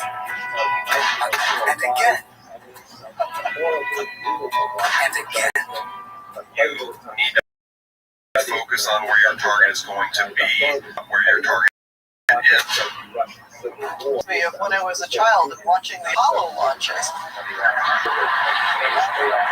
It fascinated me that they were targeting where the moon was going to be 3 days after the launch happened. That's when the astronauts would arrive to try and land on it.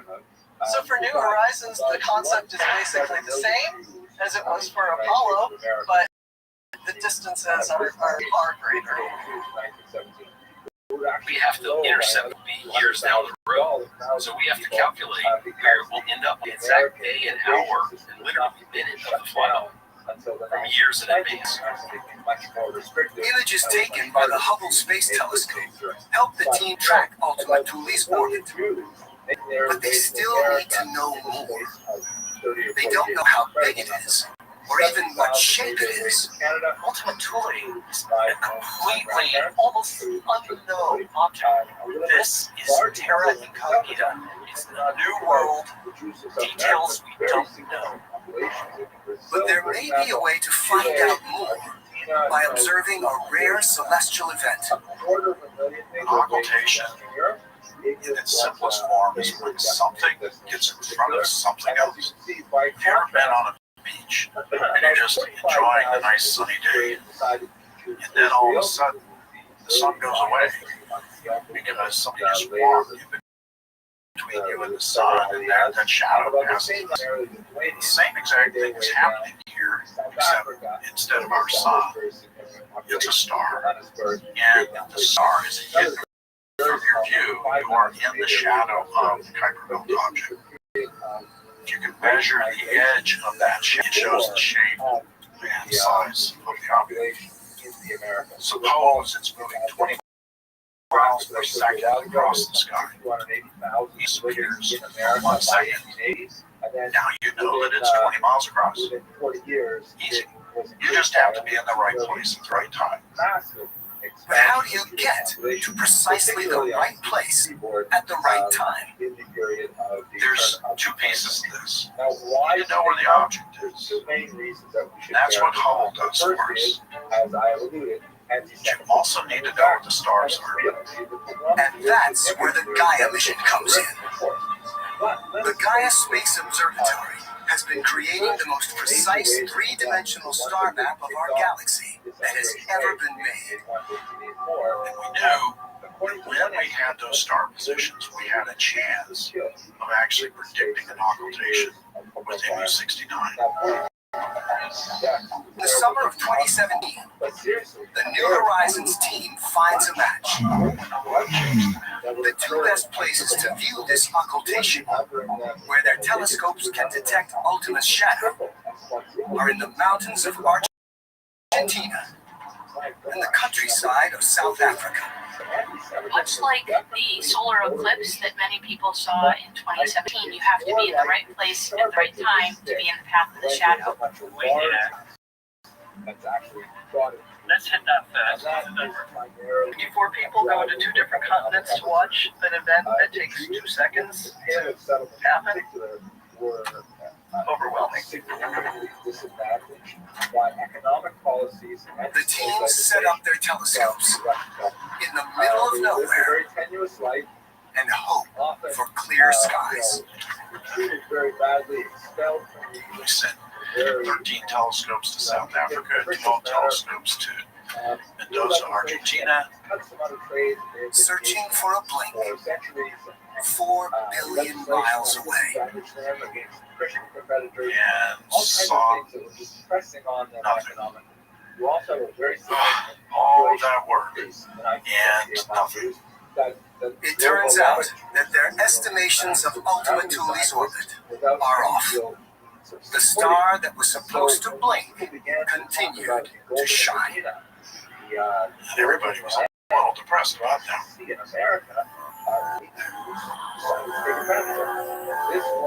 A month later, they get a second chance to find out whatever they can about Ultima Thule's size and shape.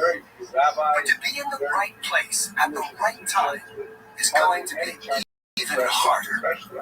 On July 10th of 2017, there was another occultation observable only over the South Pacific Ocean and really accessible only to the Sophia aircraft. The Sophia Airborne Observatory is a specially modified Boeing 747 with a telescope on its side. What we're doing here with Sophia is putting a very large telescope into the occultation at just the time the shadow is there. The reality is, there's so many details. What are the winds doing? We had to worry about a turbulence zone. We might have to fly around. The moment of truth arrives. They wait for the star to blink out. Are they in the right place at the right time? Again, they see nothing. So everybody's kind of depressed again. Okay, we've done it a second time and we got nothing. After 2 misses, reality sets in. We thought we struck out twice. Okay, what's going to happen next? But they get another chance. And the next occultation in Patagonia was only 7 days later, on July 17th. So we really had to shift gears quickly and get ready for this next ground-based effort. The stellar occultations that we have been attempting are the most challenging stellar occultations because Ultima is so much further away than anything else, and it's tiny. The night of the occultation, winds were pretty. These telescopes we use are really great. However, they are very wind sensitive. We wanted to shield that telescope from every vibration, and that meant we had to do whatever it took to get the data and observe the star without it jiggling around all over the place. For that, they need a few volunteers. If you just started out with, we're from NASA, people just come out and do the work. We had 2 people show up, a father and his daughter. They brought a spare battery. Perfect. So we put them to work. Together, for 45 minutes, they block the wind with a truck, some plywood, and a truck. Did they catch it? We spent hours after people came back with the data to see whether we got it or not.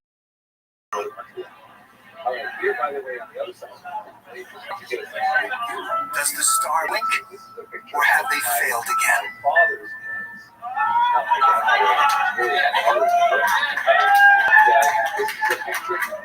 Finally had success and saw the star blink out. This is what we came for. This is it.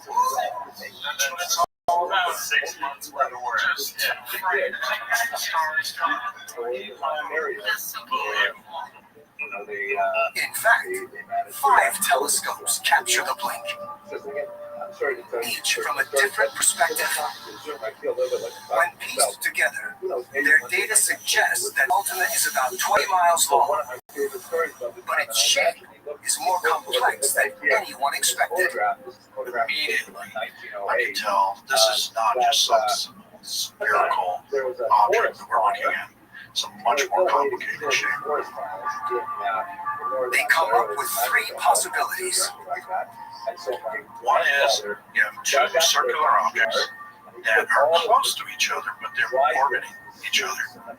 Or it could be just some wonky potato-shaped thing.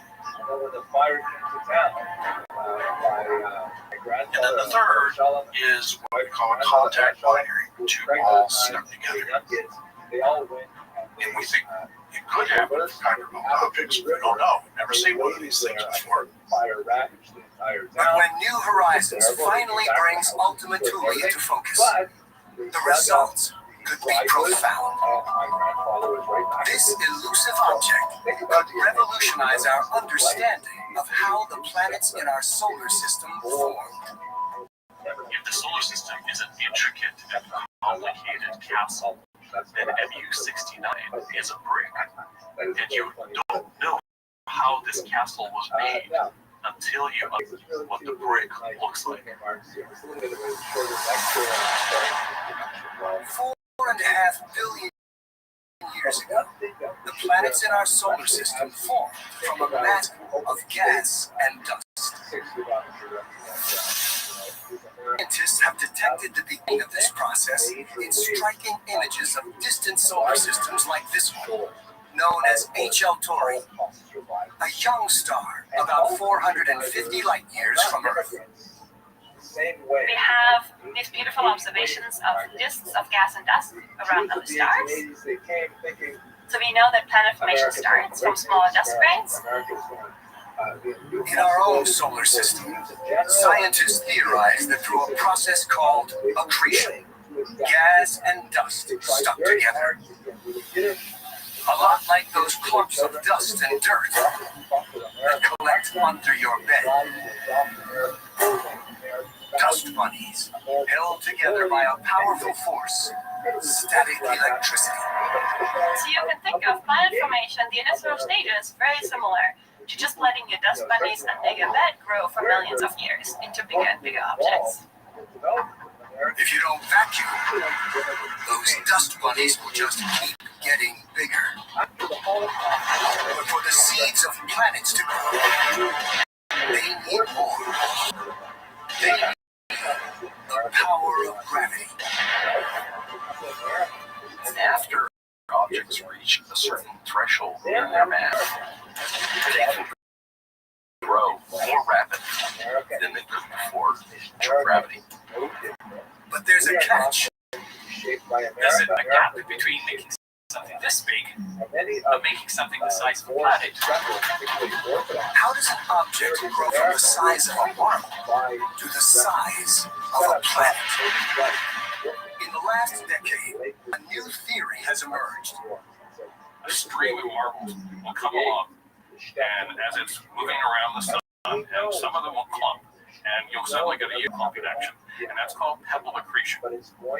And one of the things we can do by looking at Ultima Thule is look to see whether it was formed by pebble accretion. If we see lots of maybe marble-sized pieces on the surface of MU-69, we go, aha, this is a loose collection of pebbles. And pebble accretion argues for things that are elongated or potato-shaped, which is what we seem to see for Ultima Thule from our ground-based observation. We're interested scientifically how planets formed, although parts we're also interested about where we came from, how we got here, what were the elements, and the outer solar system objects like Ultima Thule are the raw material, and so we're getting a chance to look back at well-preserved raw materials to see really what was the starting point, what were the ingredients that went in to the magic recipe that makes life. October 4th, 2018. 89 days before flyby. New Horizons is 30 million miles from Ultima Thule and closing. Fred Peltier and a group of vigilant navigators are tracking Ultima's orbit to ensure their spacecraft won't miss the mark on New Year's Eve. They rely on images like this, taken by New Horizons' long-range telescope named Lori. But at this distance, tracking tiny Ultima along a dense is no easy task. It's a very crowded star field. These are all stars, and Ultima is in the center right there. So what we do is we have a catalog of the star field that we use to remove the stars. We end up with this image that highlights our target Ultima Thule here. Next, they zoom in to take a closer look and discover their estimate of Ultima Thule's orbit is off. The yellow cross represents where we thought Ultima Thule would be before we took the picture, and the greenish one represents where it actually is. So you can see we're a little bit off, and the difference here doesn't seem too much on the scale, but it's actually 600 miles from the target.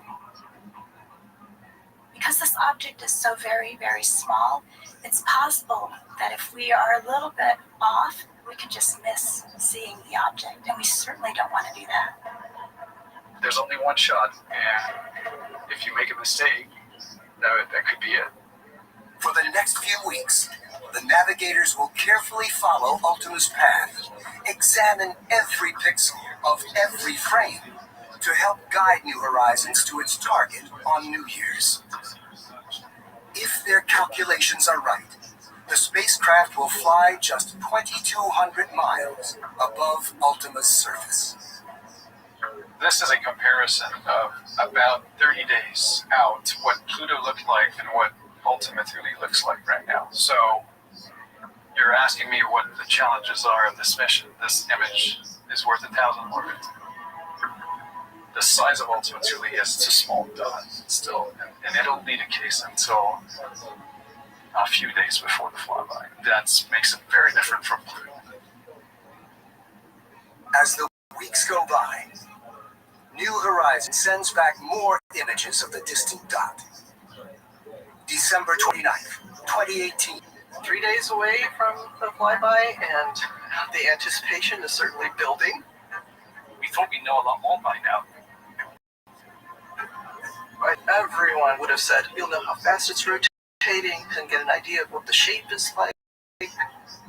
But so far, answers remain tantalizing. It is holding its secrets to the last possible minute. I mean, we keep saying, well, we're going to know eventually, right? But right now, it's still a mystery. As the flyby approaches, preparations continue all night. This evening I'll be sleeping in my office, so I brought my little backpacking tent in. I'll have time for sleep later. Things have been happening so fast. Don't ask us what day it is. Most of us cannot remember whether it's Monday, Tuesday, or whatever. We know how many days it is to fly by. 10, 9, 8. January 1st, 2019. 12:33 a.m. As the world brings in the new year, the New Horizons team celebrates the moment of the spacecraft's closest approach to Ultima Thule. But it will be hours before anyone knows if the flyby is successful. Ultima Thule is so far away that it takes 6 hours to send a signal from the spacecraft to Earth. It's crazy. It's a really long time to wait. Later that morning, team members, family, and friends wait anxiously for New Horizons' signal to finish crossing 4 billion miles of space and reach Earth. Go ahead, RF. Well, the green screens will tell you RF is in fantastic shape. Copy that. RF is green. The signal comes in, but Alice Bowman, New Horizons' mom, waits for confirmation that each system on the spacecraft is working. Copy. Thermal is reporting green status. Most crucially, she wants to hear if the digital recorders are full of precious data. Go ahead, CNDH. CNDH is not. Our SSR pointers are right where we predicted, so. Copy that. That means is that the solid state recorder, the pointers are where they should be. That tells me that we observed something. Something filled that camera. We have a healthy spacecraft. We've just accomplished the most distant flyby of our solar system.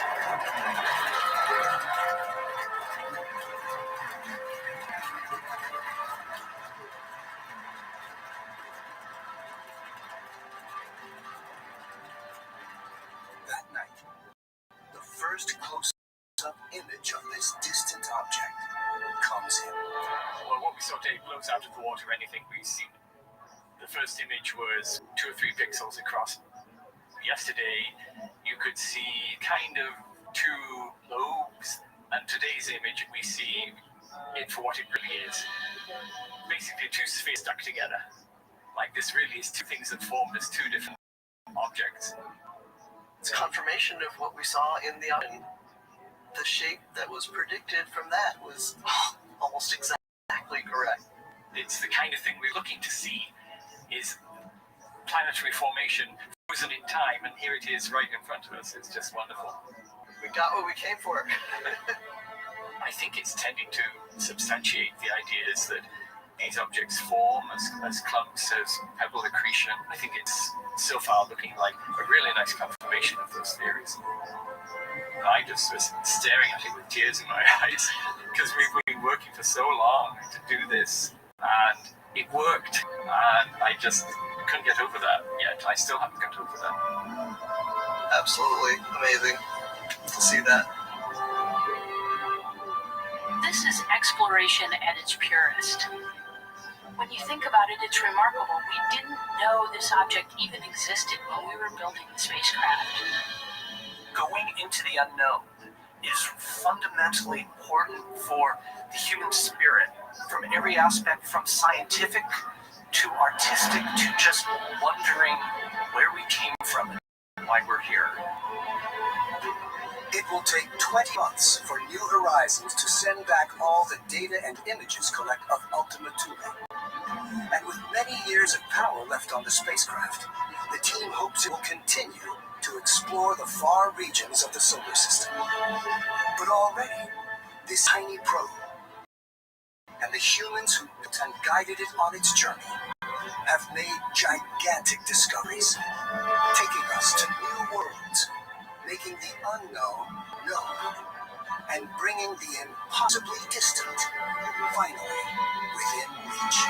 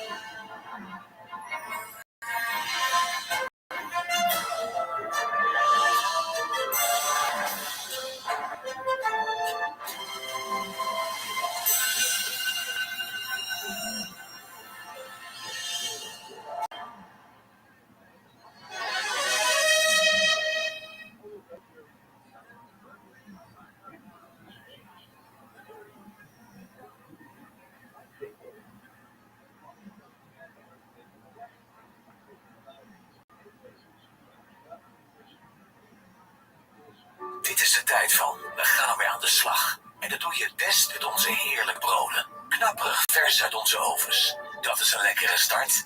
Deze week bakkersbrood Le Pen Hill 1 plus 1 gratis. Support from viewers like you makes this program possible. Please give to your PBS station. Of all the objects in the cosmos, planets, stars, galaxies,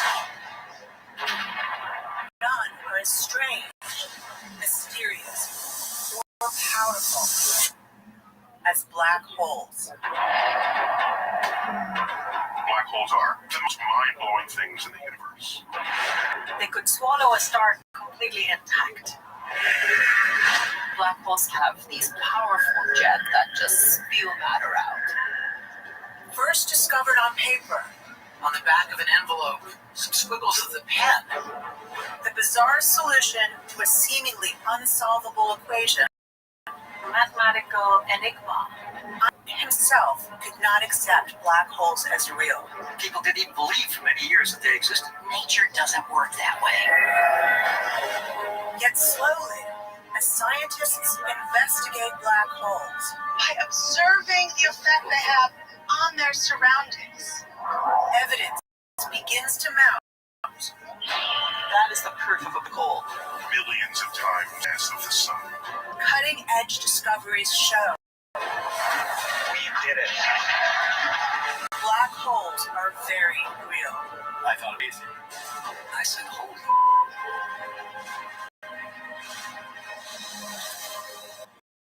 But what exactly are they? If we visit one, what might we see?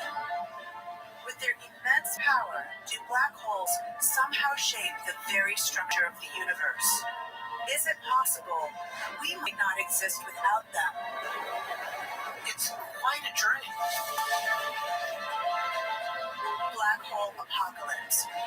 Right now on Nova.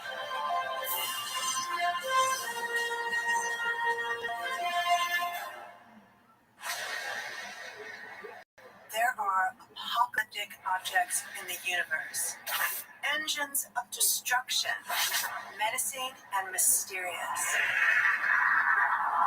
Black holes. Even scientists who study them find them astonishing.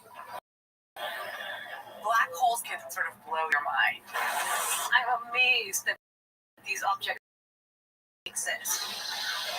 Black holes' understanding of nature. Black holes are the greatest mystery in the universe. They're invisible, yet powerful beyond imagining. They can tear a star to shreds. Black holes actually will eat anything that comes in their path. You really want to avoid them at all cost. Black holes even slow time. Once thought too strange to be real, black holes shatter our very understanding of physics. But we're learning they may somehow be necessary for the universe we know to exist. They might well be the key players in the universe. What are these strange, powerful objects? Outrageous and surprising. Where are they, and how do they control the universe? The search for black holes is on, and it will be a wild ride across the cosmos to places where everything you think you know is challenged, where space and time, even reality, are stranger than fiction.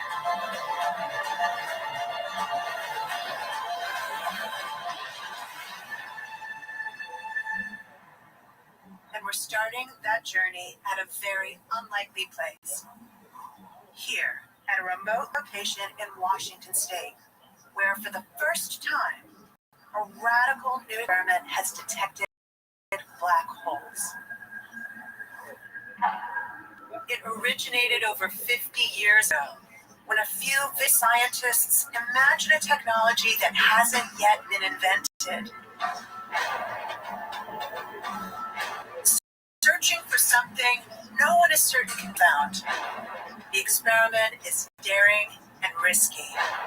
Failure could mark their lives forever. But they don't fail. Right here in these facilities, they make bold discovery. In the early hours of September 14th, 2015, they record a message. It looks and sounds like this. Just a little chirp. But that chirp is epic, monumental. The signal traveled over 1 billion light years to reach us. It started far, far away. And what it tells us is this. Somewhere in the cosmos, over 1 billion years ago, two massive black holes circle each other in a fatal encounter. Closer and closer they come, swirling faster and faster, until finally they slam together. The black holes create waves that spread outward, just like vibrations on a drum, ringing in the fabric of space itself. The collision creates a massive blast, putting out 15 times as much power as the entire visible universe. It sends out a wave not of heat or light or sound, but of gravity. This gravity wave is moving its way through the universe at the speed of light. The wave races by stars. On the young Earth, supercontinents are forming. Microscopic organisms have just appeared, Washing over one galaxy after another, after another. Dinosaurs roam the Earth. The wave is still moving. It zooms through clouds of dust. And then it nears the Milky Way galaxy. The Ice Age is just beginning. We're troglodytes, drawing in caves. The wave reaches nearby stars. Albert Einstein is in the 6th grade. The wave approaches as close as Alpha Centauri. And midnight on September 13th, 2015 is as close as Saturn. Finally, over 1 billion years after the black holes collide, the wave reaches us. It strikes a pair of revolutionary new observatories, of the daring experiment.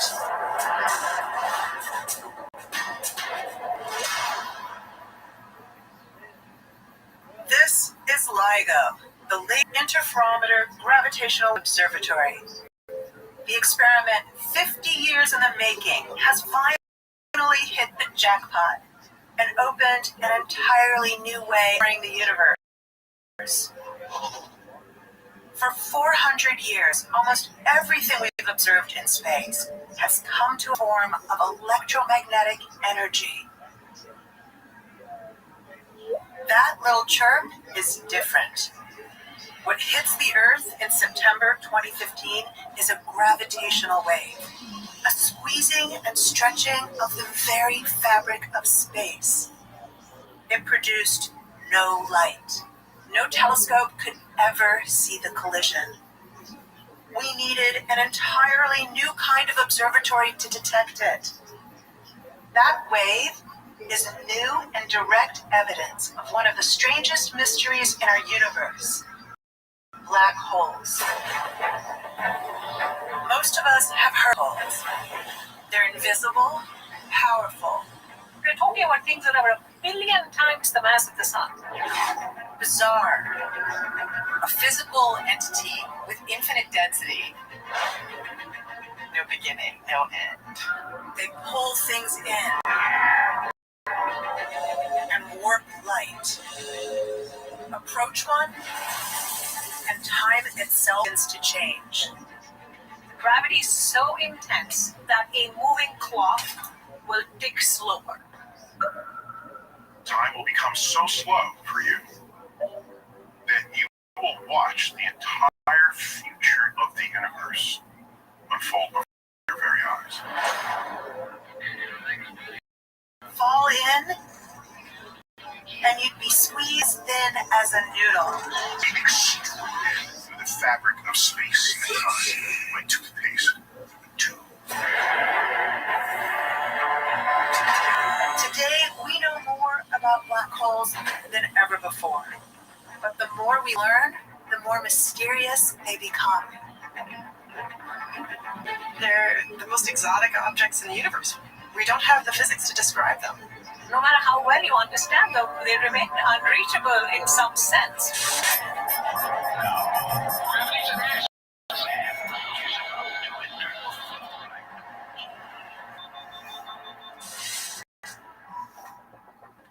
So black a pretty fierce reputation. And if you want a villain for a sci-fi movie, cast a black hole. But in reality, what exactly is a black hole? And where do they come from? You might think a black hole is like this. An object. But it's not. It's a hole in the fabric of space. A place where there is nothing except gravity. Gravity at its most intense and overwhelming. If black holes are all about gravity, gravity at its most extreme, what exactly is gravity?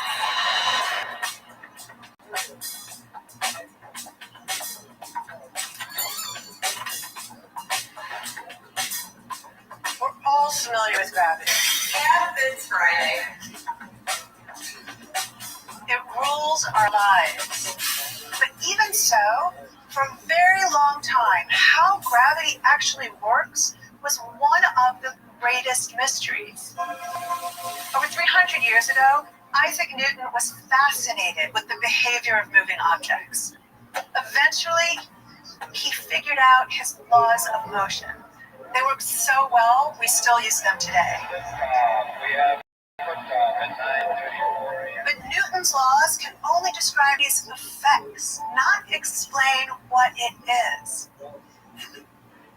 And here's where Albert Einstein comes in.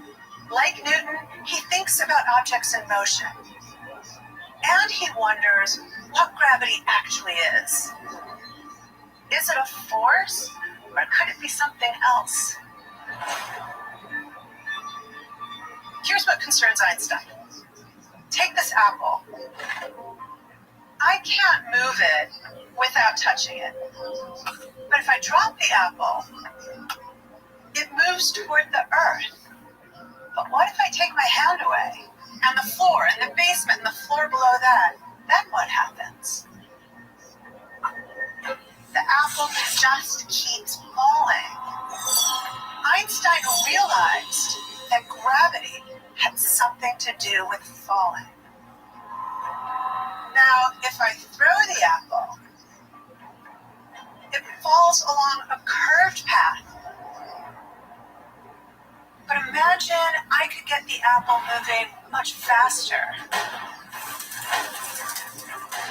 Eventually, if I get the apple moving really, really fast, say 17,000 miles an hour, its curved path matches the curve of the Earth. The apple is in orbit, falling freely, just like the International Space Station and the astronauts inside it. According to Einstein, the apple and the space station and the astronauts are all falling freely along a curved path in space. And what makes that path curved? The mass of the Earth. Einstein came up with a supremely simple concept, and that is that space and time is bent by the Earth and by the Sun and by all the objects in the world. So according to Einstein, the mass of every object causes the space around it to curve. And that was Einstein's conception. There are no forces anymore. There's just objects bending space-time and other objects following the straightest line through it. All objects in motion follow the curves in space. So how does the Earth move the apple without touching it? The Earth curves space, and the apple falls freely along those curves. That, according to Einstein's general theory of relativity, is gravity, curved space. And that understanding of gravity, that an object causes the space around it to curve, leads directly to black holes. But it's not Albert Einstein who first makes the connection between gravity and black holes. It's another scientist. Karl Schwarzschild was a German astronomer, head of the Potsdam Observatory in Germany. Ever since he was a teenager, he'd been calculating complicated features of planetary orbits. As Einstein unveils his theory of gravity in 1915, Karl Schwarzschild is in the German army. calculating artillery trajectories in World War I. And just weeks after Einstein presented his papers, Schwarzschild, then on the Russian front, quickly got a copy and was mapping the gravitational field around a star. I got at it through a series of approximations. So, sitting on the front with bullets and bombs flying, an exact solution to Einstein's theory, and sent it to Einstein. Einstein was punished. He hadn't even imagined that you could solve these equations exactly. But Schwarzschild isn't done. In his solution to Einstein's equations, he discovers something Einstein himself had not anticipated. Schwarzschild said, I can calculate this strange distance from a gravitating object that represents a kind of boundary. Schwarzschild mathematically concentrates a mass, for example, a star, into a single point. Then he cow that mass within space and curve rays of light passing by. As he, through his mathematics, aimed particles of light or matter towards this point, there was this boundary surrounding the point at which the particles would just stop. The particles disappeared. Time stopped. Schwarzschild has discovered that a concentration of mass will warp space to such an extreme that it creates a region of no return. Anything that enters that region will be trapped, unable to escape, even light. It's like those roach motels. You can check in, but you can't check out. Once you go across that boundary, even if you can sail through, there's nothing you can do to get out. There's nothing you can do to signal out. It becomes this strange cut-off portion of space-time. What Carl Schwarzschild has discovered is that any mass compressed into a small enough space creates what we today call a black hole. But Albert Einstein, whose own theory of gravity predicts such a thing, cannot believe it can happen in the real world. Einstein didn't think that nature would act like this. He didn't like this idea. Carl Schwarzschild becomes ill and dies before he has a chance to further investigate his own discovery. 2.5 years later, in November 1918, World War I ends. The strange, theoretical sphere discovered by Carl Schwarzschild seems destined to be forgotten. Nothing but a curious historical footnote. But in the coming decades, physicists learn more atom and about how fusing atoms powers stars, a process called nuclear fusion. Some begin to wonder if something like a black hole could actually come from a star. But not just any star. It would have to be big. Stars are born in litters, distribution of sizes and masses. Thousands of little stars. And a few big stars, very big stars, incredibly massive. Stars are in many ways similar to living creatures. Like humans, they have life cycles. Investigating stars' life cycles in the 1930s, two visionaries, Subramanian Chandrasekhar and Robert Oppenheimer, discover that the most massive stars end their lives very differently from smaller ones. The life cycle of a star really depends on its mass. The mass of a star determines what's going to happen after it finishes burning its hydrogen fuel. All stars start out burning hydrogen, the lightest atom, fusing hydrogen atoms into helium, working their way up to heavier elements. Gravity wants to crush the entire mass of the star, But the enormous energy released by fusion pushes outward, preventing the star from collapsing. Stars are stable because you have an outward moving pressure due to nuclear fusion, and that's balancing with the inward force of gravity. Smaller stars can fuse elements heavier than helium. But in the most massive star, fusion crushes heavier and heavier atoms, all the way up to iron. Iron is such a massive element. It has so many protons in it that by the time you fuse iron, you don't get any energy back out. Iron is a dead end for stars. Fusing atoms larger than iron doesn't release enough energy to support the star.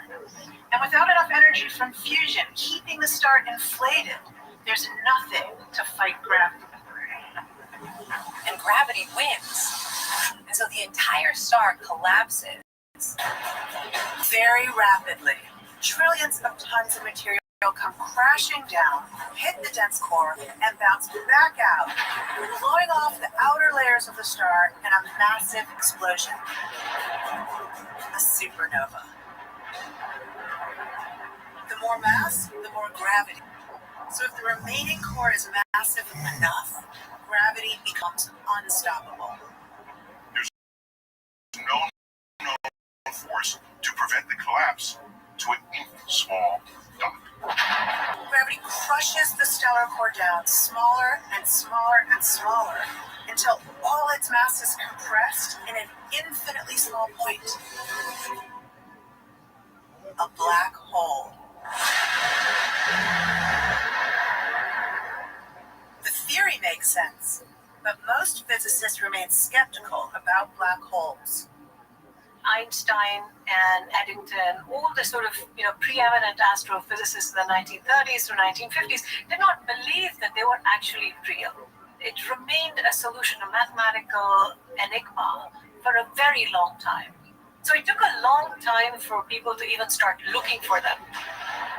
It's not until the 1960s that the idea of a supernova creating a black hole is taken seriously. Princeton physicist John Wheeler, who had originally been a skeptic, begins to use a name from history for these invisible objects. Black hole. The term black hole actually originates in India. The black hole was the name of an infamous prison in Calcutta. Still, no one has ever detected any sign of a black hole. Then in 1967, graduate student Jocelyn Bell discovers a strange, extremely tiny, dead star that gives off very little light. A neutron star. The cold remains of a stellar collapse. The neutron star gives astronomers more confidence that black holes, much heavier dead stars, might also exist. A half-century after Carl Schwarzschild mathematically showed that black holes are theoretically possible, scientists have identified a natural process that might create them: the death of large stars. So these giant supernova explosions of extremely massive stars make black holes. Any star that is born with a mass that's about 10 times the mass of the sun or higher will end in a black hole. So our galaxy is replete with little black holes, which are the stellar corpses of generations of stars that have come and gone. So what are these invisible stellar corpses like? Imagine I'm exploring space with some advanced technology for interstellar travel so that we could visit a black hole, maybe one in our own galactic neighborhood.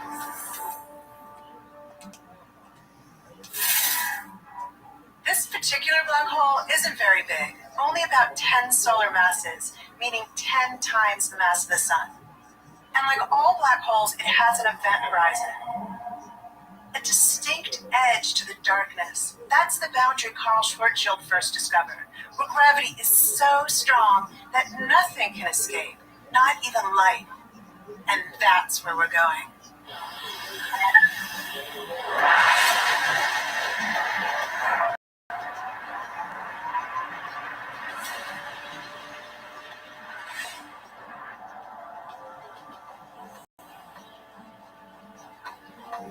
As we get closer, some very strange things begin to happen. Look at the edge of the black hole. See how the image of distant stars is distorted and smeared into a circle? That's gravitational lensing. The black hole's extreme gravity bends the path of light passing by, so that a single point of light, like a star, briefly appears as a ring around the event horizon. I'm now deep in the black hole's gravity well, and we're going to start experiencing the effects. The extreme gravity actually slows down time relative to the Earth. From their point of view, Here to be slower. but from my point of view, time on Earth is speeding up. Now let's say I want to get even closer, taking a spacewalk.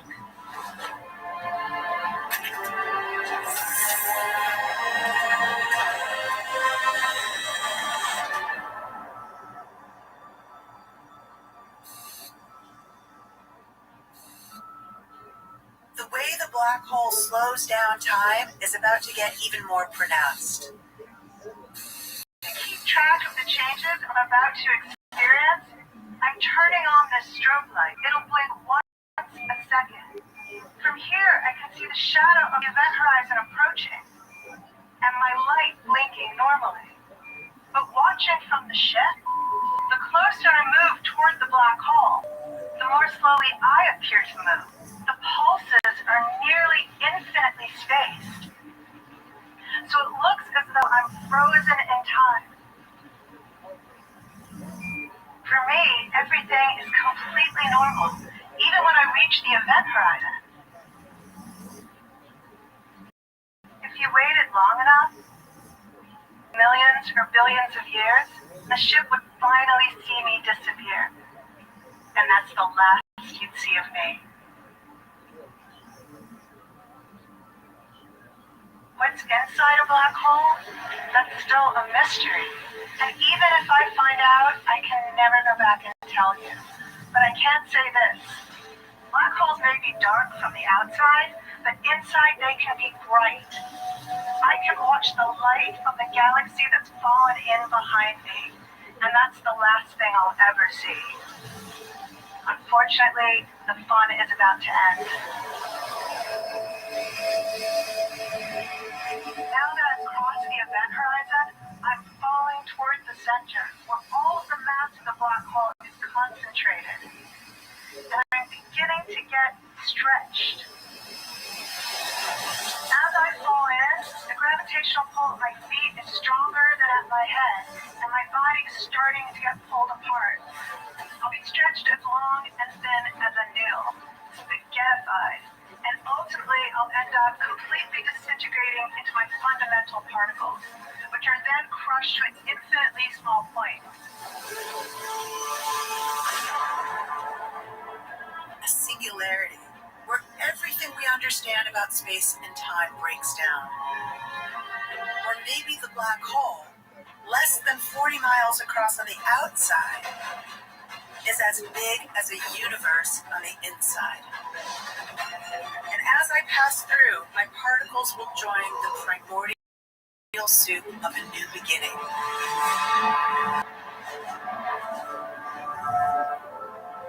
So that's what theory tells us we might experience if we could travel to a black hole.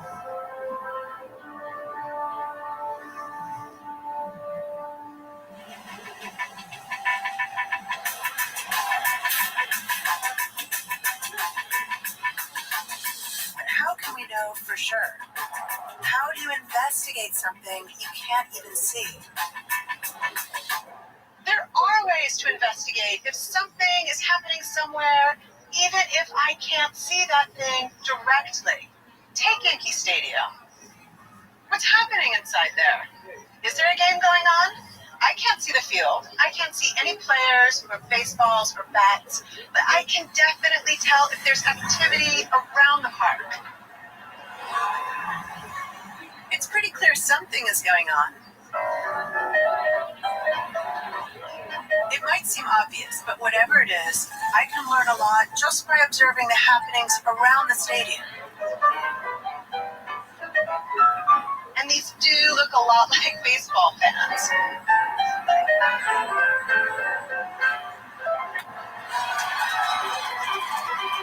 And that's the way we investigate black holes, by observing the effect they have on their surroundings. But what sort of effects? How might a black hole reveal itself? Starting just before World War II, two monumental discoveries are about to radically change astronomy. In 1931, Bell Labs engineer Carl Jansky picks up mysterious radio waves emanating from deep space. Then the sky gets even stranger. When scientists mount Geiger counters on captured German rockets and discover the cosmos is also full of X-rays.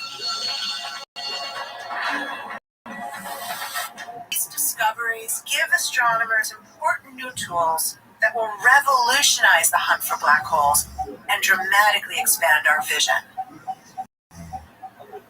What our eyes can perceive is a very narrow part of the electromagnetic spectrum. If the electromagnetic spectrum were laid out along the Brook Bridge, the portion we can see with our eyes would be just a few feet wide. Electromagnetic radiation includes waves of many different frequencies: radio waves, microwaves, infrared and ultraviolet light, X-rays, and gamma rays. Radio and X-ray astronomy open up the sky, revealing dim or even invisible objects, blasting out powerful energy no one knew was there. They began to realize that this very placid thing that we see out there, all this very quiet thing that looks like nothing is happening and the only thing that's moving is the planets, found out that there was madness going out there. There was chaos out there. X-rays come from the high energy end of the spectrum. What is creating all this energy? This much is certain. Whatever the source, it is invisible to ordinary telescopes, and it is hot. X-rays come from things which are at temperatures of millions of degrees, even tens of millions. One of the first of these X-ray sources to catch the attention of astronomers is named Cygnus X1. Cygnus, it was in the constellation Cygnus. X, it was an X-ray source. It was the first one he found. In 1970, Paul Merton is a young English astronomer trying to secure his next job. I was a research fellow. I was coming to the end of my 3-year contract, and I thought, what can I contribute to finding out what these things are? Merton works in a 15th century castle surrounded by telescopes, the Royal Observatory. He's the largest telescope in England. He begins searching the area of the constellation Cygnus, the Swan. He decides to hunt for pairs of stars. Pairs of stars are called binaries. They may sound exotic, but they're not at all uncommon. Many of the stars we see, perhaps half, are actually binaries, pairs of orbiting stars locked together by gravity. But Merton wonders, is it possible there are binaries where only one of the stars is visible? I thought that maybe there was a kind of a star system in which there was a star, one ordinary star that made light, and then there was another star nearby that made X-rays. The telltale sign of a binary is that the stars are moving around each other. So Merton begins searching for a visible star that shows signs of motion. Sometimes it's coming towards you, sometimes it's coming away. It's coming towards you, sometimes it's coming away. When the star is moving toward us, it appears more blue. as the wavelength of its light gets shorter. Moving away, it appears more red as the wavelength of its light gets longer. This is known as Doppler. After looking for color changes in hundreds of stars in the area of Cygnus, Merton spots a possible suspect, a visible star whose light is shifting as though moving around.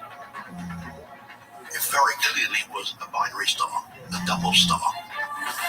The star was moving around and around with a period going around once every 5.6 days.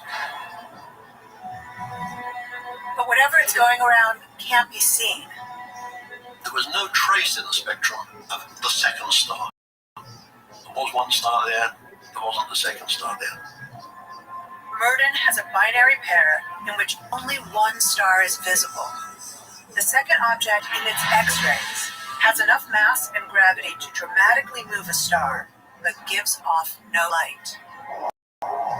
Could it be the corpse of a star massive enough to become a black hole? The crucial issue in deciding whether Cygnus X1 was a black hole was to measure the mass of the X-ray emitting object. It would have to be very massive, at least 3 times the mass of our sun. If not, it's probably just a neutron star. A collapsed star that's dense, but not heavy enough to be a black hole. So the observers needed to come up with a conclusion that the dark object, the X-ray emitting object in SWAT, was heavier, hopefully substantially heavier than 3 solar masses. From his observations, Merton is able to make an estimate of the mass of the invisible. And the answer came out to be 6 times the mass of the sun. So there was a step that Cygnus X1 was a black hole. And the key to the argument was that the mass of the star you couldn't see was more than 3 solar masses. When I'd finished writing it all out, I sat back and thought, it's a black hole.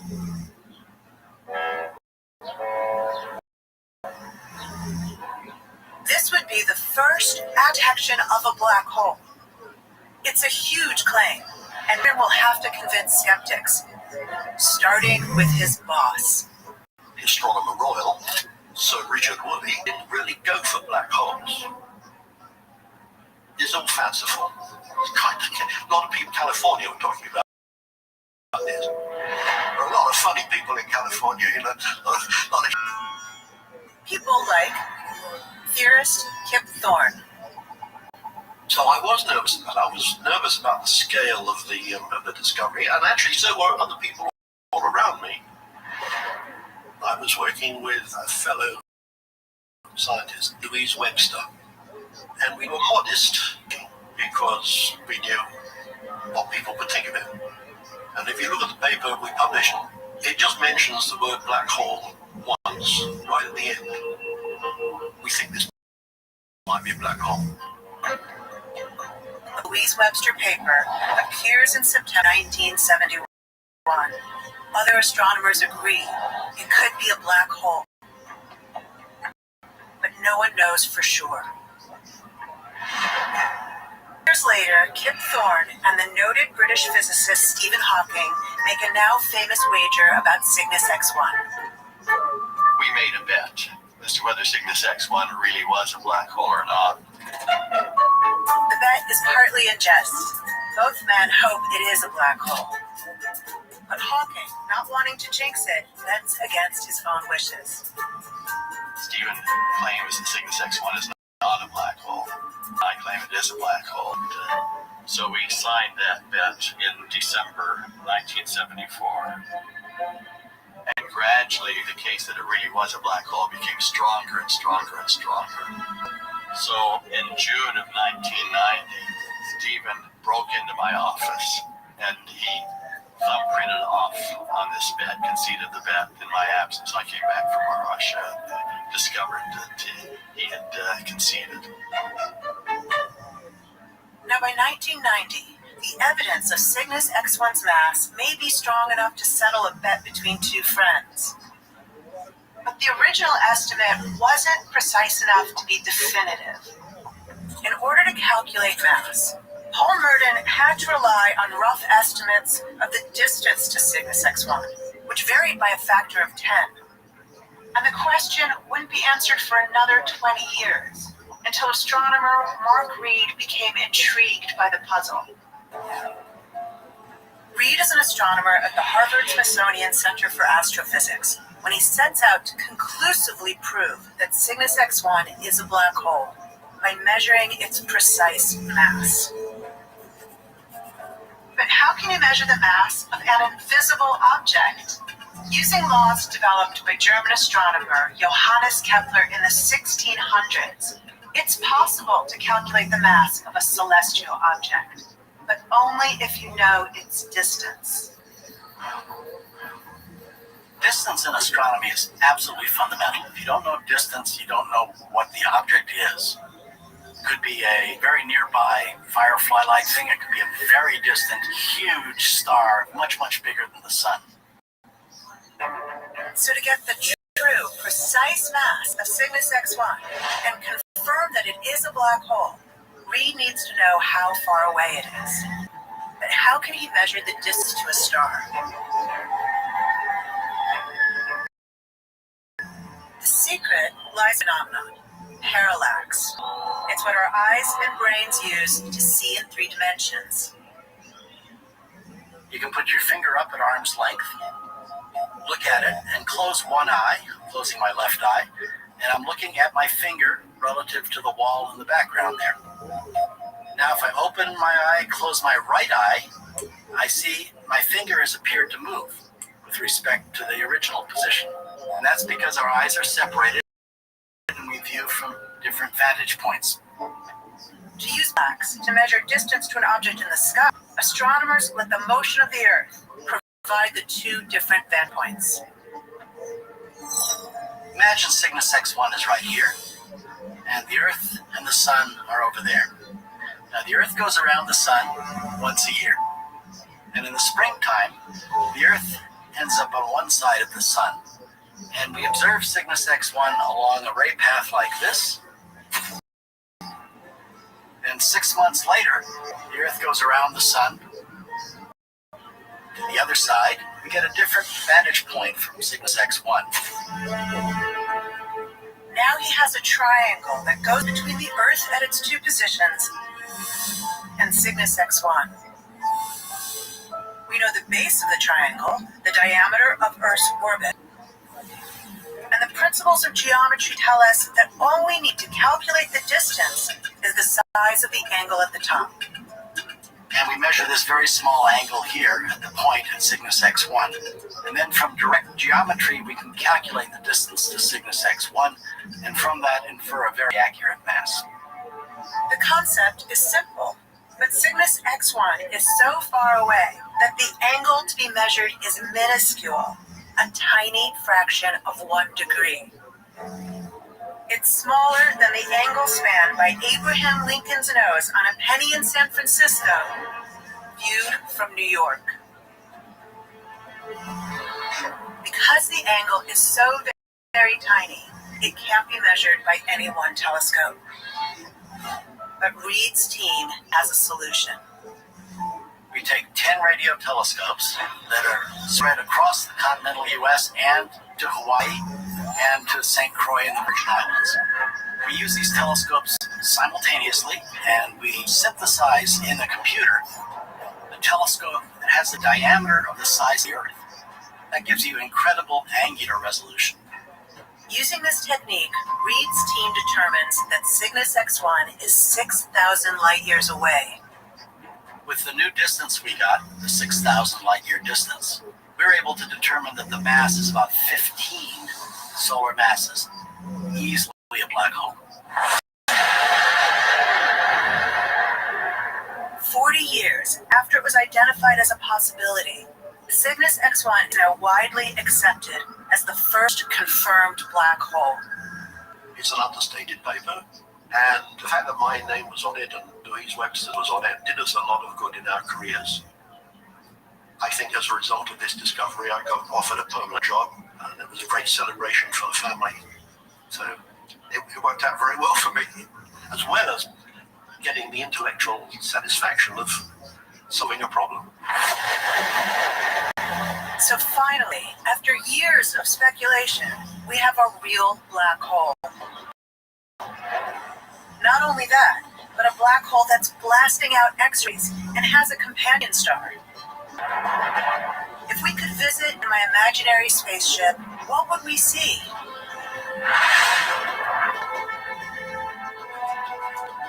The distance to Cygnus X1 has been established at 6,000 light years from Earth. And its mass is 15 solar masses, or 15 times the mass of the Sun.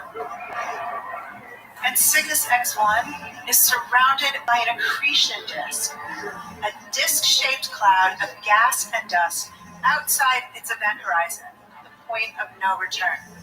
As gravity pulls matter toward the black hole, the cloud starts rotating, just like water being pulled down a drain. Within that accretion disk, particles closest to the black hole whip around at half the speed of light. It's like a giant particle accelerator in space. But why does it emit X-rays? As those particles race around, they collide, which heats them up to millions of degrees. When they get that hot, particles blast out X-rays. X-rays that first led astronomer Paul Merton investigate this black hole nearly 5 decades ago. And there's something else about Cygnus that's different. It has a companion star. This blue supergiant star orbits the black hole once every 5.6 days. It orbits so close to Cygnus X1 that the black hole strips material off the star and pulls it into the accretion disk. Some of that material will cross the event horizon and get swallowed up, but not all of it. Some of the stuff actually comes back out before ever entering the black hole. A toddler eating half the pasta ends up on the floor, half of it maybe on the ceiling, and some of it in the mouth. One of the most striking and enigmatic features of Cygnus X1 is its enormous jets. These beams of particles and radiation stream outward from Cygnus's north and south poles, perpendicular to the accretion disk. There's still a lot we don't know about these jets, but they are tightly focused and extremely powerful, blasting out at nearly the speed of light and extending well beyond Cygnus. When gas gets to these high temperatures and produces the light, there's also a little bit of a magnetic field around them. And we don't understand exactly how, but these magnetic fields help collimate these massive outflows from black holes. Powerful hoses, if you will, that just spew matter out. So that's Cygnus X1, if we could see it up close. A growing, feeding black hole with huge jets, blasting particles out into the universe. They're almost these breathing, fire-eating demons, if you will. They flicker, they burst. It's a very violent fireball, very active.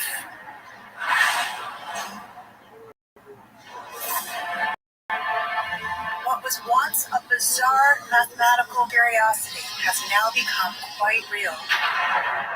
After decades of skepticism, scientists now accept that burned-out corpses of large stars can trap light inside them, warp space and time around them, attract matter, and accelerate it to mind-boggling speeds. Black holes seem like such a radical idea that we shouldn't accept it.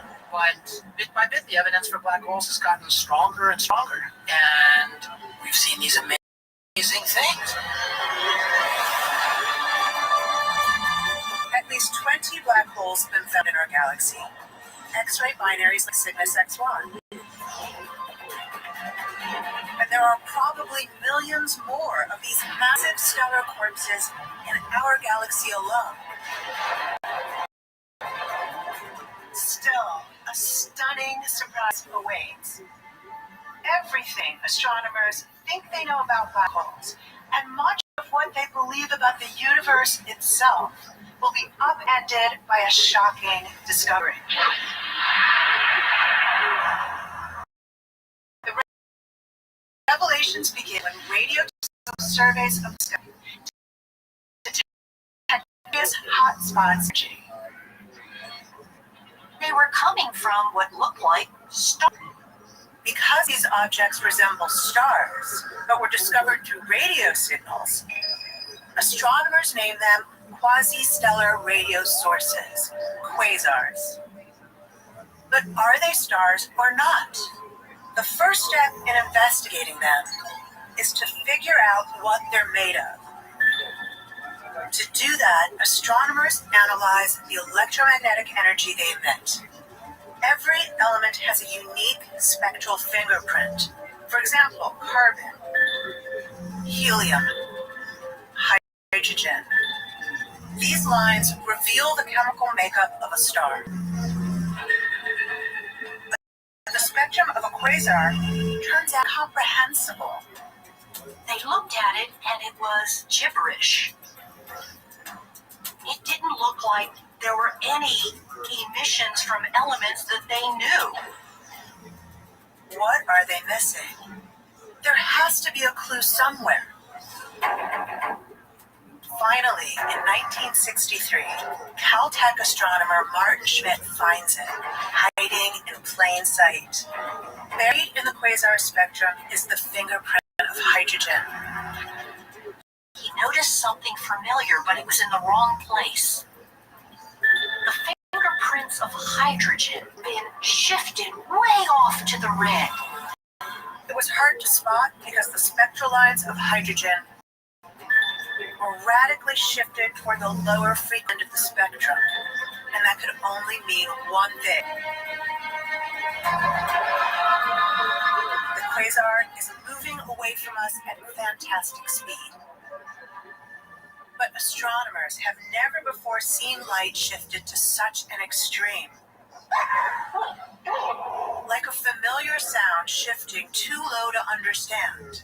The light from quasars has shifted to such a degree that hydrogen is unrecognizable. This extreme amount of shift, quasars are racing away from us at blinding speeds. The reason? It's the legacy of an event that occurred almost 14 billion years ago, the Big Bang. The beginning of our universe. And ever since, the universe has been expanding, carrying with it all the objects it contains, including quasars. No one had ever seen anything moving away at that high speed. This made this object the furthest away thing that had ever been seen, which meant the thing itself had to be so luminous to account for that. 2 billion light years away, putting out of 1 trillion suns each second.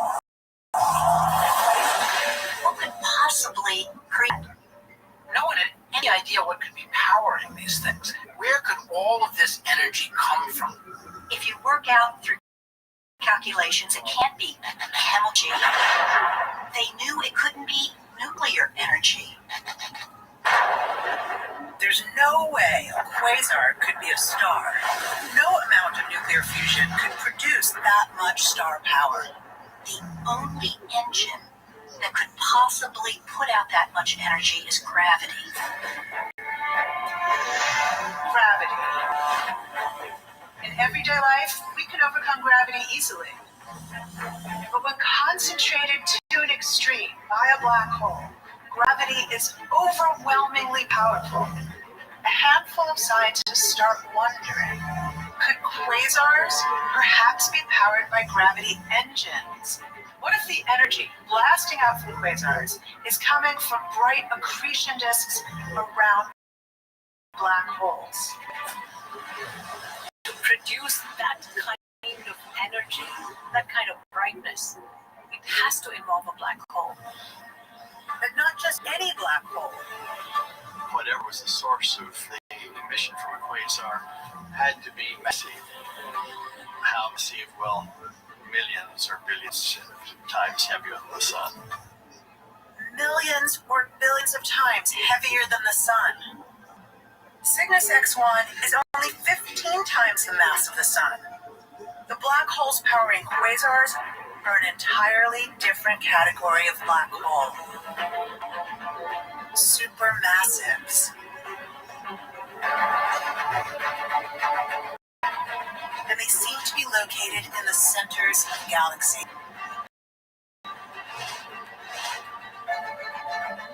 But what about our own galaxy? Could there be any supermassive black holes closer to home? The center where any supermassive would be found lies in the direction of the constellation Sagittarius, the Archer. Now, Sagittarius isn't just any constellation. It's in the direction of the center of our own Milky Way galaxy. But since we live inside the Milky Way, we can't see the galaxy the way a space traveler would. But I can use my trusted imaginary star machine to show us the galaxy from the outside. Our home is a spiral galaxy, hundreds of billions of stars drawn together into a gigantic disk. It's wide, about 100,000 light years across, but it's relatively thin, only about 1,000 light years thick. And the whole spiral slowly rotates. Our solar system is here. And here, 26,000 light years from the Earth, is the center, which we see in the direction of Sagittarius. In this dense center, there are millions of stars and lots of dust and gas. So that's the view of our galaxy from the outside, thanks to my imaginary technology. But we live inside the Milky Way. When we look towards the center, we're looking through our own galaxy, which means it appears to us as a band of stars and dust across the sky, a Milky Way. Deep inside this band of stars and dust, could a supermassive black hole be lurking? The data that we're getting now. In the 1990s, astronomers grew determined to solve the mystery, to peer through the murky Milky Way and learn what, if anything, is at its center. One of them is Andrea Ghez. Ghez takes on a daunting challenge. She will try to track individual stars orbiting the center of the galaxy. The essence of this experiment comes from watching stars orbit the center of the galaxy. So you want to find the stars that are as close to the center of the galaxy as possible, which means that I want to get access to the largest telescope I can get my hands on. And that means coming here. The summit of Mauna Kea, a dormant volcano almost 14,000 feet above the beaches of Hawaii. High altitude and low humidity make this the ideal place for astronomy. The instrument Ghez uses is Mauna Kea's Keck Observatory, one of the largest in the world. But despite its size, Keck has the same problem as all telescopes on Earth: atmospheric distortion. Think about looking at a pebble at the bottom of a river. The river is moving very quickly, and your view of that pebble is distorted. Like a river, the Earth's atmosphere is constantly changing, bending light like a funhouse mirror. To compensate for this, Keck pioneers the scientific use of a declassified military technology called adaptive optics. First, they shine a laser into the sky, creating an artificial guide star. The turbulent atmosphere distorts the guide star, but the computer knows what it should look like and adjusts the telescope mirror accordingly. So if you look at yourself in a circus funhouse mirror, you look completely distorted. And the goal of the adaptive optic system is to introduce a second mirror that's the exact opposite shape and make you look flat again. Buried deep inside the telescope, the deformable mirror changes shape up to 2,000 times a second to reverse the atmosphere's distortion. And it has allowed the sharpest images obtained of the center of the galaxy. The sharpness of those images allows guests to make out individual stars near the center, a huge advance in astronomy. She begins recording positions in 1995. And every year since then, we've taken an image. Just take a picture. Putting those annual snapshots together creates a time-lapse movie of stellar orbits. And what those movies reveal is astounding. The stars are whipping around the center of the Milky Way at phenomenal speeds. These things are moving at several thousand, up to 10,000 kilometers per second, or 10 million miles per hour. They're really hauling. To go that fast, the stars must be orbiting something extremely massive. The mass that we infer is 4 million times the mass of the sun. 4 million times the mass of the sun, yet be completely invisible. That is the proof of a black hole. And not just any black hole, a supermassive, silent, and sleeping, right in the center of our own galaxy. This is the best evidence to date that we have for the existence of supermassive black holes, not only in the center of our own galaxy, but anywhere in the universe.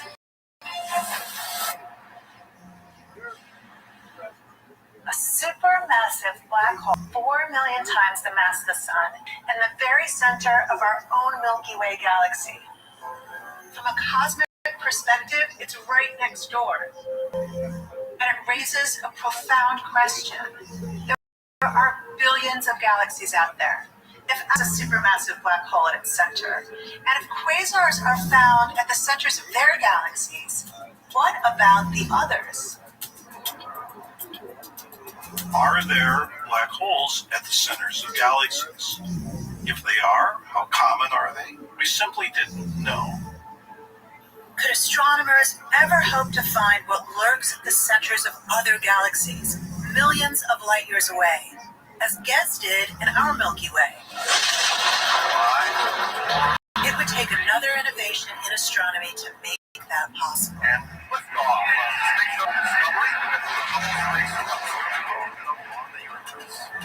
When the Hubble Space Telescope starts delivering clear images of distant galaxies, a team of astronomers gets to work. They become known as the nukers because their focus is galactic nuclei, the centers of galaxies.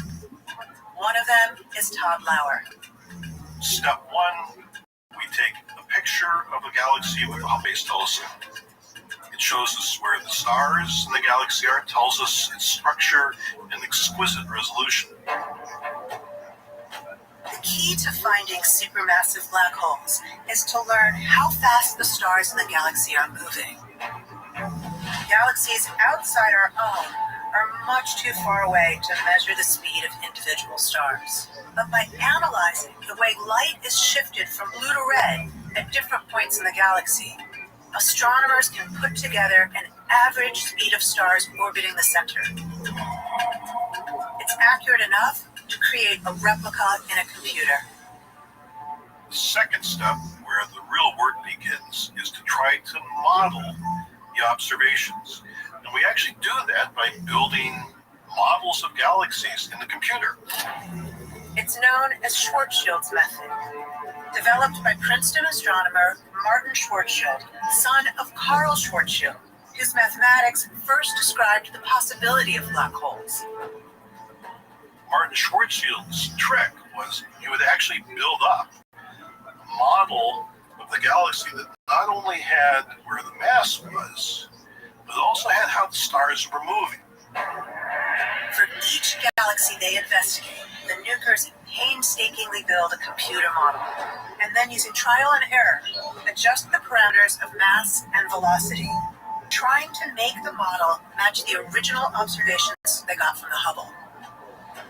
And we say, let's try a star here, let's try one over here, let's have it go this way, let's have this one go around that way. And we do this thousands of times until we build up a library of how stars orbit this galaxy. Success is when observations of the model match the observations taken with the Hubble Space Telescope. But that doesn't happen. The models are missing something. We try it again and again and again, all with no black hole yet, and say, gee, we really can't get the observations explained by the model. Only when they add an enormous invisible mass at the galaxy's center does the model match the Hubble observations. Almost always, we have to put in a black hole at the center. We can't match the observations without a black hole in the model. Of roughly 36 galaxies that the nukers investigate, virtually all of them require a supermassive black hole. And since then, other observations have made us even more certain that supermassives and galaxies go together. Every galaxy we've looked for, we have found a supermassive black hole in its center. It's stunning revelation. Supermassives, once an entirely unexpected category of black holes, may be common. Not only at the center of our galaxy, but of all galaxies. Take galaxy M31, also known as the Great Andromeda Galaxy. It's 2.5 million light years away. On a clear night, you can see it from Earth. But even with the Hubble Space Telescope, we can't make out details of its center. Still, we're pretty sure there's something extremely massive hiding there. What if we could take a closer look? What if we could visit a galaxy far, far away?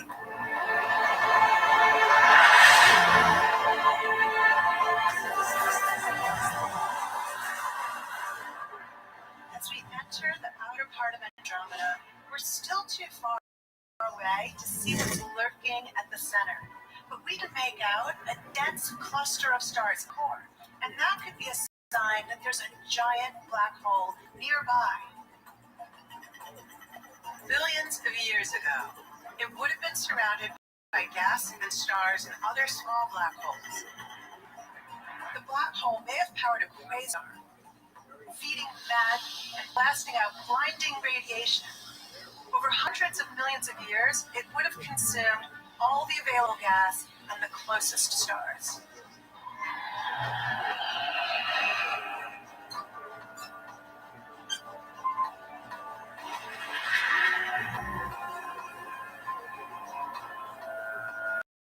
These days, it's relatively quiet, but it has some distinctive features we've never seen before.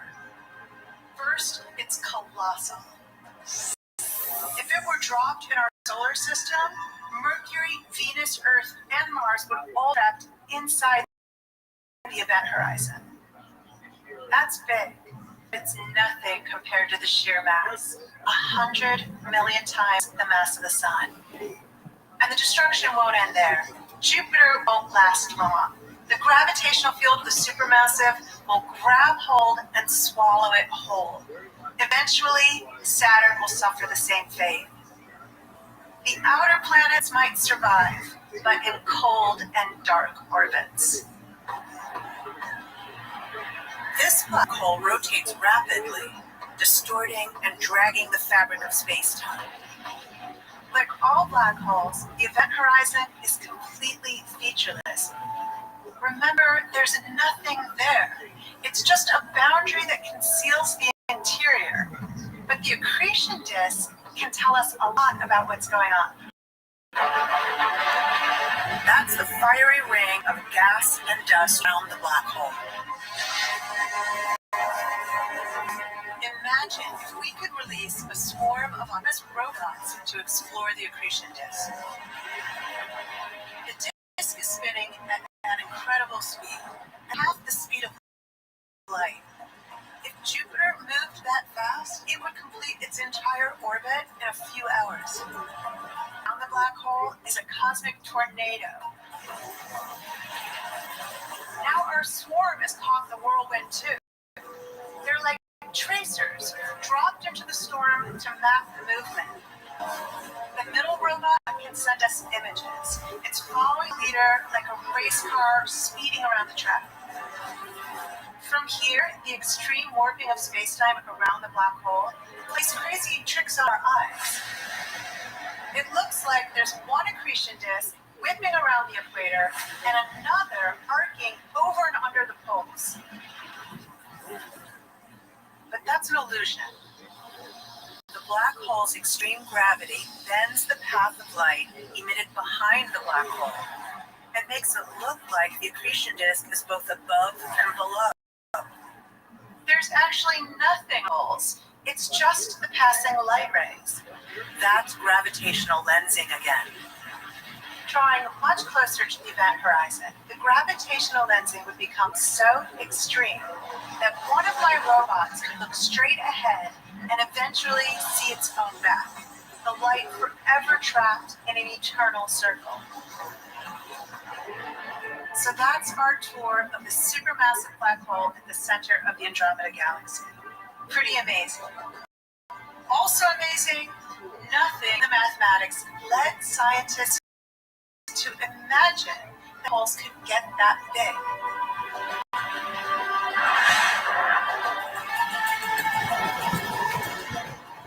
As strange as they are, ordinary stellar mass black holes were at least predicted.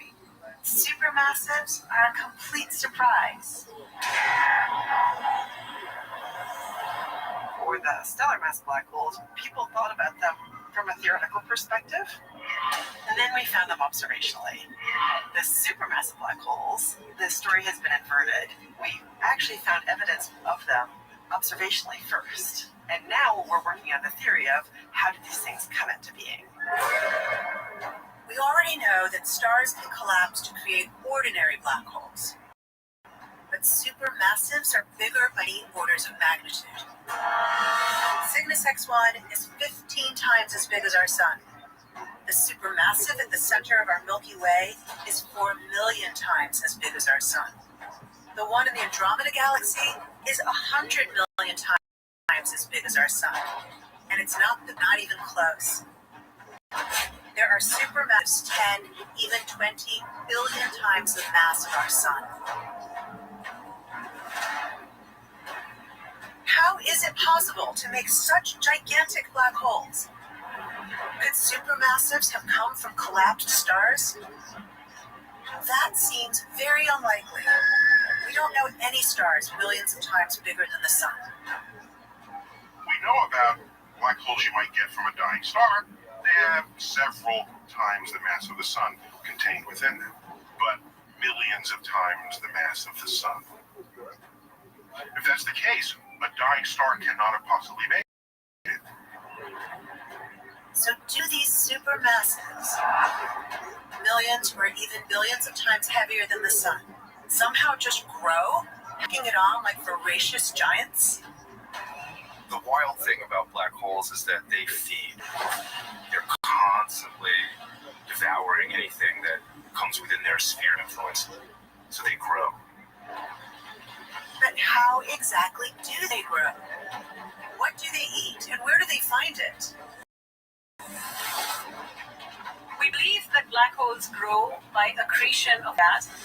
And the way this works is that you have a lot of gas around in the center of a galaxy, and this gas would then assemble and form an accretion.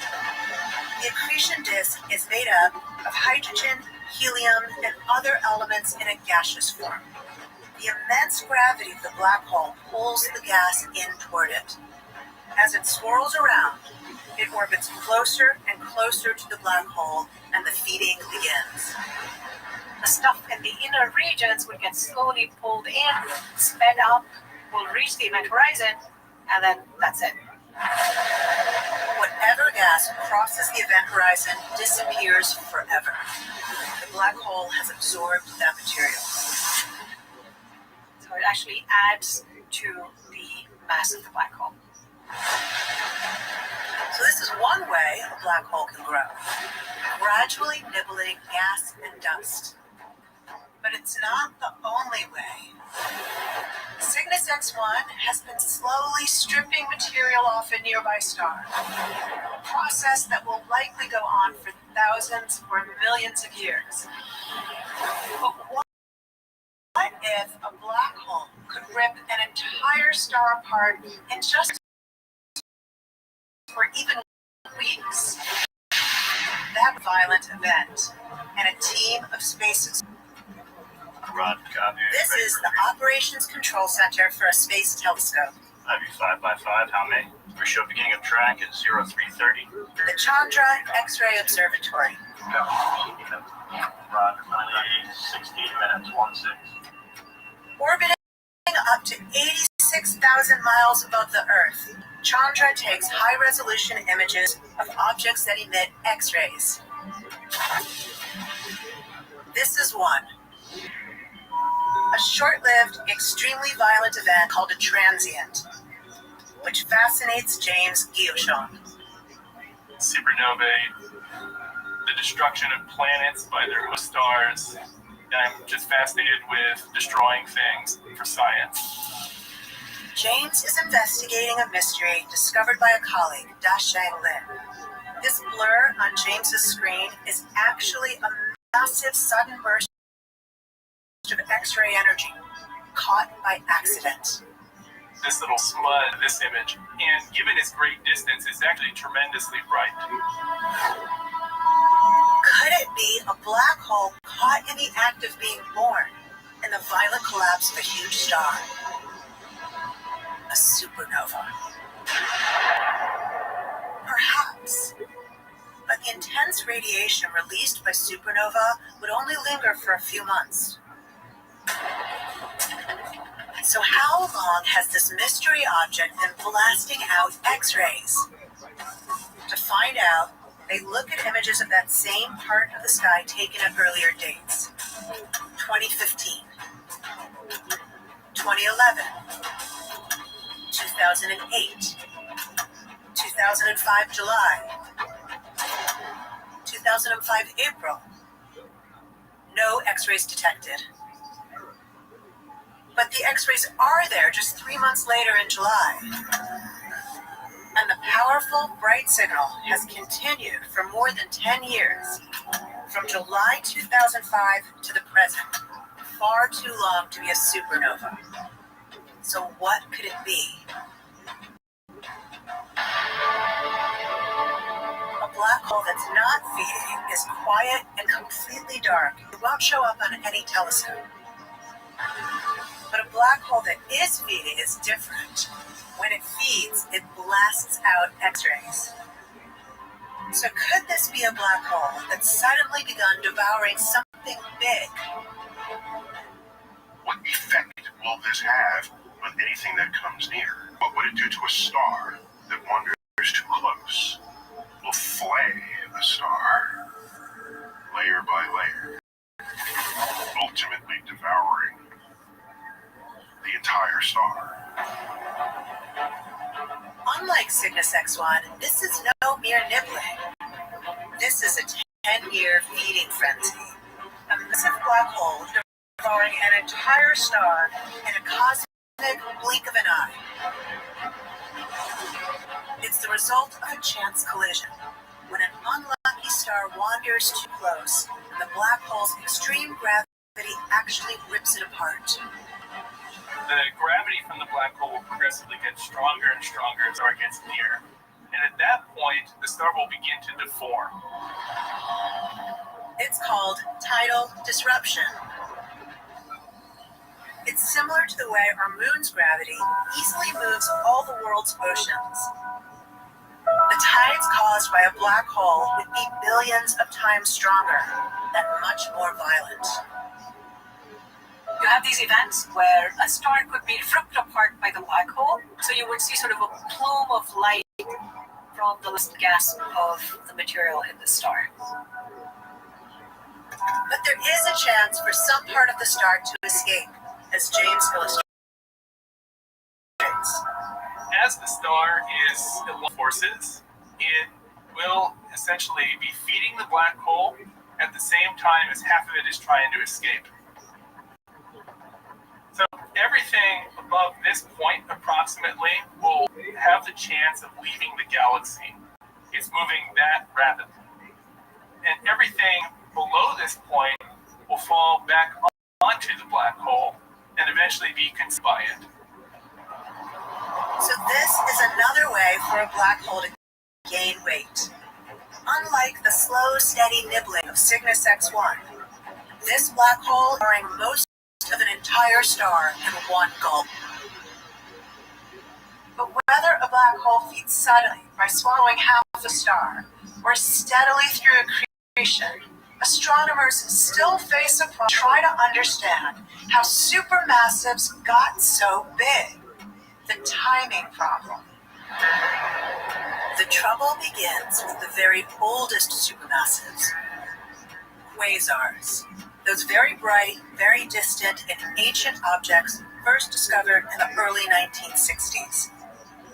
The conundrum was when we started finding these quasars, very bright quasars, very early on in the universe. They're giving off so much energy that they have to have very massive supermassive black holes at their center. But quasars are extremely far away, which means they're part of the very early universe, which began nearly 14 billion years ago. Bright quasars, 600 million years after the Big Bang, a fraction of today's age. And they're enormous. So, billion solar mass behemoths had the universe was about 550 million years old. Now because you have to grow something really big, really fast. And you are bumped up against sort of physical limits. Whether a black hole is nibbling or gulping down its meal, it turns out that accretion, how black holes feed, has a speed limit. Named after English astronomer Arthur Eddington, the Eddington limit will not allow a black hole to feed too fast because of the light blasting out from its own accretion disk. Light has a pressure, so photons can impart a force on something. We see this in winds from stars. Light is pushing out gas. So there's a limit to how fast you can feed a black hole before its own luminosity quenches its own growth. So given the speed limit, how did early supermassives, quasars, get so big so fast? Could there be a way to bypass the speed limit entirely? The problem is still time itself. How do you grow them to 1 billion times the mass? What are the conditions that you need for that kind of growth? Some scientists are now asking, what if there's a way to create a black hole that's already more massive from birth, giving it a head start? There was a physical mechanism that would allow you to make a black hole seed, which was much more massive from the get-go. Then crunch is not as much of an issue, and the growing problem is not as acute. Is to create a black hole directly from a cloud of gas, a scenario called direct collapse. It starts with gas clouds made of hydrogen, helium, and other elements, the same raw materials from which stars are born. The denser clouds will start to collapse under their own gravity. And as they collapse, parts that are more dense will collapse more quickly. And so what happens is the cloud fragments. Those fragments continue collapsing until the hydrogen atoms within them begin to merge. Nuclear fusion begins and stars are created. But what if a giant gas cloud collapsed without making stars? we realized that there are a set of physical conditions that would form a very large gas disk prior to the formation of any stars. So this gas disk starts getting unstable. That would allow the mass to sort of flow center very, very rapidly and make a very massive black hole. It's something we've all seen in nature, from tornadoes to bathtubs, a vortex, but on a supermassive scale. If you're in a bathtub and you pull the plug out and you see the water flowing in a vortex very fast down to the center, that's exactly what happens. Direct collapse might be a way to create very large black holes early in the universe from enormous gas clouds, completely skipping the star stage. Because they would be so large already at birth, these direct collapse black holes would have a head start, helping them to quickly grow into the enormous young supermassives we see in the distant universe. You could potentially have these direct collapse black holes. So black holes whose original masses, seed masses, the initial masses, are about 10,000 to maybe 100,000 times the mass of the sun, and that they form from the get-go with that mass. Direct collapse may explain how enormous early supermassives got their start. But there's another fundamental question about supermassives. What is their role in the universe? Is their existence just a matter of chance? Or are they connected in some larger way to the very structure of the cosmos? Supermassive black holes don't exist in isolation. They seem to live in partnership with galaxies. Collections of millions, billions, or even billions of stars bound together by gravity. Galaxies are the fundamental building blocks of our universe. So are the supermassives at their centers somehow fundamental to their very existence? We now just assume every galaxy, even ones we have yet to confirm, will have a supermassive black hole in their center. Instead of simply being oddities, that they are a key component to galaxies, a key component to the universe. We've come in a very short time to realize that they likely inhabit the centers of all the galaxies. That can really only happen if there's some symbiotic relationship between the evolution of the galaxy and the supermassive black hole in its core. What could that relationship be? One intriguing clue relates to size. The bigger the galaxy is, the more massive the black hole appears to be. These black holes at the center seem to know about their larger scale environment. So which comes first, the galaxy or the supermassive black hole? It's not that simple. It appears they somehow grow in tandem. It's hard for one to form first and affect the other. So today, we think that whatever formed one had to form the other as a byproduct of that process. And that there has to be some feedback mechanism between the black hole and the galaxy that keeps the growth of the two in lockstep. The way galaxies grow is by forming new stars from clouds of hydrogen gas. Gas is essentially the fuel for star formation, just like gas is the stars. And so if you run out of gas, you run out of new stars. So are supermassive black holes somehow interfering with star formation? When a black hole is growing, a tremendous amount of energy is being liberated and sent out into the galaxy. And so we think that some of that energy goes to warm up gas. And gas that's too warm will not form stars anymore.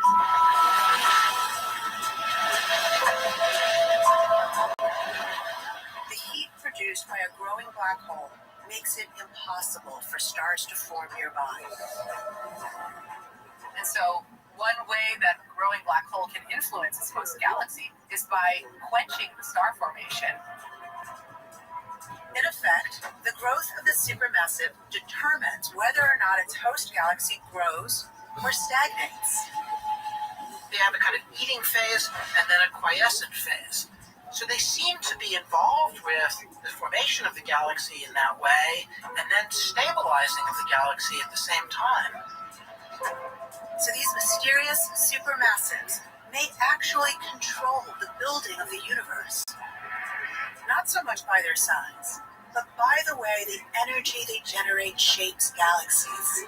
By mass, if you count up all the black holes in the universe, the tiny ones as well as the supermassive ones, the ultramassive ones, black holes are nothing. However, energetically, how much power the galaxy gets and at what time as it assembles seems to be dictated by the central black hole. So they might well be the key players in the universe. In the next 2 years, NASA plans to launch the James Webb Space Telescope. Humanity's most powerful telescope ever, the James Webb is designed to look in the infrared, allowing it to see farther back in time than Hubble, getting a look at the first stars and galaxies after the Big Bang. Hopes are high that the James Webb Space Telescope will help solve many of the remaining mysteries of supermassive black holes. The James Webb Space Telescope is tuned specifically to observe the early universe when galaxies were being born. It could give us deeper understanding of how you end up with a supermassive black hole in your galaxy to begin with. Technology is moving really fast, and as a result, we have really fundamental new views of the universe. I think we are really living in a golden era of astronomy. And the James Webb Space Telescope isn't the only new development that promises to solve some of the mysteries around black holes.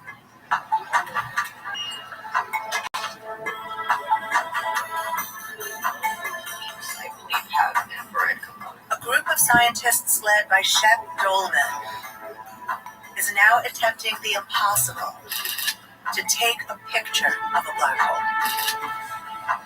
It's interesting that we can see something about the accretion flow near the black hole at all. And if some of this linear behavior survives, maybe we'll have a way of interpreting it. The project is called the Event Horizon Telescope. The basic goal is to bring into focus something that science has told us for many, many years is precisely something that observe, the black hole. Their primary target is Sagittarius A star, the supermassive in the center of our Milky Way galaxy. They're using work of radio telescopes. We need good weather at 8 different telescopes all around the world, and that's a tall order. But if black holes are invisible, what exactly do they hope to photograph? What we're trying to photograph really is the shadow. So as this gas around the black hole swirls inwards and actually hits the event horizon, it leaves a silhouette, a very well-defined shadow on the surrounding light. So really it should look like a donut with its very well-defined hole. And that's the picture that we're after. The team has conducted their first observing run and is processing the data now. It's hoped that these new technologies will give us an unprecedented view of black holes in our universe. But there is one new technology that is already delivering results. And that brings us back here to LIGO, a key player in the black hole drama, to an idea that took root way ahead of its time: gravitational waves. With general relativity, his theory of gravity, Einstein predicts that when an object moves, it can create ripples in space and time, an actual squeezing and stretching of space itself. One of the holy grails of 20th century physics was to detect these gravitational waves. That was not easy to do with general relativity because all the effects that you could think of were infinitesimally small. very, very difficult to measure. The thinking was, if gravitational waves could be measured, it would confirm Einstein's prediction, and there could be an added benefit. It might also prove the existence of black holes and help solve the mystery of supermassive's growth. But how to detect gravitational waves? In 1970, the problem caught the attention of a young experimental physicist, Ray Weiss. Ray had the perfect background to hunt for gravitational waves. For decades, he'd been working with more familiar waves, sound waves. We were immigrants, we were German Jews, and a lot of our friends were very, very interested in music. Ray devoted himself to coaxing every subtle nuance he could out of recorded music. Those had a terrible problem. When the music was loud, it sounded wonderful. When the music was real quiet and slow, what you heard was this shh, like that, a hissing noise. And that was so annoying. The lessons he learned trying to eliminate noise in recordings will pay off later when Ray turns his attention to detecting gravitational waves. You have to understand how a gravitational wave does its dirty work. As a physics problem, gravitational waves are not unlike sound waves. Suppose the wave comes from something that is in some way moving and oscillating. A sound wave compresses and expands air. A gravitational wave compresses and expands space and everything. If that wave came through the Earth, it would cause space to expand momentarily and then contract again. It keeps doing it. I don't want like that. So how to measure the extremely tiny expansion and contraction of space? Ray's idea was to use light. Send of light from one place to another and measure the time it takes to get there. That's how the exact distance to the moon was calculated, bouncing a laser beam from the Earth off a mirror left behind by Apollo 11 astronauts.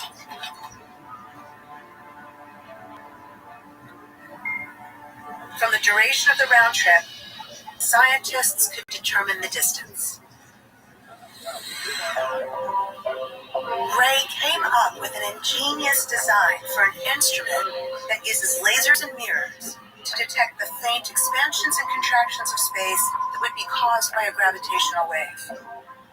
It's called a laser interferometer. It works by firing a laser into a splitter. Half of the light continues straight ahead towards one mirror, while the other half is sent towards another mirror. The distant mirrors bounce the light beams back, where they rejoin at a photodetector.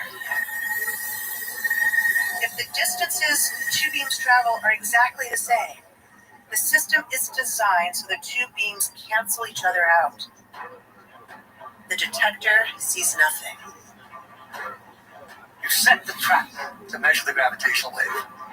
Now comes a gravitational wave that's coming, let's say, at this structure. If a gravitational wave passes through, it briefly changes the length of the arcs. The light beams no longer act at the same time to cancel each other out. A gravitational wave hits, light appears at the detector. The trap has sprung. That's the basic idea. It's a very straightforward measurement. A clever idea and simple in principle. But the devil and the Nobel Prize lie in the details. The difference in length between the two arms would be tiny beyond imagining. How tiny will take the size of an atom is less than that. Go down by a factor of 100 the piece of an atom. It's less than that. It was 100 times below that. So we're talking about really itsy bitsy teeny weeny. I thought it was crazy. I think everybody's initial reaction to the idea was, this is going to be impossible. In 1973, Kip Thorne puts his skepticism on the record in a class textbook, doubting it will ever work. But Kip has never heard Ray Weiss explain his plan in detail. And when he does, we spent the whole night talking. And so I said, no, it's very possible. And within no time at all, 20 minutes, maybe half an hour, Kip was solidly understanding this thing. And he says, yep. And I ate crow the rest of my career because once I had talked about it in detail, I decided I would spend a large fraction of the rest of my career helping the experimenters. But it will take 40 years and enormous sums of money to bring Ray and Kip's vision to reality. Getting LIGO funded was extremely controversial. Hundreds of millions of dollars to detect a signal that had never been seen before. There were many people who feared that LIGO would suck the money out of the room. And so there was a lot of controversy. What everybody could agree on was this was extremely difficult. With such a sensitive instrument, one of the biggest challenges is Ray Weiss's old hi-fi nemesis, noise. Ground motion, seismic motion of the earth, acoustics, noise, sound, everything would tend to move that mirror. Turns out, even the emptiness of a total vacuum is actually a crippling problem. At subatomic distances, the randomness of the quantum world causes a ruckus in the mirrors. This quantum noise is due to quantum fluctuations. These mirrors are doing what an electron does inside an atom. They're jiggling around. Exquisite sensitivity, extreme vacuum, hundreds of thousands of electronic circuits. LIGO is one of the most complex instruments in the history of science. And as a final means of eliminating false signals, they built not one, but two complete installations. One in Washington State and another in Louisiana. And so the LIGO designers did it right. They designed more than one detector, separated from one another by great distances, so that if you detect something in one and not in the other, then go back and check your electronics. Check to see if it was April Fool's Day and somebody didn't just tweet mobs. Early fall 2015. Both locations are operating, but the first official science run has not yet begun. They're still testing. In the early hours of Sunday, September 14th, 2015, a scientist in Louisiana makes a fateful decision.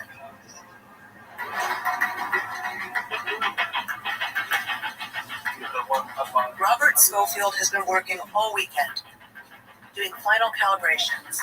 Alrighty, let's take a spectrum. He has one last test. So let's see where this computer is getting its power. But it's late, and the equipment is not cooperating. It was about 4 or so in the morning, and we still had about another hour of work to do. And we were like, yeah, things aren't working so well, and I'm really tired. Let's not do this last hour or so of work. They call it a night, and 40 minutes later, in the silence of their inactivity, they open the door to history.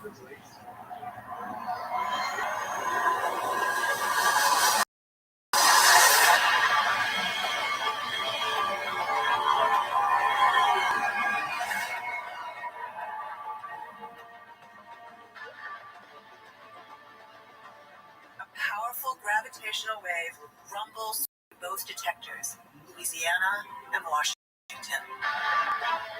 Had Robert scoped 40 more minutes that night, with the instruments in test mode, a signal that on its way for 1.3 billion years would never have been recorded.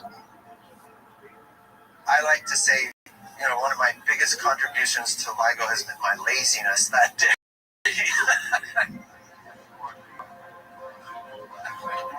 I got an email from somebody here saying, hey, look at this piece on the web. I looked at that and I said, holy. It was so strong that you could see it by eye in the data.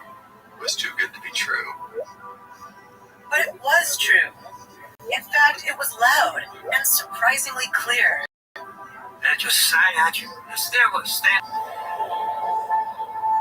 The signal lasted less second, but in that briefest of moments, it delivered a cosmically profound message more than 1 billion years in the making, proving the existence of black holes. So what we saw in the signal involved oscillations of the mirrors that were slow at first, became faster and faster and faster. And this was precisely the kind of behavior that you would expect from gravitational waves caused by two black holes going around each other, spiraling together. Two massive black holes, one 29 times the mass of the sun, the other 36 times the mass of the sun, whipping around each other hundreds of times a second, finally completing their act of mutual destruction by merging, creating a single, larger black hole of 62 solar masses. The violent merger converts some of the mass into an apocalyptic release of energy beyond anything ever before witnessed. The collision, in effect, creates a very veritable storm in the fabric or the shape of space and time. As though it had taken 3 suns, it would annihilate it completely, converted it into gravitational waves. The power is 50 times higher than the output power of all the stars in the universe put together, in a fraction of a second. But the most powerful explosion that humans have ever had any evidence for, with the exception of the Big Bang. Since that very first signal in September 2015, LIGO has detected several more collisions of black holes. In October 2017, Ray Weiss, Kip Thorne, and LIGO's former director Barry received the Nobel Prize. LIGO discoveries prove that black holes can merge. One way they merge quickly. More and more evidence of these merging black holes tells us there are a lot of these stellar black holes around that they can find each other and merge. And the discovery opened an entirely new way of observing the universe. We always thought of astronomy as an observational field where we are looking at radiation. We are seeing things. But this is not radiation. This is something much more fundamental. These are sort of fundamental tremors in space-time itself. We can now hear the universe.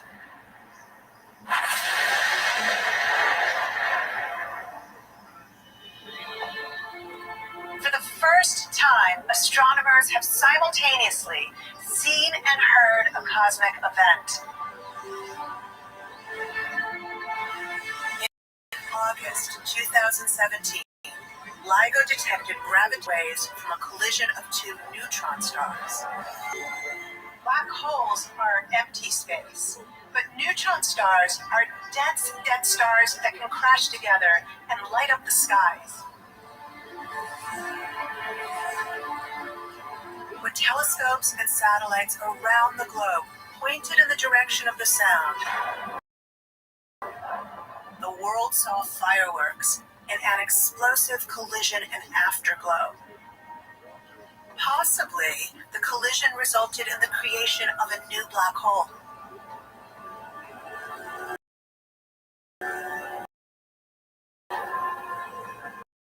But in the formal, there is much we will never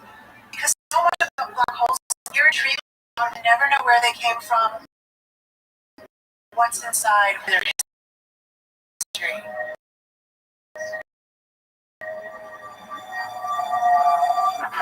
The number of black holes in the universe is increasing, and they're getting bigger. Stars collapse, black holes feed and merge, new ones form.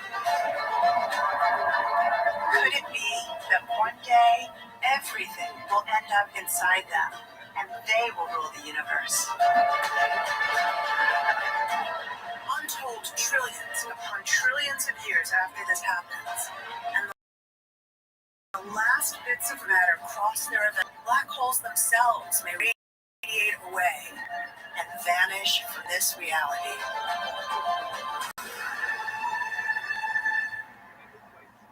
Their mysteries are many, and we're just starting to unlock the secrets of these strange, powerful places.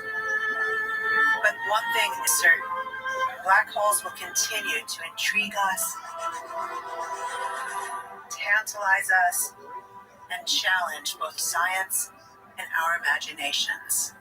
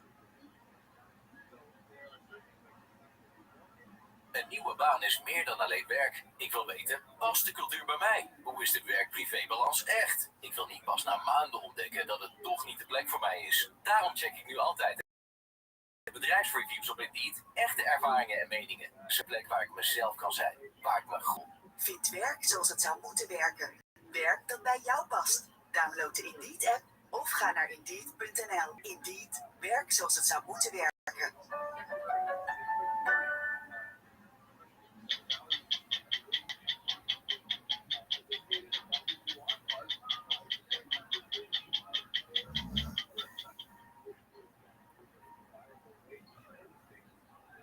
When we look up at the stars, it's humbling to realize we are only getting a peek at what's up there. That way beyond what's visible to the naked eye lie wondrous galaxies we never knew existed until the Hubble Space Telescope. For 27 years since it was launched into space, Hubble has been sending us stunning images of the vast heavens. Over the years, astronauts have repeatedly upgraded Hubble, so its most dramatic discoveries have come recently. Tonight, we'll take you up to Hubble and billions of light years beyond to see some of its latest, most spectacular revelations. NASA celebrates Hubble's birthday each year by giving us a gift, a new, breathtaking view of our universe. The latest birthday card, this elegant swirl of galaxies dancing in tandem deep in space.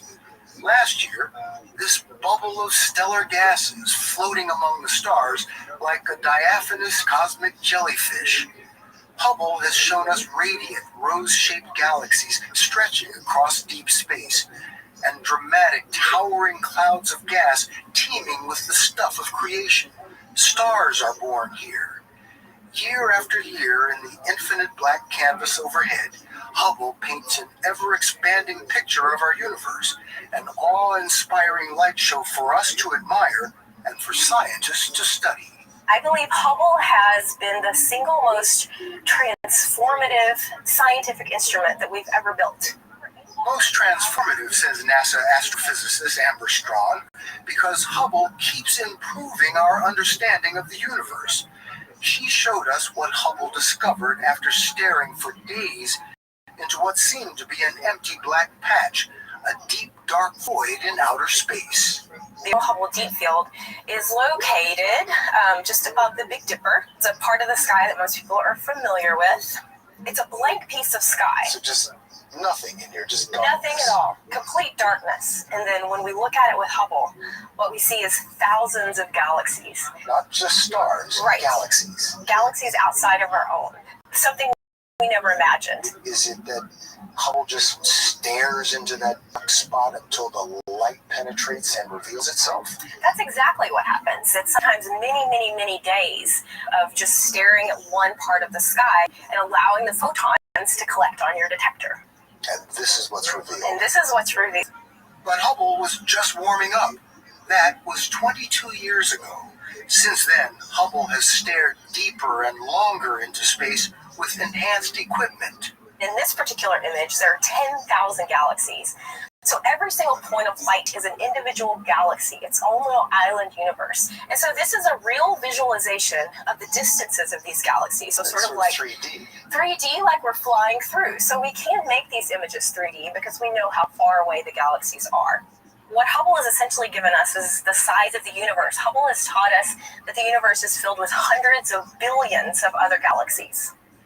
And now the latest analysis of Hubble's data reveals there could be more than 2 trillion galaxies, 10 times more than previously thought. Typical galaxies like our Milky Way have 100 billion stars. That means the total number of stars or suns out there is 2 followed by 23 zeros. That's called 200 sextillion. To get some sense of how many stars that is, we went to Adam Rees, who won a Nobel Prize for his work on Hubble. This is more stars in the sand on the beach, on Earth, on all the beaches on Earth. And Hubble has shown us this. It has allowed us to see what some of the most stars were in them, and we've been able to add it all up. Hubble has been called a time machine. That it looks back in time. What has been the most astounding part of that for you? I study explosions of stars called supernovae. It's like fireworks. It's only visible for a short period of time, in this case a few weeks. And that light has been traveling to us for 10 billion years. It began its journey when the Earth wasn't even here. And over those 10 billion years, our planet formed, life developed, we built the Hubble Space Telescope, we opened the aperture door, and in the last 1/billionth of 1% of that journey that the light made, we opened the door just in time to catch it. Hubble almost didn't catch anything. The first pictures it sent back were blurry because of a microscopic flaw in the mirror. The space agency launched a daring mission to fix it. Astronauts have made 5 trips to Hubble to repair and upgrade its equipment. Hey, John, you can open the door, whatever. John Grunsfeld, known as the Hubble repairman, flew 3 of those missions to a telescope the size of a school bus orbiting 300 miles above Earth. Just about anything that we can easily change and upgrade and has been fixed. The workings of all of that has been transformed. Yep, it is like a new telescope.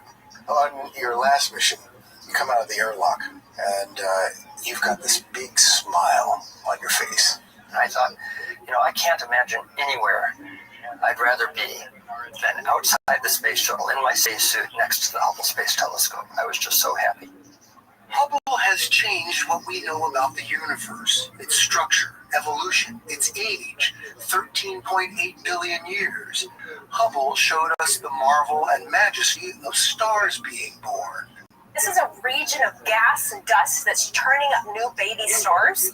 And now we've learned with Hubble not only stars, but also baby planet systems.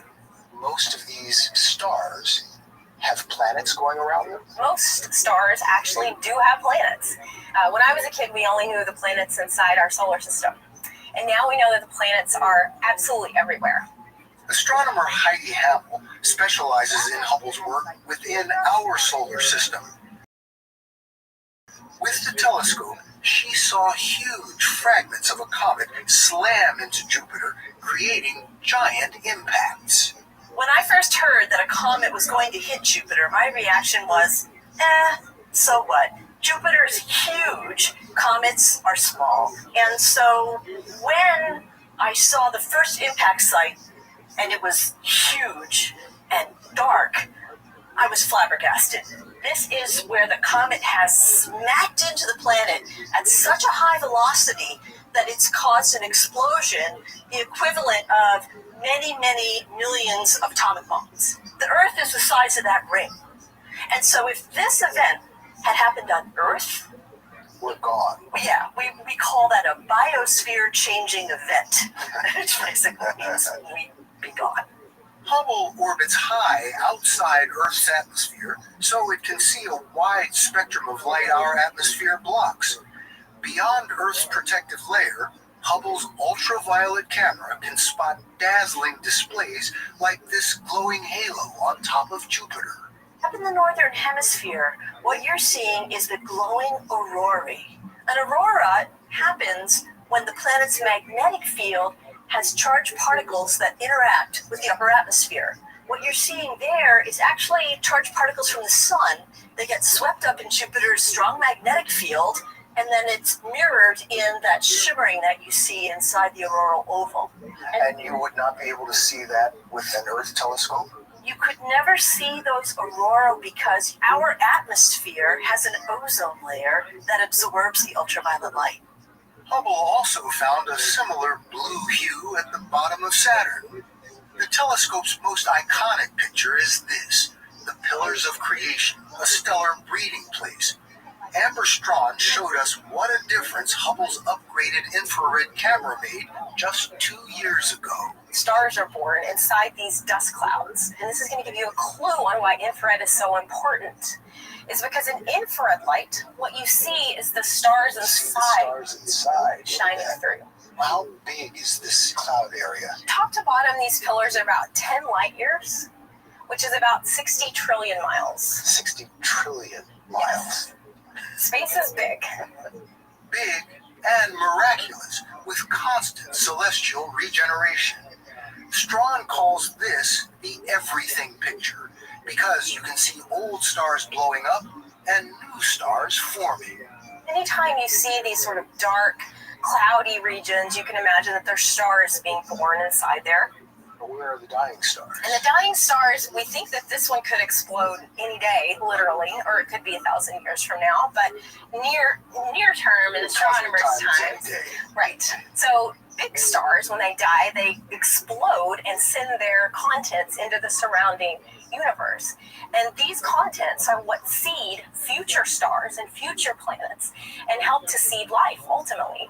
The iron in your blood and the calcium in your bones was literally forged inside of a star that ended its life like this. So we are all stardust. We literally are stardust. We are viscerally made of the stars. One of the things I think is remarkable about this image is it shows you how colorful the universe is. This looks like contemporary art. This is a very tightly bound group of stars. And what you see here is about 100,000 stars. This was one of the first images that Hubble's new camera, installed in 2009, this was one of the first images it took. Blue and hottest, white and yellow stars, like our sun, are midlife, while red stars are the oldest and coolest. What a beautiful view. John Grunsfeld has a cool claim to fame. He's the last human to touch Hubble. He gave it a farewell pat. Hubble was planned for 15 years. It's now been 27. How much longer can Hubble go? I'm reasonably confident it will continue another 3 to 5 years. That means for a while at least, Hubble will work in tandem with its successor, the much larger James Webb Telescope, scheduled to launch in 2019. To be able to detect light from the very earliest galaxies. The farthest back we can see is this red blob, a galaxy from 400 million years after the Big Bang. Webb should take us much closer to the beginning of time. So the James Webb Space Telescope was specifically designed to see the first stars and galaxies that were formed in the universe.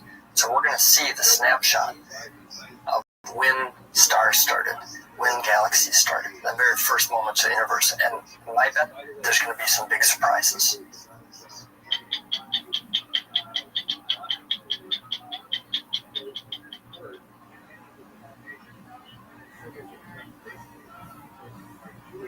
How many planets are there? 9 is what we were taught. But as telescopes get stronger and astronomers learn more about our solar system, long accepted facts become fallacies. Pluto had been considered a planet for 76 years, but Pluto lost its planet status after an astronomer at Caltech discovered that Pluto wasn't so special after all. His name is Mike Brown. Brown and other astronomers have since found hundreds of large balls of ice like Pluto circling the sun at the far reaches of our solar system. Demoting Pluto leaves us with 8 planets. But Mike Brown is preparing another surprise. He is sure there is a real planet way out far beyond Pluto. He hasn't, but he expects to soon. He believes the real planet 9 is huge, and it's out there. I would say at this point, I'm certain. Yeah, that's a rare thing to say for a prediction for a scientist, and I'm willing to say it.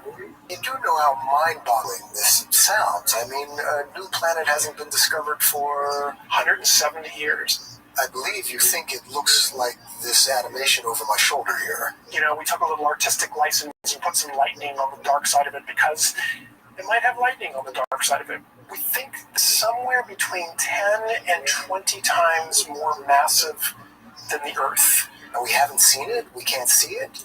It's so far away that it's actually just at the edge of what our biggest telescopes on the ground can possibly see because it's so far away. 50 billion miles away. It's also hard to find because it has an enormous orbit. Planet 9, we think, takes something like 15,000 years to go around the sun. 15,000 years to make one orbit? One orbit. To search for Planet 9, Brown goes up Mauna Kea, the big mountain on Hawaii's Big Island, to use the big telescope, the Subaru. Brown doesn't look directly through the telescope. He monitors pictures it's taking of the same sections of sky on successive nights, and then compares them, hunting for movement. We have to very systematically look at every patch of sky here, here, here, here. And what we're looking for is actually kind of simple. We take a picture one night, we come back the next night, all the stars, all the galaxies are in the same spot night after night after night. And Planet 9, when we see it, will slowly move across the sky. And will look something like this. Brown's discovery 11 years ago that changed the way we think of the solar system. Using pictures from successive nights, Brown discovered this Pluto-sized object, which led to the demotion of lovable Pluto. You didn't love Pluto growing up? I loved Pluto. I was totally fascinated by Pluto. When I started in astronomy, I started looking at this region of the sky because I thought it was so interesting out there. When Pluto was first discovered, it was thought to be a big planet. You can go back to the New York Times headline on the day that the discovery was announced, and it says, a 9th planet discovered in the outer solar system, possibly larger than Jupiter. Jupiter's the biggest planet, but Pluto, it turned out, was no Jupiter. These are all the planets and other objects at their real relative. This is Jupiter is huge compared to the other things. This is Jupiter. This is Saturn without its rings. Uranus, Neptune, Mercury, Venus, Earth, Mars, and at the very edge of the solar system, as we now think of it, is Pluto. It's only wrong by a factor of 50,000. So it went from being a monster planet to being a dwarf planet. A dwarf planet, one of many that are out there that are part of this region of the sky. This region is the Kuiper Belt at the edge of our solar system, a vast realm of frozen debris created during the birth of the solar system 4.5 billion years ago. The Kuiper Belt keeps Brown up all night, hunting for discoveries. It's the most exciting thing I can think of doing. You know, it's not just that it's hard to stay up all night and so I force myself to do it. I am excited every night I go out there about what I might find. When Mike Brown found that Pluto-sized object, it was the biggest of a group of hundreds of Pluto-like objects recently discovered. So Brown wondered, should Pluto really be a planet? But demoting Pluto would mean that every textbook showing planets would have to be changed. That was fine with Brown, who believes planets must be significant, and that the 8 large planets are. Their strong gravitational fields control everything around them. Planets are the big bullies of the planetary system that basically ignore everybody else around them, and everybody else has to deal with the planets. Those are what the planets are. And Pluto didn't fit that concept. Neptune controls Pluto's orbit. Neptune is the bully of that neighborhood. To resolve the issue, astronomers from all over the world gathered in Prague in 2006. The International Astronomical Union would decide whether to demote little Pluto, give planet status to hundreds of similar. 6A is concerned with Pluto and Pluto-like objects. Astronomers voted overwhelmingly to go down to 8 planets. It became known as the guy who killed Pluto. I think that's probably. The Pluto vote was ill-timed for NASA. Just 7 months before Pluto's demotion, NASA launched Pluto to learn about its surface and origins. Scientists are still analyzing spectacular pictures from NASA's flyby. They show Pluto's mostly icy surface and close-ups of craters. Now the spaceship is heading deeper into the Kuiper Belt. Although Pluto was demoted 10 years ago, Pluto lovers still send Brown hate mail and voicemail. He kept this one. Hey, Pluto's still a planet, you jackass. Even Brown's 11 what he had done to Pluto. What did you tell him that he should do to make up for that? Well, I told him that if he found a new planet, it might make up for the fact that he killed a planet that everybody loved. Seems that he actually went out and did that. Yeah. What do you think of that? It's really great. I'm very proud of him. She's referring to the huge Planet 9 we mentioned earlier. No one was more surprised by that discovery than Brown himself. Until recently, he believed our planets would only be the Big 8. And we had explored so much of the solar system beyond those 8 that if there were anything else like a planet, we would have found it. After all, NASA ships have flown past every known planet, capturing pictures of Saturn's rings, the pockmarked surface of Mercury, the gassy atmosphere of Jupiter, and well beyond our solar system, the Hubble telescope is busy taking pictures of distant galaxies. NASA says this single image shows 10,000 galaxies. Other pictures show signs of black holes millions of light years away. And this one, a glimpse of stars being born. No wonder Brown had thought we'd found all our planets. So now you think there's another pretty big planet out there? Yeah, I am pretty dead certain that it's out there. What makes you think that? As we were studying these objects out beyond Neptune, Pluto, and the other objects in the Kuiper Belt, when you get to the most distant ones, they all look like they're being pulled off in one direction. And you think the thing that's pulling them is a big planet? Yes. Couldn't there be some other explanation? We tried many different explanations trying to prove that it wasn't a planet. Nothing works. I am 100% convinced. Brown's partner, Konstantin Batygin, a planetary science professor at Caltech, came up with this mathematical proof. Proof, he says, that Planet 9 is pulling those remote objects in similar oblong orbits. It looks looks like mathematical gibberish to our untrained eye, but Batygin told us his equation has 10 accepted formulas, and when coupled with more than 8,000 lines of computer code, it describes Planet Nine's orbit.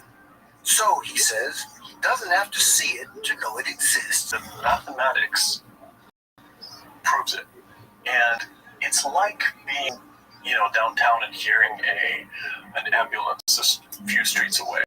You haven't seen it, but your other senses provide you with the information that really this ambulance is really there. Here, instead of hearing it, you see it in the math. This is a roadmap to Planet 9. Exactly.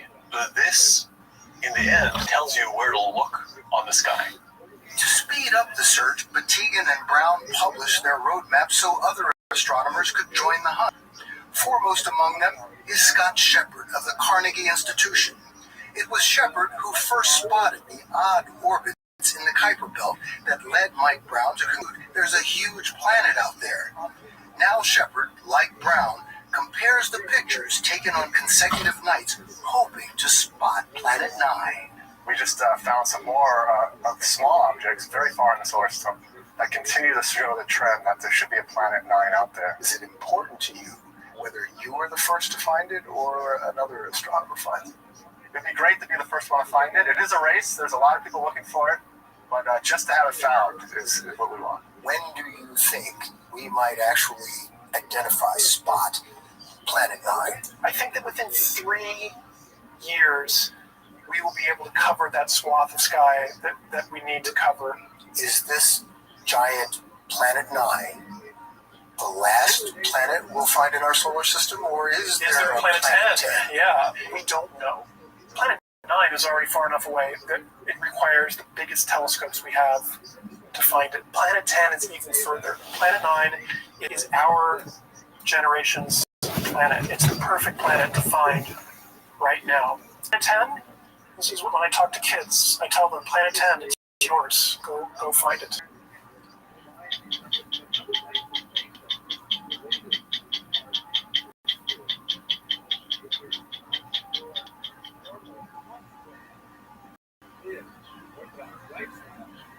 Now, the latest is from Mars, thanks to NASA's incredibly sophisticated geologist, a rover named Curiosity that landed on Mars more than 4 years ago. Its biggest discovery so far is this. More than 3 billion years ago, Mars had all the building blocks necessary for life.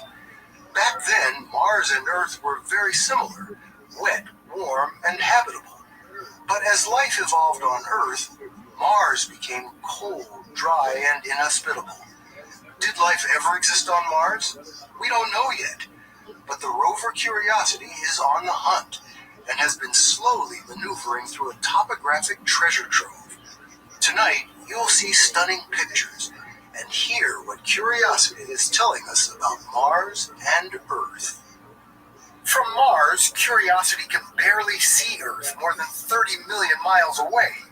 But Curiosity is seeing Mars as never before, leaving its mark, its tracks, and sending back postcards of sand dunes 20 feet tall, extending for miles. Ancient stone lake beds that have been dry for billions of years, and time-lapse pictures of a Martian sunset. Like any vain photographer, Curiosity poses for selfies along the way as she works to solve Mars' most challenging mysteries. So we're reading the rocks with Curiosity. Reading the We rocks. read the rocks. Katie Stack Morgan, a geologist at NASA's Jet Propulsion Laboratory, helps decide what pictures Curiosity should take and where it should go. Hundreds of scientists and engineers support the rover. They can't drive it in real time from Earth because there's a 30-minute time lag to get a message to Mars and back.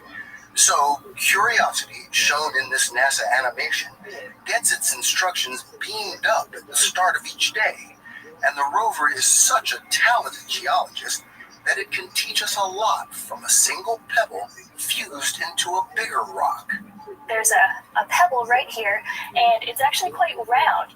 And on Mars, round pebbles mean they used to be wet. If you think about pebbles that you find in a stream on Earth, they tend to be very round as well. because as they move in the streams, pebbles are hitting other pebbles, and they round off all the little corners. That's how we know this deposit was formed in rushing water. I mean, this is the first evidence we have from the surface across the surface of Mars. This NASA animation is based on Mars' actual surface. Curiosity's capabilities include a laser that zaps rocks up to 23 feet away to find out what they're made of. It's the first rover that can drill for samples of Mars and analyze them in its built-in lab. An early sample told us more about that water that used to be here and led to Curiosity's biggest find so far. The water that was on the surface of Mars, you could scoop it up and drink it.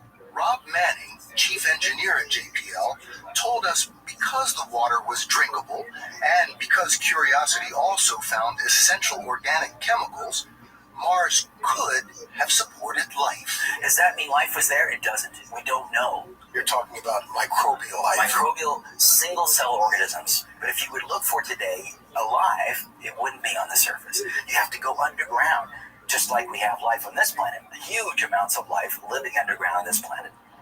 Manning told us life might have traveled back and forth between Mars and Earth.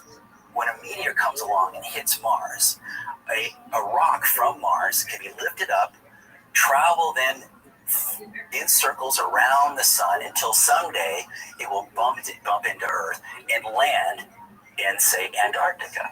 Where a rock from Mars was discovered in 1984. Right. We found Mars rock, and we found them all over Earth. And the reverse is also true. Certainly, Earth rock with life in it has taken a trip to Mars. Could that life survive the trip? We believe 30 million miles? We don't know. We think life might be able to do that. Get ready. Here's the punchline. Could have been that Mars was habitable before Earth was, and life got its foothold on Mars and took its journey to Earth, and we're all Martians. How mind-blowing that is. But it's possible. Life is amazing. Mars could have been habitable when Earth wasn't. Because we're looking at rocks that are very, very old. How old? I mean, we're talking billions of years. Why is it that we can't find rocks here that are as old as on Mars? Most of Earth is constantly recycling as the plates on the surface move around. But here on Mars, we don't really have evidence for plate tectonics. This is the Mars rock record of Mars history preserved at the surface. And that's a really unique opportunity to explore a time in the solar system that may not be preserved on the surface of Earth. The scariest part of the entire mission was Curiosity's landing on Mars. It couldn't bounce onto Mars cushioned by giant airbags the way smaller rovers had. Curiosity weighs a ton, too big for the bags. So lead engineer Adam Stelzner and his team with a bizarre plan to pack Curiosity into a flying saucer, fire rockets to slow its descent, and then use long cables to lower it onto Mars. Many here thought they were crazy. The team recognized that if we failed, we would find no comfort or solace from the general public. Because the finger pointed. The man on the street says, that looks crazy. I told you it was crazy. And so I developed this little statement I would make before I'd even start. It goes like this. Great works and great folly may be indistinguishable at the outset. Because of the communication time lag, they could not direct the landing from Earth. The complex maneuvers were pre-programmed. Stelzner and his team could only wait and worry. We were just sitting in the control room, pacing back and forth, trying to remember to breathe. Here's animation of the landing.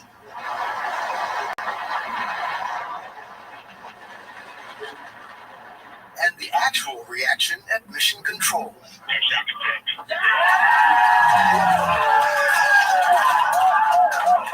The team celebrated. And then sometime in the wee hours of the morning, I went home, crawled into bed with my wife, and wept because I was spent. I was overwhelmed. This is where Curiosity landed. The smudges on the left, they look like burn marks, but not. They're dust clearing marks. This is where the rockets cleared the dust away. I see a trail. That's right. So these are the tracks of the rover. So the rover landed here, and then it drove along, made a couple of turns, and you can actually see this from orbit, which is incredible. NASA's been sending satellites to Mars for more than 50 years. 3 are orbiting Mars now, monitoring its weather and images of giant craters, wind-carved ridges, and an avalanche of sand pouring down a mountain, kicking up huge clouds of dust. Down on the surface, one of the 3 earlier rovers continues to operate. Opportunity is just 1/5 the size of Curiosity. It can't scoop up samples or analyze the surface the way Curiosity can. But Opportunity has been snapping stunning pictures for 13 years, while Curiosity's mission almost ended after just 6 months. The rover had some sort of memory problem. Rob Manning told us a computer glitch came within 1 hour of stopping communication with Curiosity forever. The rover has 2 identical computers called Pilot and Co-Pilot. The pilot is supposed to have enough self-diagnosis and he's smart enough to say, I'm not doing very well. I'm not feeling well. I'm going to let the co-pilot take over. Yet Pilot was not doing well and refused to give up control. In fact, it started acting a bit like it had an attitude. The computer had an attitude. The computer's developed an attitude in a way that we've never seen before. When we told it to go take a nap, it refused to take a nap. Then it refused to take pictures. Then it refused to do more science a day. It was like it just stopped doing these things. I said, what the heck is going on? And time is running out. Time is running out because in an hour it's going to turn its computer off and stay off forever, and we'll lose this very expensive rover. Manning's team sent an order to kill the pilot, hoping that would force the co-pilot to take over. We're waiting for the co-pilot to wake up and then turn on its radio to let us know that we're alive. We should get a signal. Nothing. Another minute goes by. Nothing. 4 minutes go by. And now we're starting to get really worried. Sounds like a movie. It really was getting nerve-wracking. And bing, there's a signal. And the backup pilot's obviously in charge. And so the backup pilot's still in charge today? The backup pilot's still in charge. We have since repaired the bad pilot. To help direct the pilot, the Jet Propulsion Lab built its own patch of Mars, where they can practice maneuvers with the rover's twin. Adam Stelzner told us the rover can see where it's going and make mid-course corrections to avoid pitfalls. Why is she so slow? We are exploring. We don't want to miss anything. So she moves deliberately. So Katie Stack-Morgan can study everything Curiosity sees. This is actually an active dune field. What do you mean by an active dune It field? means that the sand particles that are making up the dunes are still moving today. They've blown across the landscape. They're very slowly being moved across the surface. Because of the Martian wind? Mm-hmm. Everybody we talk to talks about how studying Mars helps better understand Earth. How so? When we look at rocks on Mars, we are potentially seeing a snapshot of our solar system at a time before Earth developed its environment as we know it. It's really like we were there. Now Curiosity has started climbing partway up Mount Sharp. That's why it landed nearby. The mountain is a layer cake of history, each ascending layer revealing how Mars changed over time. The layers at the bottom, those are the older layers, and each successive layer is younger and younger and younger. As you climb the mountain, what do you expect to find? What do you hope to find? We're actually expecting to see that transition.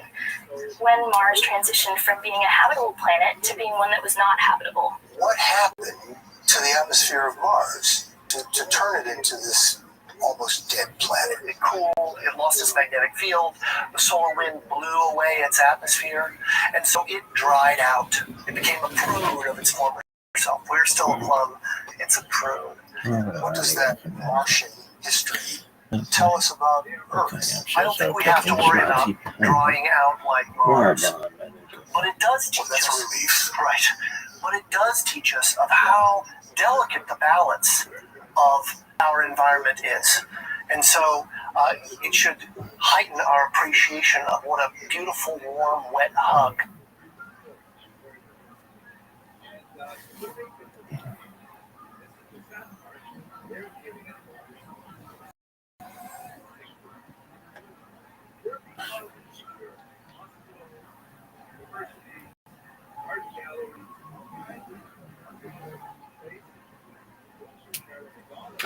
Fascism.